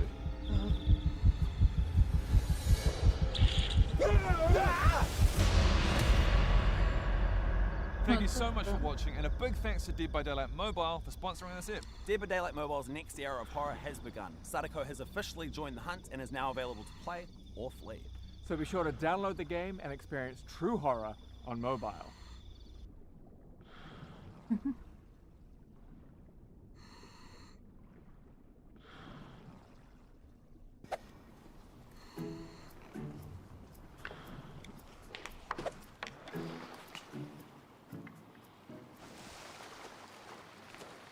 What is it, Ron? Oh, no. Oh, it just looks like you've got something to say. No, fine. Okay then. My mistake. It's just, whose coffee set are you using? This is my coffee set. But that's a Star Wars coffee set. Yeah, that's why I bought it. Okay, I see what's happening. You've got it confused. You see, Star Wars is an incredibly popular franchise created by George Lucas, set in space exploring the conflict between light and dark. Rowan, I know what Star Wars is. I'm actually a massive fan. You are a massive fan? Yeah. Okay then. What planet was Luke born on? Well, some people would say Tatooine. Exactly. But that would be wrong, because he was technically born on the asteroid of Polis Massa. Debatable. Okay, then name every Star Wars character. What? Why? If you're a massive fan, like you say you are, it should be easy. Yeah, I'm not gonna do that, Ron. Just like I predicted. Okay, before I do this, just to clarify, you're aware you're gatekeeping right now, right? That sounds like something a fake fan would say. Luke, Leia, Han Solo, Ben Solo / Kylo Ren, Padme Amidala, Din Djarin / Mando, Boba Fett, Jango Fett, Bo-Katan, Jar Jar Binks, Jabba the Hutt, Admiral Akbar, General Grievous, Qui-Gon Jinn, BB-8, Chewie, General Hux, Watto, Droopy McCool, Greedo, Grogu, the Knights of Ren, the specific space slug or Exegorth that almost kills everyone on the asteroid in The Empire Strikes Back, and last, but certainly not least, Anakin Skywalker, aka Darth Vader. You mean Anakin Skywalker and Darth Vader? No, I mean Anakin Skywalker, who is also Darth Vader. Oh my god. Guys, Adam, Alan, check it out. Listen to this. Okay, get this. Ali thinks that Anakin Skywalker and Darth Vader are the same person. Really, Ron? Yeah, I know, right? Rowan, Anakin is Darth Vader. He turns to the dark side, gets super crispy in Revenge of the Sith. Bro, did you not know that? That is so embarrassing for you. Oh my god, no, because he's got a helmet on. Ron, are you telling us this whole time you thought Anakin Skywalker and Darth Vader were two separate people? Yeah. Darth Vader wears a helmet. A helmet he has to wear after the fight with Obi-Wan? Do you mean Obi-Wan? And no, he's got a different voice. That's because he gets his throat burnt in the lava, and so he has to wear the helmet with the life support, so it changes his voice. Yeah. No, because that's what I meant. That's what I meant. Well, no. Look at the. Sorry. I had a thing. Yeah, I've got a. I've got a thing. I've got a. Your screen's blank. No, I had a thing. I had to. I've got a. Yeah. Yeah. Just. Yeah. I don't know about that. Oh man, how'd it go yesterday? Oh yeah, pretty good. I'm still a little bit sore, so I'm glad it's over and done with. The dentist said I needed to get those wisdom teeth out, or it'll cause issues down the line. Yeah, absolutely. I was the same. It's rough. I'm looking forward to the tooth fairy coming though. Yeah, if only. Yeah. I wonder how much I'm gonna get. What? Well, they're wisdom teeth, so because they're better than normal teeth, I assume I'll get a little bit more. Plus there's 4 of them, so 4 times. Adam, what? What? The tooth fairy? Yeah. Adam, you don't still believe in the tooth fairy, right? Alan, do you not get money from the tooth fairy? No, I mean, I did, but that was when I was a kid, and that was my parents. Oh, no. It's the tooth fairy. No, Adam, the tooth fairy doesn't exist. You sound ridiculous. Okay, no, Alan, let me show you. So what you do is you get your tooth, or teeth, in my case. Yuck. And you hold them in your hand, you close your eyes, and you wish really, really hard, tooth fairy, tooth fairy, tooth fairy. And what, the tooth fairy is just supposed to magically appear? Here I am, the tooth fairy. Tooth fairy, you came! See, Alan? Now, I've heard that there's a little boy here who's lost some very big teeth. Which one is it? Could it be this little boy? I hate working here. No, this little boy seems too grumpy to get a visit from the tooth fairy. You could at least make a f***ing effort. Could it be this little boy? It is, it's me. See, I've got them, there's my teeth. Yuck. My goodness, they look like some very big teeth. They were very deeply rooted, so they had to put me under general anesthesia. Well, since they're so big and you were so brave, I think we could give you a very big reward. Yay! I think you get $50. What? Oh, wow! Alan, look. $50.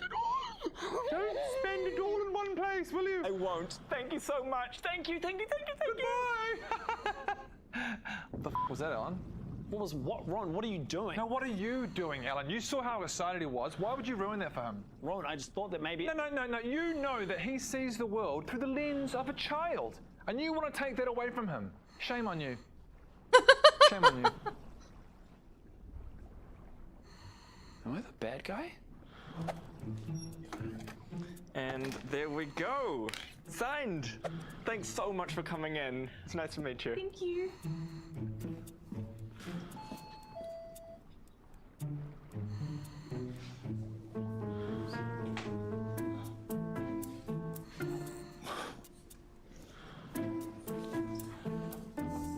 What was that? What? What was that? It was nothing. Don't worry, it's nothing. That was not nothing. What is happening?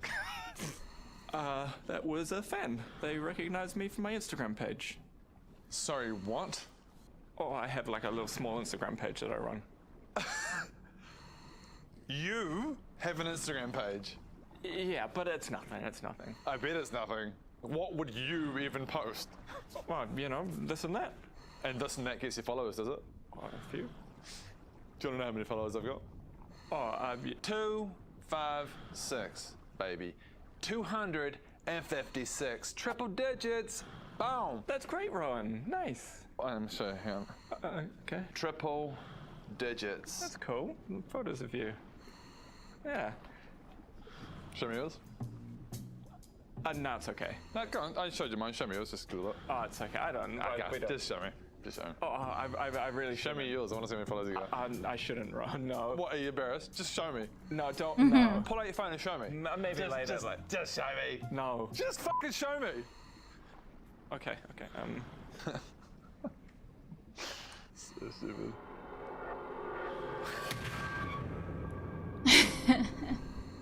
$436, but 1,000. The K means 1,000. Kind of all snowballed from my TikTok when I got famous on there, and then it kind of became an Instagram thing after that. But I still do the TikTok as well. Why didn't I know about this? Oh, it's just something I do for myself. I mean, like, Playtech's great and all, but like, I need to make money somehow. And plus, it's my passion. You make money off this? Oh, yeah, a fair amount of money. When do you do all this? Well, I do it outside of Playtech. Outside of Playtech? Yeah, like in my free time. Free time?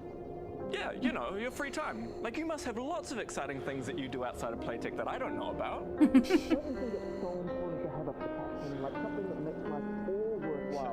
Outside of your work. Like, wouldn't it be so terrible if work was everything you had in your life? Like, if Playtech was it, if you didn't have anything outside of Playtech. Wouldn't that be boring? Wouldn't that be depressing? Like, day in, day out, day in, day out. I can't imagine anything more like abysmal and pathetic if that was all you did. If you worked until the end of your life with no passion. You know what I mean, Ron? No, he doesn't, because that's all he does is play tech. Do you know what I mean? Ron?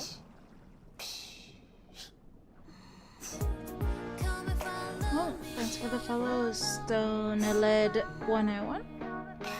Stone Illed. Not sure if I pronounced that right. Totally. But hey, thanks for the follow.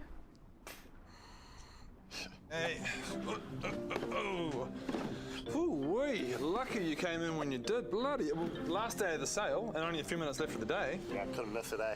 Can I just say, as someone who knows, you are getting yourself one hell of a bargain here. Can I just say, as a customer, it's honestly mad that you've got 80% off. Look, what can I say? What can I say? I can say we like to treat our customers well, and in this particular instance, we want to give you a treat. And can I also just add on to this conversation a couple of words for myself? That I just really appreciate that, you know? And that's why I keep coming back here. Let's get this done. What do we got? So normally $399, coming in today with 80% off at $79.80. That's so good. Anyway, oh shit, let's get this done for you. So we when you're ready. All right. You know, actually, I gotta say. Oh no.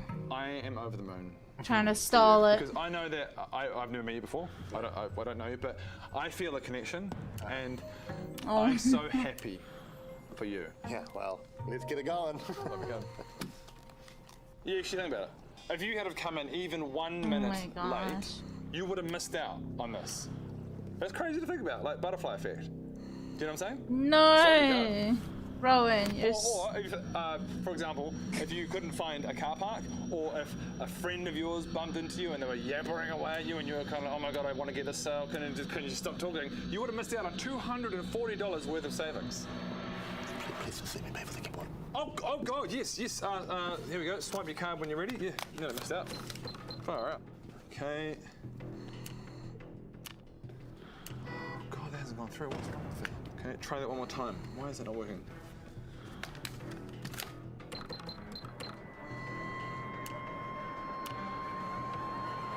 Accepted. For real? You, sir, are the proud owner of this fantastic keyboard. Enjoy. No problems. No problems at all. Thank you. Oh, actually, one last thing. Hang on, just got to finalize the transaction there. Okay. What? Whoa, what are you doing? I'm giving you your 20%.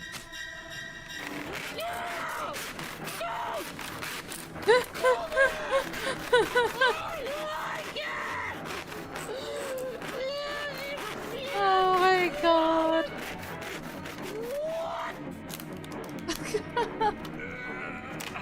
Yeah. Put that over here. Here is your 20% in there. Close that up, and all yours. Why would you do that? Well, the sale clearly says 80% off keyboards. 80% off the f***ing price. Sorry. Does it say 80% off the price of keyboards, or does it say 80% off keyboards? Yeah. Well, you enjoy that. That is all yours. Have a good day, sir. What the fuck? Hey, man. Oh, hello, sir. Hi. I saw you guys are having a sale on those new gaming catheters, and I'd love to grab one. I'm sorry, what? Sorry, a gaming catheter? Oh, I don't know what that is. You know, those new gaming catheters. You guys have got a sale, 20% off. I just wanted to come and get one. Do you mean a catheter like you get a tube and you put it up your... Yeah. That's the one. Right up there. Oh, no, we don't have those. Oh, really? Sold out already. Damn it, I should have been quicker. No, I mean, we don't sell those. No, I'm pretty sure you do. Oh, I don't even think they exist. What? Well, how else am I meant to go pee while I'm gaming? I guess your toilet? Oh, yeah, sure. I'll just pause PUBG to take a piss, shall I? Maybe I'll just leave LOL to take a leak. I'll just walk away from Warzone to take a whiz. I mean, what are we doing here? Come on. I'm sorry, I don't know what to tell you. You know what? I'd like to speak to your manager. What's going on? This gentleman is looking for a gaming catheter? Oh, do you mean the new Razer Porcupine gaming catheter? Thank you, yes. Fantastic choice. Top of the line, state of the art, and 20% off today. Okay. Now, let me ask you this, though. Are they really all they're cracked up to be? Let me put it this way.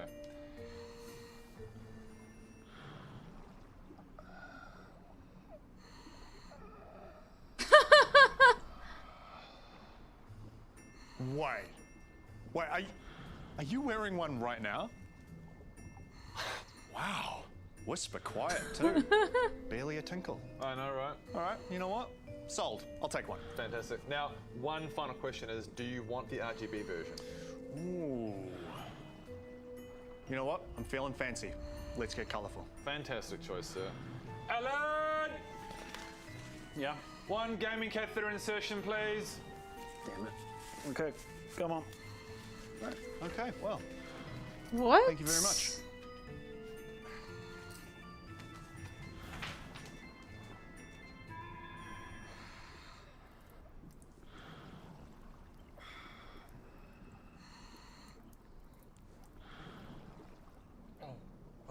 Oh.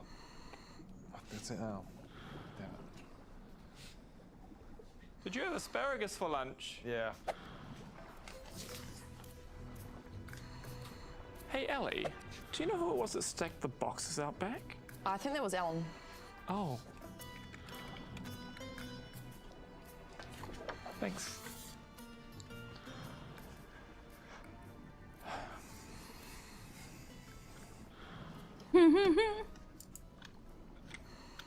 Really? He's gonna just message Ellen?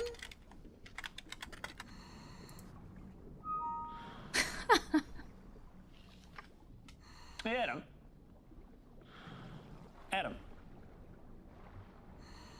Hey, Adam.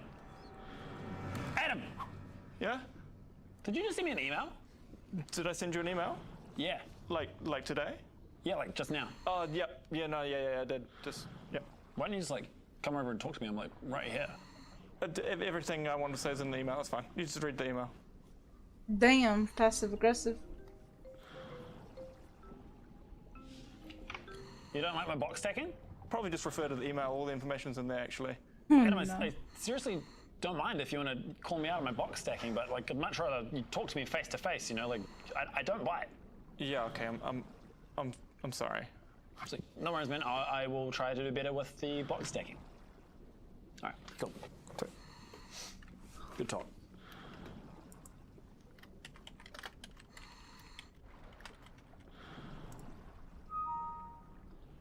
Regarding the hostile work environment. Adam, are you serious? Adam, you can't just avoid difficult conversations by putting them in an email. Look, Adam, you're not making this easier for anybody, okay? You're just coming across as passive-aggressive. Just talk to me. Adam, what are you doing? Stop. Adam, don't you dare send that. Dear Alan, if you could please keep your voice down. I'm standing right here. Kind regards, Adam. This is ridiculous. I'm right here. Talk to me. Whoa, whoa, whoa, whoa. What's going on here? Adam is avoiding confrontation by sending passive-aggressive emails rather than talking to me like an adult. Is this true, Adam? See, this is exactly what I'm talking about. What's happening right now? Oh my god, that's so true. That's so annoying. This is not cool. Adam, stop. That was funny. Oh my god, he didn't. That is so embarrassing. Oh my god, I'm gonna forward that to Ellie. Do not get Ellie involved. Oh my god, Adam. Hilarious. What is happening? I know. You guys are being so mature. Like, who's gonna talk to him in person about that? No way. This is bullying.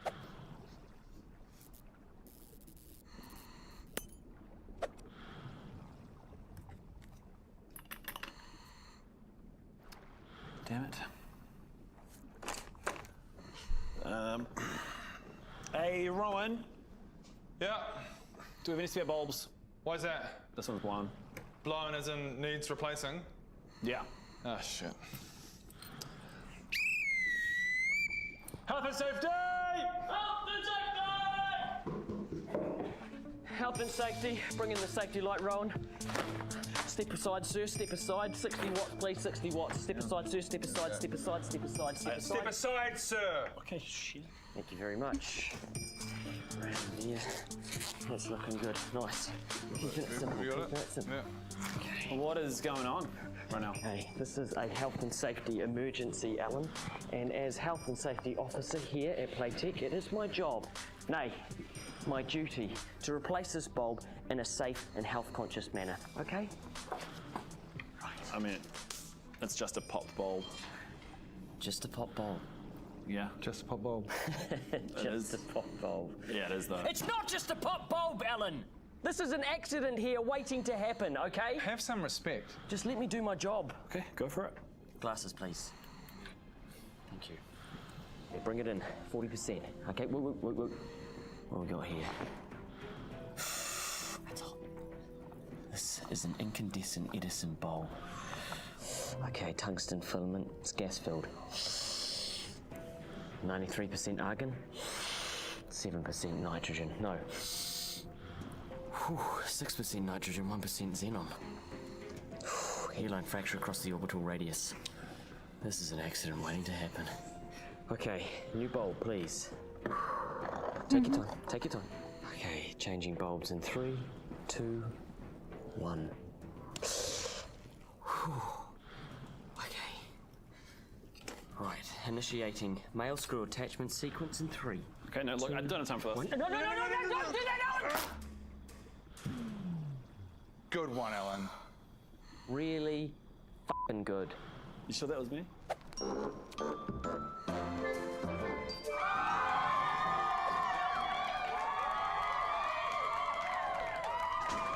How you go, man? Hey man, I'm just after a flat clicker. I don't know what that is. What? Now that is outrageous! What is happening? Sorry man, just playing the hits, you know, gotta keep the fans happy. You know how it is. The fans? What are you talking about? Okay man, I'd just like to buy this please. Okay, yeah, sure, I'll bring it up. Oh wait, no price tag. Must be free! It's definitely not free. Oh, okay then. I'd just like to pay using this money.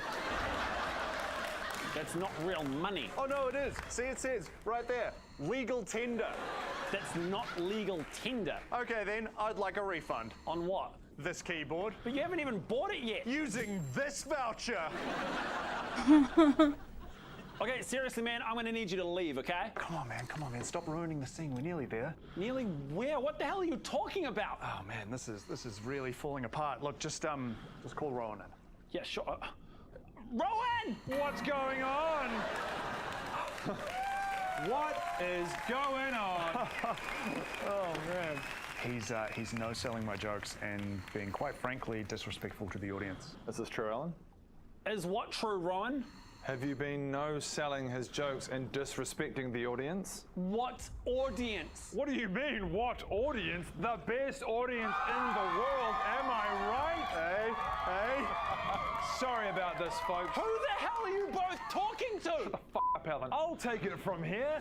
How can I help you today, sir? Well, I'm after a flat clicker. Hang on a sec. What's a flat clicker? You don't know? It's like a 2D plane, but it glows. Oh, do you mean a horizontal motion stabilization plateau? That's the one. Sorry, sir. We're out of stock. Ah, well, all good. I'd just like to buy this keyboard using this money. But first, I'd like a refund using this voucher. Well, quite frankly, that is outrageous. Wait a second. That's my line. Well, is it though? Well, it is.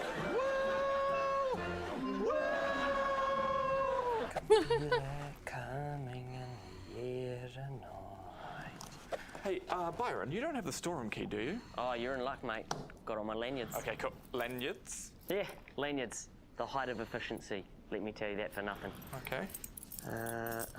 I just need the storeroom key, that's all. It's not on that one. Maybe it's on this one. You're a lanyard person? Big time lanyards. Get into it, man. Everything, day to day, right here. Sorry. Holy moly, lanyards. That's my credit card, library card, and AA membership card. Never know when you need that. It's my phone. Any messages? No, just mum. Sorry, mate, I do have to go through this. Sunglasses. Stanley knife, because, you know. Snack. Why do you have squiggles around your neck, Byron? Oh, squiggly digglies. They're my favourite. And then there's just a bag of salad. Well, you know, it's my lunch. Finger food. I love it. Keeps you slim. Novel? A book? It's a really good book, but just don't read the end, because the end's shit. Okay. What is that? Car registration, pictures of me in the bathtub, and my will. Why do you have all of that in a folder around you? Well, you know, easy filing that way. Return of the King, Fellowship, Two Towers. You have the entire Lord of the Rings trilogy on a lanyard around your neck. Extended edition, yeah. Peter Jackson, bless him. I still need the storeroom key, Byron. Oh, sorry. Here it is. Careful. It's always the last one you look for. Byron, this is super impractical. What do you mean? I keep everything around my neck for easy access. It wasn't easy. Well, where do you expect to keep it? In my pocket, like a normal person. See? Phone, wallet.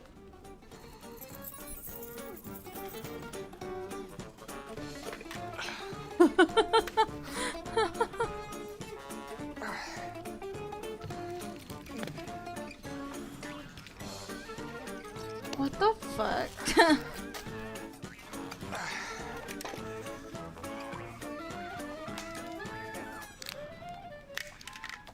See? Good point. Oh, no, it's your book. Uh-oh. I've lost the keys now. Thank you.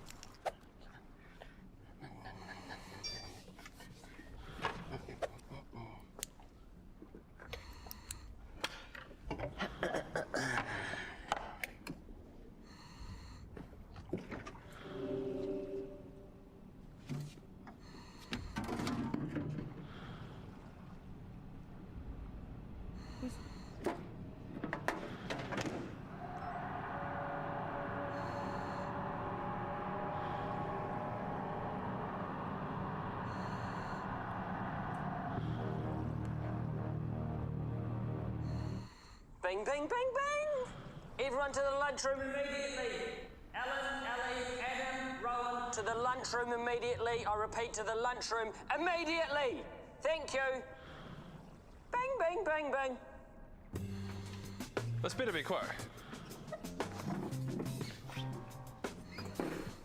Firstly, I think it's only fair that the offender have an opportunity to own up.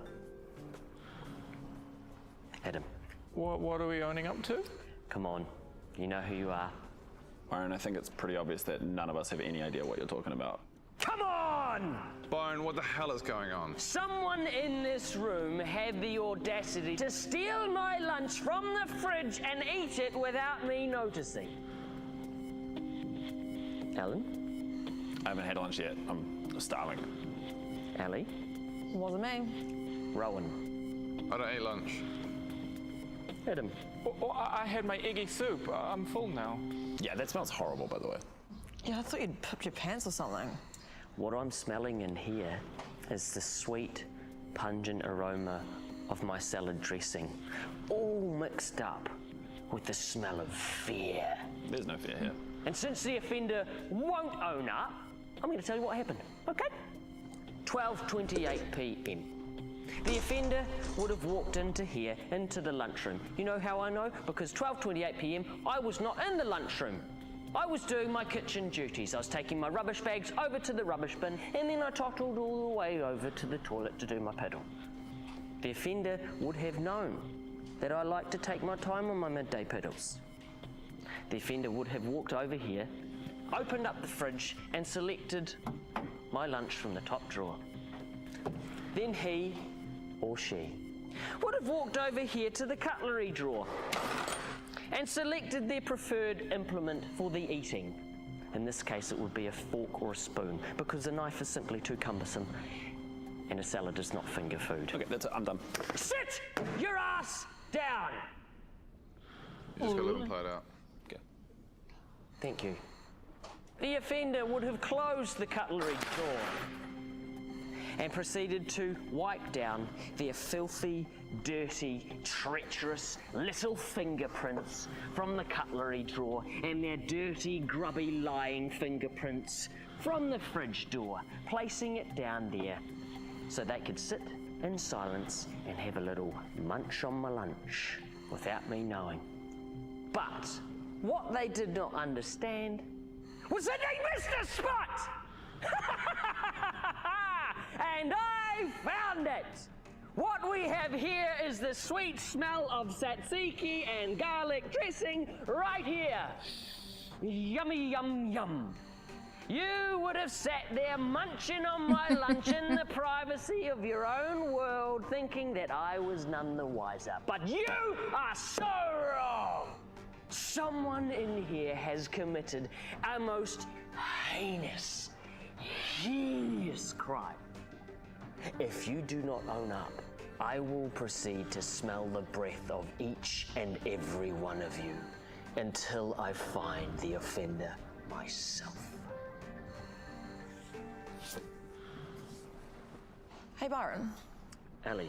You mentioned you did the cleaning today, right? That's correct. My name is up there on the roster. Yeah.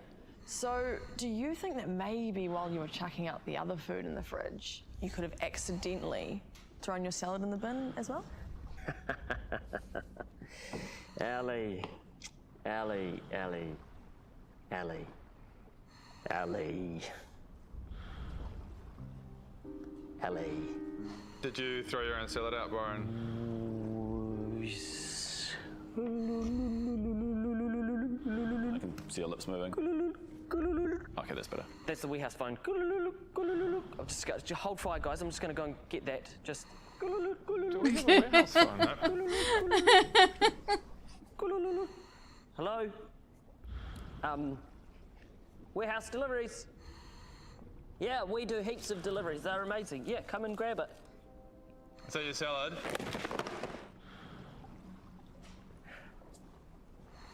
You guys are dismissed. Next time, there will be punishment. I bet it was. Scoot.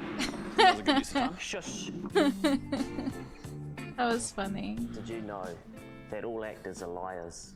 So if you want to see more liars on screen, check out more videos, okay? Check out the ones that I'm in, specifically, because why not, right? I'm in heaps of things as well, so go and check it out. Please.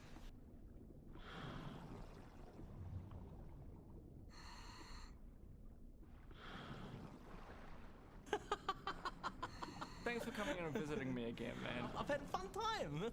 So how have things been? Oh, times have been tough, eh? Oh, really? Yeah, I just got fired from my job. What happened? Yeah, it turns out you're not allowed to sleep while operating a crane. I don't know how I'm gonna make ends meet, you know? Oh, no. Let me know if there's anything I can do to help, okay? Actually, can I have your job for a bit? Oh, what do you mean? Oh, I don't have a job, Adam, and I need money. But it's my job. Adam, mate, we're best friends, right? Let me just have it for a little bit. I promise you, I'll give it back. As long as it's only for a little while. It's just a little bit, and I'll work really hard. I'll earn it, I promise. I mean, I guess so. Yes! Thank you so much, Adam! Thank you so much! Can I wear the shirt? Give me this, this thing. No. Okay, yeah. Ooh.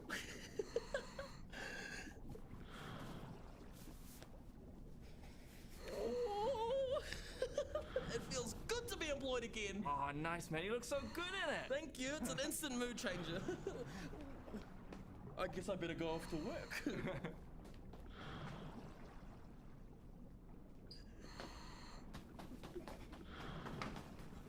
Oh, would you like some headphones, sir?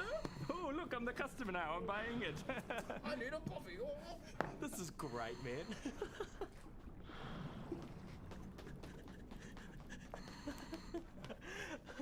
Alright, everyone, listen up. Okay, I've decided that for ease of paying people, I'm actually just going to pay you 6 months in advance in cash, okay? Makes absolutely no Alan, shut the f*** up. Do you want to get paid or not? Yeah. Yeah, okay. Ellie, that's you.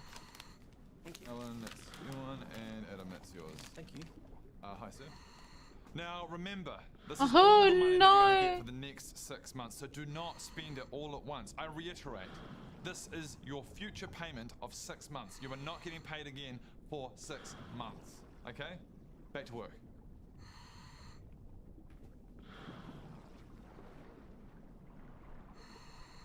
You know what, Adam? I don't think I actually need this job. Oh. You should have it back. Oh, thanks, man. What I'm saying is, bro, you are a true best friend for even considering letting me have this job, okay? Besties for life. Well, I'll just grab that. What?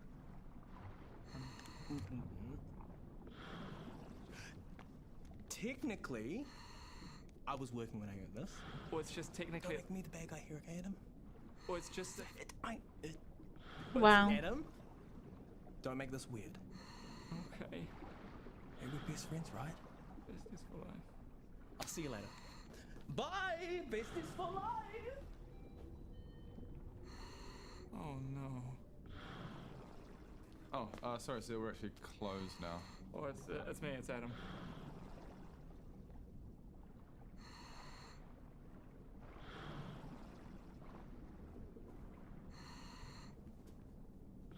Oh, it is different.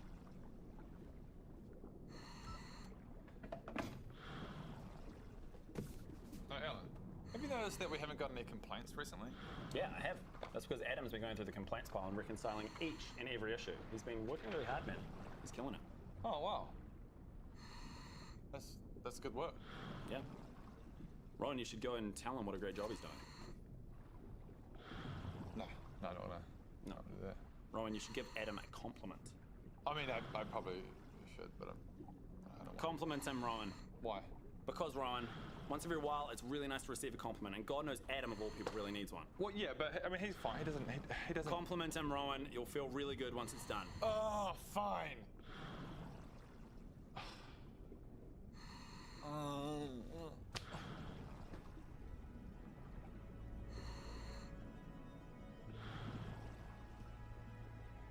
Hey, Adam. Yeah? I just wanted to tell you. Sorry, Ron, I can't hear what you're saying. I just wanted to say. That you're doing a good job, Adam. What?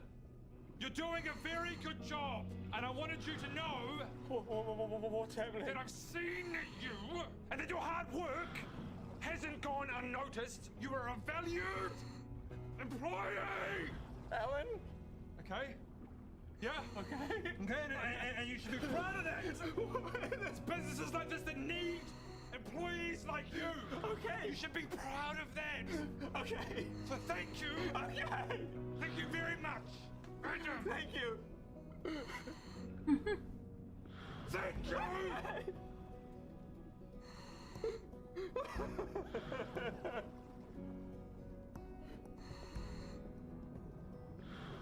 You're right. That felt really good. Good.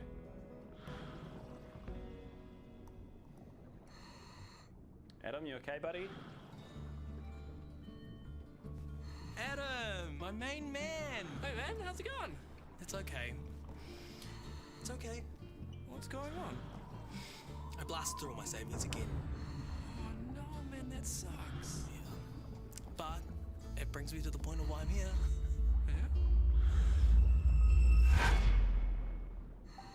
What the heck? Give me all the money in the cash register now.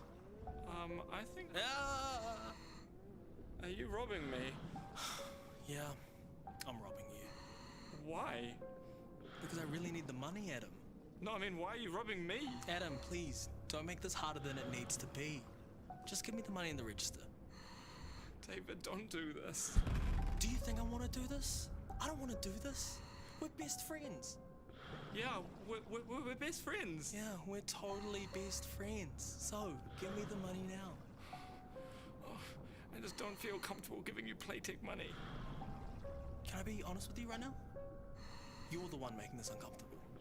I'm just trying to rob you, and you're guilt-tripping me. Oh, I'm not guilt-tripping you. You are, though. No, I'm not. You're making this a thing. But this is a thing, though. I'm just trying to earn an honest living. I'm just trying to provide for my family. But David, you don't have a family. But what if I did?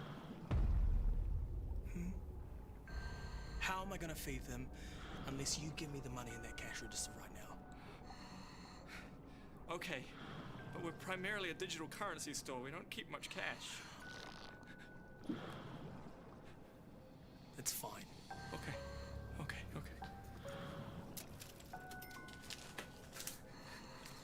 It's like $80. Thank you.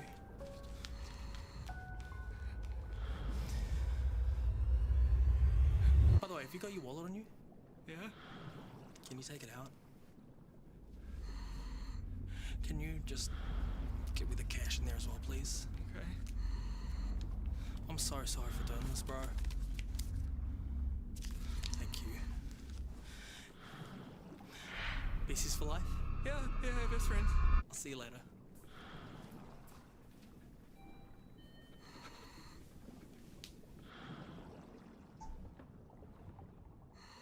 Adam. Adam. Adam.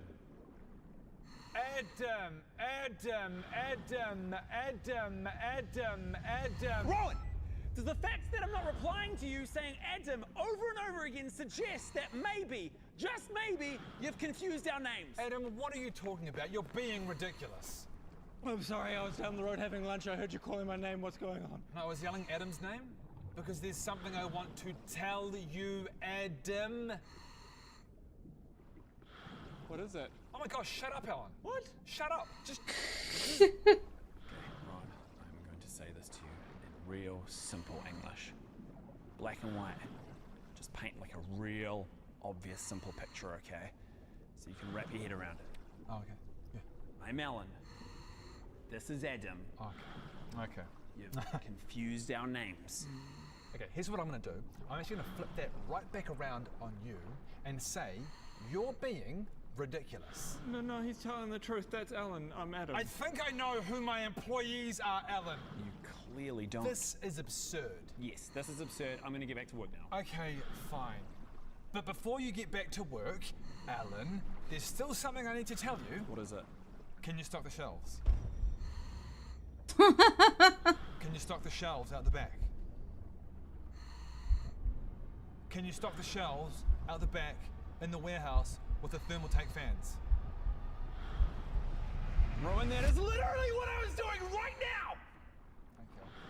Play a little game, mate. You play a little game. Ellie! Ellie, what are you doing back here? Get back in the teaspoon dropping cupboard. But I'm hungry. Get back in the teaspoon dropping cupboard right now. But I'm hungry.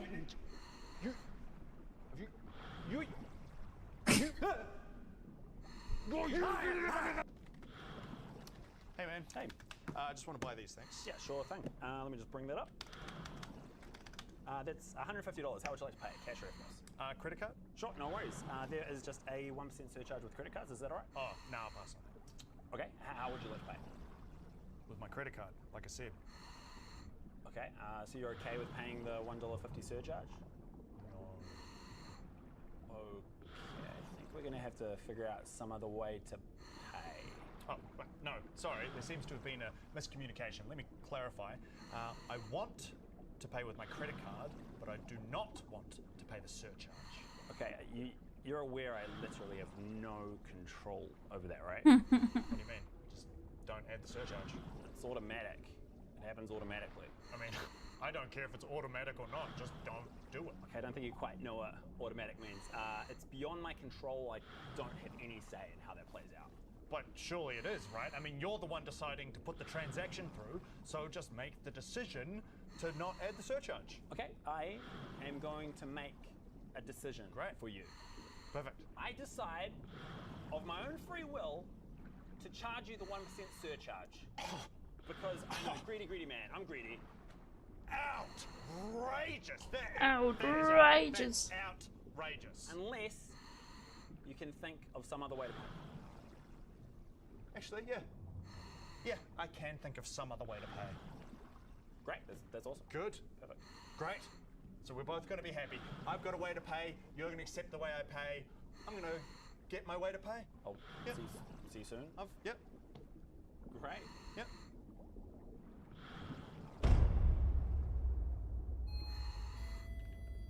Hey. Hi. Just finishing up the transaction from earlier. Perfect. How would you like to pay? Cash. Good.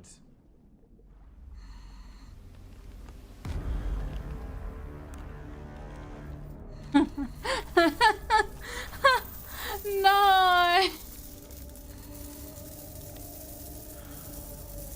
Dude, I'd be so irritated if that happened at my job. I mean, it has happened a few times, but not that much.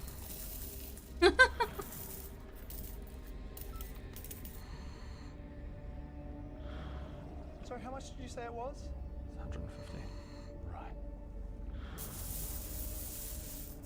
Yep, 150. It's all there. Feel free to count it if you want. You can't do this. Can't do what? Pay for something with money? You guys accept cash, right? Yes. Great. Well, as I say, unless you want to recount it, I'll probably just take this. Thanks very much. Oh, actually, before I forget.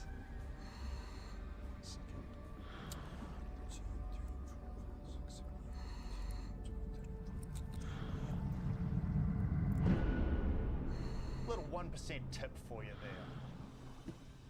Have a good day.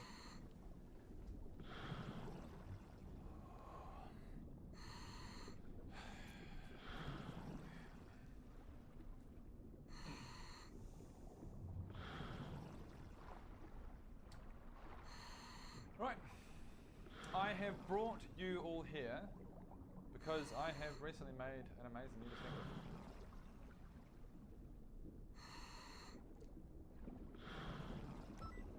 What is it, Ron? Thank you, Alan. I have recently discovered that girls, female women, also play video games like us guys. So I've got a new marketing campaign that we can use to market to all of these women. Let's jump into it.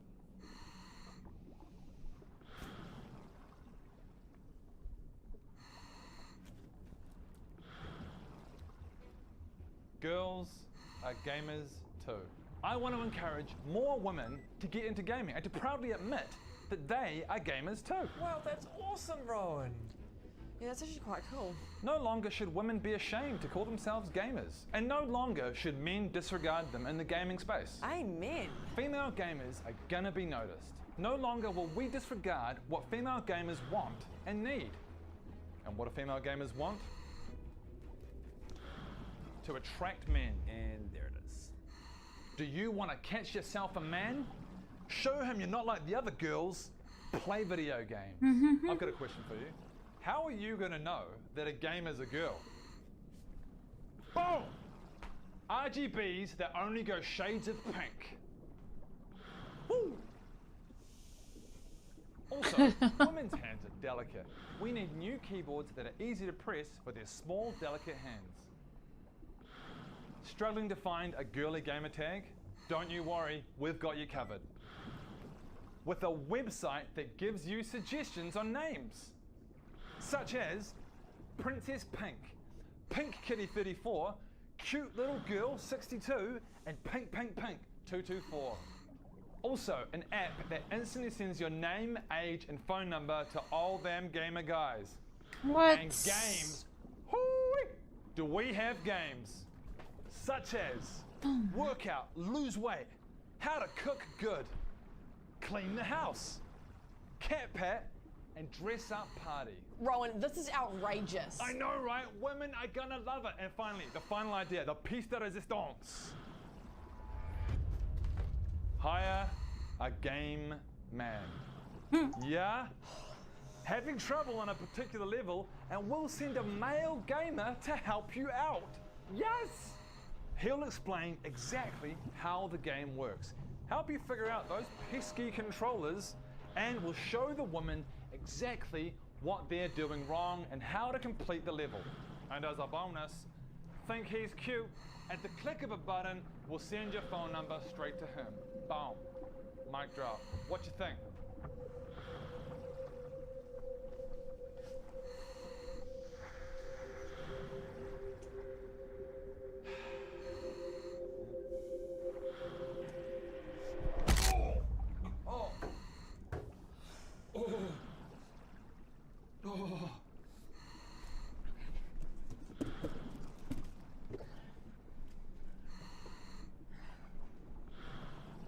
Hey, Byron.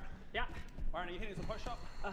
We just had a last minute order come through. If you could add this to your deliveries, that'd be great. I don't have time to package it up. Okay, I'm running late as it is. It's just USB stick, man. It'll be super quick.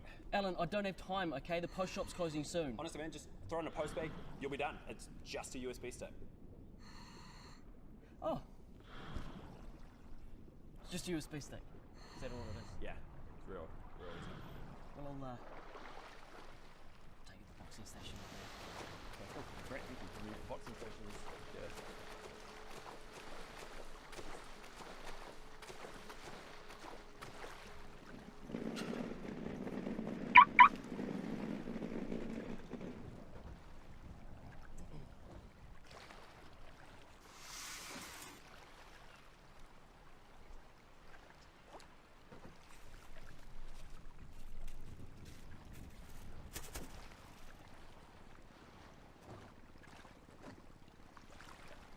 What's the time? 5:20.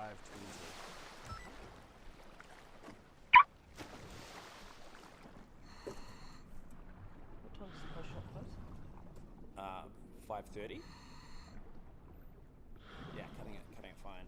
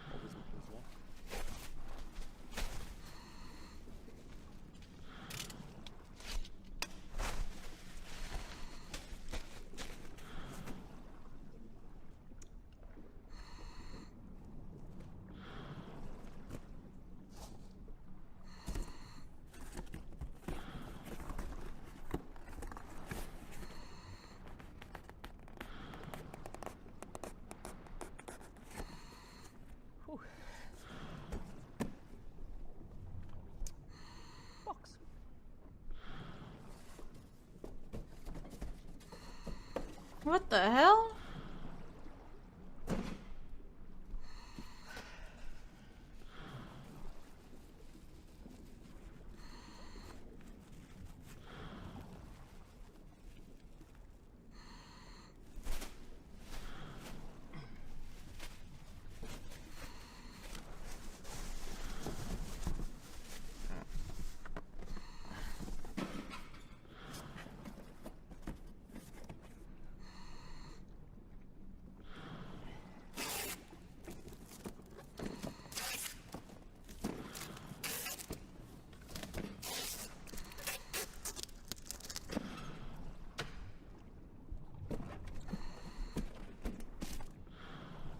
What's the time, Alan? 5:23. I am cutting it fine. Oof. Hi, Byron. Are you sending out those 2 USB sticks? What? Oh, was it 2 USB sticks? Yeah, the customer just updated the order. Just chuck it in a bag, you'll be fine. Sorry, Byron, it was 2 USB sticks.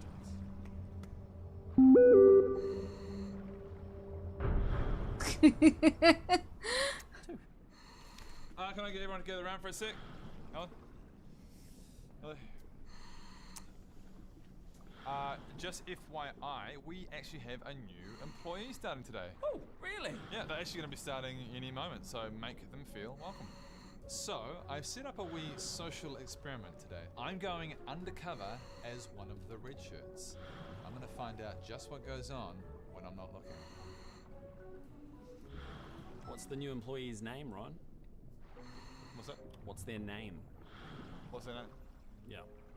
Their name is Rowan. Rowa. Rowa. Yeah, the name's Rowa. Rowa. That's an odd name. Yeah, it's French. Their name's Rowa, and they're from France. French. So they're going to be starting, like I said, any second now. Make them feel welcome. I'm going to be real busy actually today, so you might not actually see me today, but makes sense. Yeah, make them feel welcome, and I'll see you guys later. So I'm pretty confident Rowan is going to do his undercover boss thing. He does this a few times a year. Hey guys! Hey, Rowan. Who's Rowan? Oh, do you mean Rowan, the black shirt manager? Oh, no. My name's Rowan. I'm a red shirt like you guys. I'm French. It's actually just easier to go with it because no matter how many times you call him out, he literally will never admit that he's undercover. So hey, do you guys want to show me the ropes? Okay, Rower. Come out the back with me and I'll show you how to stock the shelves. Great, let's go. Okay, so full disclosure. Playtech can't actually afford to pay everyone this month. So I've come up with a genius idea called Inception. Basically, I'm going to plant the idea that we should all be taking half pay this month and make them come up with the idea.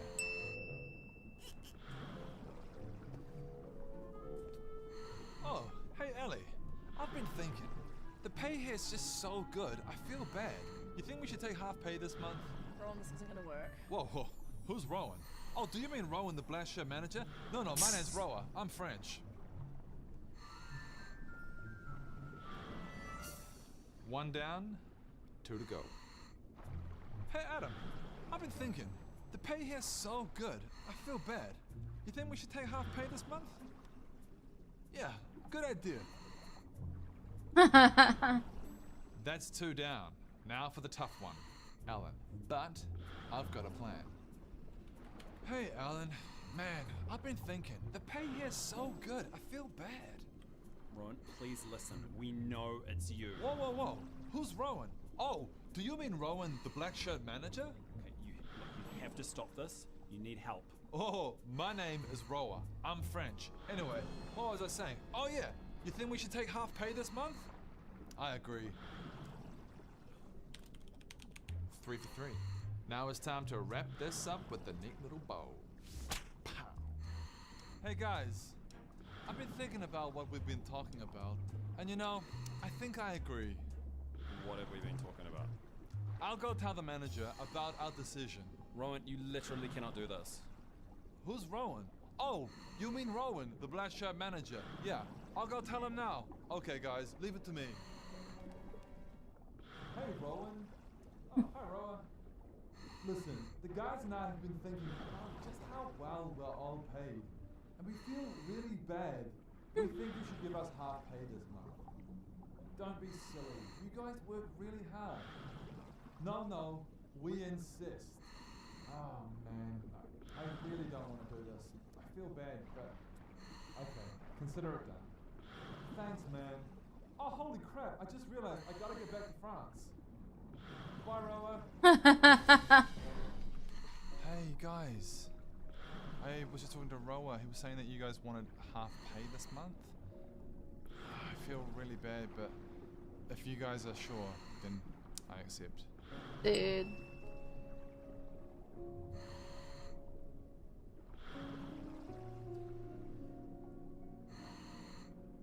I still don't know why you guys are here. Is he paying you? Is that where our money's going? C, D, E, F, G, H, I, J. A,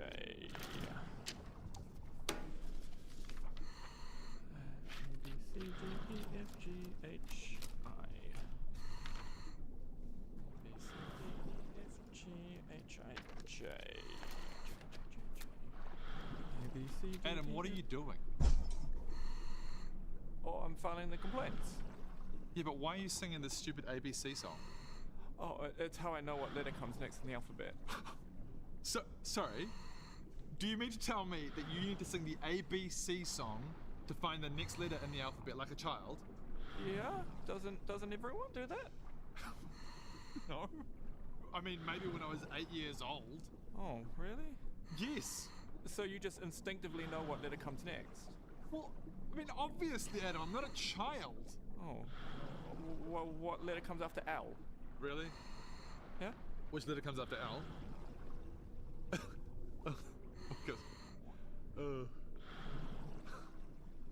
He's counting it in his head. Well, which comes after L? Yeah, which one comes Why after do they L? keep It's E. calling? Yeah, but you sang the ABC song. No, I didn't. Oh, okay, then well, what letter comes after S? Oh, are you serious? Huh? After S,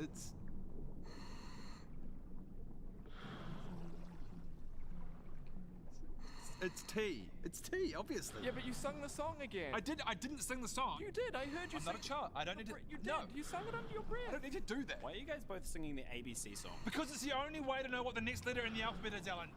Are you guys telling me you need to sing the ABC song to know the order of the alphabet? Yes. What are you guys, 8 years old? Okay. All right, Alan. What comes after T in the alphabet? Go. What comes after T in the alphabet? Yep. What comes after T? Go. So stupid. Now, go. A, B, C, D. God damn it.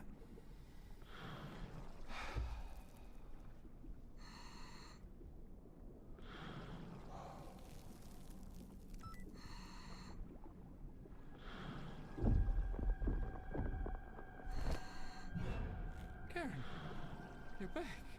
Dude. Is USPS watching my stream or something? Because, you know, or have they been listening to me or something? Like, somewhere? They have, like, bugs somewhere? Like, I keep mentioning how I do not like USPS and FedEx and UPS. This guy that called me about my package and how I told them to, you know, bring it to my door if they could. You know, he said, yeah, they could do it tomorrow. He actually found a mail guy and just instantly delivered it right now. Wow. I'm not gonna lie, I'm kind of impressed.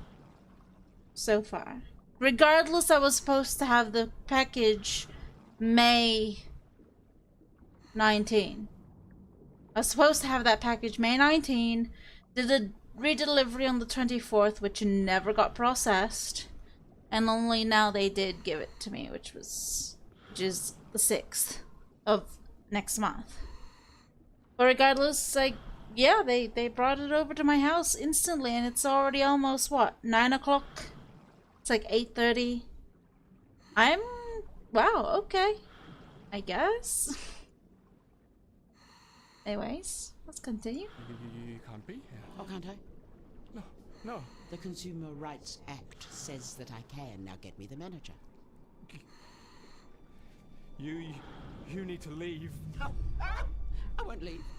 I demand that you listen. Listen to everything that I say. Now get me the manager. He's not here. Oh, you are a useless employee. Look at you. I don't know where he You've is. got the slightest idea what is going on here. I can't help you. I know 100 people who would do this job much better than you.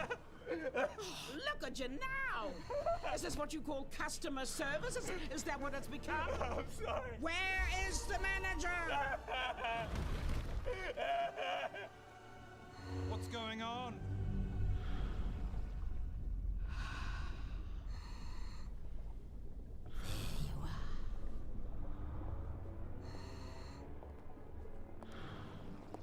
What are you doing here, Karen? I've returned to finish what we started. I've defeated you once. I can do it again. Oh, can you? What is this? This is your undoing. No, this is impossible. Call yourself a manager. Oh, We are going to tell everyone about this. Circumstantial. Nobody will ever want to come and Consumer shop rights. It does not say that. It does not. You can't just come in here. That is a son. here. That's irrelevant. No. That's erroneous information. That's erroneous. No. That's not fair. Three of them. Go. You are a disgrace to management. A disgrace to retail. Look to my coming at first light on the 5th day. At dawn, look to the east. Alan. Who are you? Didn't you hear? I'm the super manager. You're just the man that I need to speak to. The white shirt has returned. I want to complain about the state of the store and the horrible service that we have had to deal with. Your hair disgusts me. You have far too much makeup on. That Louis Vuitton is a fake. How dare you! You take it back. Her hair is fabulous! Yuck, yuck, yuck. Adam, Rowan, I have them in a temporary rage paralysis.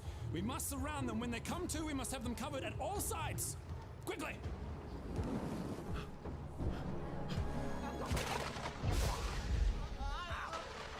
Now repeat after me. With the power of 3, we banish thee. With the power of 3, we banish thee.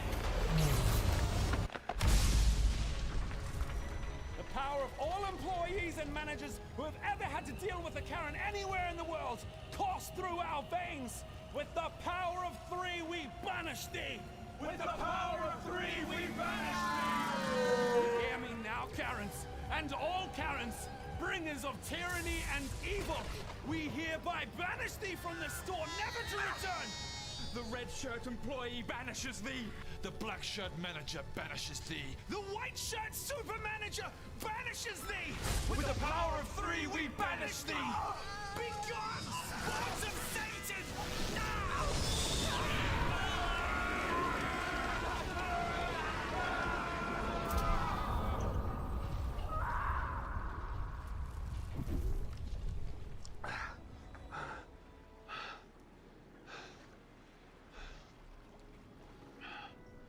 Where did you learn that? I've been training in secret, preparing myself for the return. But what did it cost? Everything. Can you control it? I don't know.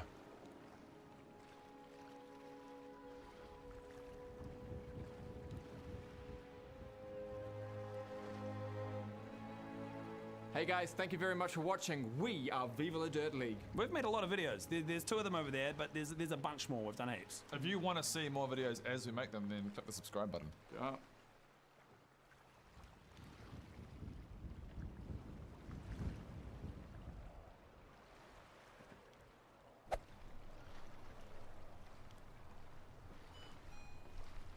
So, hey.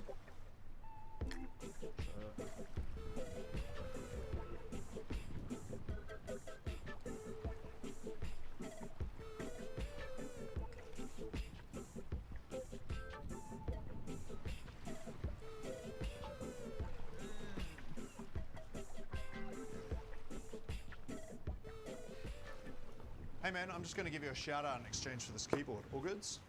What? Oh, sorry, I'm going to shout out your store on my Instagram in exchange for this keyboard. Sure.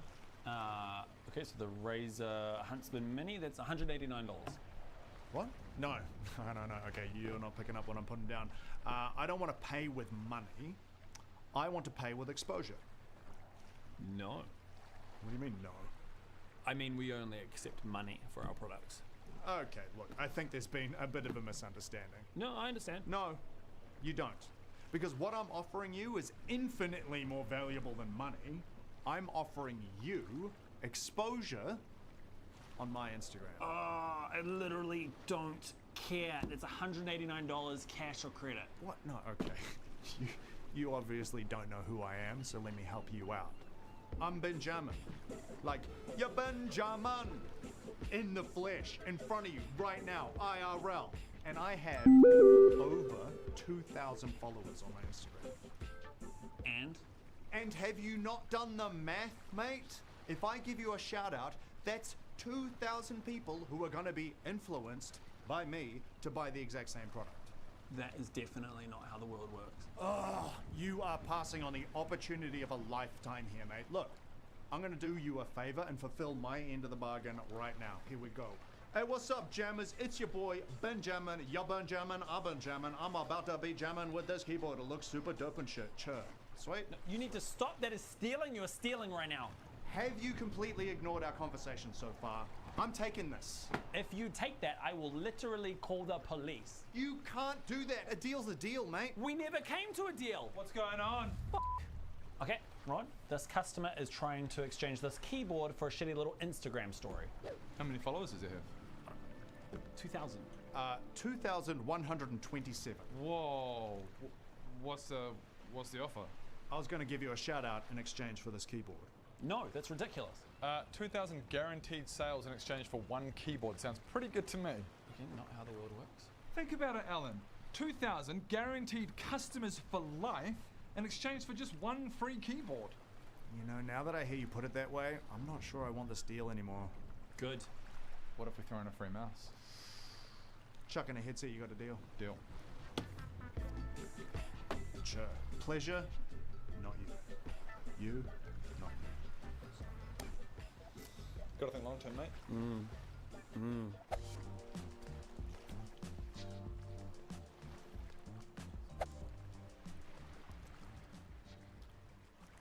Oh, Alan, can I have some gum? Oh, sorry, man, I'm all out. No, seriously, can I just have a little bit of gum? Sorry, man, I'm all out. No, I can see that you've got gum. Can I just have some? Ron, I don't have any more gum. I am all out. Why are you doing this? Doing what? Filling the air with your lies. Oh, for the love of God, Ron, I'm not... Just give me some gum, Alan, and then we can all just move on. Ron, I don't have any more gum. Oh, really? Yes. What's that in your mouth then? Gum. So? I don't have any more gum. Just give me some gum, Alan. Oh my God, Ron, I don't know what you want from me. Gum. Ron, this is literally my last piece of gum. Great. Thank you. Is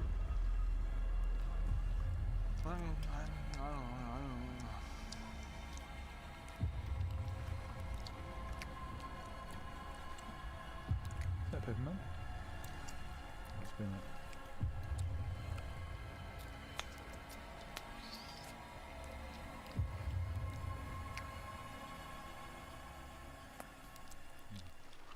I can't believe you just did that.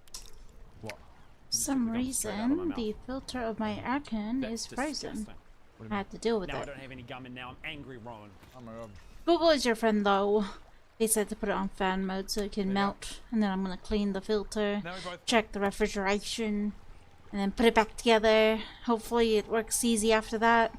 I guess we'll see. All right, no, that shouldn't be a problem. Yeah, we can get that shipped out to you tomorrow. But other than that, Most welcome. my mom's almost back Okay, I from love San you, bye. Francisco.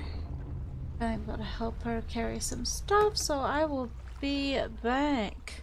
But I'll just leave the video work, going on. Did you just... Yes, Rowan, I did just. Sorry, did you just tell a customer, I love you? I love you to a customer. Yes, Rowan, I did, and I'm embarrassed enough. You don't need to make fun of me. Okay, I'll leave you to it. And I love. I love you. You said I love you to a customer. You know you said that, right? Oh, Adam, I meant to say how embarrassing that was before when you said I love you to the customer. It was so embarrassing. Oh, man.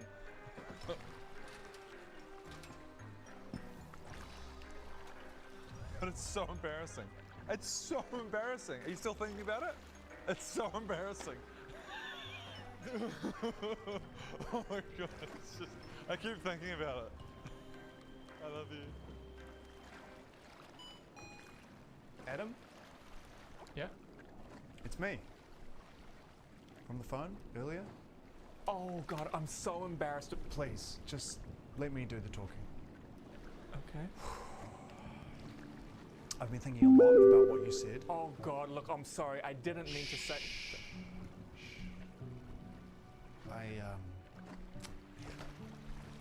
I got you these. Okay, and why did you get me these? Because I love you too. Okay.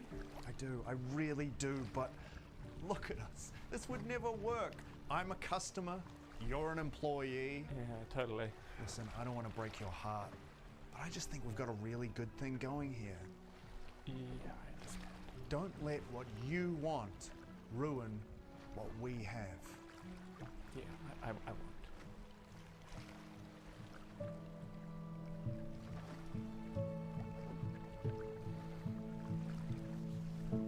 No. No? Sure?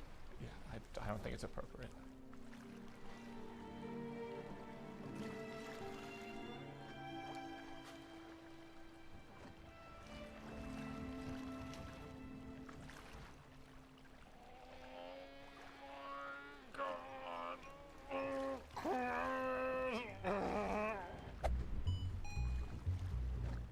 Hey there, sir. Shut up! Listen, shut up! I have a very big complaint to make, all right? Yesterday, I received an email from you promoting some big sale. Yes. No, I did not ask to receive that email. It's just when you buy something from You're infringing upon my rights as a human being and, more importantly, as a consumer. If you don't want to receive our emails anymore, I would like to be removed from your mailing lists. Well, sir, if you just let me finish, I can. My privacy is under attack. Okay, that does it! Dare you raise your... Shut up! Shut up! Shut up! I'm sick of you coming in here and making my life a living hell day in and day out. You know what? We're swapping. We're swapping. You put this on. Stand here. What? Put this on! Give it. Stand over there. Stand there.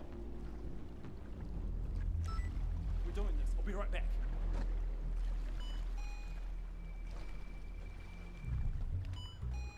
Ah, hello there, sir. How can I want to make a big damn complaint and there's nothing you can do about it. You just gotta stand there and you just gotta take it. Well, I think you'll I find... got a big loud voice and a big dumb face and everything is outrageous. Blah, blah, blah. What's going on? Ron, this customer just... Sorry, I'm actually talking to my staff. What is the problem? Ron, it's me. Can you quiet, please? Well, I mean, this guy just came in here and just started yelling at me. Right. No, Ron, it's... You know what, sir? I'm actually sick of your shit. Customers like you coming into my store and treating my staff like this. Ron, I'm Alan. No. As I was saying, every day, poor Alan here has to deal with customers like you treating him like shit. And I can tell that it's really getting to him, you know? I can really see that. Years of this. Alan, in fact, I'd like to take this opportunity to let you know that I appreciate the hard work that you do and the years of service that you've put in here at Playtech. I appreciate that. And I really want you to know that this place wouldn't be the same without you, mate. In fact, screw it. You know what? I'm gonna give you a one-time cash bonus of $200. Oh, wow. Thank you so much. Thank you, mate. Again, this is a one-time deal, okay? Don't tell Adam or Ellie. Right, what can we do for you, sir? Come on, reply. Hey, Adam, here's the stock request for you. Have you heard back from the supplier yet? Not yet, but I have emailed them. Oh, just give them a call to confirm. Well, actually, I sent 2 emails and a direct message as well. Adam, it'd be way quicker if you just called them. You know what? I'm going to email again, because if they email again, Adam, he might I get... swear to God, just give them a call. You'll hear back way quicker that way, okay?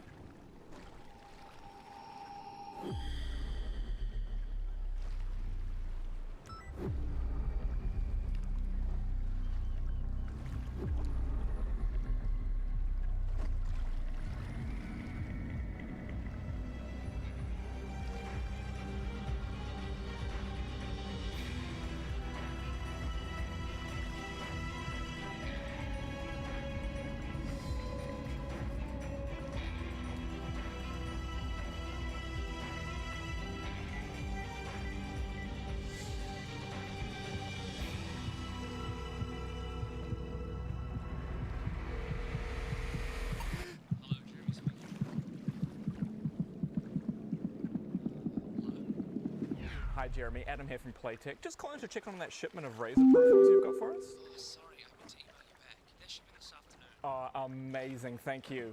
Thanks, Adam. Nice chatting to you. Yeah, you too. Cool. See ya. Bye now.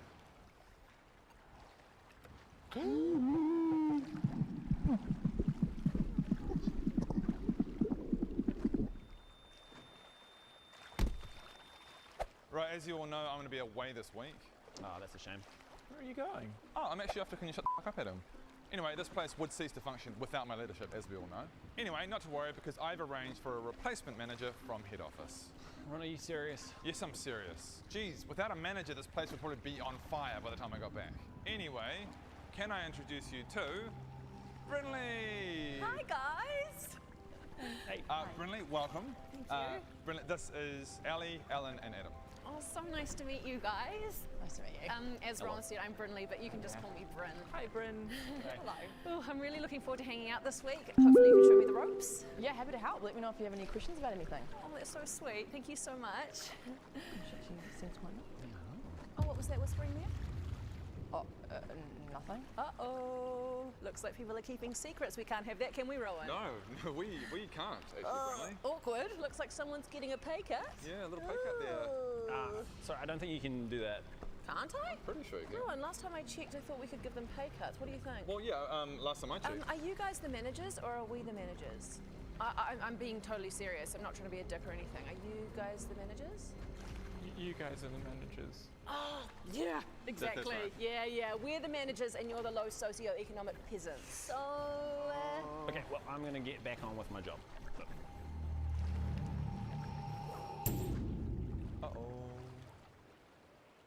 Alan, before you go, I'll just get you to pick up my keys, Ta.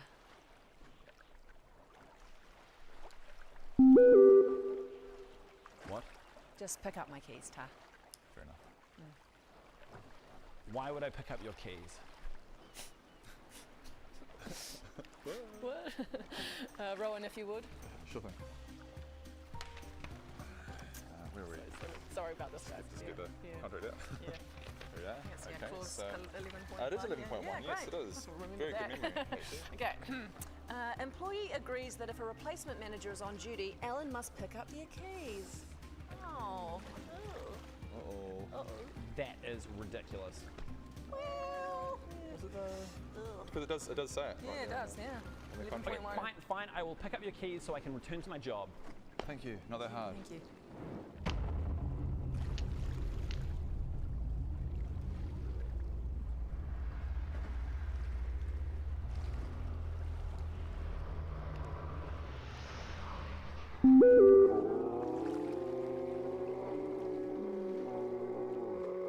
Destruction of company property!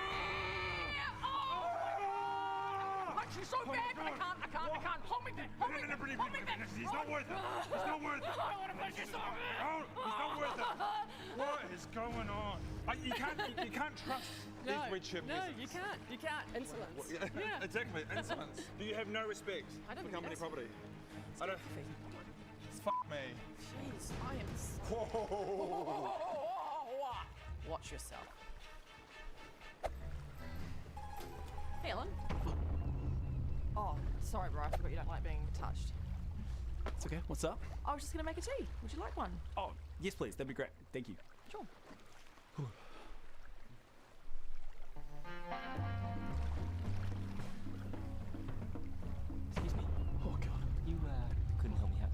Are you a good cat? Yeah, good. Yeah. How can I help you? Well, I was hoping to test out some of those chairs. I just want to know how they feel. Okay. Yeah, sure. The chairs are just over here, so we'll just Okay, great. head over there. You lead the way, big guy. Here they are. You okay? You feel a little bit tense. Okay. Yeah? You sure? Because you definitely feel like you could use a hug. Yeah, come on. How about a nice hug to calm you down? Come on. Come on, it's a nice big hug. There you go. Come on. That's the way. Just like yeah, come on. Just with me. Breathe with me. Yeah, that's a good boy. About to enjoy it. Just sinking full body, mate. Alan, what is going on? I don't know. I am so sorry about this. Now let me help you up. Oh my God, I'm so sorry about him. Let me thank you with a nice big hug. Oh, no. Oh God. Oh, please. Oh God. Oh my God. Fuck. No one touches my boys. Scat. Get out. Get out.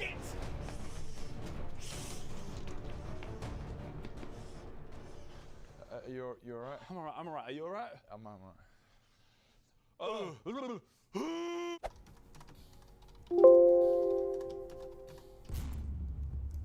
what? No, the power must have gone out. Oh, that's perfect. I just lost like an hour's worth of work. Hey guys, is the power working in here? No, the power is out. Oh, got it. I guess I phoned the power company. Everyone just stay calm, be cool, nobody panic, okay? I'm sure this is just a temporary power outage. We will get through this together. Okay, thanks. Bad news, guys. Power company says they don't know when it's going to come back on. Oh, shit. We're so screwed. Get out of the way, out of the way. Are you okay? No, I'm not okay, Ellie. This is it. This is game over. What are you doing?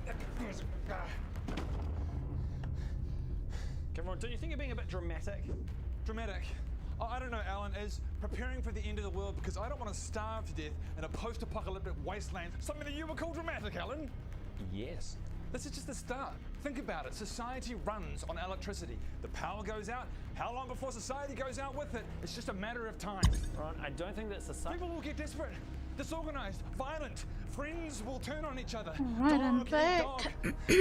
I just had to help my mom with the Yeah, sure. Hey, can we go stuff home? when she came. Oh, no! It's critical that we stick together. Things are going to get tribal. Here, hold this. She brought Ron, you can't keep us jollibee, here. What are we supposed to do? Filipino There's no food from power. San We're a tech Francisco. company. Without power, we can't do anything. You still don't get it, do you? There is no more technology. Yeah, when I blow up, I'ma soar high like Peter Pan. There is only one law. The law of survival. Okay, so without hierarchy, though, does that mean you're no longer my boss and I can just go home? Of course I'm still your boss, Ellen. How's that? Because clearly I'm the biggest and strongest, so that makes me chief. Okay, sure on. What did you say? I will kill you right now! Holy shit! I'm sorry. Rowan, look, just because the power's out doesn't mean society's going to suddenly collapse and everyone's going to turn into animals. We've had power cuts before. I think we'll be fine. Guys, the internet's down too.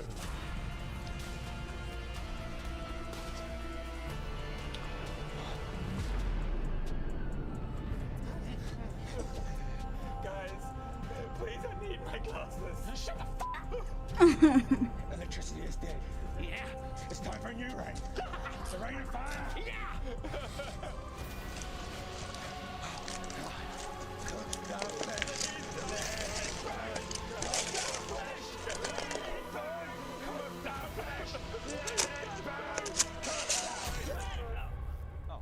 Oh, Alan, is that razor shipment in yet? I don't know, I'll check. Oh, cheers. And Ellie, if you could just stop the shelves, that'd be great. Thank you. Right, back to it. Guys! Guys! Help! Hi, sir. How can I help? I bought this mouse, but I'd like to refund it, please. Oh no, what's wrong with it? Well, I was told that it was backwards compatible, but it's not. Backwards What do you compatible, mean? what? Well, exactly what I said. I was told it was backwards compatible. It's not, so I'd like to refund it. Do you mind if I test it out? Sure, go for it. Okay.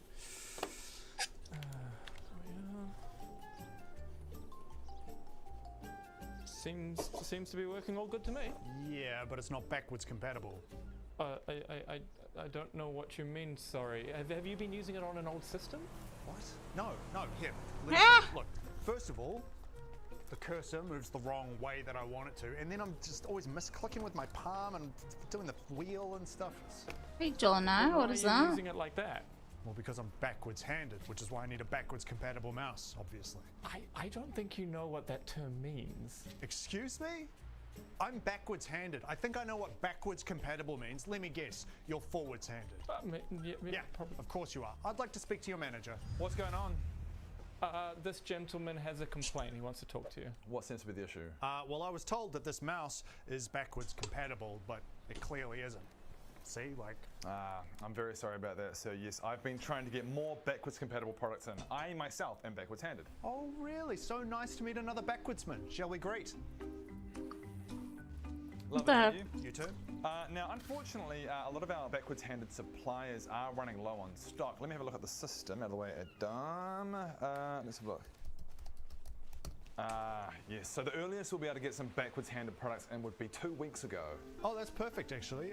Shall I call you when they come in? Yes, and then we can pay you to take it away. Perfect. Everything as it should be. Backwards. Great. Well, is there anything else you can do for us? No, that's all. Thanks very much for coming in. Wonderful. Okay.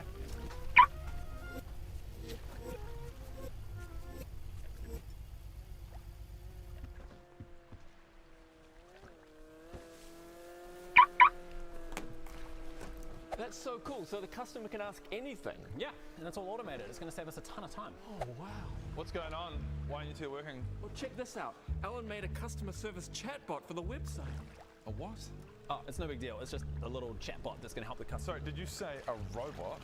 Yeah, her name's Alice. It stands for Automated Live Interactive Customer Experience. Oh, okay, Alan, what is this? Star Wars? Get real, mate. No, Ron, we are really understaffed, and this is No, genuinely... no. The only robot I need is you, Alan. Alan, short for annoying, loser, awful, no friends. Awful, no friends. Okay, Adam, let's go. Yeah, there go. Yep. Bye. Okay, bye. Back to work. Pesanta. Loser, no friends. It's for the pub that he's gaming.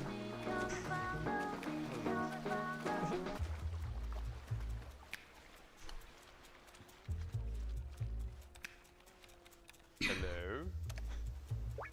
How can I help you today?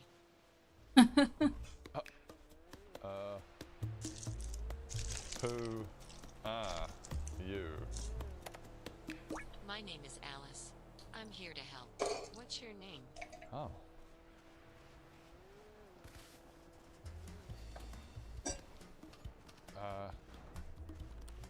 Rowan. Hi, Rowan. It's nice to meet you. Run, bitch! Run! I'm running! I'm running! Ah! Yeah, often. Shit. Oops. I don't have an answer for that. Sorry. Are you looking for Oh something yeah, specific? I've been in the city for 4 years, so...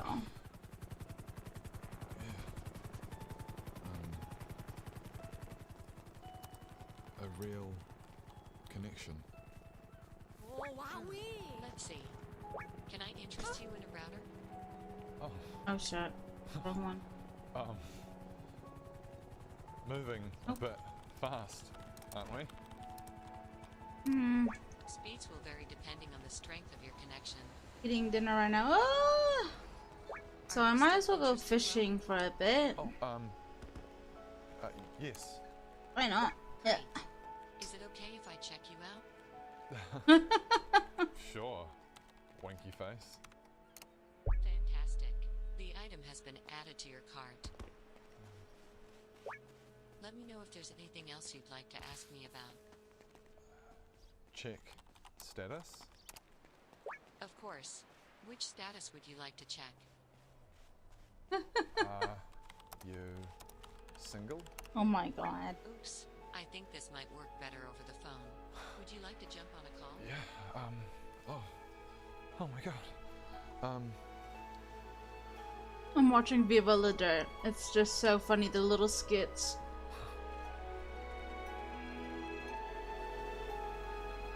Hello, customer service, Alan speaking. What? Alan? Ron, why are you calling me? Where's Alice? Put Alice on.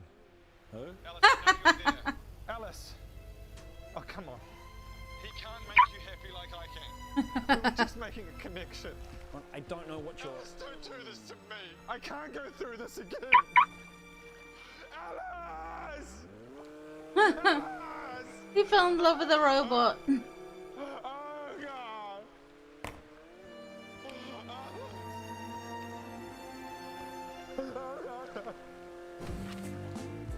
It's so Hey funny. guys, be sure to Anyways. subscribe and hit the bell and watch more videos. Thanks, guys.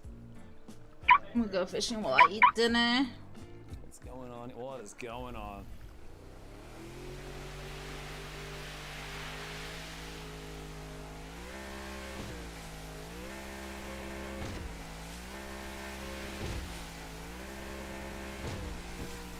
Ah, it is 9:10 p.m. That is my blackout time. What is it, Ron? I've lost my pen and I can't find it. Okay. So help me find it. Okay, I mean, where was the last place you saw it? I don't know, Alan. If I knew that, I'd have the pen, wouldn't I? Well, why don't we retrace your steps and see if we can't figure this out? Because I haven't stood up all day, Alan, so there's no steps to retrace. Okay, well, why don't you reference, like, your calendar and figure out what you've done today, and maybe that'll... I don't use a calendar, Alan. It's all up here. That's the stupidest idea I've ever heard. You're pissing me off. Okay, Ron, well, why don't we use that mind of yours and work backwards from now and figure out what you were doing? Okay. So, at 3 p.m., I was facing this wall here, looking at the whiteness of it. It's quite white. Okay. Which means then at 2 p.m. I was looking out the window here at the fire extinguisher. Oh, yeah, there it is. Which means that at 1 p.m. I was looking up at the ceiling trying to count all the holes. I started picking my nose. At 12 p.m. I went to lunch, like I do every day, at 12 p.m. lunch. Which means that at 11 a.m. yes, I was over here. I was looking at the carpet like this. Why? Why? Looking at the carpet. Okay. So before that, then I must have been... Oh, that means that at 10 a.m. that's right, I was spinning. I was spinning on the chair because Yeah, I'm eating dinner right now. My mom just came home bored. from San Francisco. Because at 9 She a.m. brought I was Jollibee. drawing circles with the pen, and then the pen ran out of ink, so I threw it in the rubbish. So it's in the rubbish. It's the pen. It's in the rubbish. Ron, it's in the rubbish bin then, isn't it? Yes. Yes. Yeah. Yes, there's a pen. Yeah. My pen. Great, go away. Okay. Okay, great. Oh, God damn it, it's out of ink. Yes. Oh my god. Ladies and gents, I'm back. The perfect heist isn't complete. This time, I'll show you my secrets up front. See if you can keep up. Hey, man. Hey man, I just want this USB stick, thanks. Sure, that'll be $20. Little did he know, I had a change raise scam planned. He'll never see it coming. Sure thing, man. Do you have change for a $100 note? Yep, that should be fine. Okay, 50, 60, 70, 80. Change for 100. Perfect. But this is where it gets tricky. This is gonna blow his mind. I've actually got quite a few $10. Do you mind if I change some with you? Maybe 50 bucks? Yeah, okay, sure. 50 bucks, great. 1, 2, 3, 50. And here comes the old switcheroo. I don't think that quite works. That's just 40. It's not enough. Ah, whoops. Okay, oh, here, I tell you what.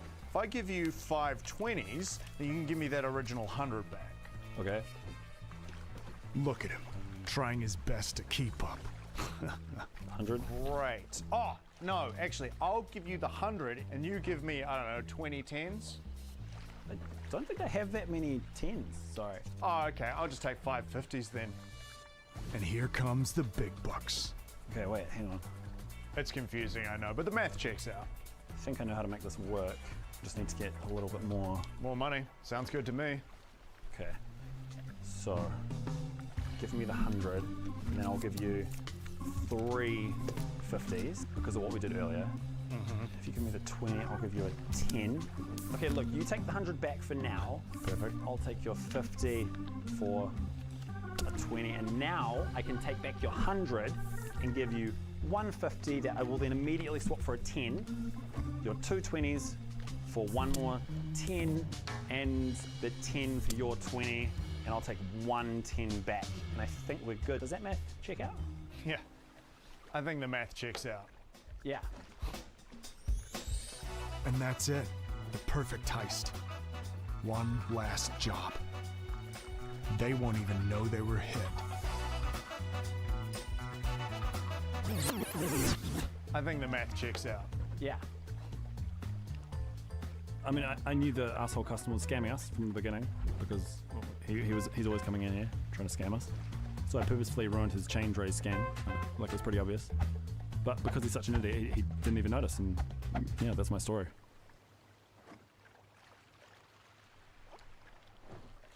Okay, so let's go over our KPIs for the business plan that I've outlined.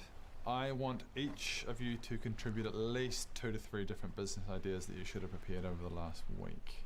Oh, please don't ask me first. Please don't ask me first. Please don't ask me. Please. Don't ask me first. Don't ask me first. Don't ask me first. So let's start with Ellie. Shit.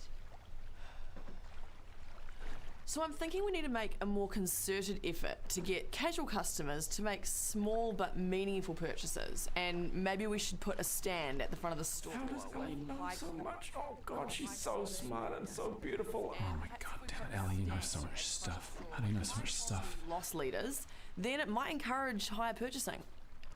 That's actually a really good idea, Ellie. We'll circle back around to that and go into more detail. Really good. Oh my God, I got through that somehow. I don't even know if that made sense. I am nowhere near that smart. I don't deserve this job. Okay, next up. This is it. You should just get up and walk away. Yeah, it's fine. No one will think any less of you. Just leave. Please not me next. Please not me next. Please, please, please, please. Let's go with Adam. What do you got? Ah, damn it. Oh, I've got nothing. I've got nothing. I'm so useless. Okay, here we go. So our sales haven't been going as well as they used to, and I think that's because we're promoting items that people don't genuinely want. If we did some trend research into sale items, I Damn it. How did he think of that idea? Why do you sound so smart? Why do you know so much stuff? Adam knows stuff as well. Adam's doing such a good job here. He totally deserves this job. Why can't I be like that? How does he even get these ideas? I think we could bring more customers into the door. Okay. Yeah, I can see that. That's actually some pretty good feedback. Oh, okay. I think I got through that without people thinking I'm a fraud. Oh God, don't come to me again. I have literally nothing worth saying. Oh no, and Ron's looking over to me. Please don't say what I think you're going to say. Alan, what do you got? Oh, son of a bitch. Okay, that's fine. You're alright. Just open your mouth and start saying words and hopefully something comes out. Well, even though we're just a tech store, people do have a brand loyalty to us that shouldn't be ignored. I think we can leverage this by having a huge competition that incentivizes customers. What? How's Alan getting all this stuff? He's so smart and awesome. Oh God. How the frick did he do that? How did he do that? He's not even usually that smart. He's making me look like a dumbass. Thereby growing our regular customer pool. Okay, that's actually a really good idea, Alan. Well, let's go over these ideas and discuss how we can implement these on a company-wide level. Oh my God, I'm such a stupid idiot and everyone else is awesome. I'm so insecure. Hold it together. They don't know that you're a useless manager. Okay, guys, great ideas. Let's get into it.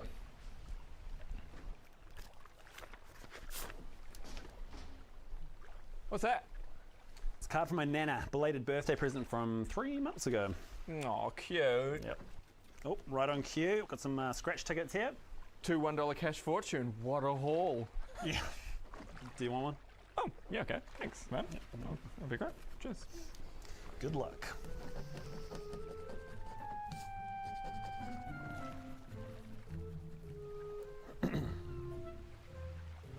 Nothing. Oh my god. What? I just won. Oh, great. How much? I just won $30,000. What? I just won $30,000. Let me see. Look. Oh, you did. Oh! I just won $30,000. Oh my Yes! god. Alan, I just won $30,000. Ah! Oh, that's my the God. best. Oh, imagine all the things I could buy, all the amazing things I could buy with $30,000. The crazy thing is, I've just got such crippling debt at the moment. That money would have really come in handy. Oh, I know, that sucks, man. Yeah. Oh, $30,000. Oh, wow, it's so funny to think. They were both my scratch tickets, and then like I gave you one like not a minute ago. Like, I could have won everything, but I know, right? And thank you so much for giving it to me. yeah. Yes! Woo! Woo! Thank you so much. Is that it? What? You're just gonna keep all of it? Well, yeah, I won it. Yeah, you did, but I mean, you won it because I gave it to you. Yeah, and I said thank you. Adam, I definitely wouldn't have given you the scratch ticket if I knew it was going to win such a life-changing amount of money. Yeah, I know, Alan, and that's why I said thank you. I tried to show my appreciation for you. I heaped gratitude on you. Did you not hear that? Well, call me crazy, but that just doesn't feel like enough. Okay, I'll tell you what. Here we are. 100. Here's $100. Oh, wow, thanks. Ungrateful much? Are you serious, Adam? I just gave you $100, Alan. I didn't have to do that. And I didn't have to give you a scratch ticket, but I did out of the kindness of my heart. I can't believe that you're being so self-centered that you wouldn't offer me at least half, Adam. Half of it? Do you think I was...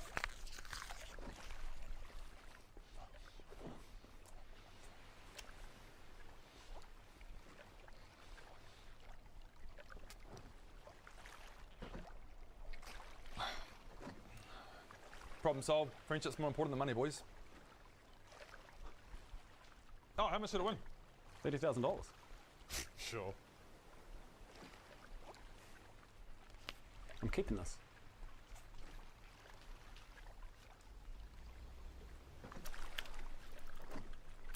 Oh, I'm happy to serve you. Or I could help you. Oh, I'm available as well. Or me. I'm here. Or maybe... my checkout is open. I am free and ready to serve. Come on. Come on over here. I am more than happy to help, sir. Sure. You must choose, but choose wisely, for the true till operator will give you your product in a timely fashion, whereas the false operator will waste your time staring into the pits of eternity. You must believe me. I am the only one worthy. You know the truth, sir. I am the one. Don't be mistaken by their foolery. I'm the one you want. I'm surrounded by liars. If you want to be served, make the right choice. Look into the truth of your heart, sir. You know which choice to make. Come here now. You must believe me. The fate of the world depends on it. The nine-eyed spider dangles over danger. I promise to look after you. Come on over here. Trust me. 3 till operators, alike in dignity, efficiency, or incompetence. Make a choice, and you'll see. Make a choice, sir. Make a choice, sir. Make a choice, sir. Make a choice, sir. Make a choice, sir. Make a choice, sir. Make a choice, sir. Make a choice, sir. Make a choice, sir. Make a choice, sir. Make a choice, sir. Hello, how's it going? This is a nice... Oh. So sorry. I've got butterfingers today. I'm all flobbly. You chose poorly. Here's the price on this. Oh, I'm gonna see if I can find it in the system.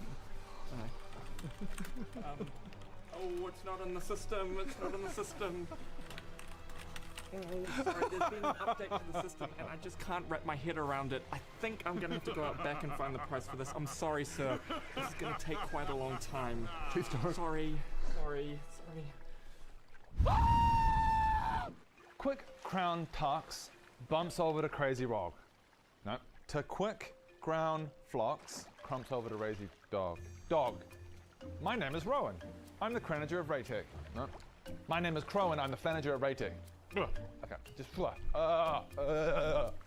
The quick brown cross from Hilda has. Ryan, what are you doing? Do you ever forget how to greet sometimes? What? Do you ever forget how to creak sometimes? How to speak sometimes? Ron, what are you saying? Do you ever forget how to see? Actually, I was. Do you forget? Like you forget? So there's something wrong with my Are you asking me aircon. whether I forget It how to froze speak over. sometimes? Yeah. So what I was doing, I had to clean the vent, You're like, oh, frag a tomato bean. thaw out the ice, Honestly, now that you're thinking about it, I bet you dance and hope to God that it that it works. Rowan, you are freambiquiculous. What was Cat? I said, Rowan, you are freambiquiculous. Truck! What? I trolled you, Toe. Okay, seriously, what the truck is flowing on? Ah! Guys, I can find a geek. How does one forget how to blink some rhymes? I befuddin. Yeah, I befuddin. To chick bound talks, rhymes over the crazy road. My name is Crowan. I'm the challenger at Flaytech. Le voice geek. Ah! What do you quirk? My name is Alan. I'm a employee at Flaytech. What do you jerk? My name's Madam. Nah, I'm a flamboyant at Flaytech.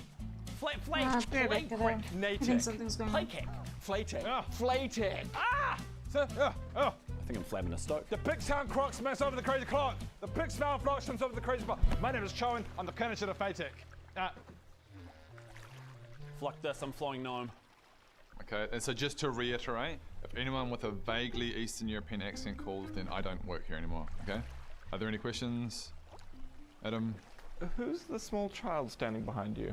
Oh, yes, this is my niece, Phoenix. I'm going to be babysitting her today. So, Alan, I'm going to need you to keep an eye on her.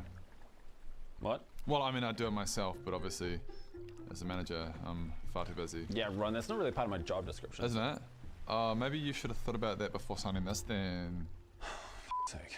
Yeah, because it says right there, employee agrees to babysit any of Ryan's extended family. Failure to do so will result in an 80% pay cut. I need to start reading my contracts. Yeah. Ali, can you start the shelves, please? Do you want to play a game on my phone? I have some games on my phone. Sure. Thank you. I'll be really careful with it. No worries. This one is my favorite. Okay, thanks. Oh, she seems really sweet. Hard to think she's related to Rowan. Right. Oh yeah, that one's really tricky. Let me know if you need a hand. Do I look like I need your fucking help, old man? What? Listen here, motherfucker. This is how it's gonna go. You're gonna give me anything I want, or I'm gonna tell Rowan that you were mean to me. Uncle Rowan, Ellen was so mean to me today. I think I'm gonna go. Now, you can start by giving me a 50 out of your wallet. Harry Styles has some new merch that I want. Yeah, I'm not gonna do that. Oh, what the fuck? Why did you hit me? Oh, give me the money, Ellen, or I'll tell Adam you hit me. Alright, I think the issue was just the filter being very dusty. Hi, Adam. I cleaned it out already, Could you show me so where the bathroom is, please? of course. Looks a bit all good now. It seems to be working fine. Yeah, what's up? You're not going to believe me, but I think Phoenix is legit a psychopath. Hey, Ellen. Who are you hiding from? No, nobody. I'm just talking to boring old Ellie over here. That's not demeaning at all. Please don't leave me. I don't think you're boring. Thank you. I hope you weren't planning on tattling, Ellen. What? No? Didn't think so. Now, give me your car keys. No? You smell that? What? Smells like a pay cut, son. I'm not going to give you my car keys. Uh-oh. Wrong answer. Why did you push me? Psychotic bitch. Uncle Rowan! What's going on over there? Uncle Rowan! Oh, sweetie, are you okay? Yeah, I fell and hurt my knee. Oh, okay, well, look, let's get you up. Oh, there we go, and we'll go get you an ice cream for that, boo-boo. Okay, thank you.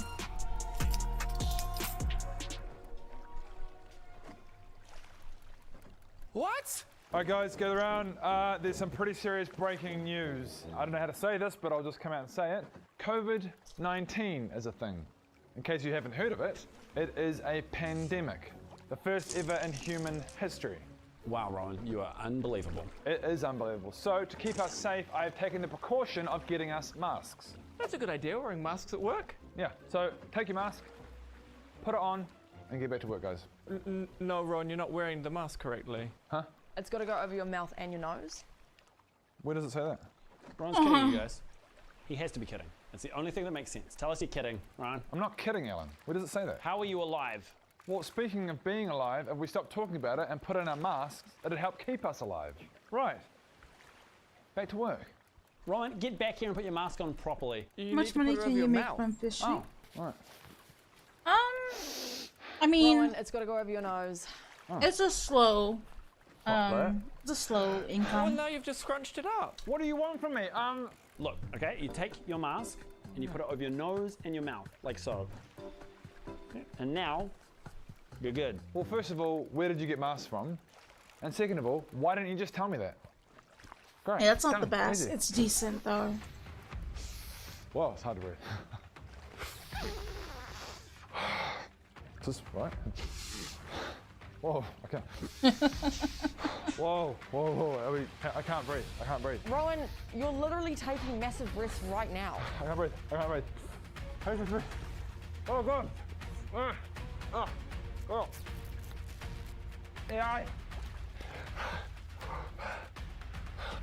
Oh. Yeah. Like I said, it's Oh, slow really? It's not income good, I and can it's a breathe. good AFK type I of recommend income give me some when I'm breathing eating hold, okay? dinner, Much better. which I don't need to move around too much. Yeah.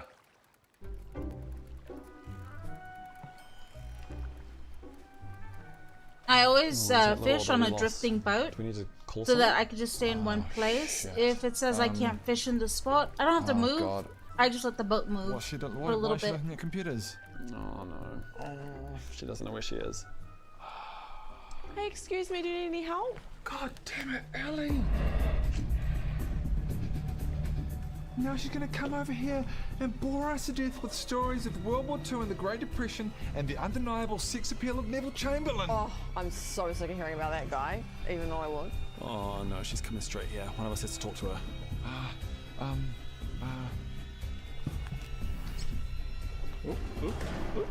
Oh, hello, dear. Hello.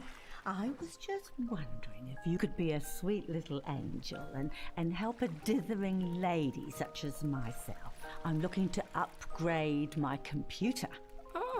Okay. Lovely. I'll try not to waste too much of your time. I'm sure the manager would be. So much to learn about computers. I would have asked my husband, you know, but of course he's been dead for 20 years.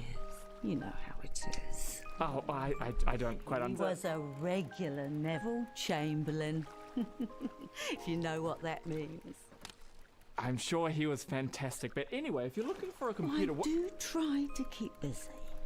It's been a lot harder since the children left the roast. But I do have my 9 cats to talk to. Oh, well, those cats do sound wonderful. Anyway, for a computer for someone in your age range. Now that my orc warrior is on level 60. Orc warrior? Ron, I'm pretty sure you have to put that glass up against a wall for that to work. Shut the f up, Alan. I'm trying to hear if the coast is clear. Oh, guys, I feel bad. Yeah, I suppose it was pretty mean of us just leaving Adam out there alone. Yeah, and the only thing that makes me happy is my phone, which I left out there. Okay, let's go save Adam and our phones. And so I've been leveling up my holy paladin, which means I'll finally be able to heal in the raids. I'm looking forward to it so much. Okay, nobody panic. Manager's here. Adam, step aside. Oh, sorry, the boss is here. I better get back to work. All right, my lovely. See you at mine tonight for the raid. Oh, it's going to be so good. I'll bring the chips, and I'm looking forward to meeting your cats.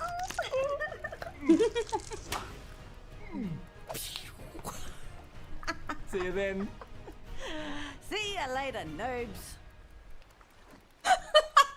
See you later, noobs. Dude, that's cute.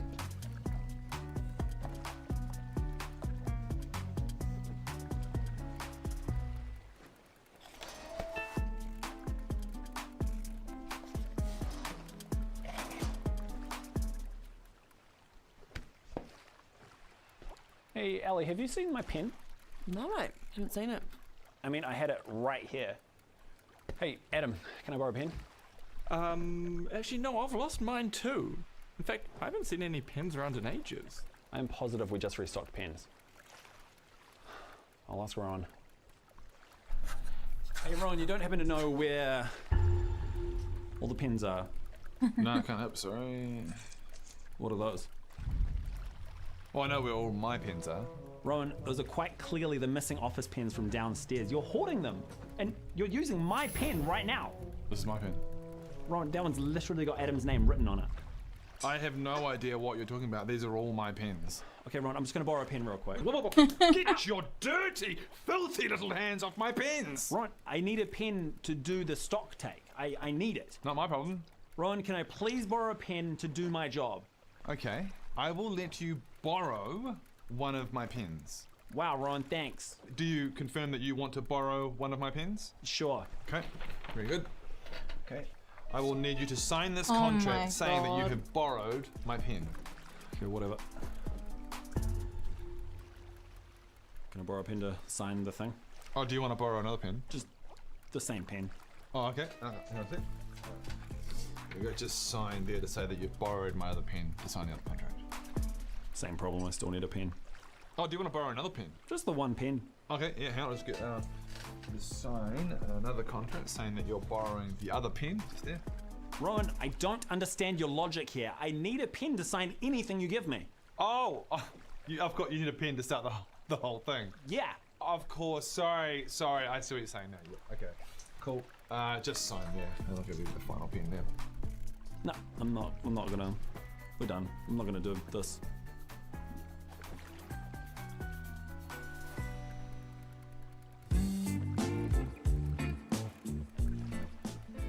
Guys, subscribe. Yeah. Put this over there. Yeah, do that. Tick the bell. Videos. Subscribe, bell. Subscribe, bell. Videos. Twitch. We all stream on Twitch. Sure.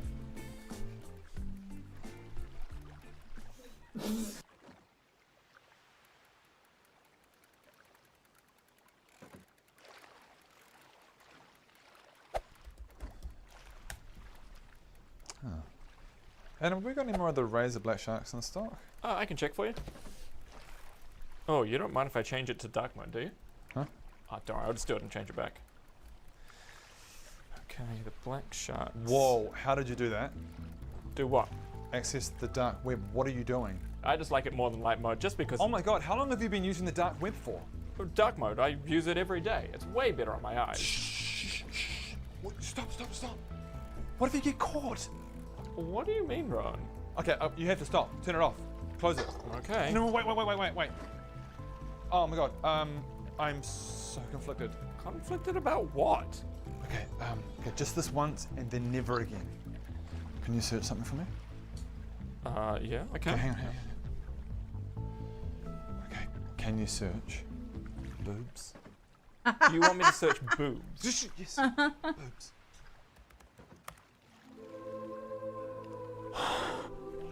Oh my god! Okay, stop. You have to stop. Stop. Turn it on. No, wait. Okay, can you search one more thing? Oh, okay.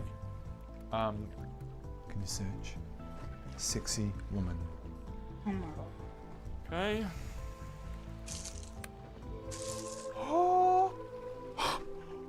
Oh my god! Okay, can you, I've got to make a list. Hang on, I'll be right back. Oh my god.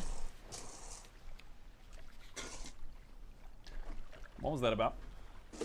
Rowan thinks that dark mode and the dark web are the same thing. I can see Rowan thinking that. Yeah. So far, he's made me search boobs and sexy. So basically what you're saying is Rowan has just discovered the internet. Yeah, basically. And now he's run off to make a list of other things he wants me to search. Whoa.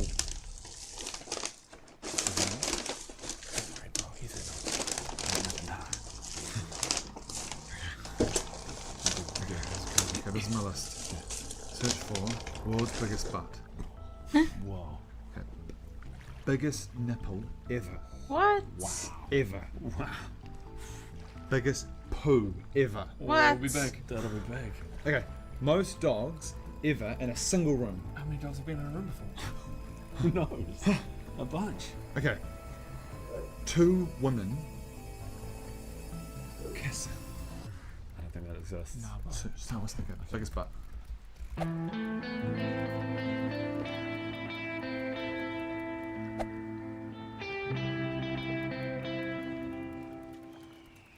we have any more black sharks this week? No, not yet.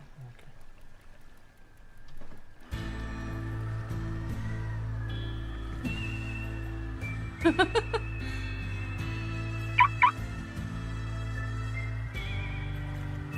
Ma'am, I'm hoping you can help me. I'm here to pick up some RAM. Boy. No, you're a man. You're a man. You're a lady. Oh, you're a man. You're a man. Whoa, Ellie, are you okay? Sorry, sis.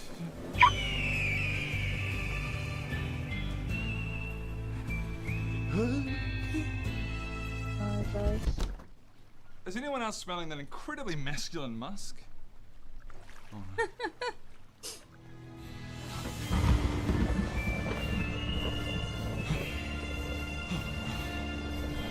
Oh shit! Ah! Ah! Oh my god, it's so cute.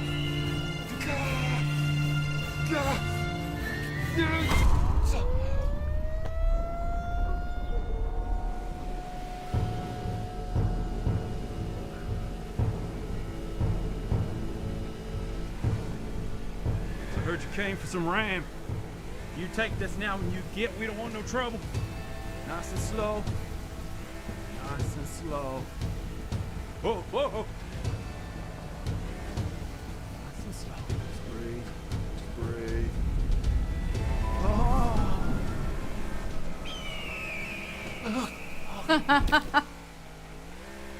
KO. Do I need to pay for this?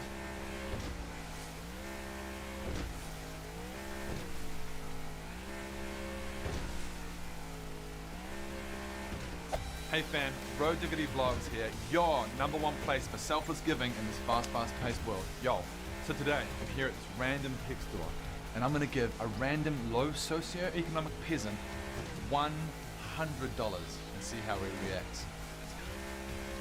Now before we get into it, I just want to thank the sponsor, Predator Payday Loans. Now I want to remind people of all the good that I do on this channel. Giving money to homeless people, tipping waiters at 100%, and just bringing joy to this world. And I do all this from the goodness of my heart. I don't expect anything in return. Now I've done a lot of good in my last videos, but today I want to change someone's life forever. Are you guys ready to change lives, fam? Roll diggity, roll hard out. Let's go. Okay, look at this low socioeconomic peasant. He looks so broken, like he doesn't have a soul. Like he probably only makes, I don't know, what, like $8 an hour or something? Are you ready to change some lives, fam? Let's see how he reacts when I give him $100. Let's go. Hey man.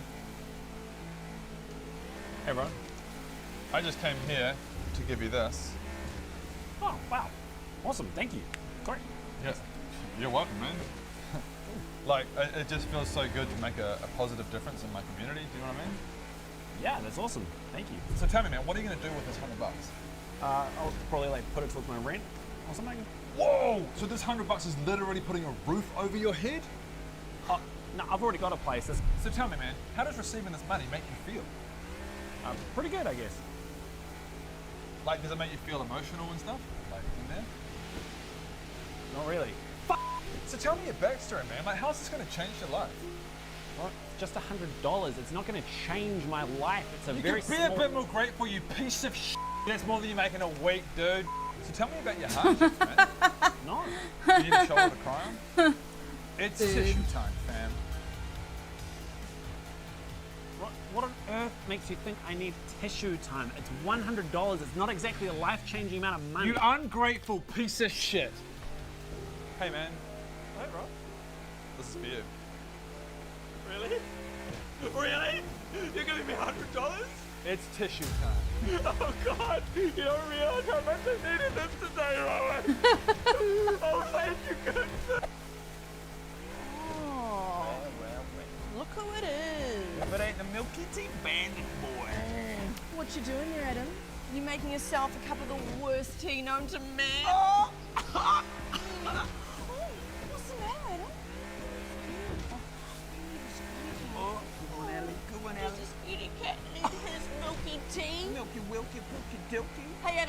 let us stop you. You just keep making your... You can call it tea. And we'll just be over here judging you. Yeah. Oh, here it comes. Oh, things are about to get milky. Oh, it's so much milk. It's too much milk.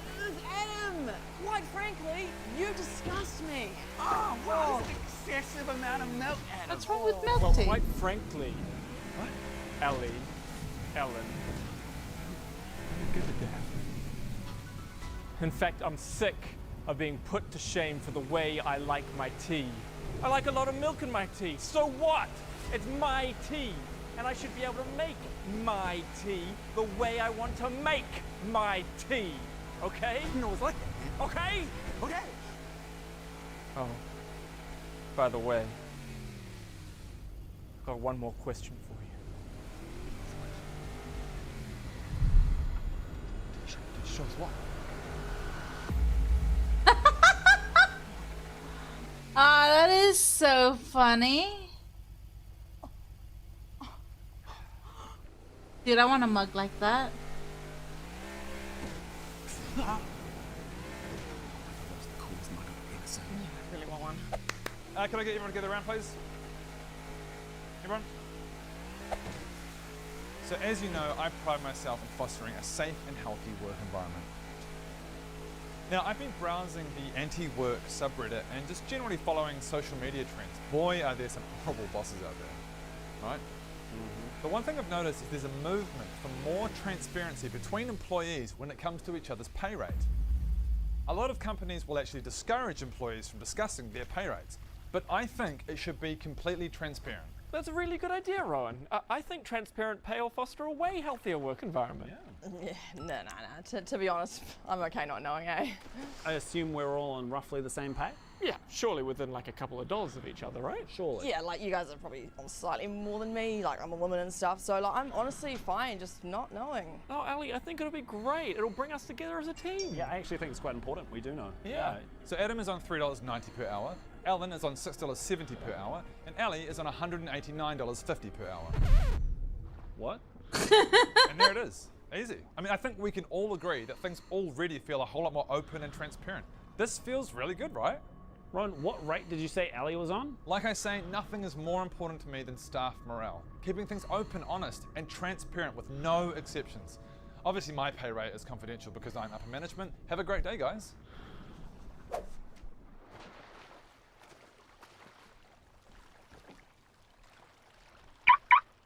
Ali? Hey there, can I help you? Yes, I'm gonna get a PC GOT. Mine's high key sus. It's literally slower than a boomer, and the lag is dead ass so cringe. I was playing Valorant last night and it was such a bad vibe. If I get one more L, I'm gonna yeet it out a window, no cap. Oh, yeet. I don't think we have any yeets in stock. Is that a problem? CEO of misunderstanding me much. I literally just said I want to go up my setup, as in I want it to be a whole ass snack. I want us to be the OTP, because right now we're absolute dog water. Snacks, Ali, I need help. Yeah, what's up? This girl's asking for a whole ass snack? Oh, I know what's going on here.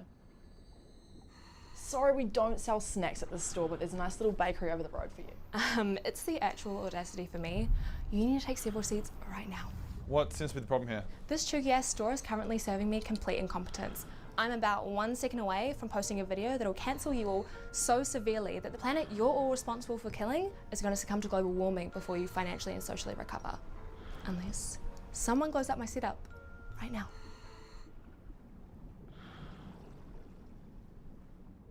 Bet. You're just looking for a glow up? I got you. This right here is the absolute chill zaddy of rigs. Iconic drip, if I do say so myself. And the graphics card on this absolutely slaps. It's basically snatched. I literally stand. Period. I'll take it. Sweet, just hold us in plastic. Gucci.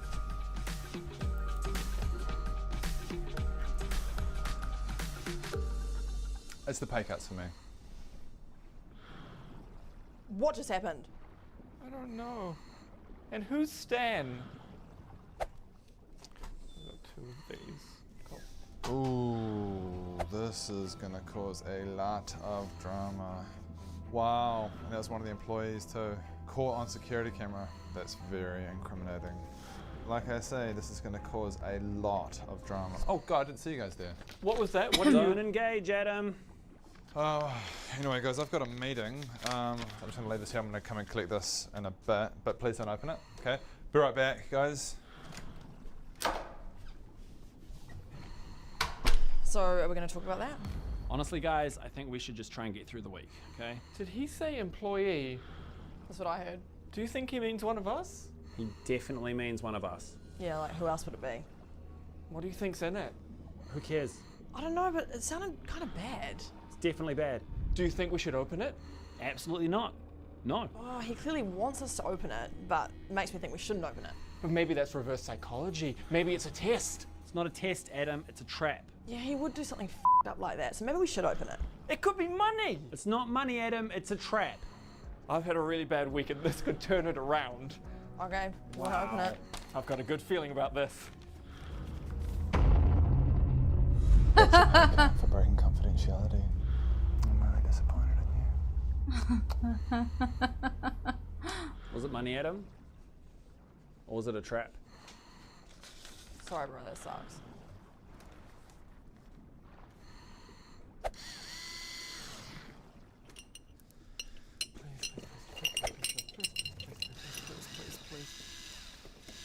Oh my God, I found it. Found what? My old hard drive. So what? Why are you so excited? Okay, so I assume you know about Bitcoin, right? Know about Bitcoin. I practically invented it. Why's that? Oh, well, you might be able to help me. What? Why? Okay, so back in 2010, a friend of mine was trying to get me into mining Bitcoin. And did you? Well, no, not at the time, but he gave me a few dollars just to get me started. What? How much? Get this. He gave me 53 Bitcoin. He gave you 53, but where is it? Well, it's on the hard drive. What? How did you fit 53 Bitcoin in Oh that? no. What do you mean? Maybe they used to be smaller. Do you know how to extract it? Well, actually, Adam, you're in luck. You see, a lot of people use quite complex software to open these up, but honestly, I don't know why they bother. What do you mean? Well, it's a little bit complicated, but if you leave it with me, I should be able to extract Bitcoin. Oh, okay, yeah. Yeah? You want me to open it? No. Yeah, thanks. Sweet. No, that'd be great. Thanks, Ron. Oh my God. Did I hear something about Bitcoin? Yeah, I just found an old hard drive, and get this, it has 53 Bitcoin in it. What? Yeah, I know. It's from like 2010 or something. Holy shit, Adam, that's worth like millions of dollars. I know. It's crazy, right? I'm gonna be freaking rich. Where's the hard drive? Ron's extracting it. What? Yeah, he's really familiar with Bitcoin. Okay, Adam, you gotta listen to me. You gotta get that hard drive back right now. Where's Rowan? Well, he's out back. Why?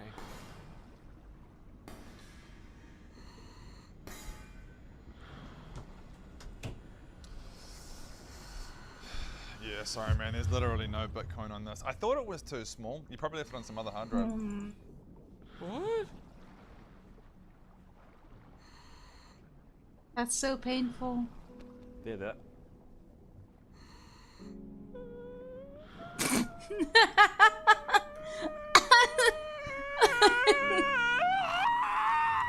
That is all yours. Cool, thanks a bunch. Is there anything else we can help you with today? Oh, I'd love the winning lotto numbers. That'd be nice. What did you say?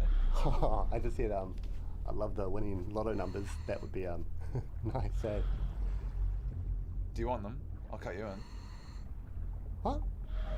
No, it's just an expression. No, I've got the winning lotto numbers out back. Do you want them? Oh, Sus. I was just making a joke. Well, I'm not joking, son. You want them or not? Oh God. I guess so. There is no guess. There is yes or no. I mean, this can't be legal, can it? Is this fucking illegal? Do you think privately getting the winning lotto numbers is legal? No, I guess not. So I'm gonna ask you one more time. Do you want the winning lotto numbers, yes or no? Yeah. Yeah, At I the do. high school I really want them. Really? I want them so bad. That's cool. This is the man. This is the man who wanted the winning lotto numbers. You have the right to remain silent. Anything you say can and will be used against you in a court of law. You have the right to an attorney. If you cannot afford an attorney, one will be appointed for you. Go. But I hadn't done anything! Finally got him. You people make me sick.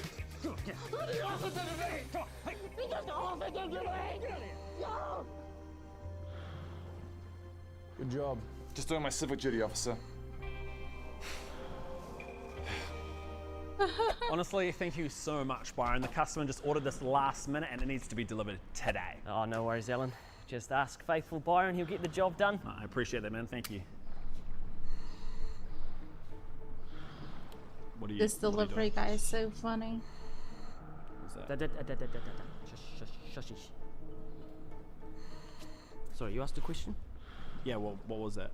Oh, I was just checking weather conditions and wind velocity before takeoff. Takeoff? Yeah. Doing drone deliveries now. Oh, holy shit, like Amazon. Yeah. It's pretty sophisticated. Man, it's a pretty big box though, Byron. Are you sure that's going to be okay? Oh, drones are extremely effective and non-invasive on people's privacy. These machines never make mistakes. So the drone is autonomous? Yeah. Huh. But I have to pilot it. Ah, do you have the right license for that? Well, what's the best way to say this?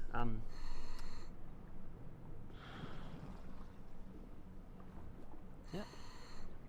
Hey, Rowan! What is it, Alan? Holy shit. Rowan, are you aware we are doing drone deliveries now? Is it drone day already? Yeah, sure is. Oh, yes! Okay, no, guys, I think this is a really bad idea. I don't. Shut up, Alan. Everyone's doing it. Amazon's doing it. Have you heard of Amazon? No, Ron, I've heard of Amazon. Everybody's heard of Amazon. We are not Amazon, though. Like, do you even have the right permits for this? Is this legal? Okay, deploying the drone onto the landing site as we speak. Okay, behind the line, please, guys. No. This is a safety place. Is that it? Yes, Alan. This is a drone. Have you not heard of drones before? Sorry about him, Byron. I know what drones are, you guys, but this one is just incredibly small. This drone is extremely effective. The smaller, the better. Zing, zing, zing, zing, zing. Byron, there is no way this is going to work. That is exactly what the cavemen said about the wheel, Alan. And where are they now? Extinct. What? He said extinct. What? Initiating launch in 3, 2, 1.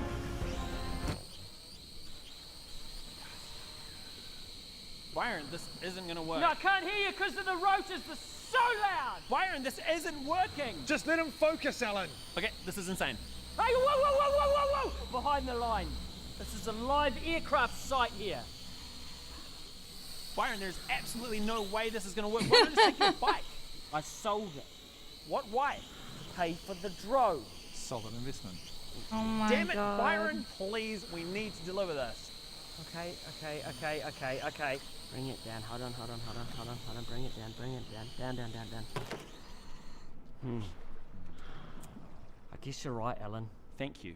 I underestimated the size of the payload. No, that's absolutely fine. We can take my car. It's okay. I think I'm going to make some minor adjustments. What?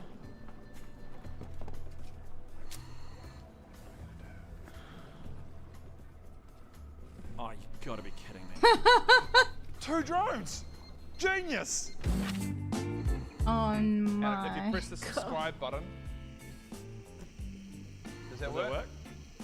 Just And then maybe tick the bell and check out the other videos. Will that make it work? I mean, that's worth a shot. Okay, maybe try that. It's worth a shot. No, the batteries are dead. Oh, okay. Damn Still it. subscribe, though. Subscribe anyway.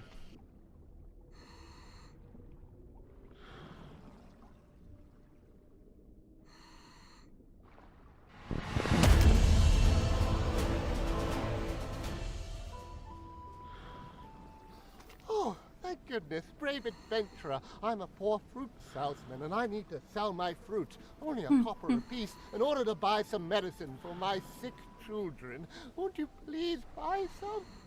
Or I could buy from you, I suppose. And wouldn't you rather munch on some delicious fruit that would help save a child's life? No? Okay. Well, now you must be famished. Wouldn't a delicious carrot or an exotic banana savage that deep hunger within you? An old wooden leg for 20 gold. Wow. Very expensive for that, isn't it? But you know what's not expensive? Delicious fruit for a copper that saves a child's life. No, not in the mood for one, eh? Oh well. I bought a couple of your items, so now I think it's time you bought a couple of mine that literally helps save children's lives. Or I could buy that old twine for 50 gold. Twine? Wow. Well, I'd really like to string together some loose ends of my part and be able to afford some medicine for my dying... Well, I guess I don't need all of the children, so one can go, but I would like to at least be able to save 5 of them. So what do you say? A carrot, a banana, a lovely... Ah, an old dusty book? For 120 gold. Wow. Great. Well, I guess I'd...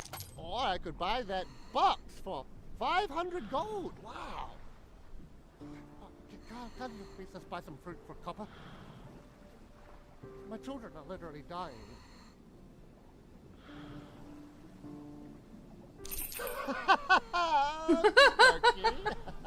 The Sword of Grandok. Oh, for dude. 1,000... Oh! I guess I was gonna sell off my tent and live on the street, naked as the day I was born. Is that what you want? See me running around the street naked? In a ring? 8,000? That's how 10,000 gold? Unicorn, 12,000 gold. Gold ingot, 18,000 gold. Pearl necklace, 20,000. Sapphire bracelet. Big old diamond for 42,000 gold. Dragon's tooth, 46,000. Of course. The golden skull of Rose for 50,000 gold. I'd never seen that much money, and now I'm giving it to you for a dead man's glittery skull. Why don't you just get a big bucket of water and just murder my children in front of my eyes? Huh? Huh, big boy? Why do you do that? You bitch. Well, I mean, I don't have any children or a house or a wife. What's that? At least I've got a glittery skull of Rue. Hey, young man. What's that? Just gonna board your boat, righto? Why? I'm just trying to check out. Are you hunting day or are you scavenging? I'm scavenging. Okay, no worries. I mean, there's no animals around this part. What's that? I said there's no animals around this specific part. Yeah, we got some turtles who live around here as well, so we're gonna keep an eye out for them. They're a Or protected species. you usually get those by fishing. Yeah, I mean, I've heard, other people get some things and stuff. But that's alright. You take care, righto? Good luck. Have a good day.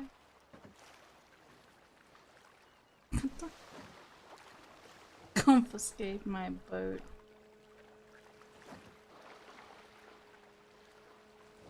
He didn't anchor his thing properly.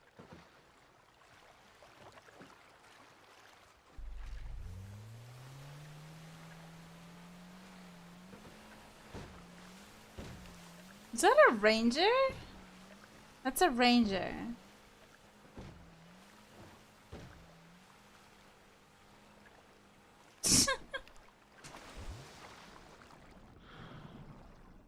Weird. Lucky me!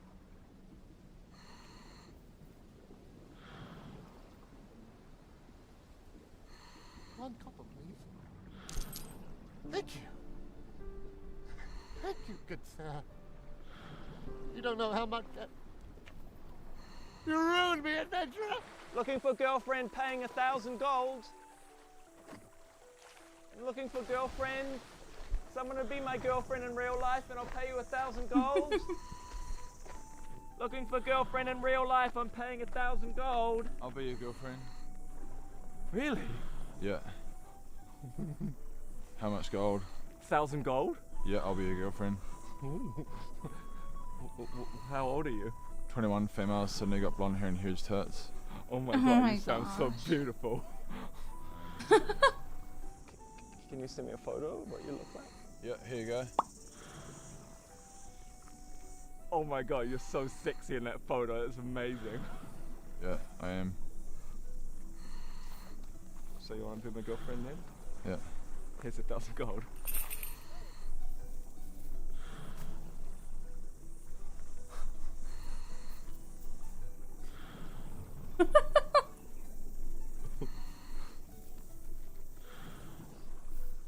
Can we hold hands? Yeah.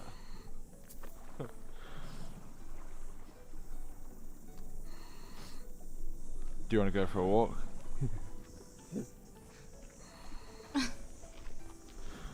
You're really handsome. Thank you. And you got a really nice voice. And I feel really safe around you. Yeah? I can see this going long term. Oh, eventually, get to cover! We've managed to make it just in time. It's amazing that the town has managed to hold off against the orcish hordes for as long as they have. God, this is so intense. Now, I've arranged to meet an old friend of mine, Isaac, the head of the militia. He should be here any moment. Ah, here he comes. Isaac, the son of a bitch. Oh, Bodger, thank goodness. You finally made it. I thought you'd never come. Well, punctuality was never my strong point. This is the hero I was talking about. Bodger, you truly are a son of a bitch. I thought you'd abandoned us. It turns out I need to hold you up in a higher regard. I would never abandon you, brother. You're like kin to me. I feel the same way. I meant no disrespect. You're like a brother to me also. It's just difficult to know who to trust. Sorry, Isaac, was it? Yeah, you might want to just amp your performance up a little bit, man. It's a big dramatic moment and you're falling a little bit flat, so just give it heaps. Like, really, just go for it, you know? That's enough chatter. We must return to the village. Every moment that passes, more villagers perish. Adventurer, I do not know you, but Bodger trusts you and that's good enough for me. My word wasn't good enough for you last time we were at the Mermaid's Inn. Oh Bodger, you know me. After a few drinks, I'm the wild one. Oh no, the gates have been breached. Adventurer, we must save all the women and children that we can. Do you accept this task? I mean, not exactly making me excited for it, but yeah, sure, let's do it. Great, follow me. It's heartbreaking knowing what has happened to the women and the children. They truly are suffering in these dark times. Yeah, man, you seem really heartbroken about it. Oh no! Ouch. Isaac! No! Bodger, promise me. Brother! Promise me you'll get the women and children out. I promise. I promise. And tell my family that I love them and that I never wanted any of this to happen. No. This damned war. Adventurer, I hope you're half the man that Bodger says you are.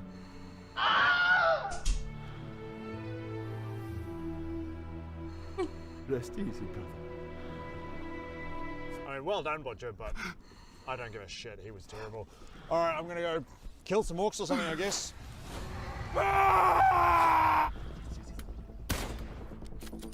Help! Help, please come res me, I've been down! Alan, Rowan, where are you? Oh, yes, Rowan. Yes. Oh, good work, mate. Okay, let's get back up. No! No! Alan, come res us! Guys, I can't get to you! Please, Alan, come res us, please! There's a sniper right there! He sniped me, Alan! You wanna raise your friends? I literally cannot come to you. If I come out there, the sniper is gonna shoot me in the head! Alan, please! Please, Alan, we're gonna die if you don't come res us! Look, I'm sorry, okay? All I have is this pan! What? This is all I have! We're top 4! How do you only have a pan? How have you looted the entire game and only got a pan, Alan? It's been a bad game for me, okay? This is all I managed to get! Forget about that. Look, you are our last hope.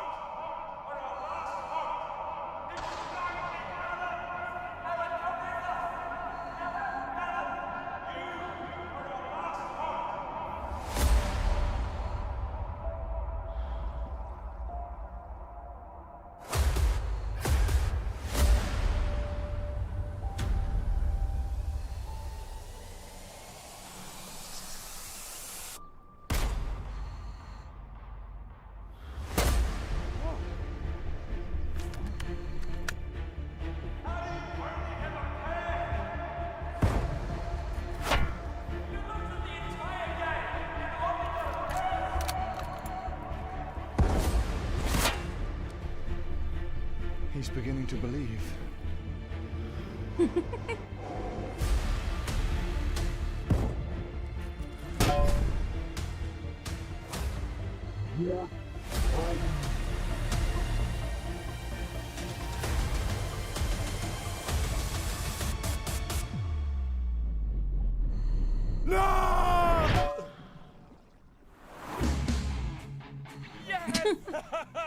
Chicken dinner! I can't believe it! Yes! I can't believe it! Yes! I'm taking a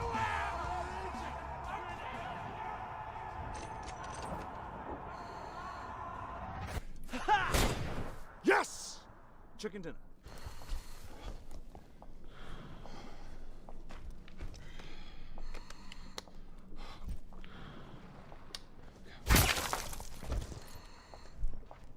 What the hell? How'd I die?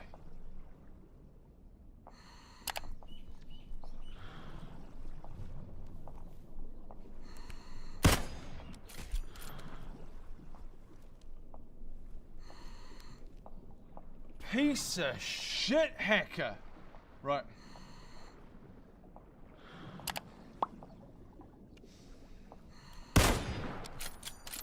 You were just hacking, weren't you? No.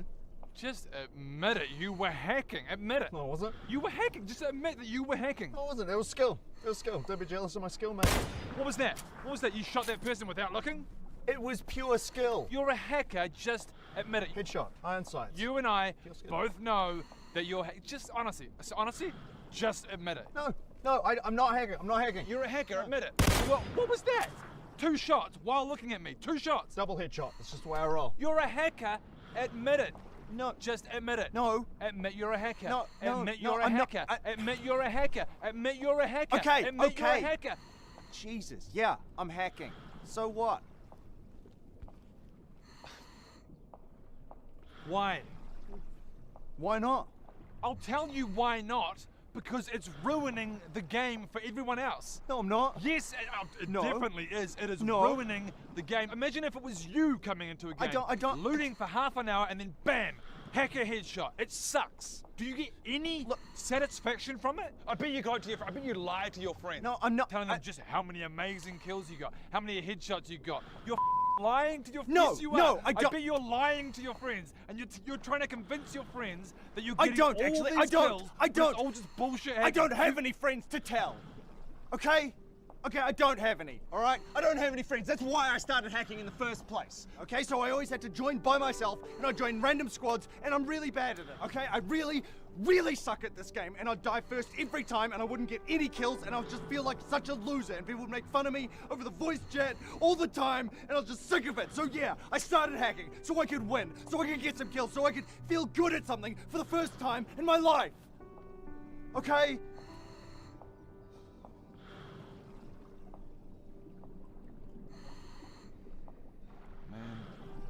I'm sorry. No, I'm sorry. I know it's. I just got so sick of it, you know. I got so sick of losing and. Look, I get it. This game can be rough. Like the highs are high, but the lows are just so low. Like I know what it's like. If you want, you know, I can give you some tips. You could squat up with me and my mates. Oh, really? Yeah, man. Wow. Well, thanks, man. That really means a lot. You know. Ah, shit, sorry, man. I thought you marked the school. Okay, let's just loot up and I'll meet you in Roshawk.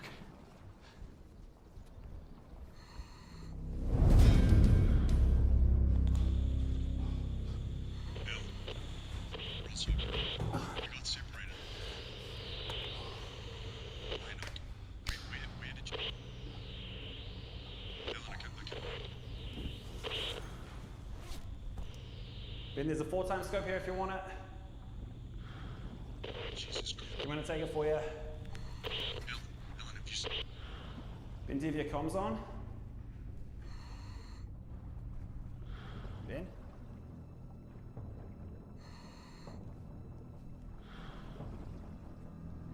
Ben?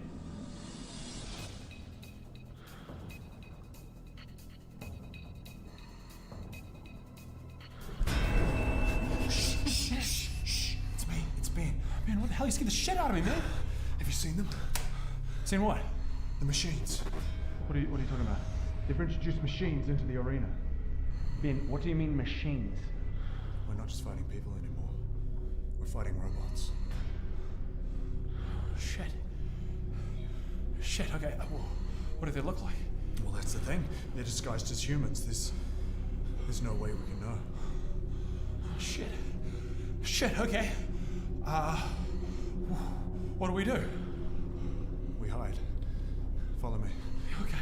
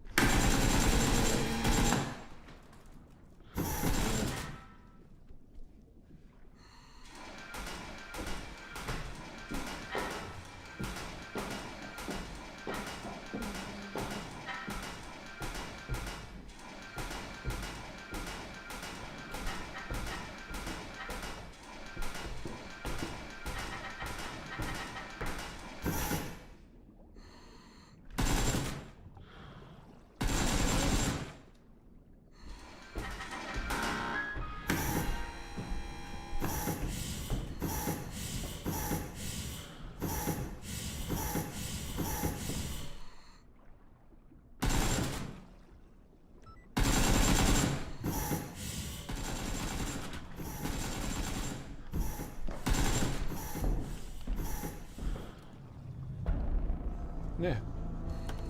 What? I don't believe it. I thought she was only myth. So this is play tech. Karen. It's a Karen. What are you talking?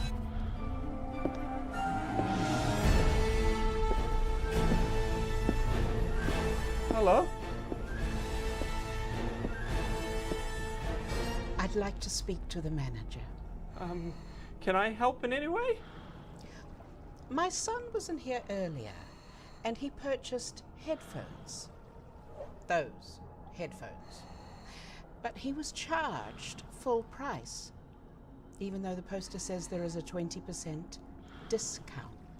Yes, actually, I meant to take these posters down earlier. As you see the date at the bottom, it's already expired. It doesn't matter. Get me the manager right now. What's going on? There's a woman out here to see you, Rowan. What's her name? My name is Karen.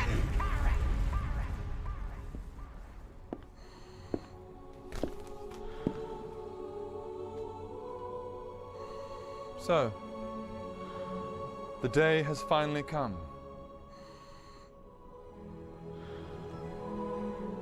Adam.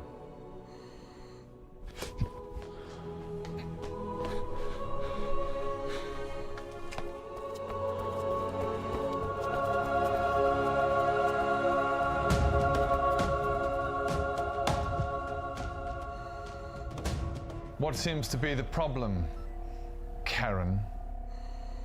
Your useless employees sold my son headphones at full price. And what do you expect me to do about it? The date's right there on the poster. It doesn't matter what the date on the poster is, because the poster is still there. I don't think you quite understand how business works. Like I say, the date's right there on the poster. You literally have no power here. Have you not read the Consumer Rights Act, where it states quite clearly that all promotional material on display is still valid?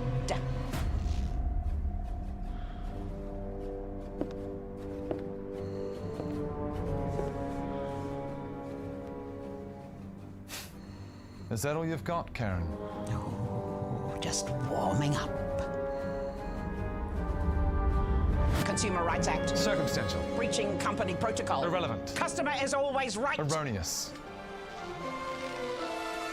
How dare you talk back to me? I am the consumer. You've got some nerve coming into my I store will and be putting harassing my a staff review members. on How do your you sleep Facebook at night? page and on Google The fact of the because matter I is you am were a wrong in registered this situation. Google You can't accept that you were user. wrong in this situation. I promise As the you, manager I will of this convince every store, mother I'll I manage know the not store to the let way their that I sons see come fit. into Playtech I and know you spend used to any waltz money around, but I won't I stand know for so it. many Not mothers in my and I will be store. convincing Not in my they are store, not to Karen. let their It sons doesn't into matter. this If you had actually read this line, if you had actually used your eyeballs, you would have seen enjoy quite coming clearly down to the this promotion end of ended town yesterday. to You know what? complain. You think People I like you, like that? people like you that What give is your customers a employee number? bad Tell me name. your It employee actually number. baffles me. I'm gonna It completely find the baffles you report actually you. exist. You know what? It's about I time have that somebody never took a met stand anyone against so you. It's about time utterly that somebody stood up disrespectful. and said I have enough never been is such an enough. absolute Well, I'm ass. taking How that dare stand. you even look at me? You know what, Karen? Go fuck yourself. She's useful.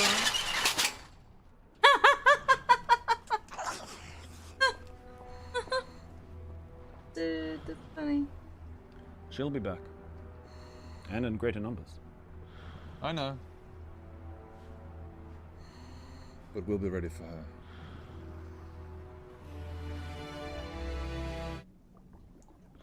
Ooh, you got a good eye. Oh, thank you for noticing. These ones have been absolutely flying off the shelves. In fact, apart from the display model, we don't have any more in stock. Oh, no. Yeah, sorry, but what I can do is order one for you and guarantee you'll have it in a few days. Fantastic. Yeah? Yeah, what's a couple of days? What's a couple of days? Sweet, come on. All right, yeah, go. Right. Let's get that processed. There. Okay, sweet, that's just 4,300. Put your dates in there. Now, if you have any issues at all, that would be your order number down there, just the customer number there. That's the number we'd need if there's any problems. Yeah, amazing. We'll see you in a couple of days. Yeah, you will see me in a few days.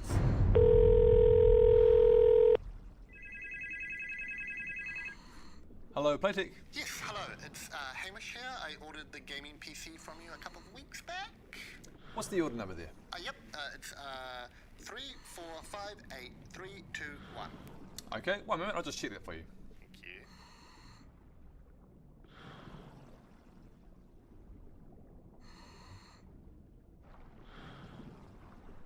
Okay, I've just checked with the warehouse, and it seems that what's happened is we've got a bit of a new system here at Playtech in the operating system, and it has been mixing a couple of orders up. Okay, what does that mean? So all it means is there's going to be a very slight delay on your order. I've actually asked him to put your name right at the top of the list, and it means that you should have your computer at the latest by the end of the week. Okay, that'll be fine. No problems, I'll give you a call later. Thank you. Hello, Playtech. Hey, it's Hamish again. Any word on my gaming computer? What's your order number there, mate? 3458321. Okay, let me just go check on that for you. Thank you.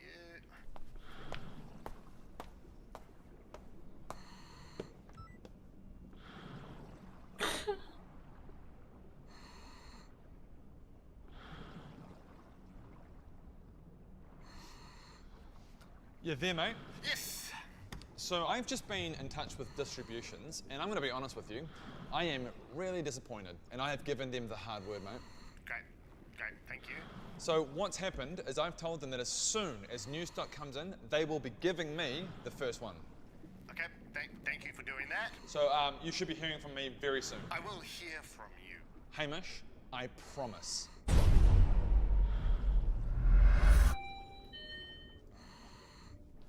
Hey. Hi, sir, how can I help? I've come for an update on my gaming PC that I bought. Is this a computer you've already paid for? Yes. I have my receipt and my customer number. Okay. Hang on one sec. We've actually talked quite a few times now. Okay. Once a week, maybe. Ah, right. Yes. This one has been pissing me off. I'm pissed off. Same, actually. This one is one that I have done everything I can in my power, and it's still not being resolved. Yeah. Do you know what I'm going to do? I'm going to go out to distributions right now, and I'm going to have a word. Yeah, that'd be great. Fantastic. Outrageous. Yes, it is.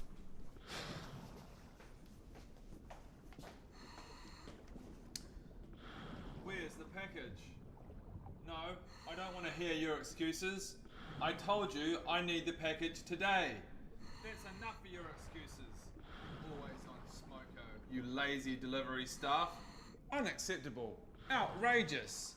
This has been delayed now for many, many weeks. The order number? What do you mean the order number? I told you. I want the product in tomorrow or you're both losing your job.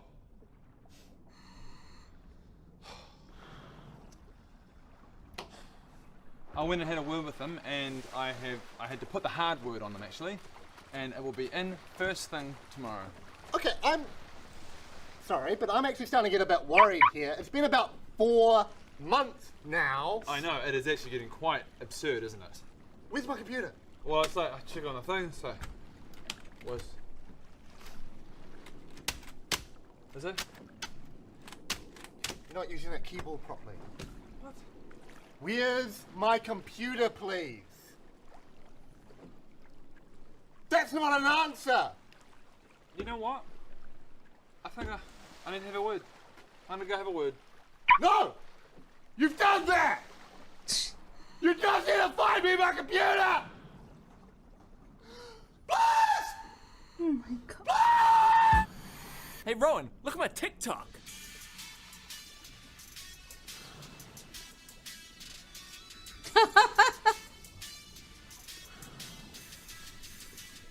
Adam's just showing me a TikTok and I f***ing hate it. What do I do? You could try and give him a compliment sandwich. What's a compliment sandwich? So you give him a compliment, and then you give him some constructive feedback, and then you end it with another compliment. So positive, negative, positive. Yep, you got it. Adam, in regards to your TikTok, I really like your watch. Oh, thanks, Ron. That TikTok was the worst thing that I've ever seen.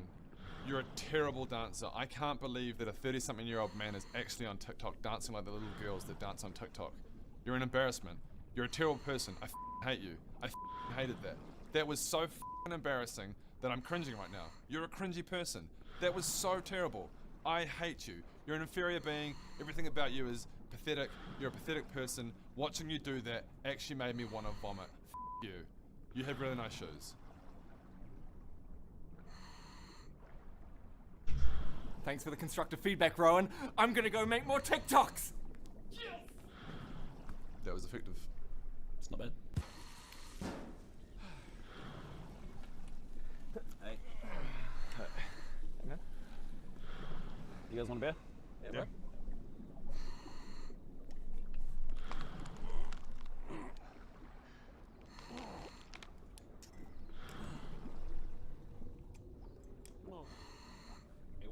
Understood? Which is March.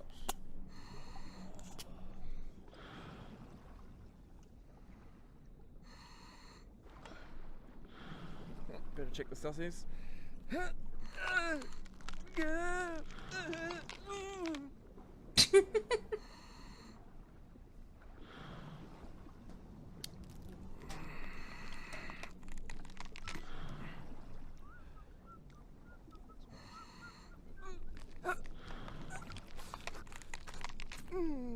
Dude, that makes me feel old. Oh, you guys see my cell phone? Oh, I see it over there. Oh, yeah.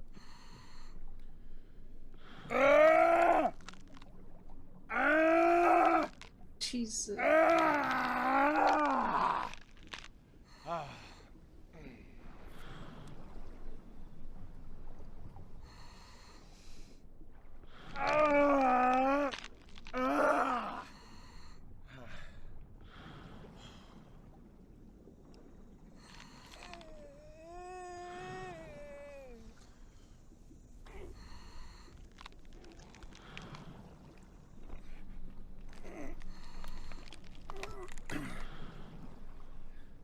Sausages are probably done, should we eat? Yeah, let's do it. Cool. Jesus.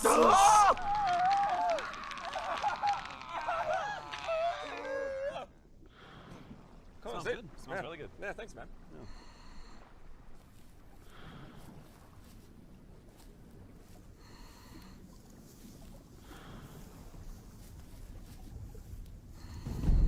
Shit.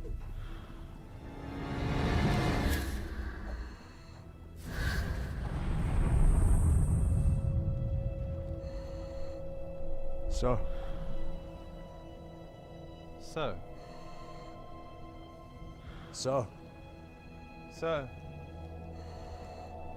before we begin, Invader, I feel I should warn you.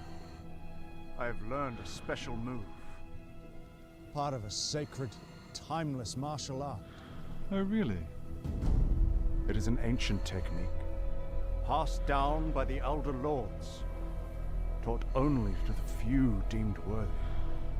Please, enlighten me. What is this ancient technique you speak of? They call it the roly-poly.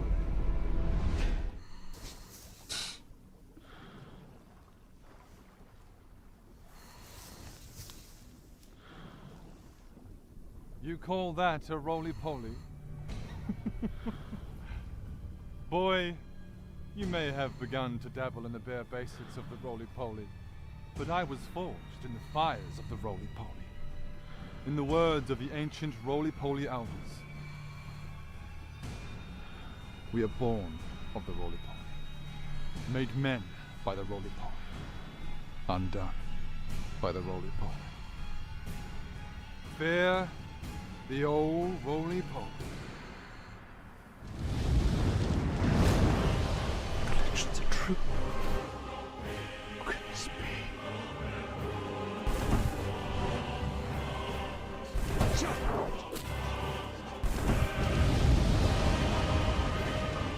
It's beautiful. Yeah!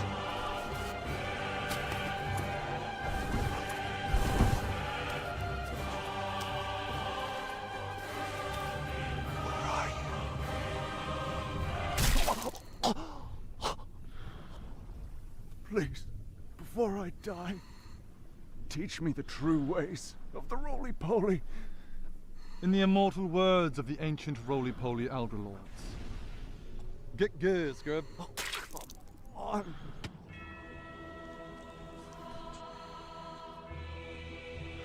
Okay, so this is Dark Souls. Well, apparently you're really hard. Yeah, we'll see about that. What's this? Ah, tutorial shit. I don't need that. Let's see, let's work this out. What do we got? Oh, yeah. Let's attack. Block. Yep, right. Oh, heavy attack. Swing your shield for some reason. F it, that's all I need. Let's do this. Oh, my first victim. Prepare to die.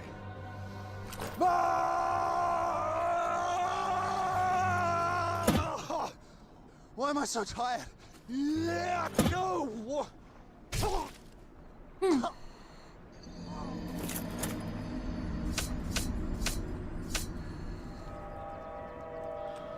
Okay, so stamina is a thing. That's great. Okay, let's try this again.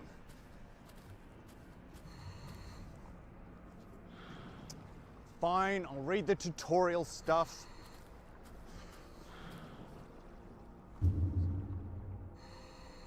No, I know that. Yeah. Yeah. Harry. Ah, Harry. Gotcha. Let's do this. Ha! Blocked! Harry! Damn it!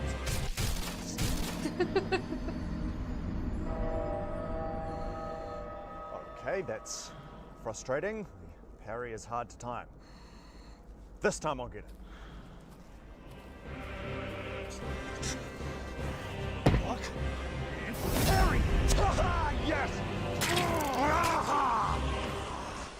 Suck on that, Dark Souls! You're not that hard! I am that good! I'm the best in the world! Yeah! Welcome to Dark Souls. What the Guys, if you want to see more of these kind of videos, you must click the links they have over here. You have to do it! Do it! Do it now! Do it now! There's a subscribe button down there! Do it! Do it now!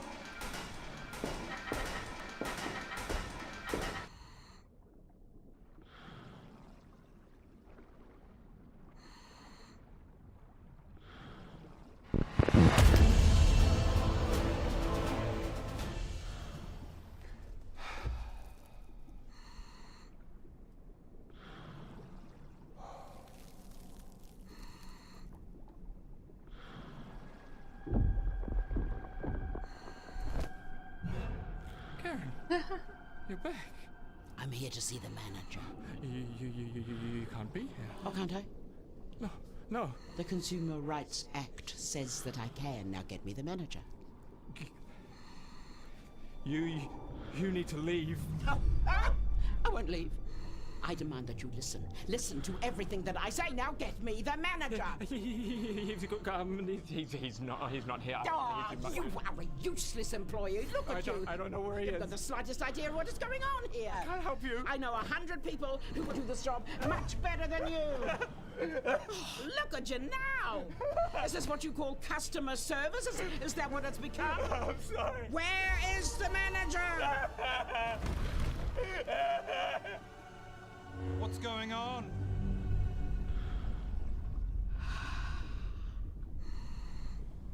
There you are.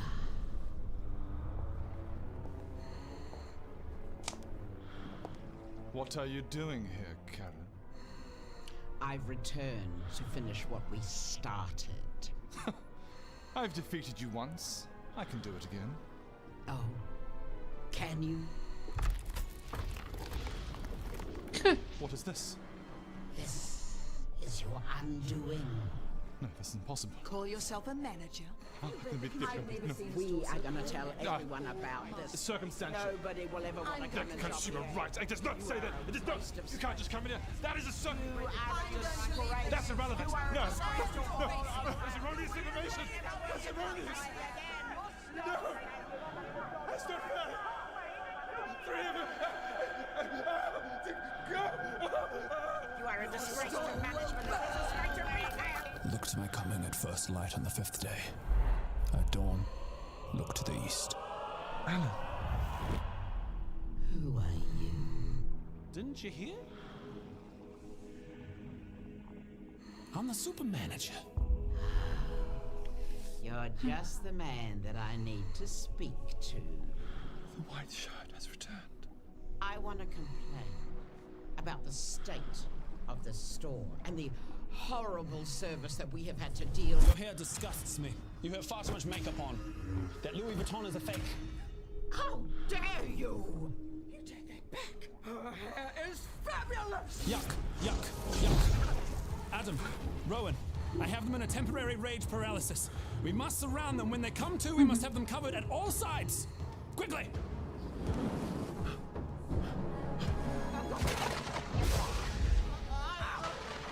Now repeat after me. With the power of 3, we banish thee. With the power of 3, we banish thee. The power of all employees and managers who have ever had to deal with a Karen anywhere in the world course through our veins. With the power of 3, we banish thee. With the power of 3, we banish thee. Hear me now, Karens, and all Karens, bringers of tyranny and evil. We hereby banish thee from this store, never to return. The red shirt employee banishes thee. The black shirt manager banishes thee. The white shirt super manager banishes thee. With the power of 3, we banish thee. Be gone, spawns of Satan, now!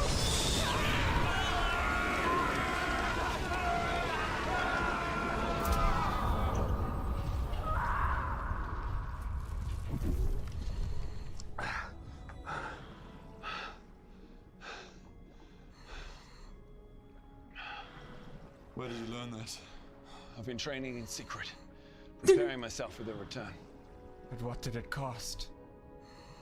Everything. Can you control it? I don't know.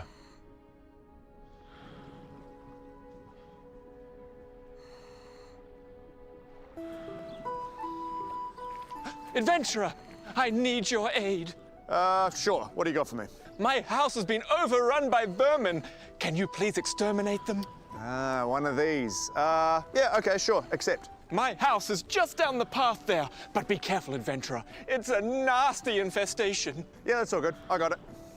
Good luck, adventurer. Okay, so what are we dealing with here? Rats, spiders, slugs, what kind of foul, wretched... Oh no.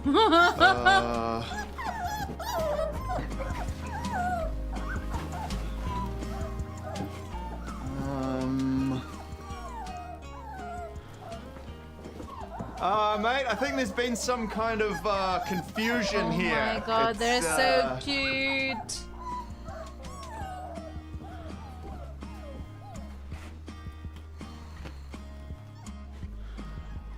Yeah. No thanks. Oh. The f... No. Okay, no. Cancel quest. Cancel quest. No. No. Okay. Load save. Load autosave? No. No. No.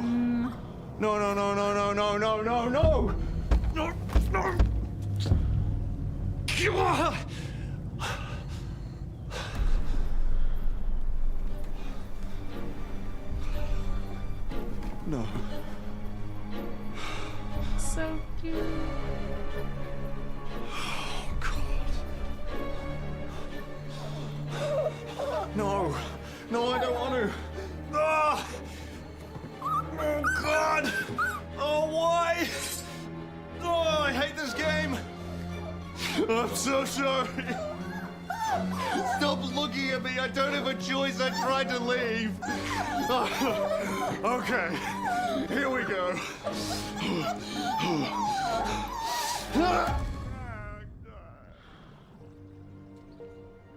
Ah, adventurer, there you are. Is it done? Yes, it's done. Did you kill them all? You monster. Thank you so much for killing those pesky spiders. They were tormenting my puppies. Spiders? I don't know what I would have done if they hurt my puppies. I love them so. No. Yep. Here's your 100 gold, adventurer. No, you keep that. But adventurer, you've done such good. Take the gold. No. I insist. It's fine. Well, I'll sing your praises around Honeywood. I'd rather you didn't. Just Thank you, adventurer. No.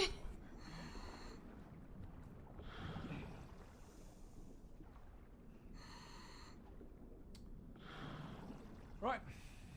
I have brought you all here because I have recently made an amazing new discovery. Is this about the growth thing again? What is it, Ron? Thank you, Alan. I have recently discovered that girls, female women, also play video games like us guys.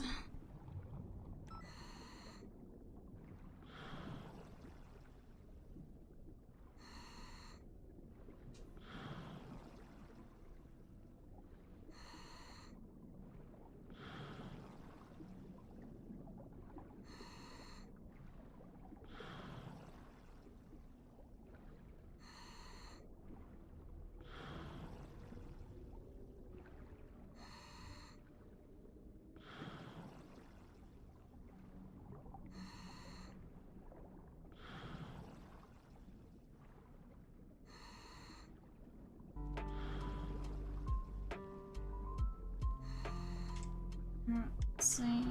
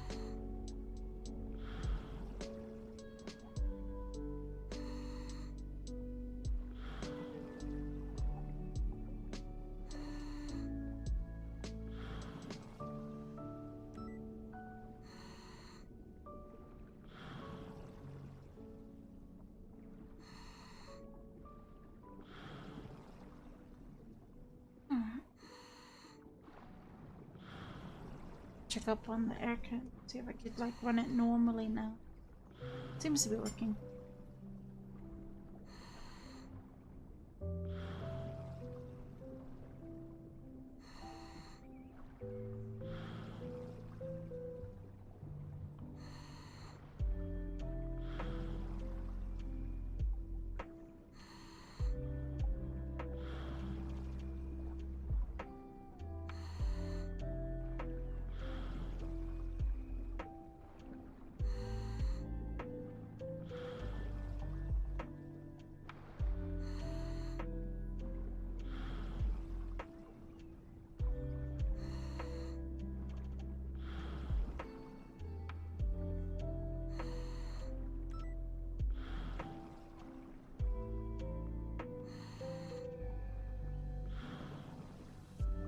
I'll be done when I fill the boat, honestly. Once I fill the boat to 500 kgs, then I will sort out some of this stuff.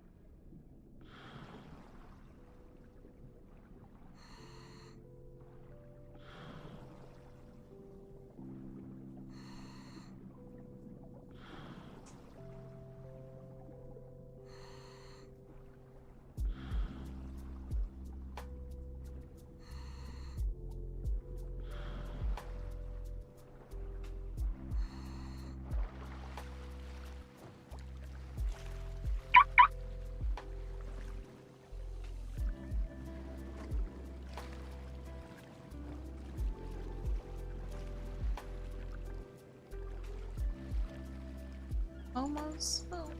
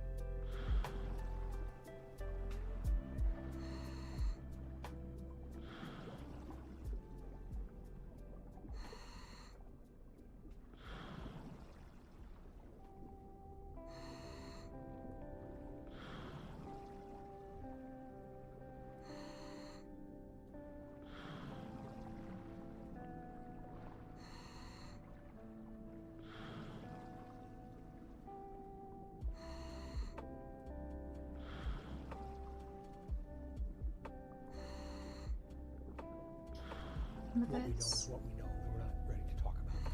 How close were you right now to getting this solved? One piece away. One piece away. Eventually somebody's going to do the right thing. He has no idea what we know, but one day he will. If we hit year 4, I hope we're sitting here again. But we will do everything within our power and within the parameters of law to find the individual who did this to Abby and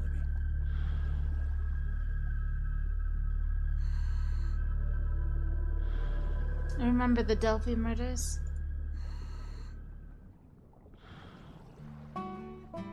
Our story starts in Delphi, Indiana.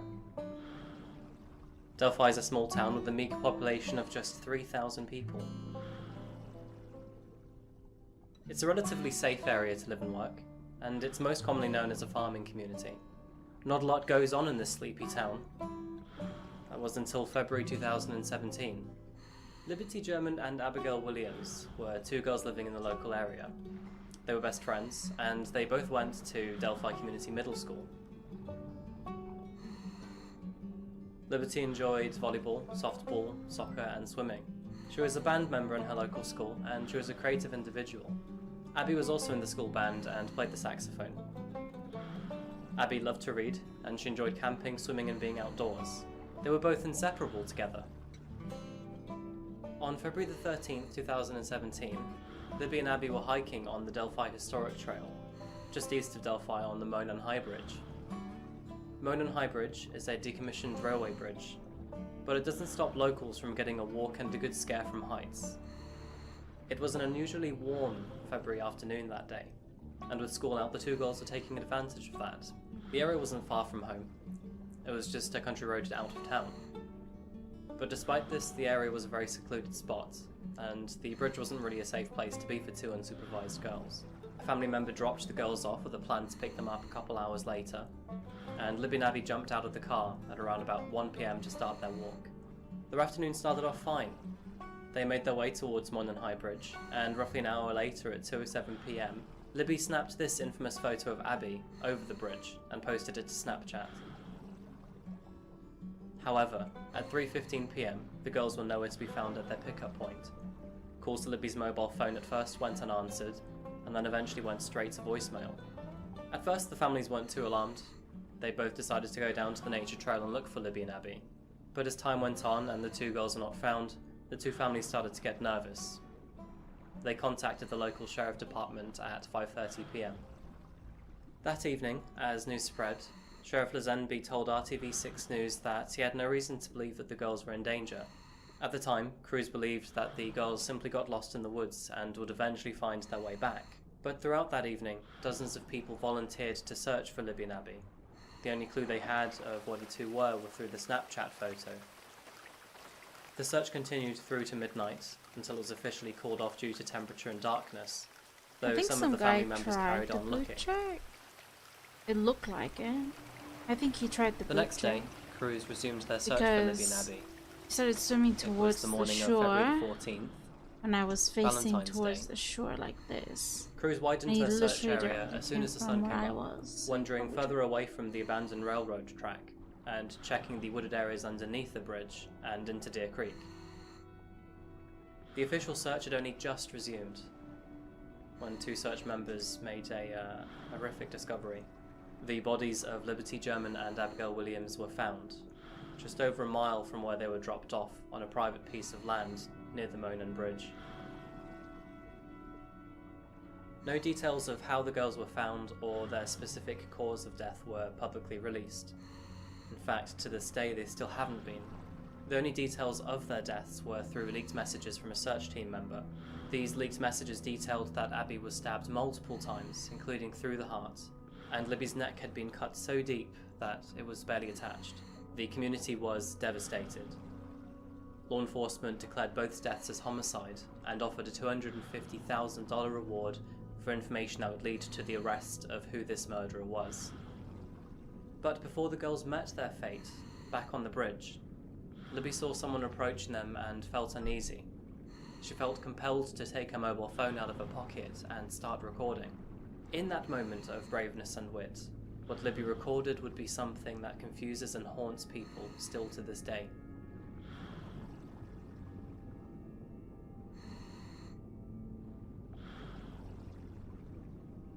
So things get foggy here. What law enforcement released to the public was only 2 seconds of the video clip, but unofficial sources believe that her video lasted over an entire minute. Just after these 2 seconds, Libby puts her phone in her pocket and leaves the video recording.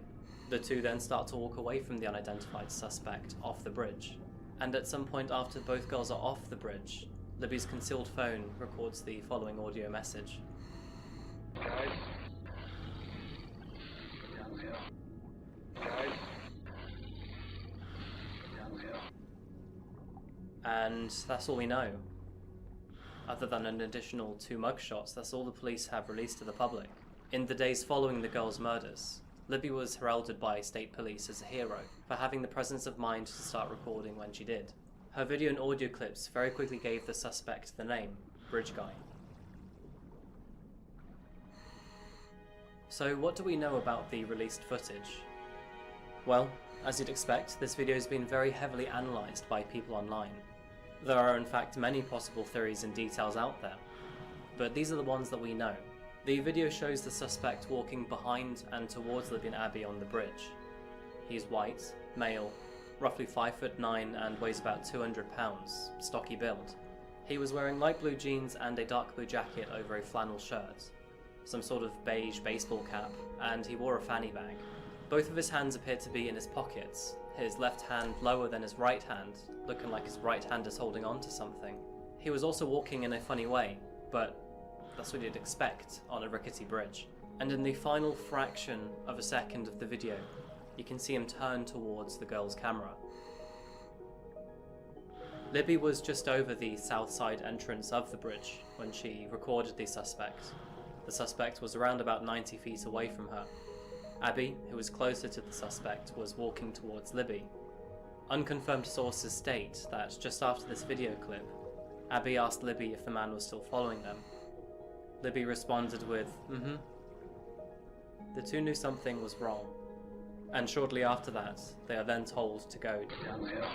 Law enforcement said that the video and audio were from the same media file, and that it captured the man telling the girls to go down the hill during possible criminal activity.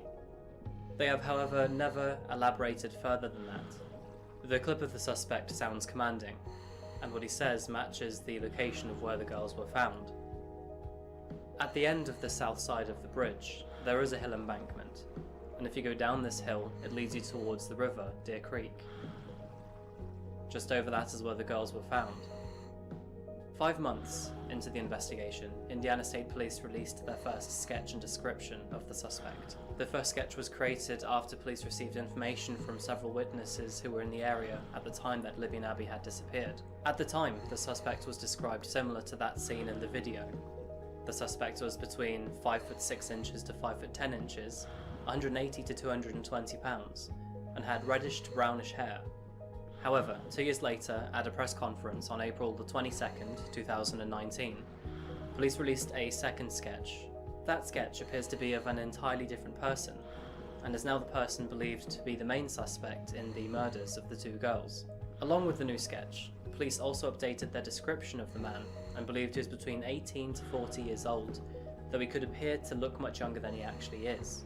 Superintendent Doug Carter shared, "When we decided that, through the information we've received, that we were going to release the second sketch, I don't believe the individual knew we were going to do that.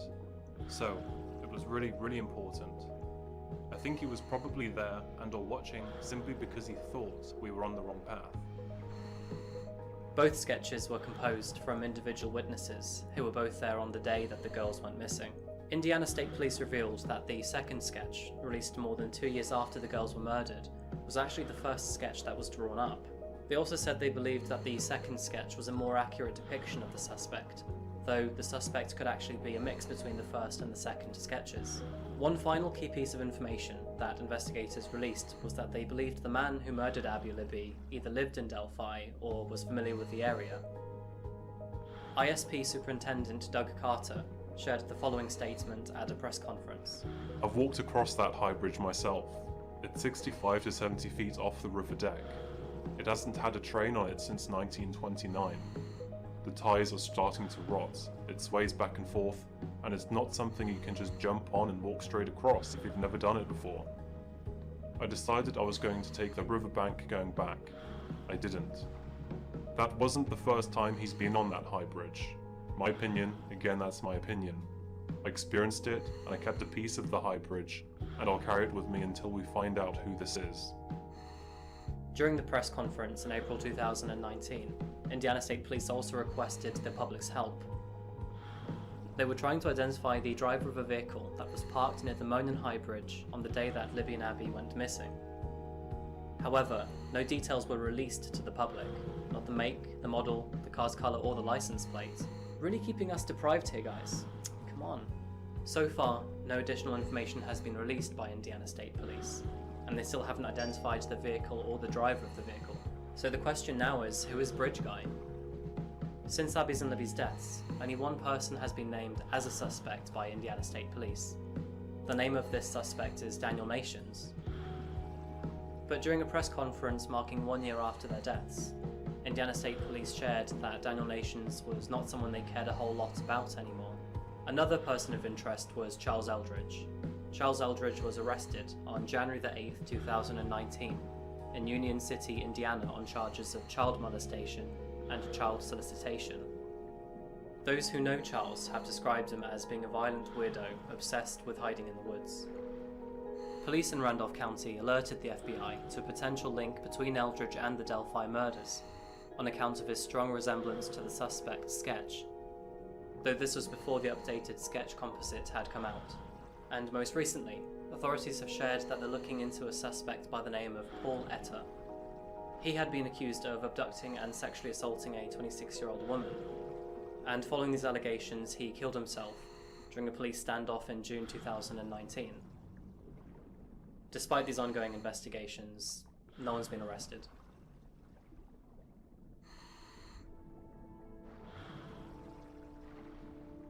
So what's the coffeehouse verdict? My personal opinion? I don't know. Abigail and Liberty were two young girls, just starting their life in a small town. It's scary to think that the two young girls were murdered in broad daylight. But what must have been more terrifying for them is that they knew something was wrong in their final moments. Wait. Liberty was brave This and is smart when he in her doesn't actions. know. Okay. What she recorded is nothing short of remarkable.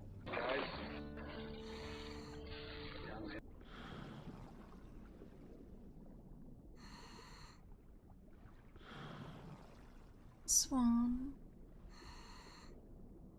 Hi there folks, and welcome to a short and special episode by Coffeehouse Crime.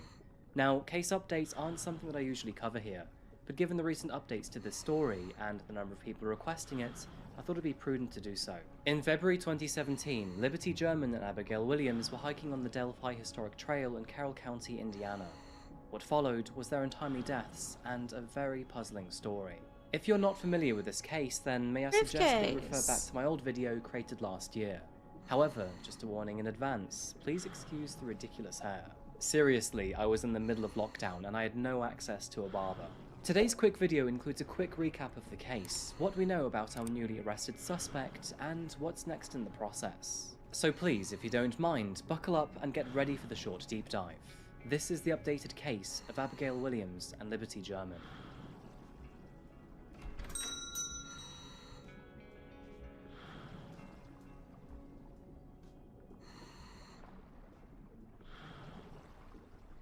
Our story today begins in Delphi, Indiana. Delphi is a tiny town in Carroll County with a small population of around 3,000 residents. Now, before its recent rise in the public spotlight, it was classed as a safe area to live and work, and was otherwise most commonly known for its significance in farming. Not a lot happened in this sleepy town, but as many of you will know, that all changed in February 2017. Liberty German and Abigail Williams were two young girls living in the area. The two were best friends and both attended Delphi Community Middle School. It was a Monday on February the 13th, 2017. Libby and Abby were hiking on the Delphi Historic Trail near the Monon High Bridge just east of Delphi in Carroll County, Indiana. The two girls were on a break from school, and it was an unusually warm day. At around 1 PM, a family member dropped them off near the bridge. And just over 1 hour later at 2:07 PM, Libby took this infamous photo of Abigail before posting it to Snapchat. But at 3:15 PM, when the two girls were due to be picked up, they never actually showed up. By 5:30 PM, authorities were informed of their disappearance, and unfortunately, the following day came with some very terrible news. Their bodies were found a short distance from the trail. What followed was a massive investigation into their deaths, and as it turns out, in the act of bravery and wit, the girls had actually recorded their killer. Shortly after their Snapchat post, a man approached them from the direction they had walked. Now, since he was acting strangely, Libby pulled out her phone and started recording the man. And her recording, as seen here, has given this individual the notorious nickname Bridge Guy. After catching up with them, Libby's phone recorded his verbal instruction, which, to this very day, I still find to be one of the eeriest recordings in existence. Guys. Down here. Guys. Down here. Guys. Down here. Combining this evidence with potential witness reports, 2 official police sketches were made, and, as you will likely agree, both are incredibly different to one another. Now, several suspects came out of this, all of whom have since been declared as no longer a person of interest. But all of this changed just 2 weeks ago. Today is not a day to celebrate, but the arrest of Richard M. Allen of Delphi on 2 counts of murder is sure a major step in leading to the conclusion of this long-term and complex investigation. That today, actually last Friday, was the day, and an arrest has been made. On October 26, 2022, Richard Allen was taken into custody and formally charged with 2 counts of murder in the case. Richard Allen, who is currently 50 years old, lives in Whiteman Drive, a residential neighborhood found in Delphi. Both he and his wife, Kathy Allen, have owned the home since 2006, meaning they had been living at the address at the very time of the girls' deaths. The home is half a mile from Delphi Community School, where Abby Williams and Libby German attended.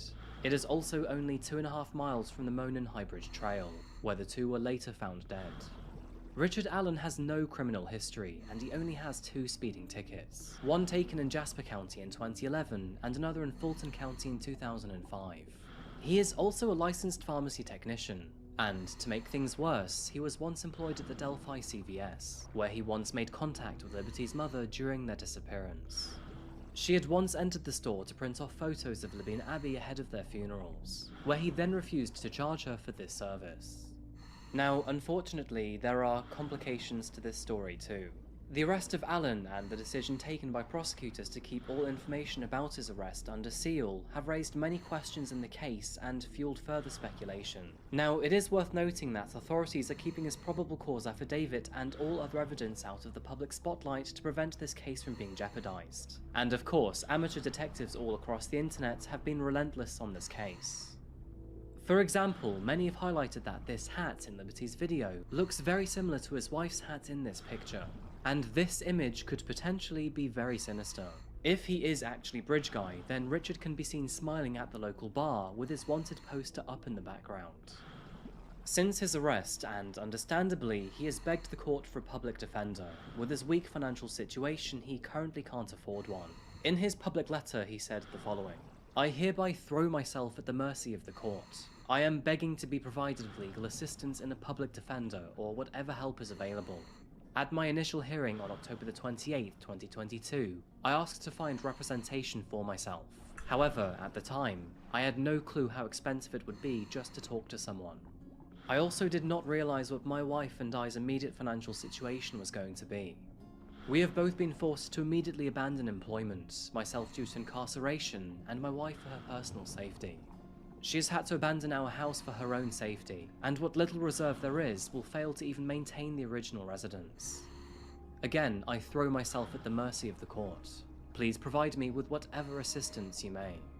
So, with all of these recent updates, what are the next steps? After being booked into the Carroll County Jail on October the 28th, he is now being held in a secret location for his own personal safety.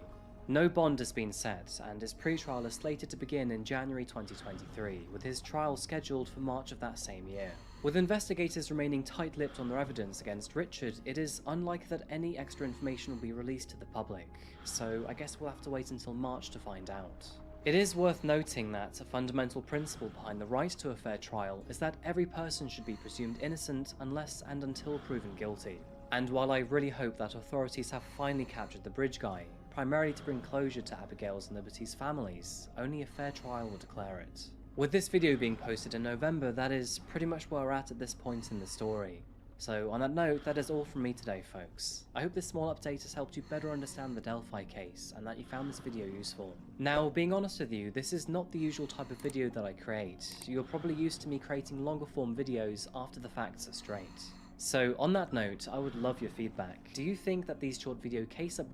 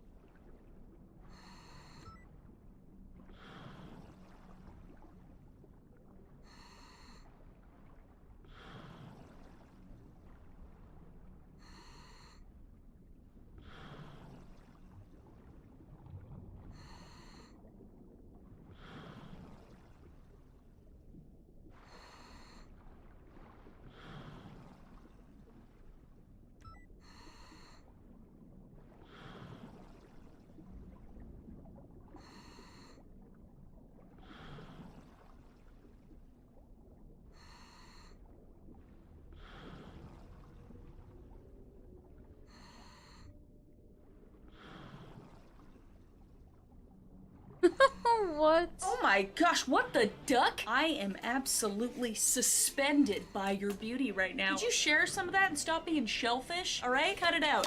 Hello everybody and welcome back to my YouTube channel, or welcome to my YouTube channel. I'm Call Me Chris, you can call me Chris, and we are trying 5-minute crafts because you guys have asked me to a million times, and you know how much I love going through this torture. Let's get to it.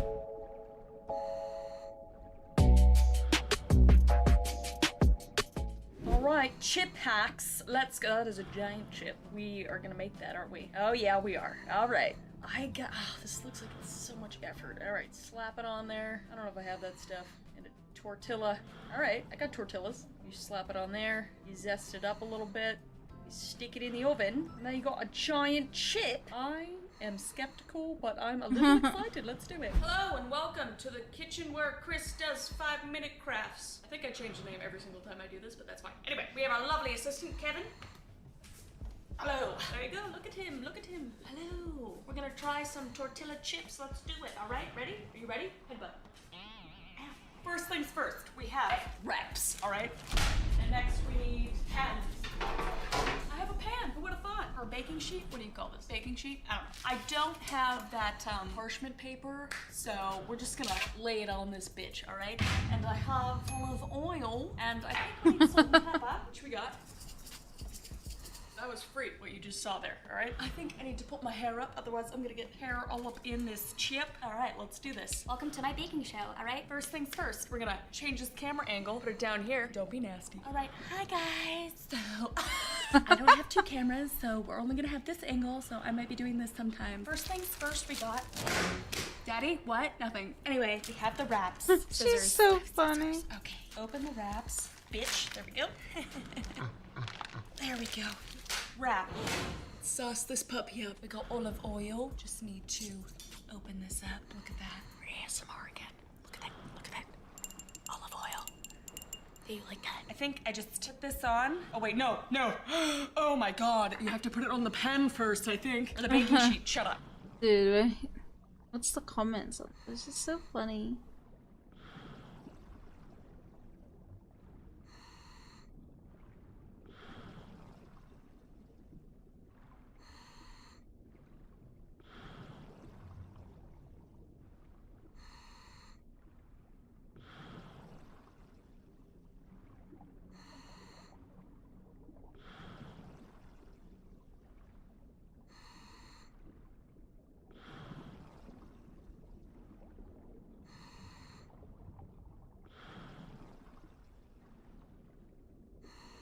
just dollop that on there. Oh, that was probably too much. All right, well, spread it out. Oh my God, yeah. With those brushy spready things? Okay, I can't find one, but I have this thing, which is,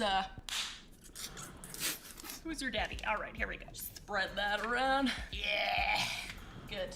Slap it. Spread that on there. I feel like that's good. All right, there's no such thing as too much lube. And you could take that to the bank. Oh, Mom, I hope you're not watching. Nice and wet and oiled up. And now we are going to do a little bit of pepper. And then we're gonna do some salt because we're salty bitches.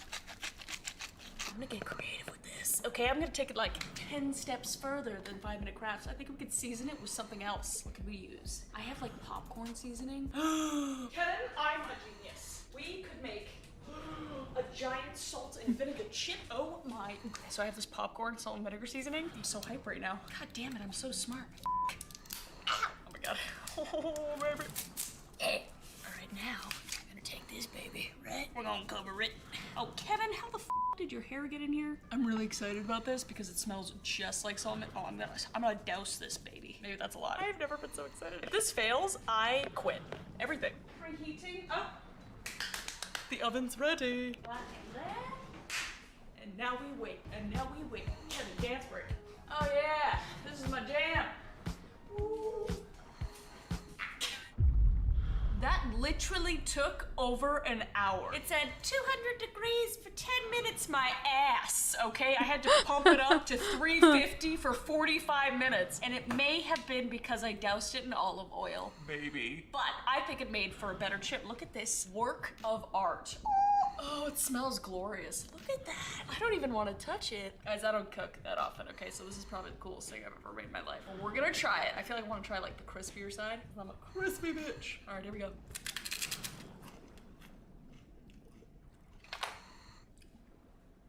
Somebody call Gordon Ramsay because I just outdid him, sister. That is Lay's hire me.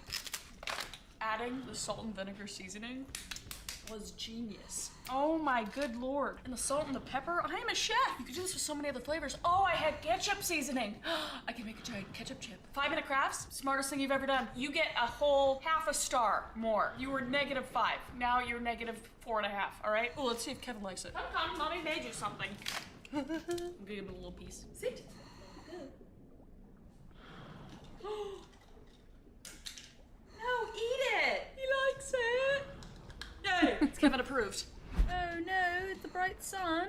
And oh yes, we've seen this one. We have clear tape and we make clear tape sunglasses and we put it on our face and hope to Jesus our eyebrows don't come off with it. All right, let's try it. We're back in the kitchen and I've got some clear tape. Actually, my brother's sock hockey tape. Socky tape.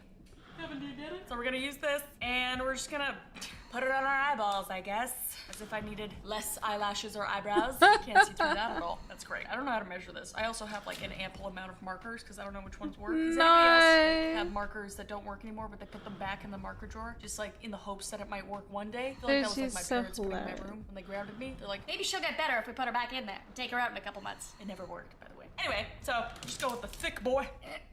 All right, I feel like if I do this, should I cut this? I'm talking to Kevin, by the way, I'm not talking to myself. Although I do that a lot too, so. Yay, all right. I feel like if I do this, that's about where it needs to be. I shall supposed to draw it on Put first. my fingers there, put it on the table. Now it's stuck to the table. That's fine. Anyway, I'm just gonna mark it. I don't know if that's even close. There. I honestly can't see shit. Oh wait, did they do this while it was still on the tape? That would make sense. Here we go. We're good. All right. Oh, I don't know how big my eyeballs are.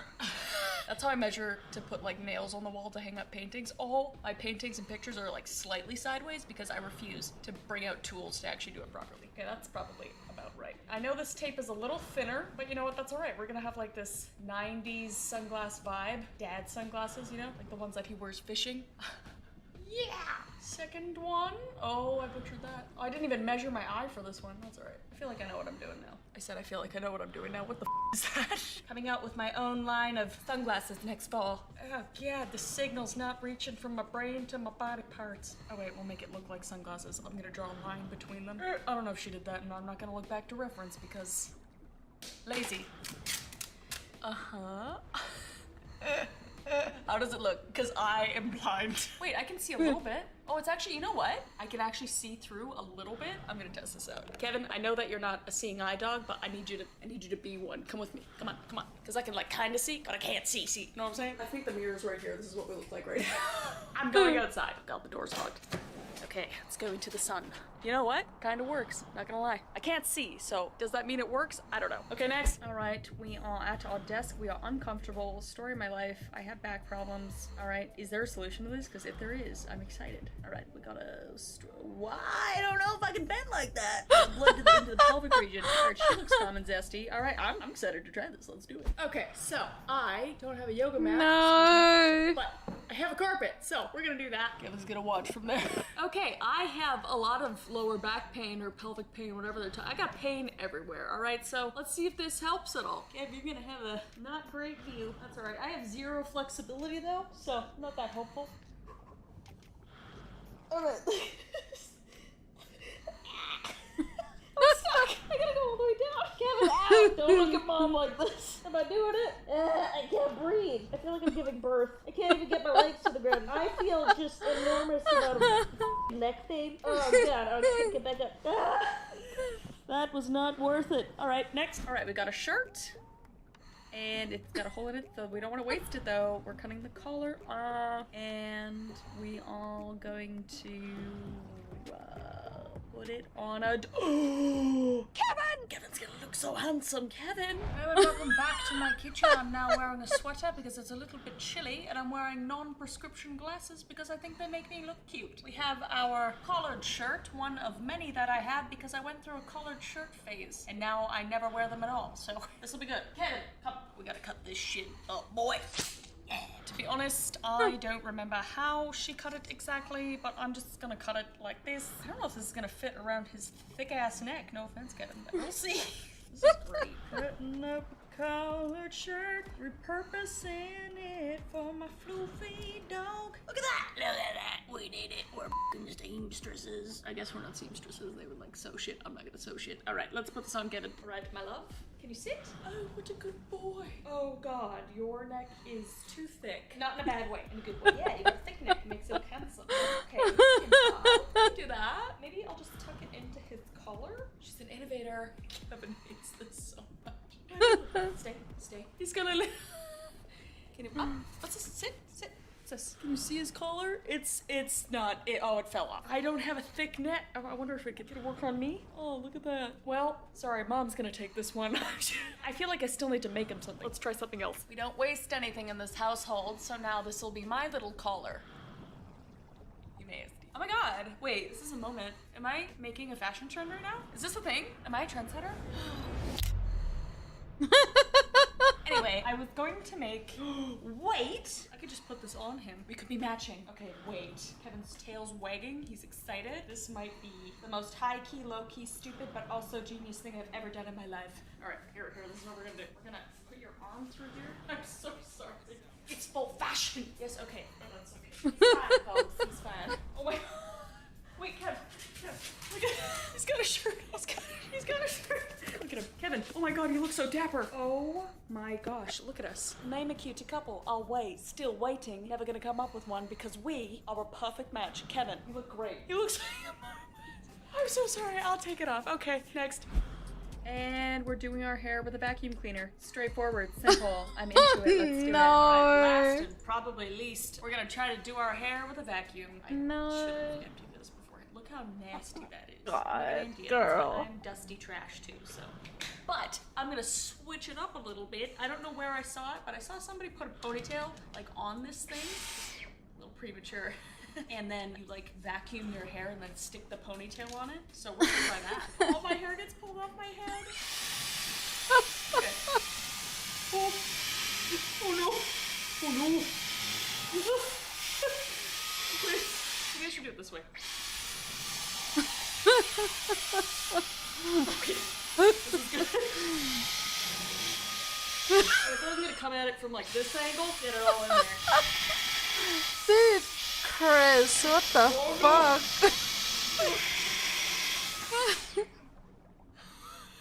Do I look beautiful? Well, I look like I've had a great night, you know? It's the morning after. All right, well, I think that was a success, to be honest. Okay, well, I hope you enjoyed the video. I did. am in pain and I have regrets. And I also made a really good giant chip, so a lot happened. Please like the video if you like the video, just for me. I went through a lot for this video. Also, it helps out the channel, and if you haven't subscribed already, why? Well, why? This is obviously business YouTube. Come, Carl. We are searching for the most elusive, kind of weird, yet most adorable species on this planet. Oh, I found it. There it is. Take a look for yourself, Carl. It's amazing, isn't it? I need to get a photo. Oh, look at that. I must tell the world. Hello, everybody, and welcome back to my YouTube channel, or welcome to my YouTube channel. I'm Sam, the Safari Explorer, and...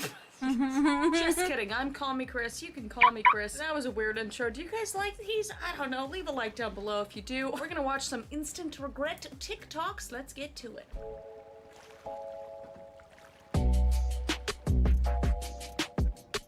Also, I would like to show the new members of the studio team. We got Batman, and then we got Mario up there, and he's being sold shrooms. He's getting arrested. Isn't that funny? I love it. Look at this weird squad. We got Keanu, Pete. We got the horror crew, friends. It's terrible. That's cheating. And all right, if you are not inebriated and you missed it that close, you suck. I'm sorry, I'm the one that has to tell you that. Fun fact, I'm pretty good at bowling. I've gotten a strike or two before. Struck out too. Are we talking about bowling? Basketball. Oh, almost. Almost got it. That's not, oh, I was gonna say, that's not that bad. He hit himself right in the face, just like that. How did you not know that you were gonna hit yourself in the face like that? I wonder if he broke his nose. That would suck. You know when you imagine things happening to you and like you could feel them? Like I often imagine what it would feel like to get stabbed. What? Anybody else? Just me? Okay. No. Oh, and it was at that moment that she knew she f***ed up. Oh, we're doing it again. Oh, football players, I would love to know the conversation that happened before this. It's just like, Hey Kyle, you know what'd be like super dope and funny and hilarious is that, you know, Dirty Dancing? You haven't seen it? Oh, it's okay. You know Crazy Stupid Love? Yeah, you know that? Yeah, you know like when Ryan Reynolds like gets Emma Stone and she like holds him up like that? I think it'd be like super funny if I ran up to you and you grabbed my hips and just thrusted me upwards in the sky, and then maybe you could just gently let me back down, and then maybe, but like not in a weird way, and like I love you. oh, whoa, this filter's trippy. I feel like I'd fall over. Is she? Oh, no, it's Grandma. Oh, she's like, Grandma down. Go check this out. Oh, I don't know what that is. Ooh, is it gonna break? Oh, that's crazy that it doesn't break. It broke. I don't know what that is. So, oh, look at these. Look at these Gen Zs taking photos of the fish. Oh! He threw his phone! He's like, those are great photos. That's something I would do.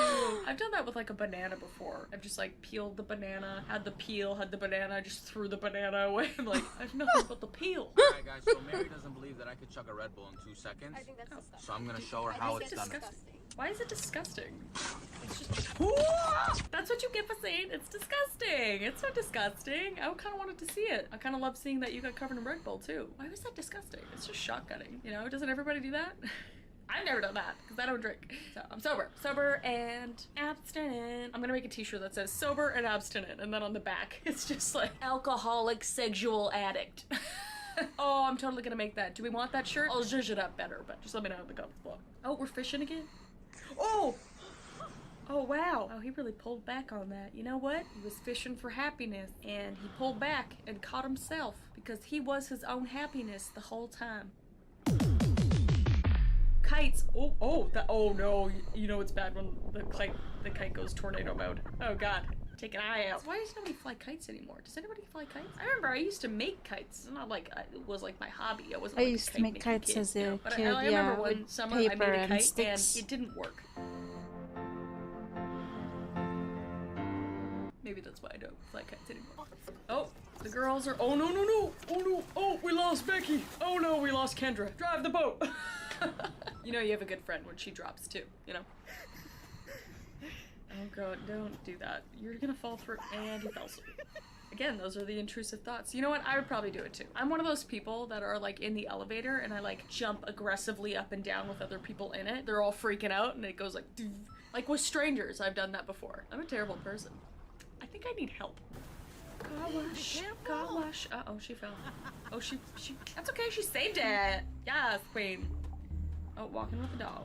Walking with a dog. Oh, the dog's. This is a great time. This is great, Becky. I'm glad you took me out to walk. Squirrel! Kevin does that too, don't you, Kevin? Look at how cute he is. Kevin, look at you. You chase squirrels too, don't you? And he veers left and right when I'm running. Kevin is not a good dog to run with because he gets distracted a little too easily.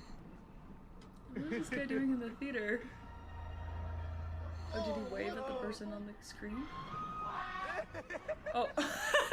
I don't know what happened, but I thought it was funny. Open my door, I got some oil in my hand, I'm just going to work on my car, and this guy just comes to me out. It's a pretty cat. You seem pretty nice. Pet it. What's up, bro? What's your name? You It's boy or cute. girl? Oh. Why do people have cats? In no scenario have I met a nice cat. Everybody's like, oh, my cat's like a dog. It's so not. Just get a dog. You know, dogs are like dogs, you know? I feel like it's a 50-50 with cats, and you can't tell me any different. I know some of you guys have asshole cats, okay? And I know some of you guys have nice cats or whatever, but you can't change my mind. I would never get a cat. And if I do ever get a cat, you can revert back to this video and tell me you told me so in the comments, okay? But till then, no cats. I know people are gonna rip me apart in the comments for that, and I'm sorry. Ooh, oh, drones scare me. It's gonna cut you. That's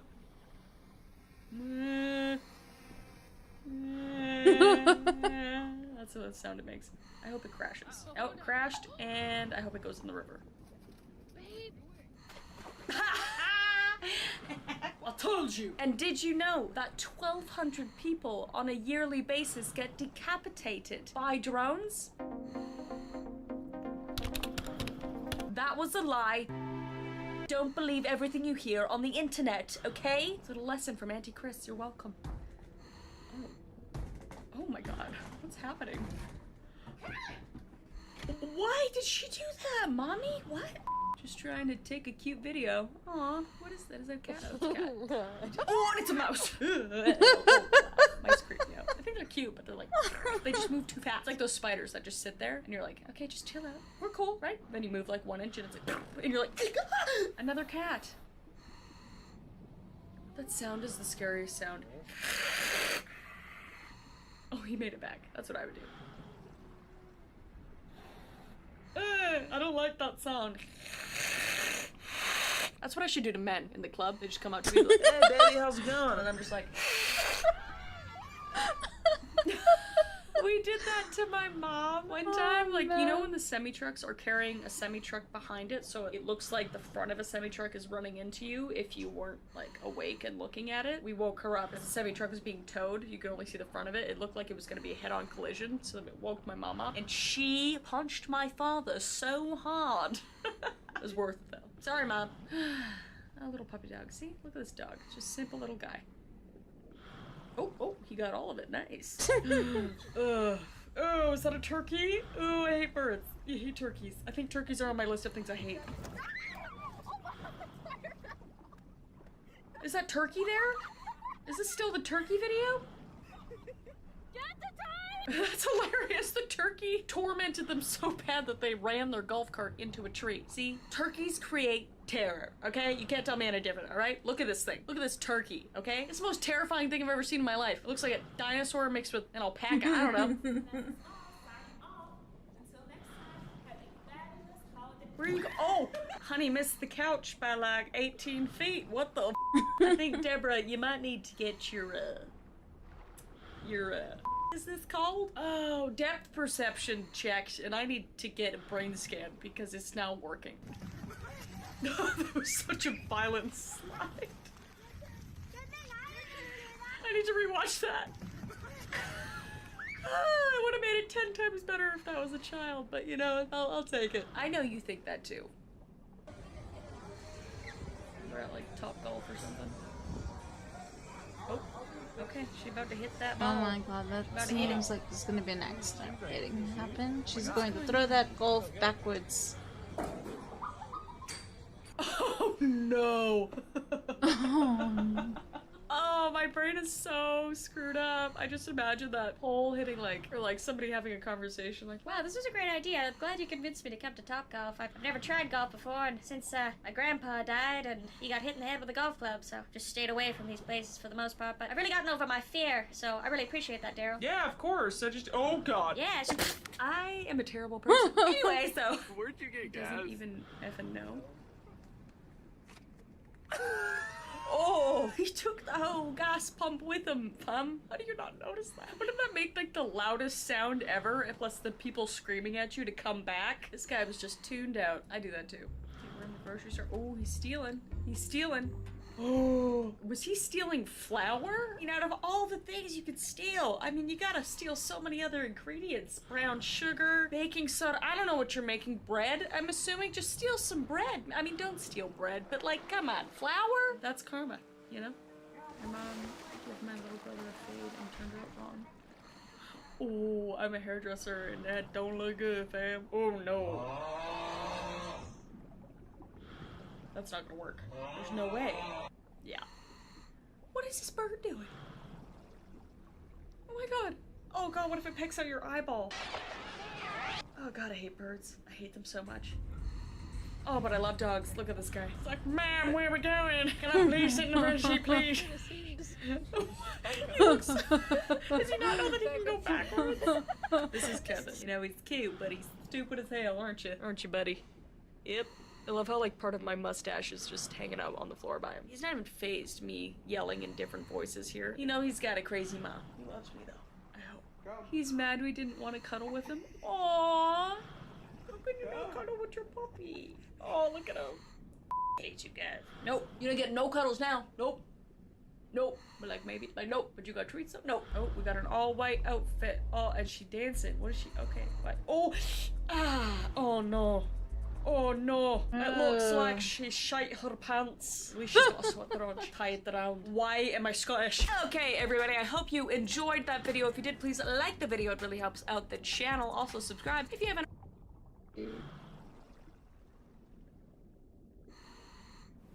Oh, hello. I did not know we were expecting company. But, nevertheless, I'm quite happy you came. I do like the outfit you've chosen. It looks very good on you. Very, very fitted. Very pretty. Very dashing. One might think you're trying to outdo me. But I know you would not do that. Or would you? Gods?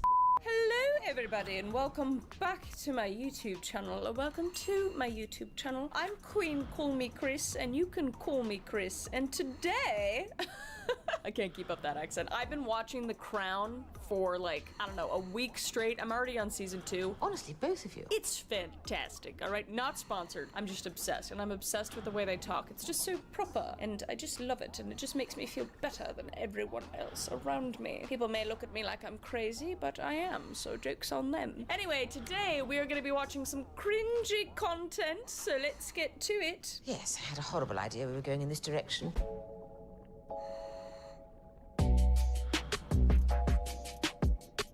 Also, I would just like to say I added a lava lamp to the back because I forgot about lava lamps. They're fantastic. I could just watch them for hours. Look at that. Look at it go. Wow. Oh. We are so cringe. Starting out really, really strong with that one. It's not cringe. It's just different. I finished. You can stop. Oh, no, no, no, no, no. Wow, that just went from 1 to 50 real fast. I don't know what I was expecting, but it wasn't that. I didn't think they were talking about that because I'm assing it, you know? I just picture him filming that, just like, oh, this is gonna be good. All the bitches are gonna love me. This is gonna be so sick. Yeah, roll back down. Sick. What goes through your head, my guy, all right? Oh. I was waiting for this. I was waiting for the emo kids. Look at his hair and his eyeliner. That angle from the heavens. I feel like that's like the 40-year-old mom Facebook profile picture angle. Okay. Tanea, See, and aren't cute. you my best friend at work? Yes. So I'm not racist. What? People think I'm really racist. People think I'm really... There was a video Oh. on here, and I said I sang the N-word, but I didn't. That went downhill so fast. Just because you're friends with somebody doesn't necessarily mean you're racist. And also, I guess saying, you know what, anything I say right now could be taken, clipped out, and be taken really bad. That was a funny video for a lot of reasons. That's it. Is that gonna work, PR manager? Yeah, I just got the list back from the guys, Chris, and that one seems to be clear. Okay, fantastic. What is happening? Sorry, I can't read this. Goddamn, I need to. 1 second. Okay, here we go. Gather around because now it's Chris Reed Screams. My mom is going to find him. Ha ha ha ha. Find who? Who's she gonna find? I don't know what's going on in this video. Oh, she's crying. Why is she crying? Hard, but I was literally just driving home from babysitting. Okay. And What I was happened? going the speed limit, and then he literally was like this to me, and I was like, Oh. what? You got flipped off? Get the flip over it, alright? I be flipping off people every day, alright? You know what? F them. Who cares? What are you gonna do? Is this gonna be another beef series? If I told my mother that I got flipped off in a car, she'd be like, what the f did you do? I'd be like, oh. Hold on, let me put these on. Alright. Do you have a real beard? Is that real? White people, man. Facts. And yes, I'm aware that I'm white. My Same. people is embarrassing. Was that a real beard? What is this? I approve though. White people, especially white people in horror movies. What are we doing, guys? What are we doing? Don't go check out the noise. I'll be right back. Or ask what the noise is, okay? Run in the other direction. Have an aneurysm, why don't you? Run in the other direction, okay? Take notes from Get Out. Don't go to a white girl parent's house. From us. Give me your phone. Come on. Oh my. Did you suck off Satan? Excuse me while I go down to meet him again. What is wrong with me? Pop? Can you say pop? Oh. Sickle. I like her cosplay. What kind of people do voiceovers for babies, for like kids? That's weird. Cool. Who the f does that? I. Cause so cringe. Promise. Cringe, ultimate cringy. I would never do that. I just want to look at them though. Hey babe, don't call me that. Why? Because I'm breaking up with you? Oh, why? Because you're too nerdy. No, is he gonna change into a sexy man? I gotta make a change. Is it gonna be a body now? What's he gonna look? Oh, he put a hoodie on it. It looks like a whole different guy. Took his glasses off. Whoa, what's your name again? Sigma male if I ever see one. What's your name again? I just want to know, when you wake up in the morning and you look in the mirror and you just say to yourself, hey, I'm going to make a video today in a plaid shirt with my mom's glasses on. And that's going to make me look ugly enough to look nerdy or whatever. And then I'm going to put a hoodie on. And then I'm going to make that a thirst trap. What makes you think this? I just don't understand the reasoning behind this, you know? I hope your mom walked in on you making that stupid video, all right? If I walked in on my son making a video like that, this is what I'd do. Brad, yes, I was... What are you doing? Are you making a thirst trap again, Brad? I told you. I'm not saying I'd beat my kid, okay? I'm just saying I'd beat my kid. Nah, I'd let them be creative in whatever way they wanted as long as it's legal. When you get the sharp, painful itch in yo cooch. I love Morgan. Is that Morgan? I think it is. There's nothing cringy about it. It's real. I'm sure guys get it too. Anybody that gets the itch crotch, the itch in your crotch. Can we normalize itch in our crotches once in a while? Like, don't be excessive with it. Don't hang out down there. But you know what? If you gotta itch your crotch. Just don't make eye contact with anybody, all right? I got asked today if I was a jealous person. Oh. And I said no. I'm not a jealous person. I'm a possessive person. And what's mine is mine, and don't touch it. Lip singing on point. Nailed it. It's like one of those old kung fu movies. Summon the commander! When you have trusted someone and they promise to not be like the rest. Damn you. This guy's been through shit. God, somebody hurt this man, and I'm sorry, man. Just gotta punch the screen. Jay, can you put sound effects to this?